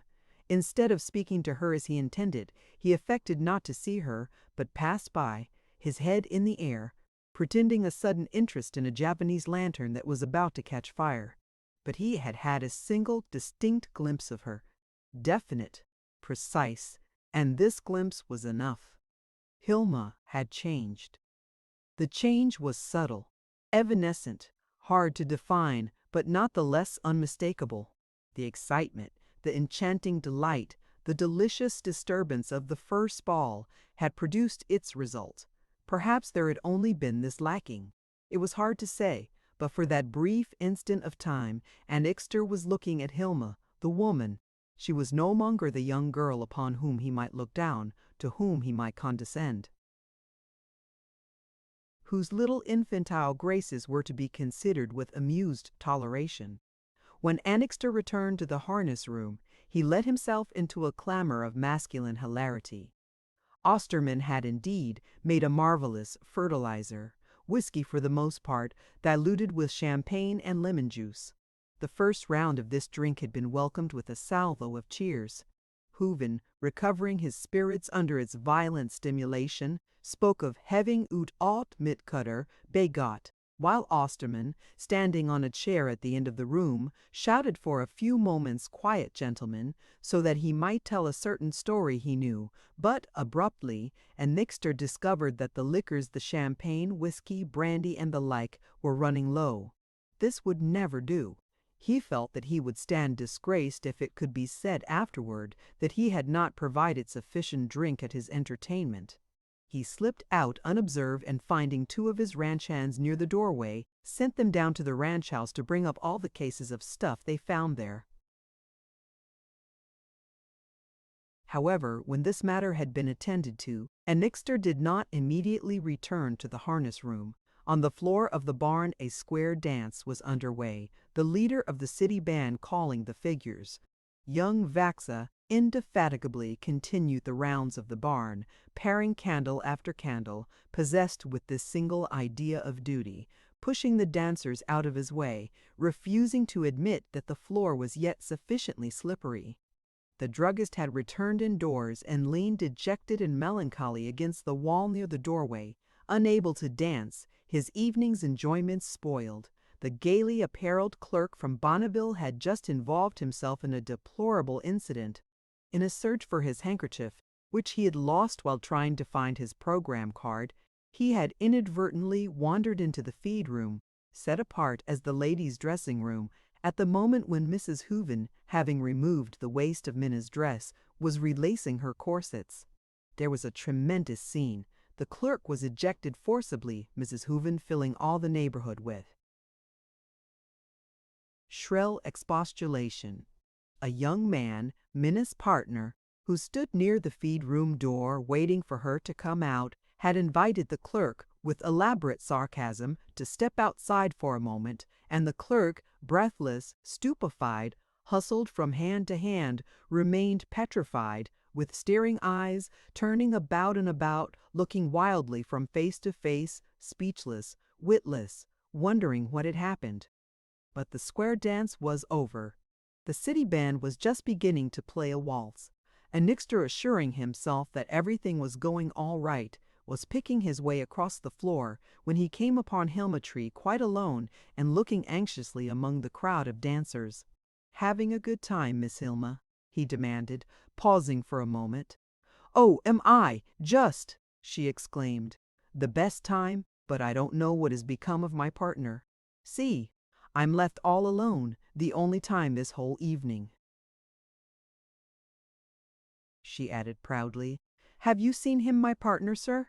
I forget his name. I only met him this evening, and I've met so many, I can't begin to remember half of them. He was a young man from Bonneville, a clerk, I think, because I remember seeing him in a store there, and he wore the prettiest clothes."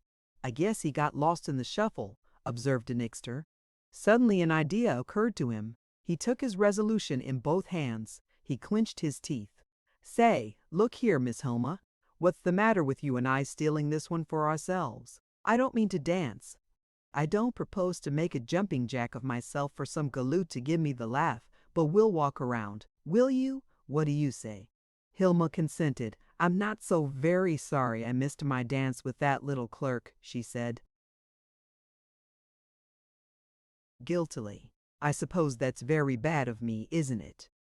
Enixter fulminated a vigorous protest. I am so warm, murmured Hilma, fanning herself with her handkerchief, and, oh, sook a good time as I have had. I was so afraid that I would be a wallflower and sit up by Mama and Papa the whole evening, and as it is, I have had every single dance, and even some dances I had to split. Oh, she breathed, glancing lovingly around the barn, noting again the festoons of tricolored cambric, the Japanese lanterns, flaring lamps, and decorations of evergreen. Oh, it's all so lovely, just like a fairy story. And to think that it can't last but for one little evening, and that tomorrow morning one must wake up to the everyday things again. Well, observed Enixter doggedly, unwilling that she should forget whom she ought to thank, I did my best, and my best is as good as another man's, I guess. Hilma overwhelmed him with a burst of gratitude which he gruffly pretended to deprecate. Oh, that was all right. It hadn't cost him much. He liked to see people having a good time himself, and the crowd did seem to be enjoying themselves. What did she think? Did things look lively enough? And how about herself? Was she enjoying it? Stupidly, Enixter drove the question home again, at his wit's end as to how to make conversation. Hilma protested volubly she would never forget this night, adding, "Dance! Oh, you don't know how I love it. I didn't know myself." I could dance all night and never stop once, and Enixter was smitten with uneasiness. No doubt this promenading was not at all to her taste. Wondering what kind of a spectacle he was about to make of himself, he exclaimed, "Want to dance now?" "Oh, yes," she returned. They paused in their walk, and Hilma, facing him, gave herself into his arms, and Enixter shut his teeth, the perspiration starting from his forehead. For 5 years he had abandoned dancing. Never in his best days had it been one of his accomplishments. They hesitated a moment, waiting to catch the time from the musicians. Another couple bore down upon them at precisely the wrong moment, jostling them out of step. And Enixter swore under his breath. His arm still about the young woman, he pulled her over to one corner. "Now," he muttered, "we'll try again." A second time, listening to the 1-2-3, 1-2-3 cadence of musicians, they endeavored to get under way, and Enixter waited the fraction of a second too long and stepped on Hilma's foot. On the third attempt, having worked out of the corner, a pair of dancers bumped into them once more, and as they were recovering themselves, another couple caromed violently against Enixter so that he all but lost his footing. He was in a rage. Hilma, very embarrassed, was trying not to laugh, and thus they found themselves out in the middle of the floor, continually jostled from their position, holding clumsily to each other, stammering excuses into one another's faces. When Delaney arrived, he came with the suddenness of an explosion. There was a commotion by the doorway, a rolling burst of oaths, a furious stamping of hoofs, a wild scramble of the dancers to either side of the room, and there he was. He had ridden the buckskin at a gallop straight through the doorway and out into the middle of the floor of the barn. Once well inside, Delaney hauled up on the cruel spade bit, at the same time driving home the spurs, and the buckskin, without halting in her gait, rose into the air upon her hind feet, and coming down again with a thunder of iron hoofs upon the hollow floor, lashed out with both heels simultaneously, her back arched, her head between her knees. It was the running buck, and had not Delaney been the hardest buster in the county, would have flung him headlong like a sack of sand. But he eased off the bit, gripping the mare's flanks with his knees, and the buckskin, having long since known her master, came to hand quivering, the bloody spume dripping from the bit upon the slippery floor. Delaney had arrayed himself with painful elaboration, determined to look the part, bent upon creating the impression, resolved that his appearance at least should justify his reputation of being bad. Nothing was lacking, neither the campaign hat with upturned brim, nor the dotted blue handkerchief knotted behind the neck, nor the heavy gauntlet stitched with red, nor this above. All the bearskin chaperos, the hair trousers of the mountain cowboy, the pistol holster low on the thigh. But for the moment this holster was empty, and in his right hand, the hammer at full cock, the chamber loaded, the puncher flourished his teaser, and Army Colts, the lamplight dully reflected in the dark blue steel. In a second of time, the dance was a bedlam. The musicians stopped with a discord, and the middle of the crowded floor bared itself instantly. It was like sand blown from off a rock. The throng of guests, carried by an impulse that was not to be resisted, bore back against the sides of the barn, overturning chairs, tripping upon each other, falling down, scrambling to their feet again, stepping over one another, getting behind each other, diving under chairs, flattening themselves against the wall, a wild, clamoring pell-mell, blind, deaf, panic-stricken. A confused tangle of waving arms, torn muslin, crushed flowers, petals, stays, tangled legs, leaving Annixter and Hilma alone, deserted, their arms about each other, face to face with Delaney, mad with alcohol, bursting with remembered insult, bent on evil, reckless of results. After the first scramble for safety, the crowd fell quiet for the fraction of an instant, glued to the walls, afraid to stir, struck dumb and motionless with surprise and terror, and in the instant silence that followed Annixter, his eyes on Delaney, muttered rapidly to Hilma, "Get back, get away to one side." The fool might shoot. There was a second's respite afforded, while Delaney occupied himself in quieting the buckskin, and in that second of time, at this moment of crisis, the wonderful thing occurred. Hilma, turning from Delaney, her hands clasped on Annixter's arm, her eyes meeting his, exclaimed,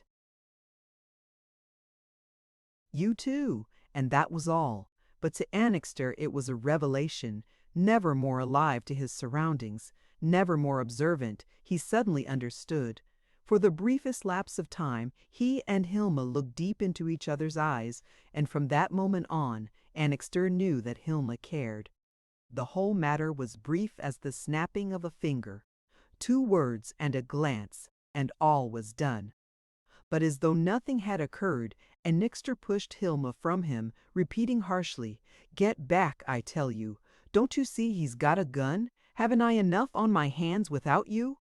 He loosed her clasp, and his eyes once more on Delaney, moved diagonally backwards toward the side of the barn, pushing Hilma from him. In the end he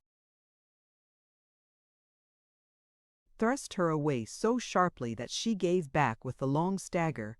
Somebody caught her arm and drew her in, leaving Annixter alone once more in the middle of the floor, his hands in his coat pockets, watchful, alert, facing his enemy.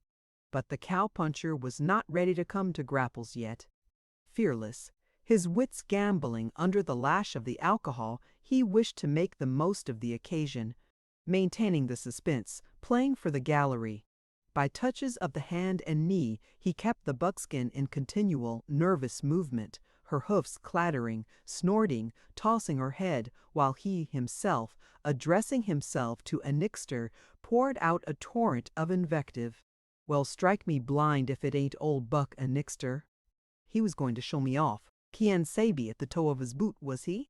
Well, here's your chance, with the ladies to see you do it. Gives a dance, does he, highfalutin ho, down in his barn, and forgets to invite his old bronco-bustin' friend. But his friend don't forgets to invite his old bronco-bustin' friend. Him, no he don't. He remembers little things, does his bronco-bustin' friend. Likes to see a dance hisself on occasion, his friend does.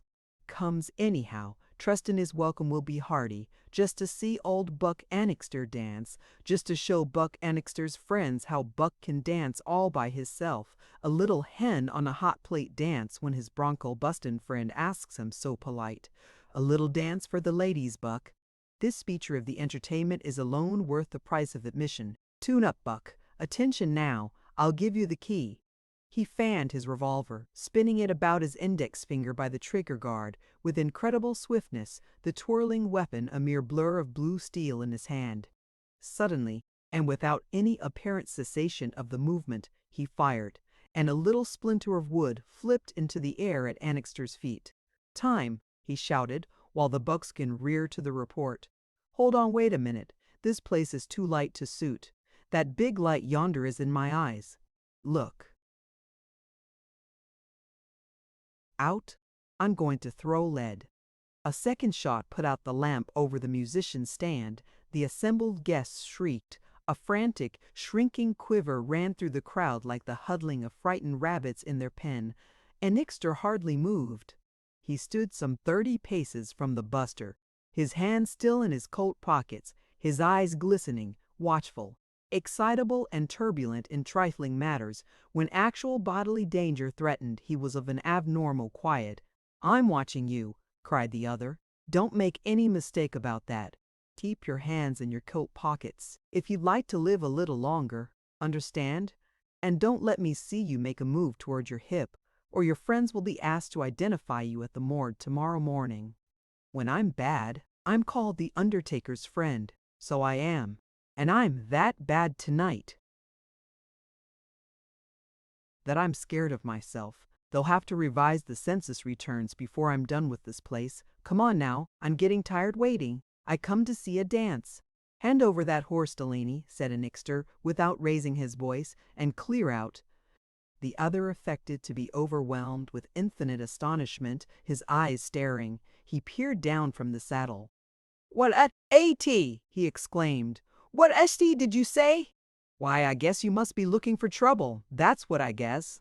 "There's where you're wrong, Yimel-san," muttered Annixter, partly to Delaney, partly to himself. "If I was looking for trouble, there wouldn't be any guesswork about it." With the words he began firing. Delaney had hardly entered the barn before Annixter's plan had been formed. Long since his revolver was in the pocket of his coat, and he fired now through the coat itself, without withdrawing his hands. Until that moment Annixter had not been sure of himself. There was no doubt that for the first few moments of the affair he would have welcomed with joy any reasonable excuse for getting out of the situation. But the sound of his own revolver gave him confidence. He whipped it from his pocket and fired again.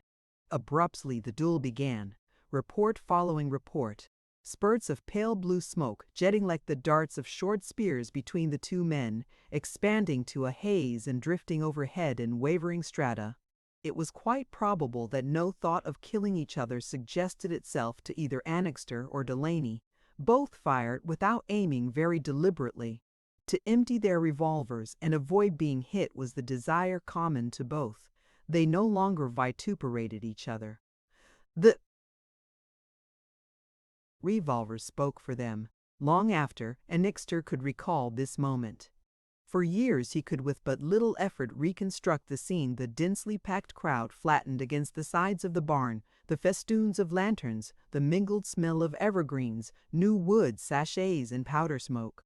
The vague clamor of distress and terror that rose from the throng of guests, the squealing of the buckskin, the uneven explosions of the revolvers, the reverberation of trampling hoofs, a brief glimpse of Haran Derrick's excited face at the door of the harness room, and in the open spate, in that the aid Annixter's revolver contained but 6 cartridges.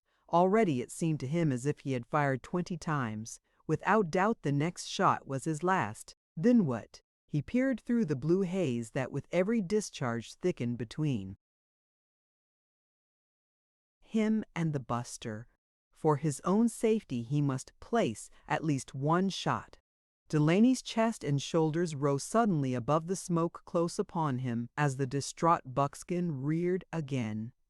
Annixter, for the first time during the fight, took definite aim, but before he could draw the trigger there was a great shout, and he was aware of the buckskin, the bridle trailing, the saddle empty, plunging headlong across the floor, crashing into the line of chairs. Delaney was scrambling off the floor. There was blood on the buster's wrist, and he no longer carried his revolver. Suddenly he turned and ran. The crowd parted right and left before him as he made toward the doorway. He disappeared. 20 men promptly sprang to the buckskin's head, but she broke away, and wild with terror, bewildered, blind, insensate, charged into the corner of the barn by the musician's stand. She brought up against the wall with cruel force, and with impact of a sack of stones, her head was cut. She turned and charged again, bull-like, the blood streaming from her forehead. The crowd, shrieking, melted before her rush. An old man was thrown down and trampled. The buckskin trod upon the dragging bridle, somersaulted into a confusion of chairs in one corner, and came down with a terrific clatter in a wild disorder of kicking hoofs and splintered wood. But a crowd of men fell upon her, tugging at the bit, sitting on her head, shouting, gesticulating. For 5 minutes she struggled and fought.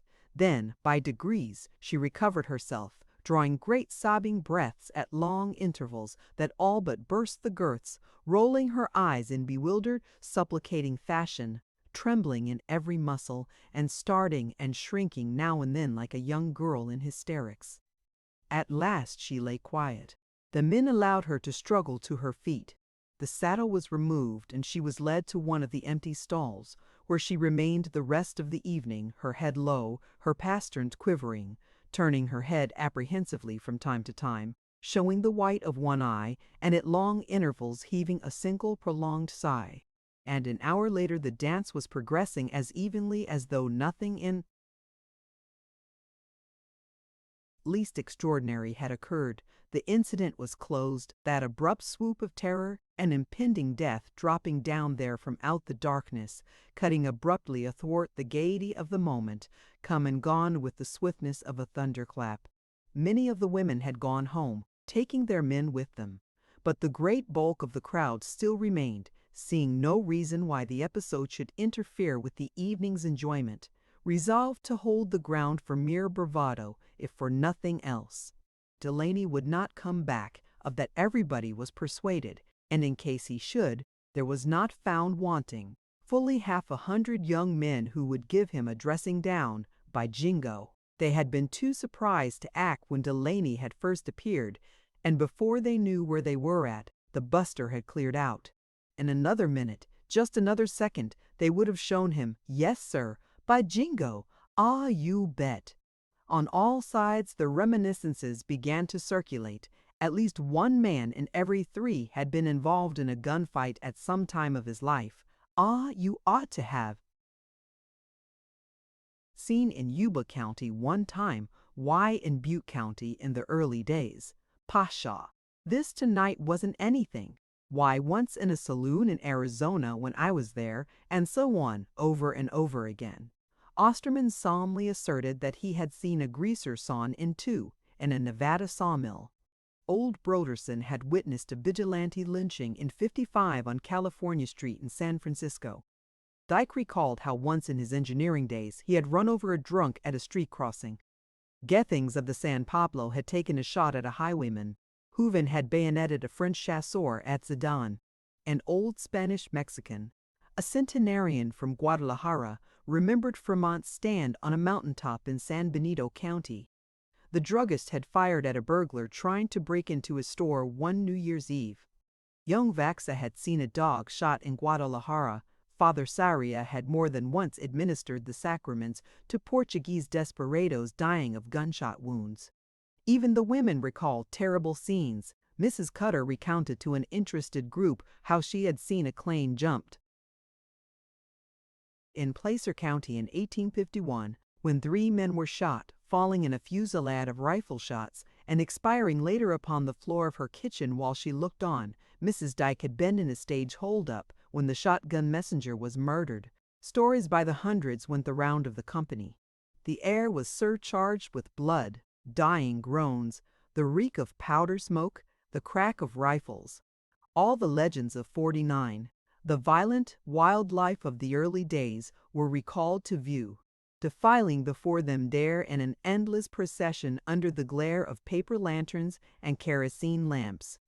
But the affair had aroused a combative spirit amongst the men of the assembly. Instantly a spirit of aggression, of truculence, swelled up underneath waistcoats and starched shirt bosoms. More than one offender was promptly asked to step outside. It was like young bucks excited by an encounter of stags, lowering their horns upon the slightest provocation, showing off before the does and fawns. Old quarrels were remembered. One sought laboriously for slights and insults. Veiled in ordinary conversation, the sense of personal honor became refined to a delicate, fine point. Upon the slightest pretext, there was a haughty drawing up of the figure, a twisting of the lips into a smile of scorn. Carraher spoke of shooting S. Berman on sight before the end of the week. Twice it became necessary to separate Hooven and Cutter, renewing their quarrel as to the ownership of the steer. All at once, Minna Hooven's partner fell upon the gaily apparelled clerk from Bonneville, pummeling him with his fists, hustling him out of the hall, vociferating that Miss Hooven had been grossly insulted. It took 3 men to extricate the clerk from his clutches, dazed, gasping, his collar unfastened and sticking up into his face, his eyes staring wildly into the faces of the crowd. But Annixter, bursting with pride, his chest thrown out, his chin in the air, reigned enthroned in a circle of adulation. He was the hero. To shake him by the hand was an honor to be struggled for. One clapped him on the back with solemn nods of approval. "There's the boy for you. There was nerve for you. What's the matter with Annixter? How about that for sand, and how was that for a shot? Why, Apache Kid couldn't have bettered that.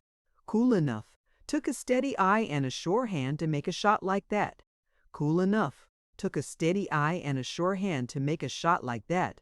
There was a shot that would be told about in Tulare County 50 years to come. Annixter had refrained from replying, all ears to this conversation, wondering just what had happened. He knew only that Delaney had run, leaving his revolver and a spatter of blood behind him.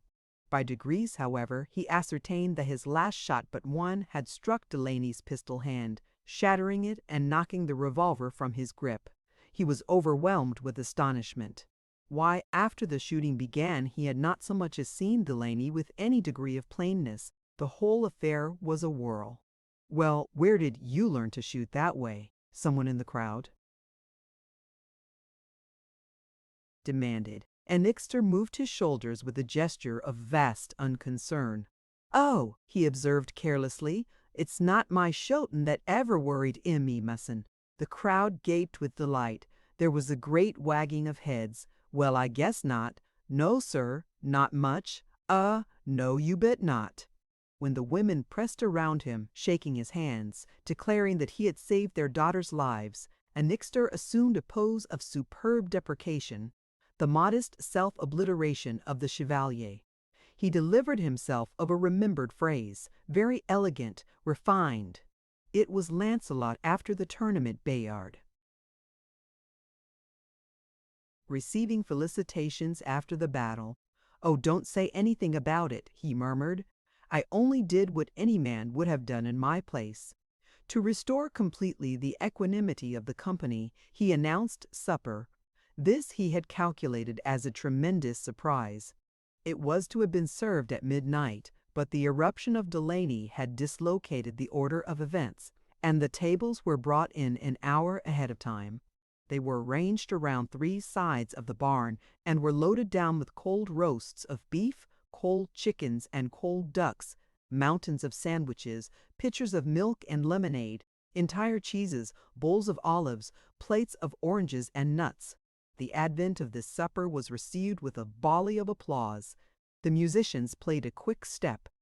The company threw themselves upon the food with a great scraping of chairs and a vast rustle of muslins, tarletans, and organdies. Soon the clatter of dishes was a veritable uproar. The tables were taken by assault. One ate whatever was nearest at hand, some even beginning with oranges and nuts and ending with beef and chicken. At the end, the paper caps were brought on, together with the ice cream. All up and down the tables the pulled crackers snapped continually like the discharge of innumerable tiny rifles. The caps of tissue paper were put on Phrygian bonnets, magicians' caps, liberty caps. The young girls looked across the table at their vis-a-vis with bursts of laughter and vigorous clapping of the hands. The harness room crowd had a table to themselves, at the head of which sat Annixter and at the foot Heron. The gunfight had sobered Presley thoroughly. He sat by the side of Vanamee, who ate but little, preferring rather to watch the scene with calm observation, a little contemptuous when the uproar around the table was too boisterous, savoring of intoxication. Osterman rolled bullets of bread and shot them with astonishing force up and down the table. But the others, Dyke, old Broderson, Carraher, Herenderick, Hooven, Cutter, Garnett of the Ruby Rancho, Keast from the ranch of the same name, Gethings of the San Pablo, and Chattern of the Bonanza, occupied themselves with eating as much as they could before the supper gave out. At a corner of the table, speechless, unobserved, ignored, sat Dadney, of whom nothing was known but his name, the silent old man who made no friends. He ate and drank quietly, dipping his sandwich in his lemonade. Osterman ate all the olives he could lay his hands on, a score of them, 50 of them, 100 of them. He touched no crumb of anything else. Old Broderson stared at him, his jaw fallen. Osterman declared he had once eaten 1,000 on a bet. The men called each other's attention to him. Delighted to create a sensation, Osterman persevered. The contents of an entire bowl disappeared in his huge reptilian slit of a mouth. His cheeks of brownish red were extended. His bald forehead glistened. Colics seized upon him. His stomach revolted. It was all one with him. He was satisfied, contented. He was astonishing the people. Once I swallowed a tree toad, he told old Broderson, by mistake. I was eating grapes, and the beggar lived in me 3 weeks. In rainy weather he would sing. You don't believe that, he vociferated. Haven't I got the toad at home now in a bottle of alcohol? And the old man, never doubting, his eyes starting, wagged his head in amazement. Oh, yes, cried Carraher, the length of the table, that's a pretty good one. Tell us another. That reminds me of a story, hesitated old Broderson uncertainly. Once when I was a lad in Ukiah, 50 years. Oh, yes, cried half a dozen voices. That's a pretty good one. Tell us another. What? Murmured Broderson, looking about him. I don't know, it was Ukiah. You mix me all up. As soon as supper was over, the floor was cleared again. The guests clamored for a Virginia reel. The last quarter of the evening, the time of the most riotous fun, was beginning. The young men caught the girls who sat next to them. The orchestra dashed off into a rollicking movement. The 2 lines were formed. In the second of time, the dance was underway again. The guests still wearing the Phrygian bonnets and liberty caps of pink and blue tissue paper.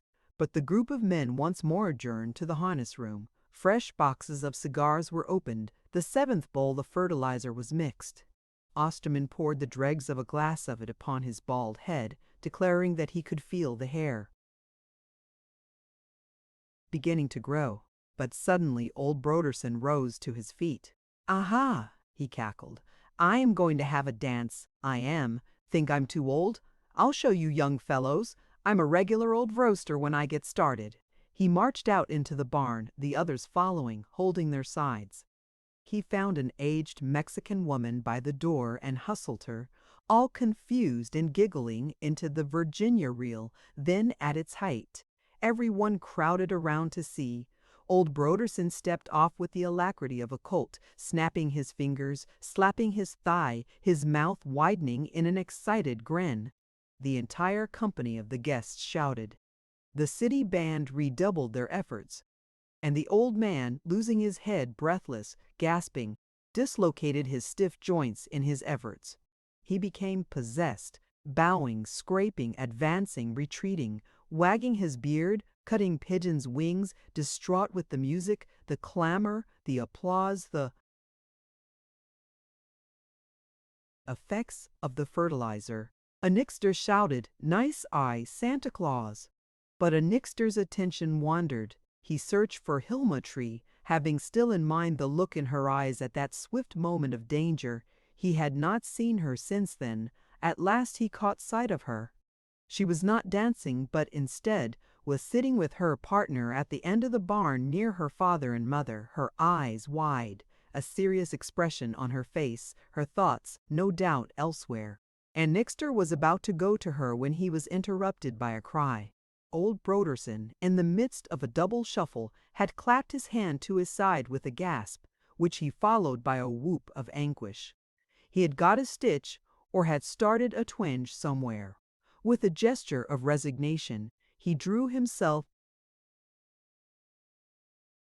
laboriously out of the dance, limping abominably, one leg dragging. He was heard asking for his wife. Old Mrs. Broderson took him in charge. She jawed him for making an exhibition of himself, scolding as though he were a 10-year-old. "Well, I want to know," she exclaimed as he hobbled off, dejected and melancholy, leaning upon her arm. Thought he had to dance, indeed. What next? A gay old grandpa, this. He better be thinking of his coffin. It was almost midnight. The dance drew towards its close in a storm of jubilation. The perspiring musicians toiled like galley slaves, the guests singing as they danced. The group of men reassembled in the harness room. Even Magnus Derrick condescended to enter and drink a toast. Presley and Vanamee, still holding themselves aloof, looked on, Vanamee more and more disgusted. Dabney, standing to one side, overlooked and forgotten, continued to sip steadily at his glass, solemn, reserved. Garnet of the Ruby Rancho, Keys from the ranch of the same name, Gethings of the San Pablo, and Chattern of the Bonanza leaned back in their chairs, their waistcoats unbuttoned, their legs spread wide, laughing they could not tell why.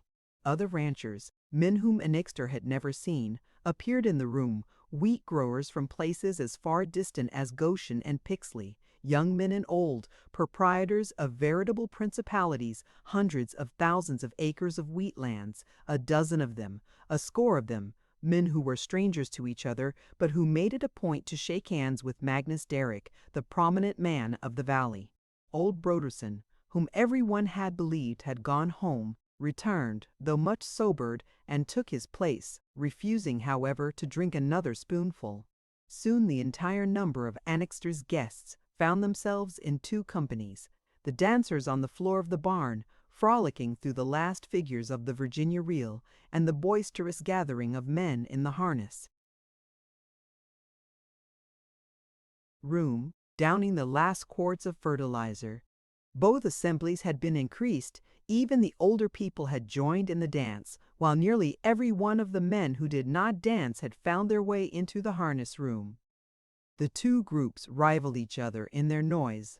Out on the floor of the barn was a very whirlwind of gaiety, a tempest of laughter, hand-clapping and cries of amusement. In the harness room, the confused shouting and singing, the stamping of heavy feet, set a quivering reverberation in the oil of the kerosene lamps, the flame of the candles in the Japanese lanterns flaring and swaying in the gusts of hilarity. At intervals, between the two, one heard the music, the wailing of the violins, the vigorous snarling of the cornet, and the harsh, incessant rasping of the snare drum. And at times all these various sounds mingled in a single vague note, huge, clamorous, that rose up into the night from the colossal, reverberating compass of the barn and sent its echoes far off across the unbroken levels of surrounding ranches, stretching out to infinity under the clouded sky, calm, mysterious, still. And Nixter, the punch bowl clasped in his arms, was pouring out the last spoonful of liquor into Carahara's glass, when he was aware that someone was pulling at the sleeve of his coat. He set down the punch bowl. "Well, where did you come from?" he demanded. It was a messenger from Bonneville, the uniformed boy that the telephone company employed to carry messages. He had just arrived from town on his bicycle, out of breath and panting. "Message for you, sir. Will you sign?" He held the book to Annixter, who signed the receipt, wondering. The boy departed, leaving a thick envelope of yellow paper in Annixter's hands, the address typewritten, the word urgent written in blue pencil in one corner. Annixter tore it open. The envelope contained other sealed envelopes, some 8 or 10 of them, addressed to Magnus Derrick, Osterman, Broderson, Garnett, Keast, Gethings, Chattern, Dabney, and to Annixter himself. Still puzzled, Annixter distributed the envelopes, muttering to himself, "What's up now?" The incident had attracted attention. A comparative quiet followed, the guests following the letters, with their eyes as they were passed around the table. They fancied that Annixter had arranged a surprise. Magnus Derrick, who sat next to Annixter, was the first to receive his letter. With a word of excuse, he opened it. Read it, Governor," shouted a half-dozen voices. "No secrets, you know. Everything above board here tonight." Magnus cast a glance at the contents of the letter, then rose to his feet and read, Magnus Derrick, Bonneville to Larrycomery, Cal. Dear Sir, by regrade of October 1st, the value of the railroad land you occupy included in your ranch of Los Muertos has been fixed at $27 per acre. The land is now for sale at that price to anyone. Yours, etc. CYUSBLA, Ruthless. CMI Ada Ruglas, BLN Agent, P and SWRRS. B. Herman, Local Agent P and S. Waterbilum. And Medes quote C. Einfrist. In the midst of the profound silence that followed, Osterman was heard to exclaim grimly, "That's a pretty good one. Tell us another." But for a long moment this was the only remark. The silence widened, broken only by the sound of torn paper as Annixter, Osterman, Old Broderson, Garnett, Keast, Gethings, Chattern, and Dabney opened and read their letters. They were all to the same effect, almost word for word like the governor's. Only the figures and the proper names varied. In some cases the price per acre was $22. In Annixter's case it was $30. And the company promised to sell to me, to all of us, gasped Old Broderson, at $2.50 an acre. It was not alone the ranchers immediately around Bonneville who would be plundered by this move on the fall of the railroad. The alternate section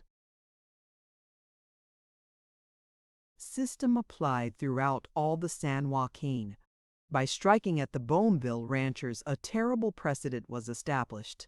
Of the crowd of guests in the harness room alone, nearly every man was affected, every menaced with ruin. All of 1,000,000 acres was suddenly involved. Then suddenly the tempest burst. A dozen men were on their feet in an instant, their teeth set, their fists clenched, their faces purple with rage. Oaths, curses, maledictions exploded like the firing of successive mines. Voices quivered with wrath, hands flung upward, the fingers hooked, prehensile, trembled with anger. The sense of wrongs, the injustices, the oppression, extortion, and pillage of 20 years suddenly culminated and found voice in a raucous howl of execration.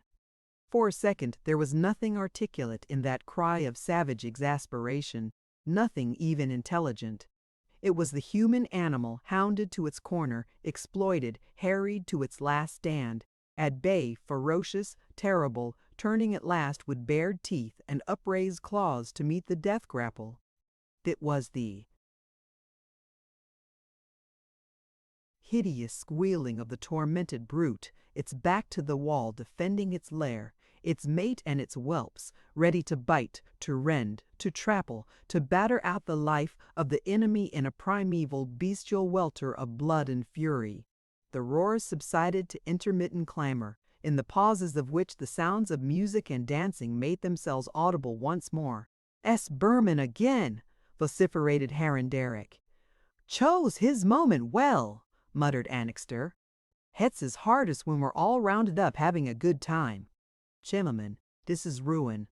What's to be done now? Fight, my God! Do you think we are going to stand this? Do you think we The uproar swelled again. The clearer the assembly of ranchers understood the significance of this move on the part of the railroad, the more terrible it appeared, the more flagrant, the more intolerable. Was it possible? Was it within the bounds of imagination that this tyranny should be contemplated? But they knew past years had driven home the lesson, the implacable iron monster with whom they had to deal, and again the sense of outrage and oppression lashed them to their feet, their mouths wide with curses, their fists clenched tight, their throats hoarse with shouting, "Fight! Hell, fight! What are you going to do? If there's a law in this land, if there is, it is in Shelgrim's pocket. Who owns the courts in California? Ain't it Shelgrim? God damn him. Well, how long are you going to stand it?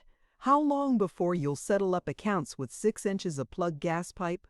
And our contracts, the solemn pledges of the corporation to sell to us first of all, and now the land is for sale to anybody. Why? It is a question of my home. Am I to be turned out?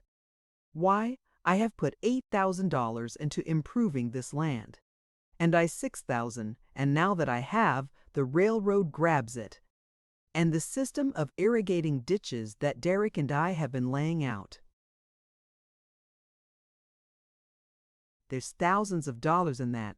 I'll fight this out till I've spent every cent of my money. Where? In the courts that the company owns? Think I'm going to give in to this? Think I'm to get off my land? By God, gentlemen, law or no law, railroad or no railroad, I will not. Nor I. Nor I. Nor I. This is the last. Legal means first. If those fail the shotgun, they can kill me. They can shoot me down, but I'll die fighting for my home before I'll give in to this. At length Annixter made himself heard.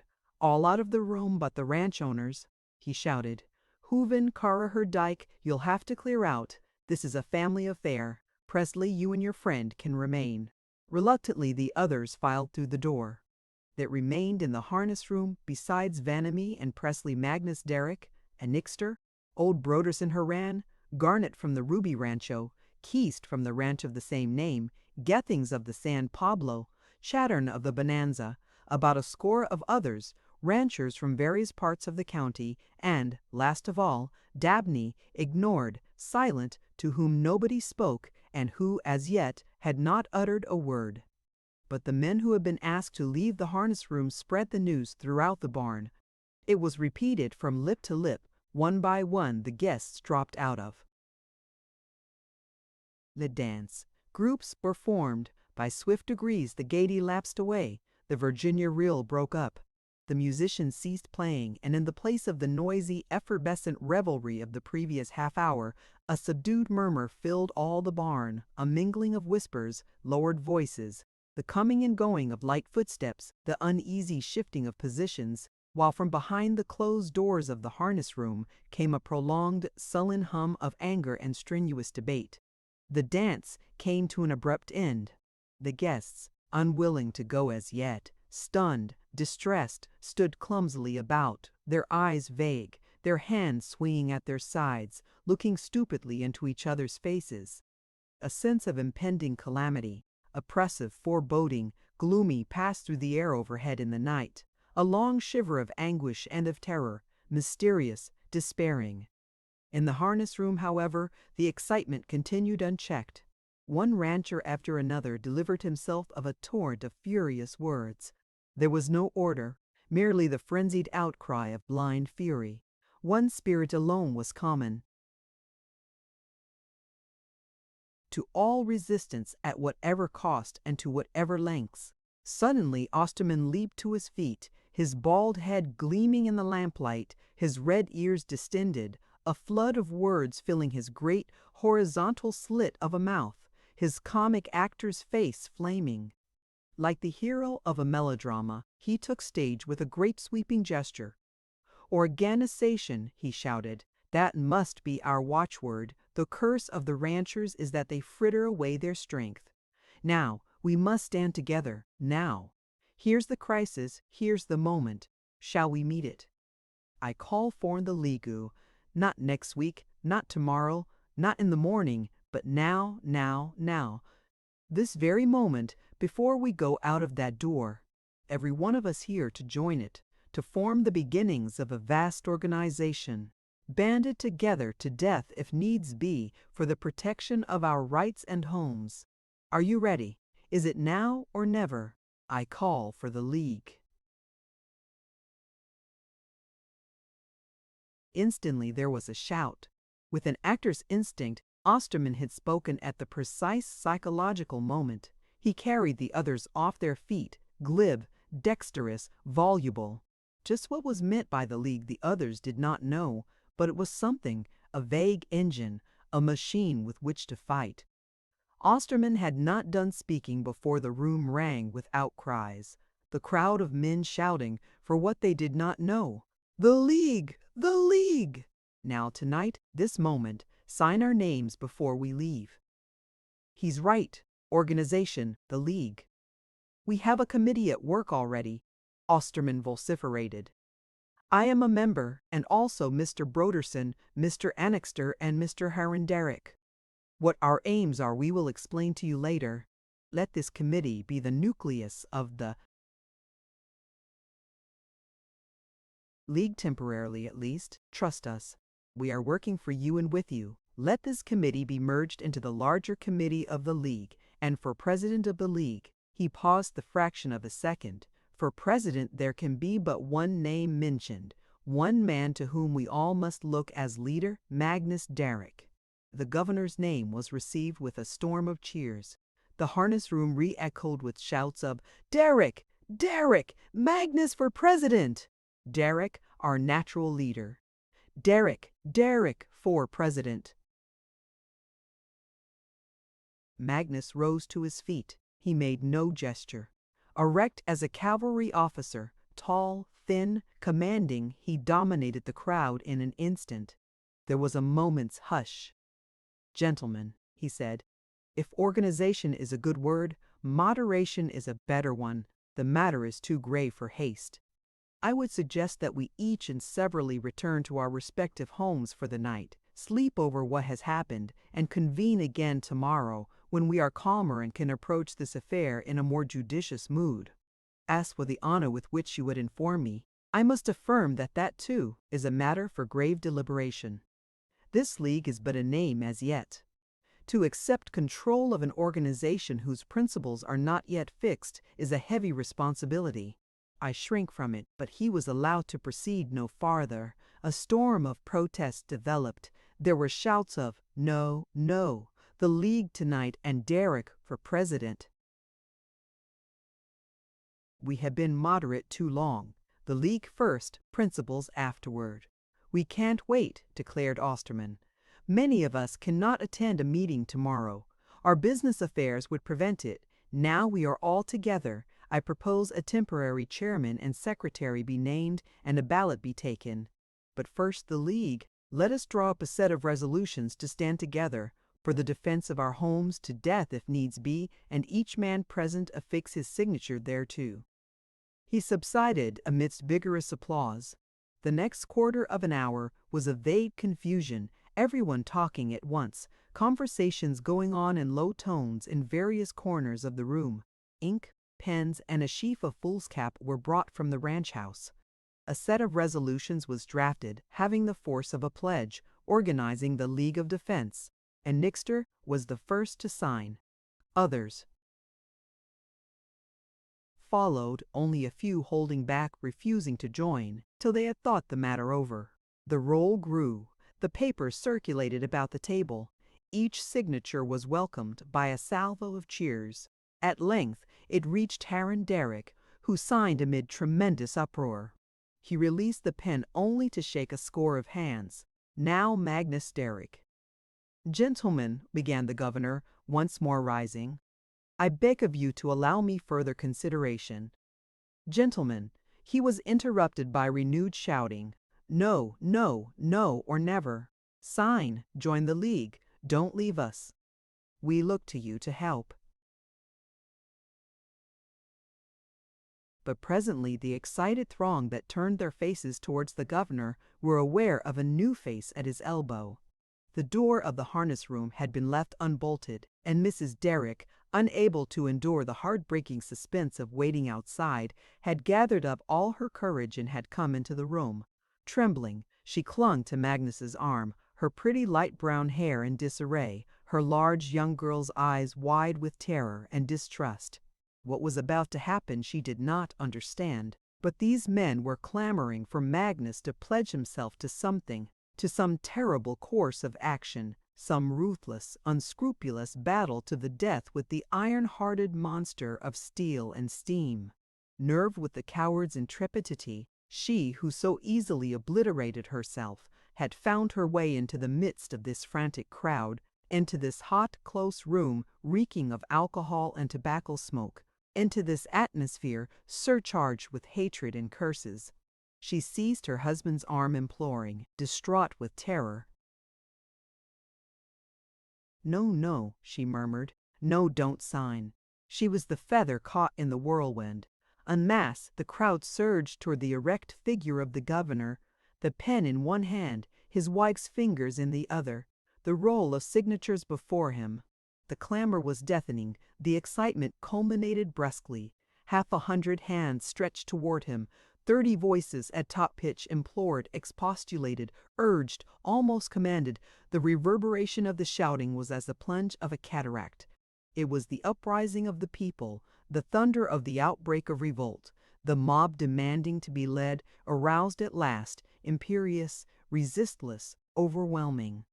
It was the blind fury of insurrection, the brute, many-tongued, red-eyed, bellowing for guidance, baring its teeth, unsheathing its claws, imposing its will with the abrupt, resistless pressure of the relaxed piston, inexorable, knowing no pity.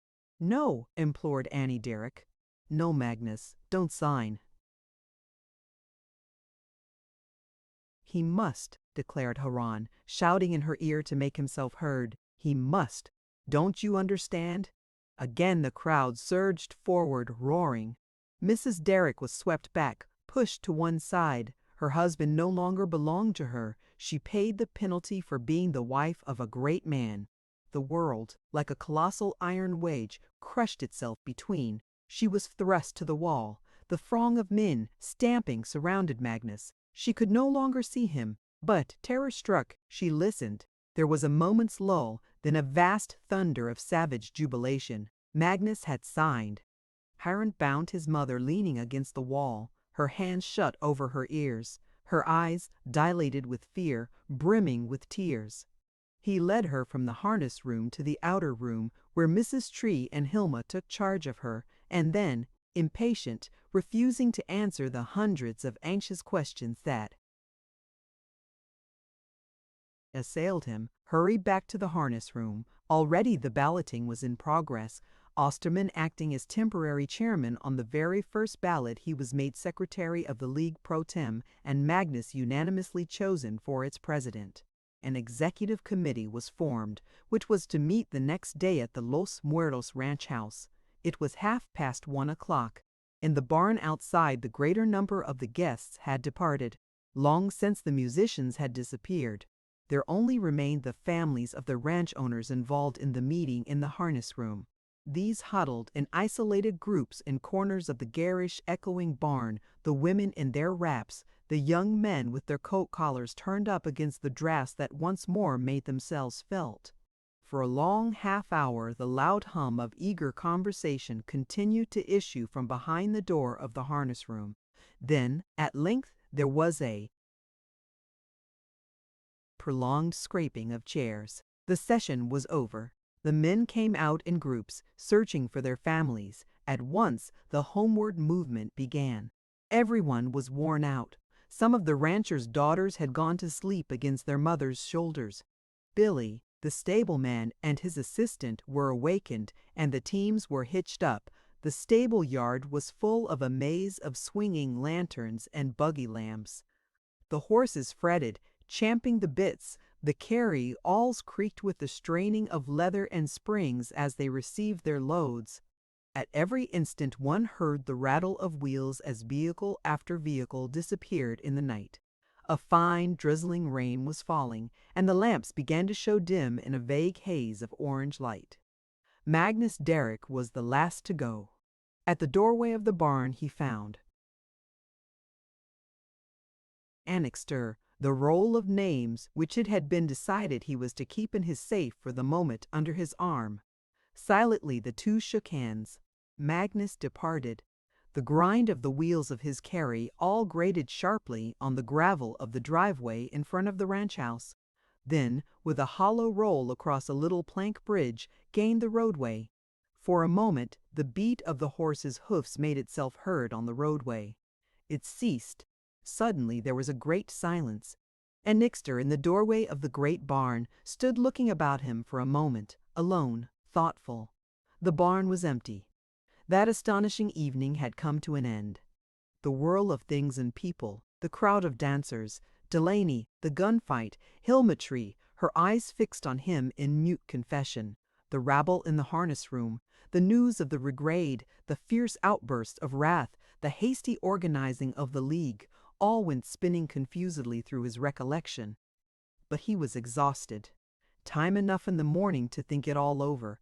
By now it was raining sharply. He put the roll of names into his inside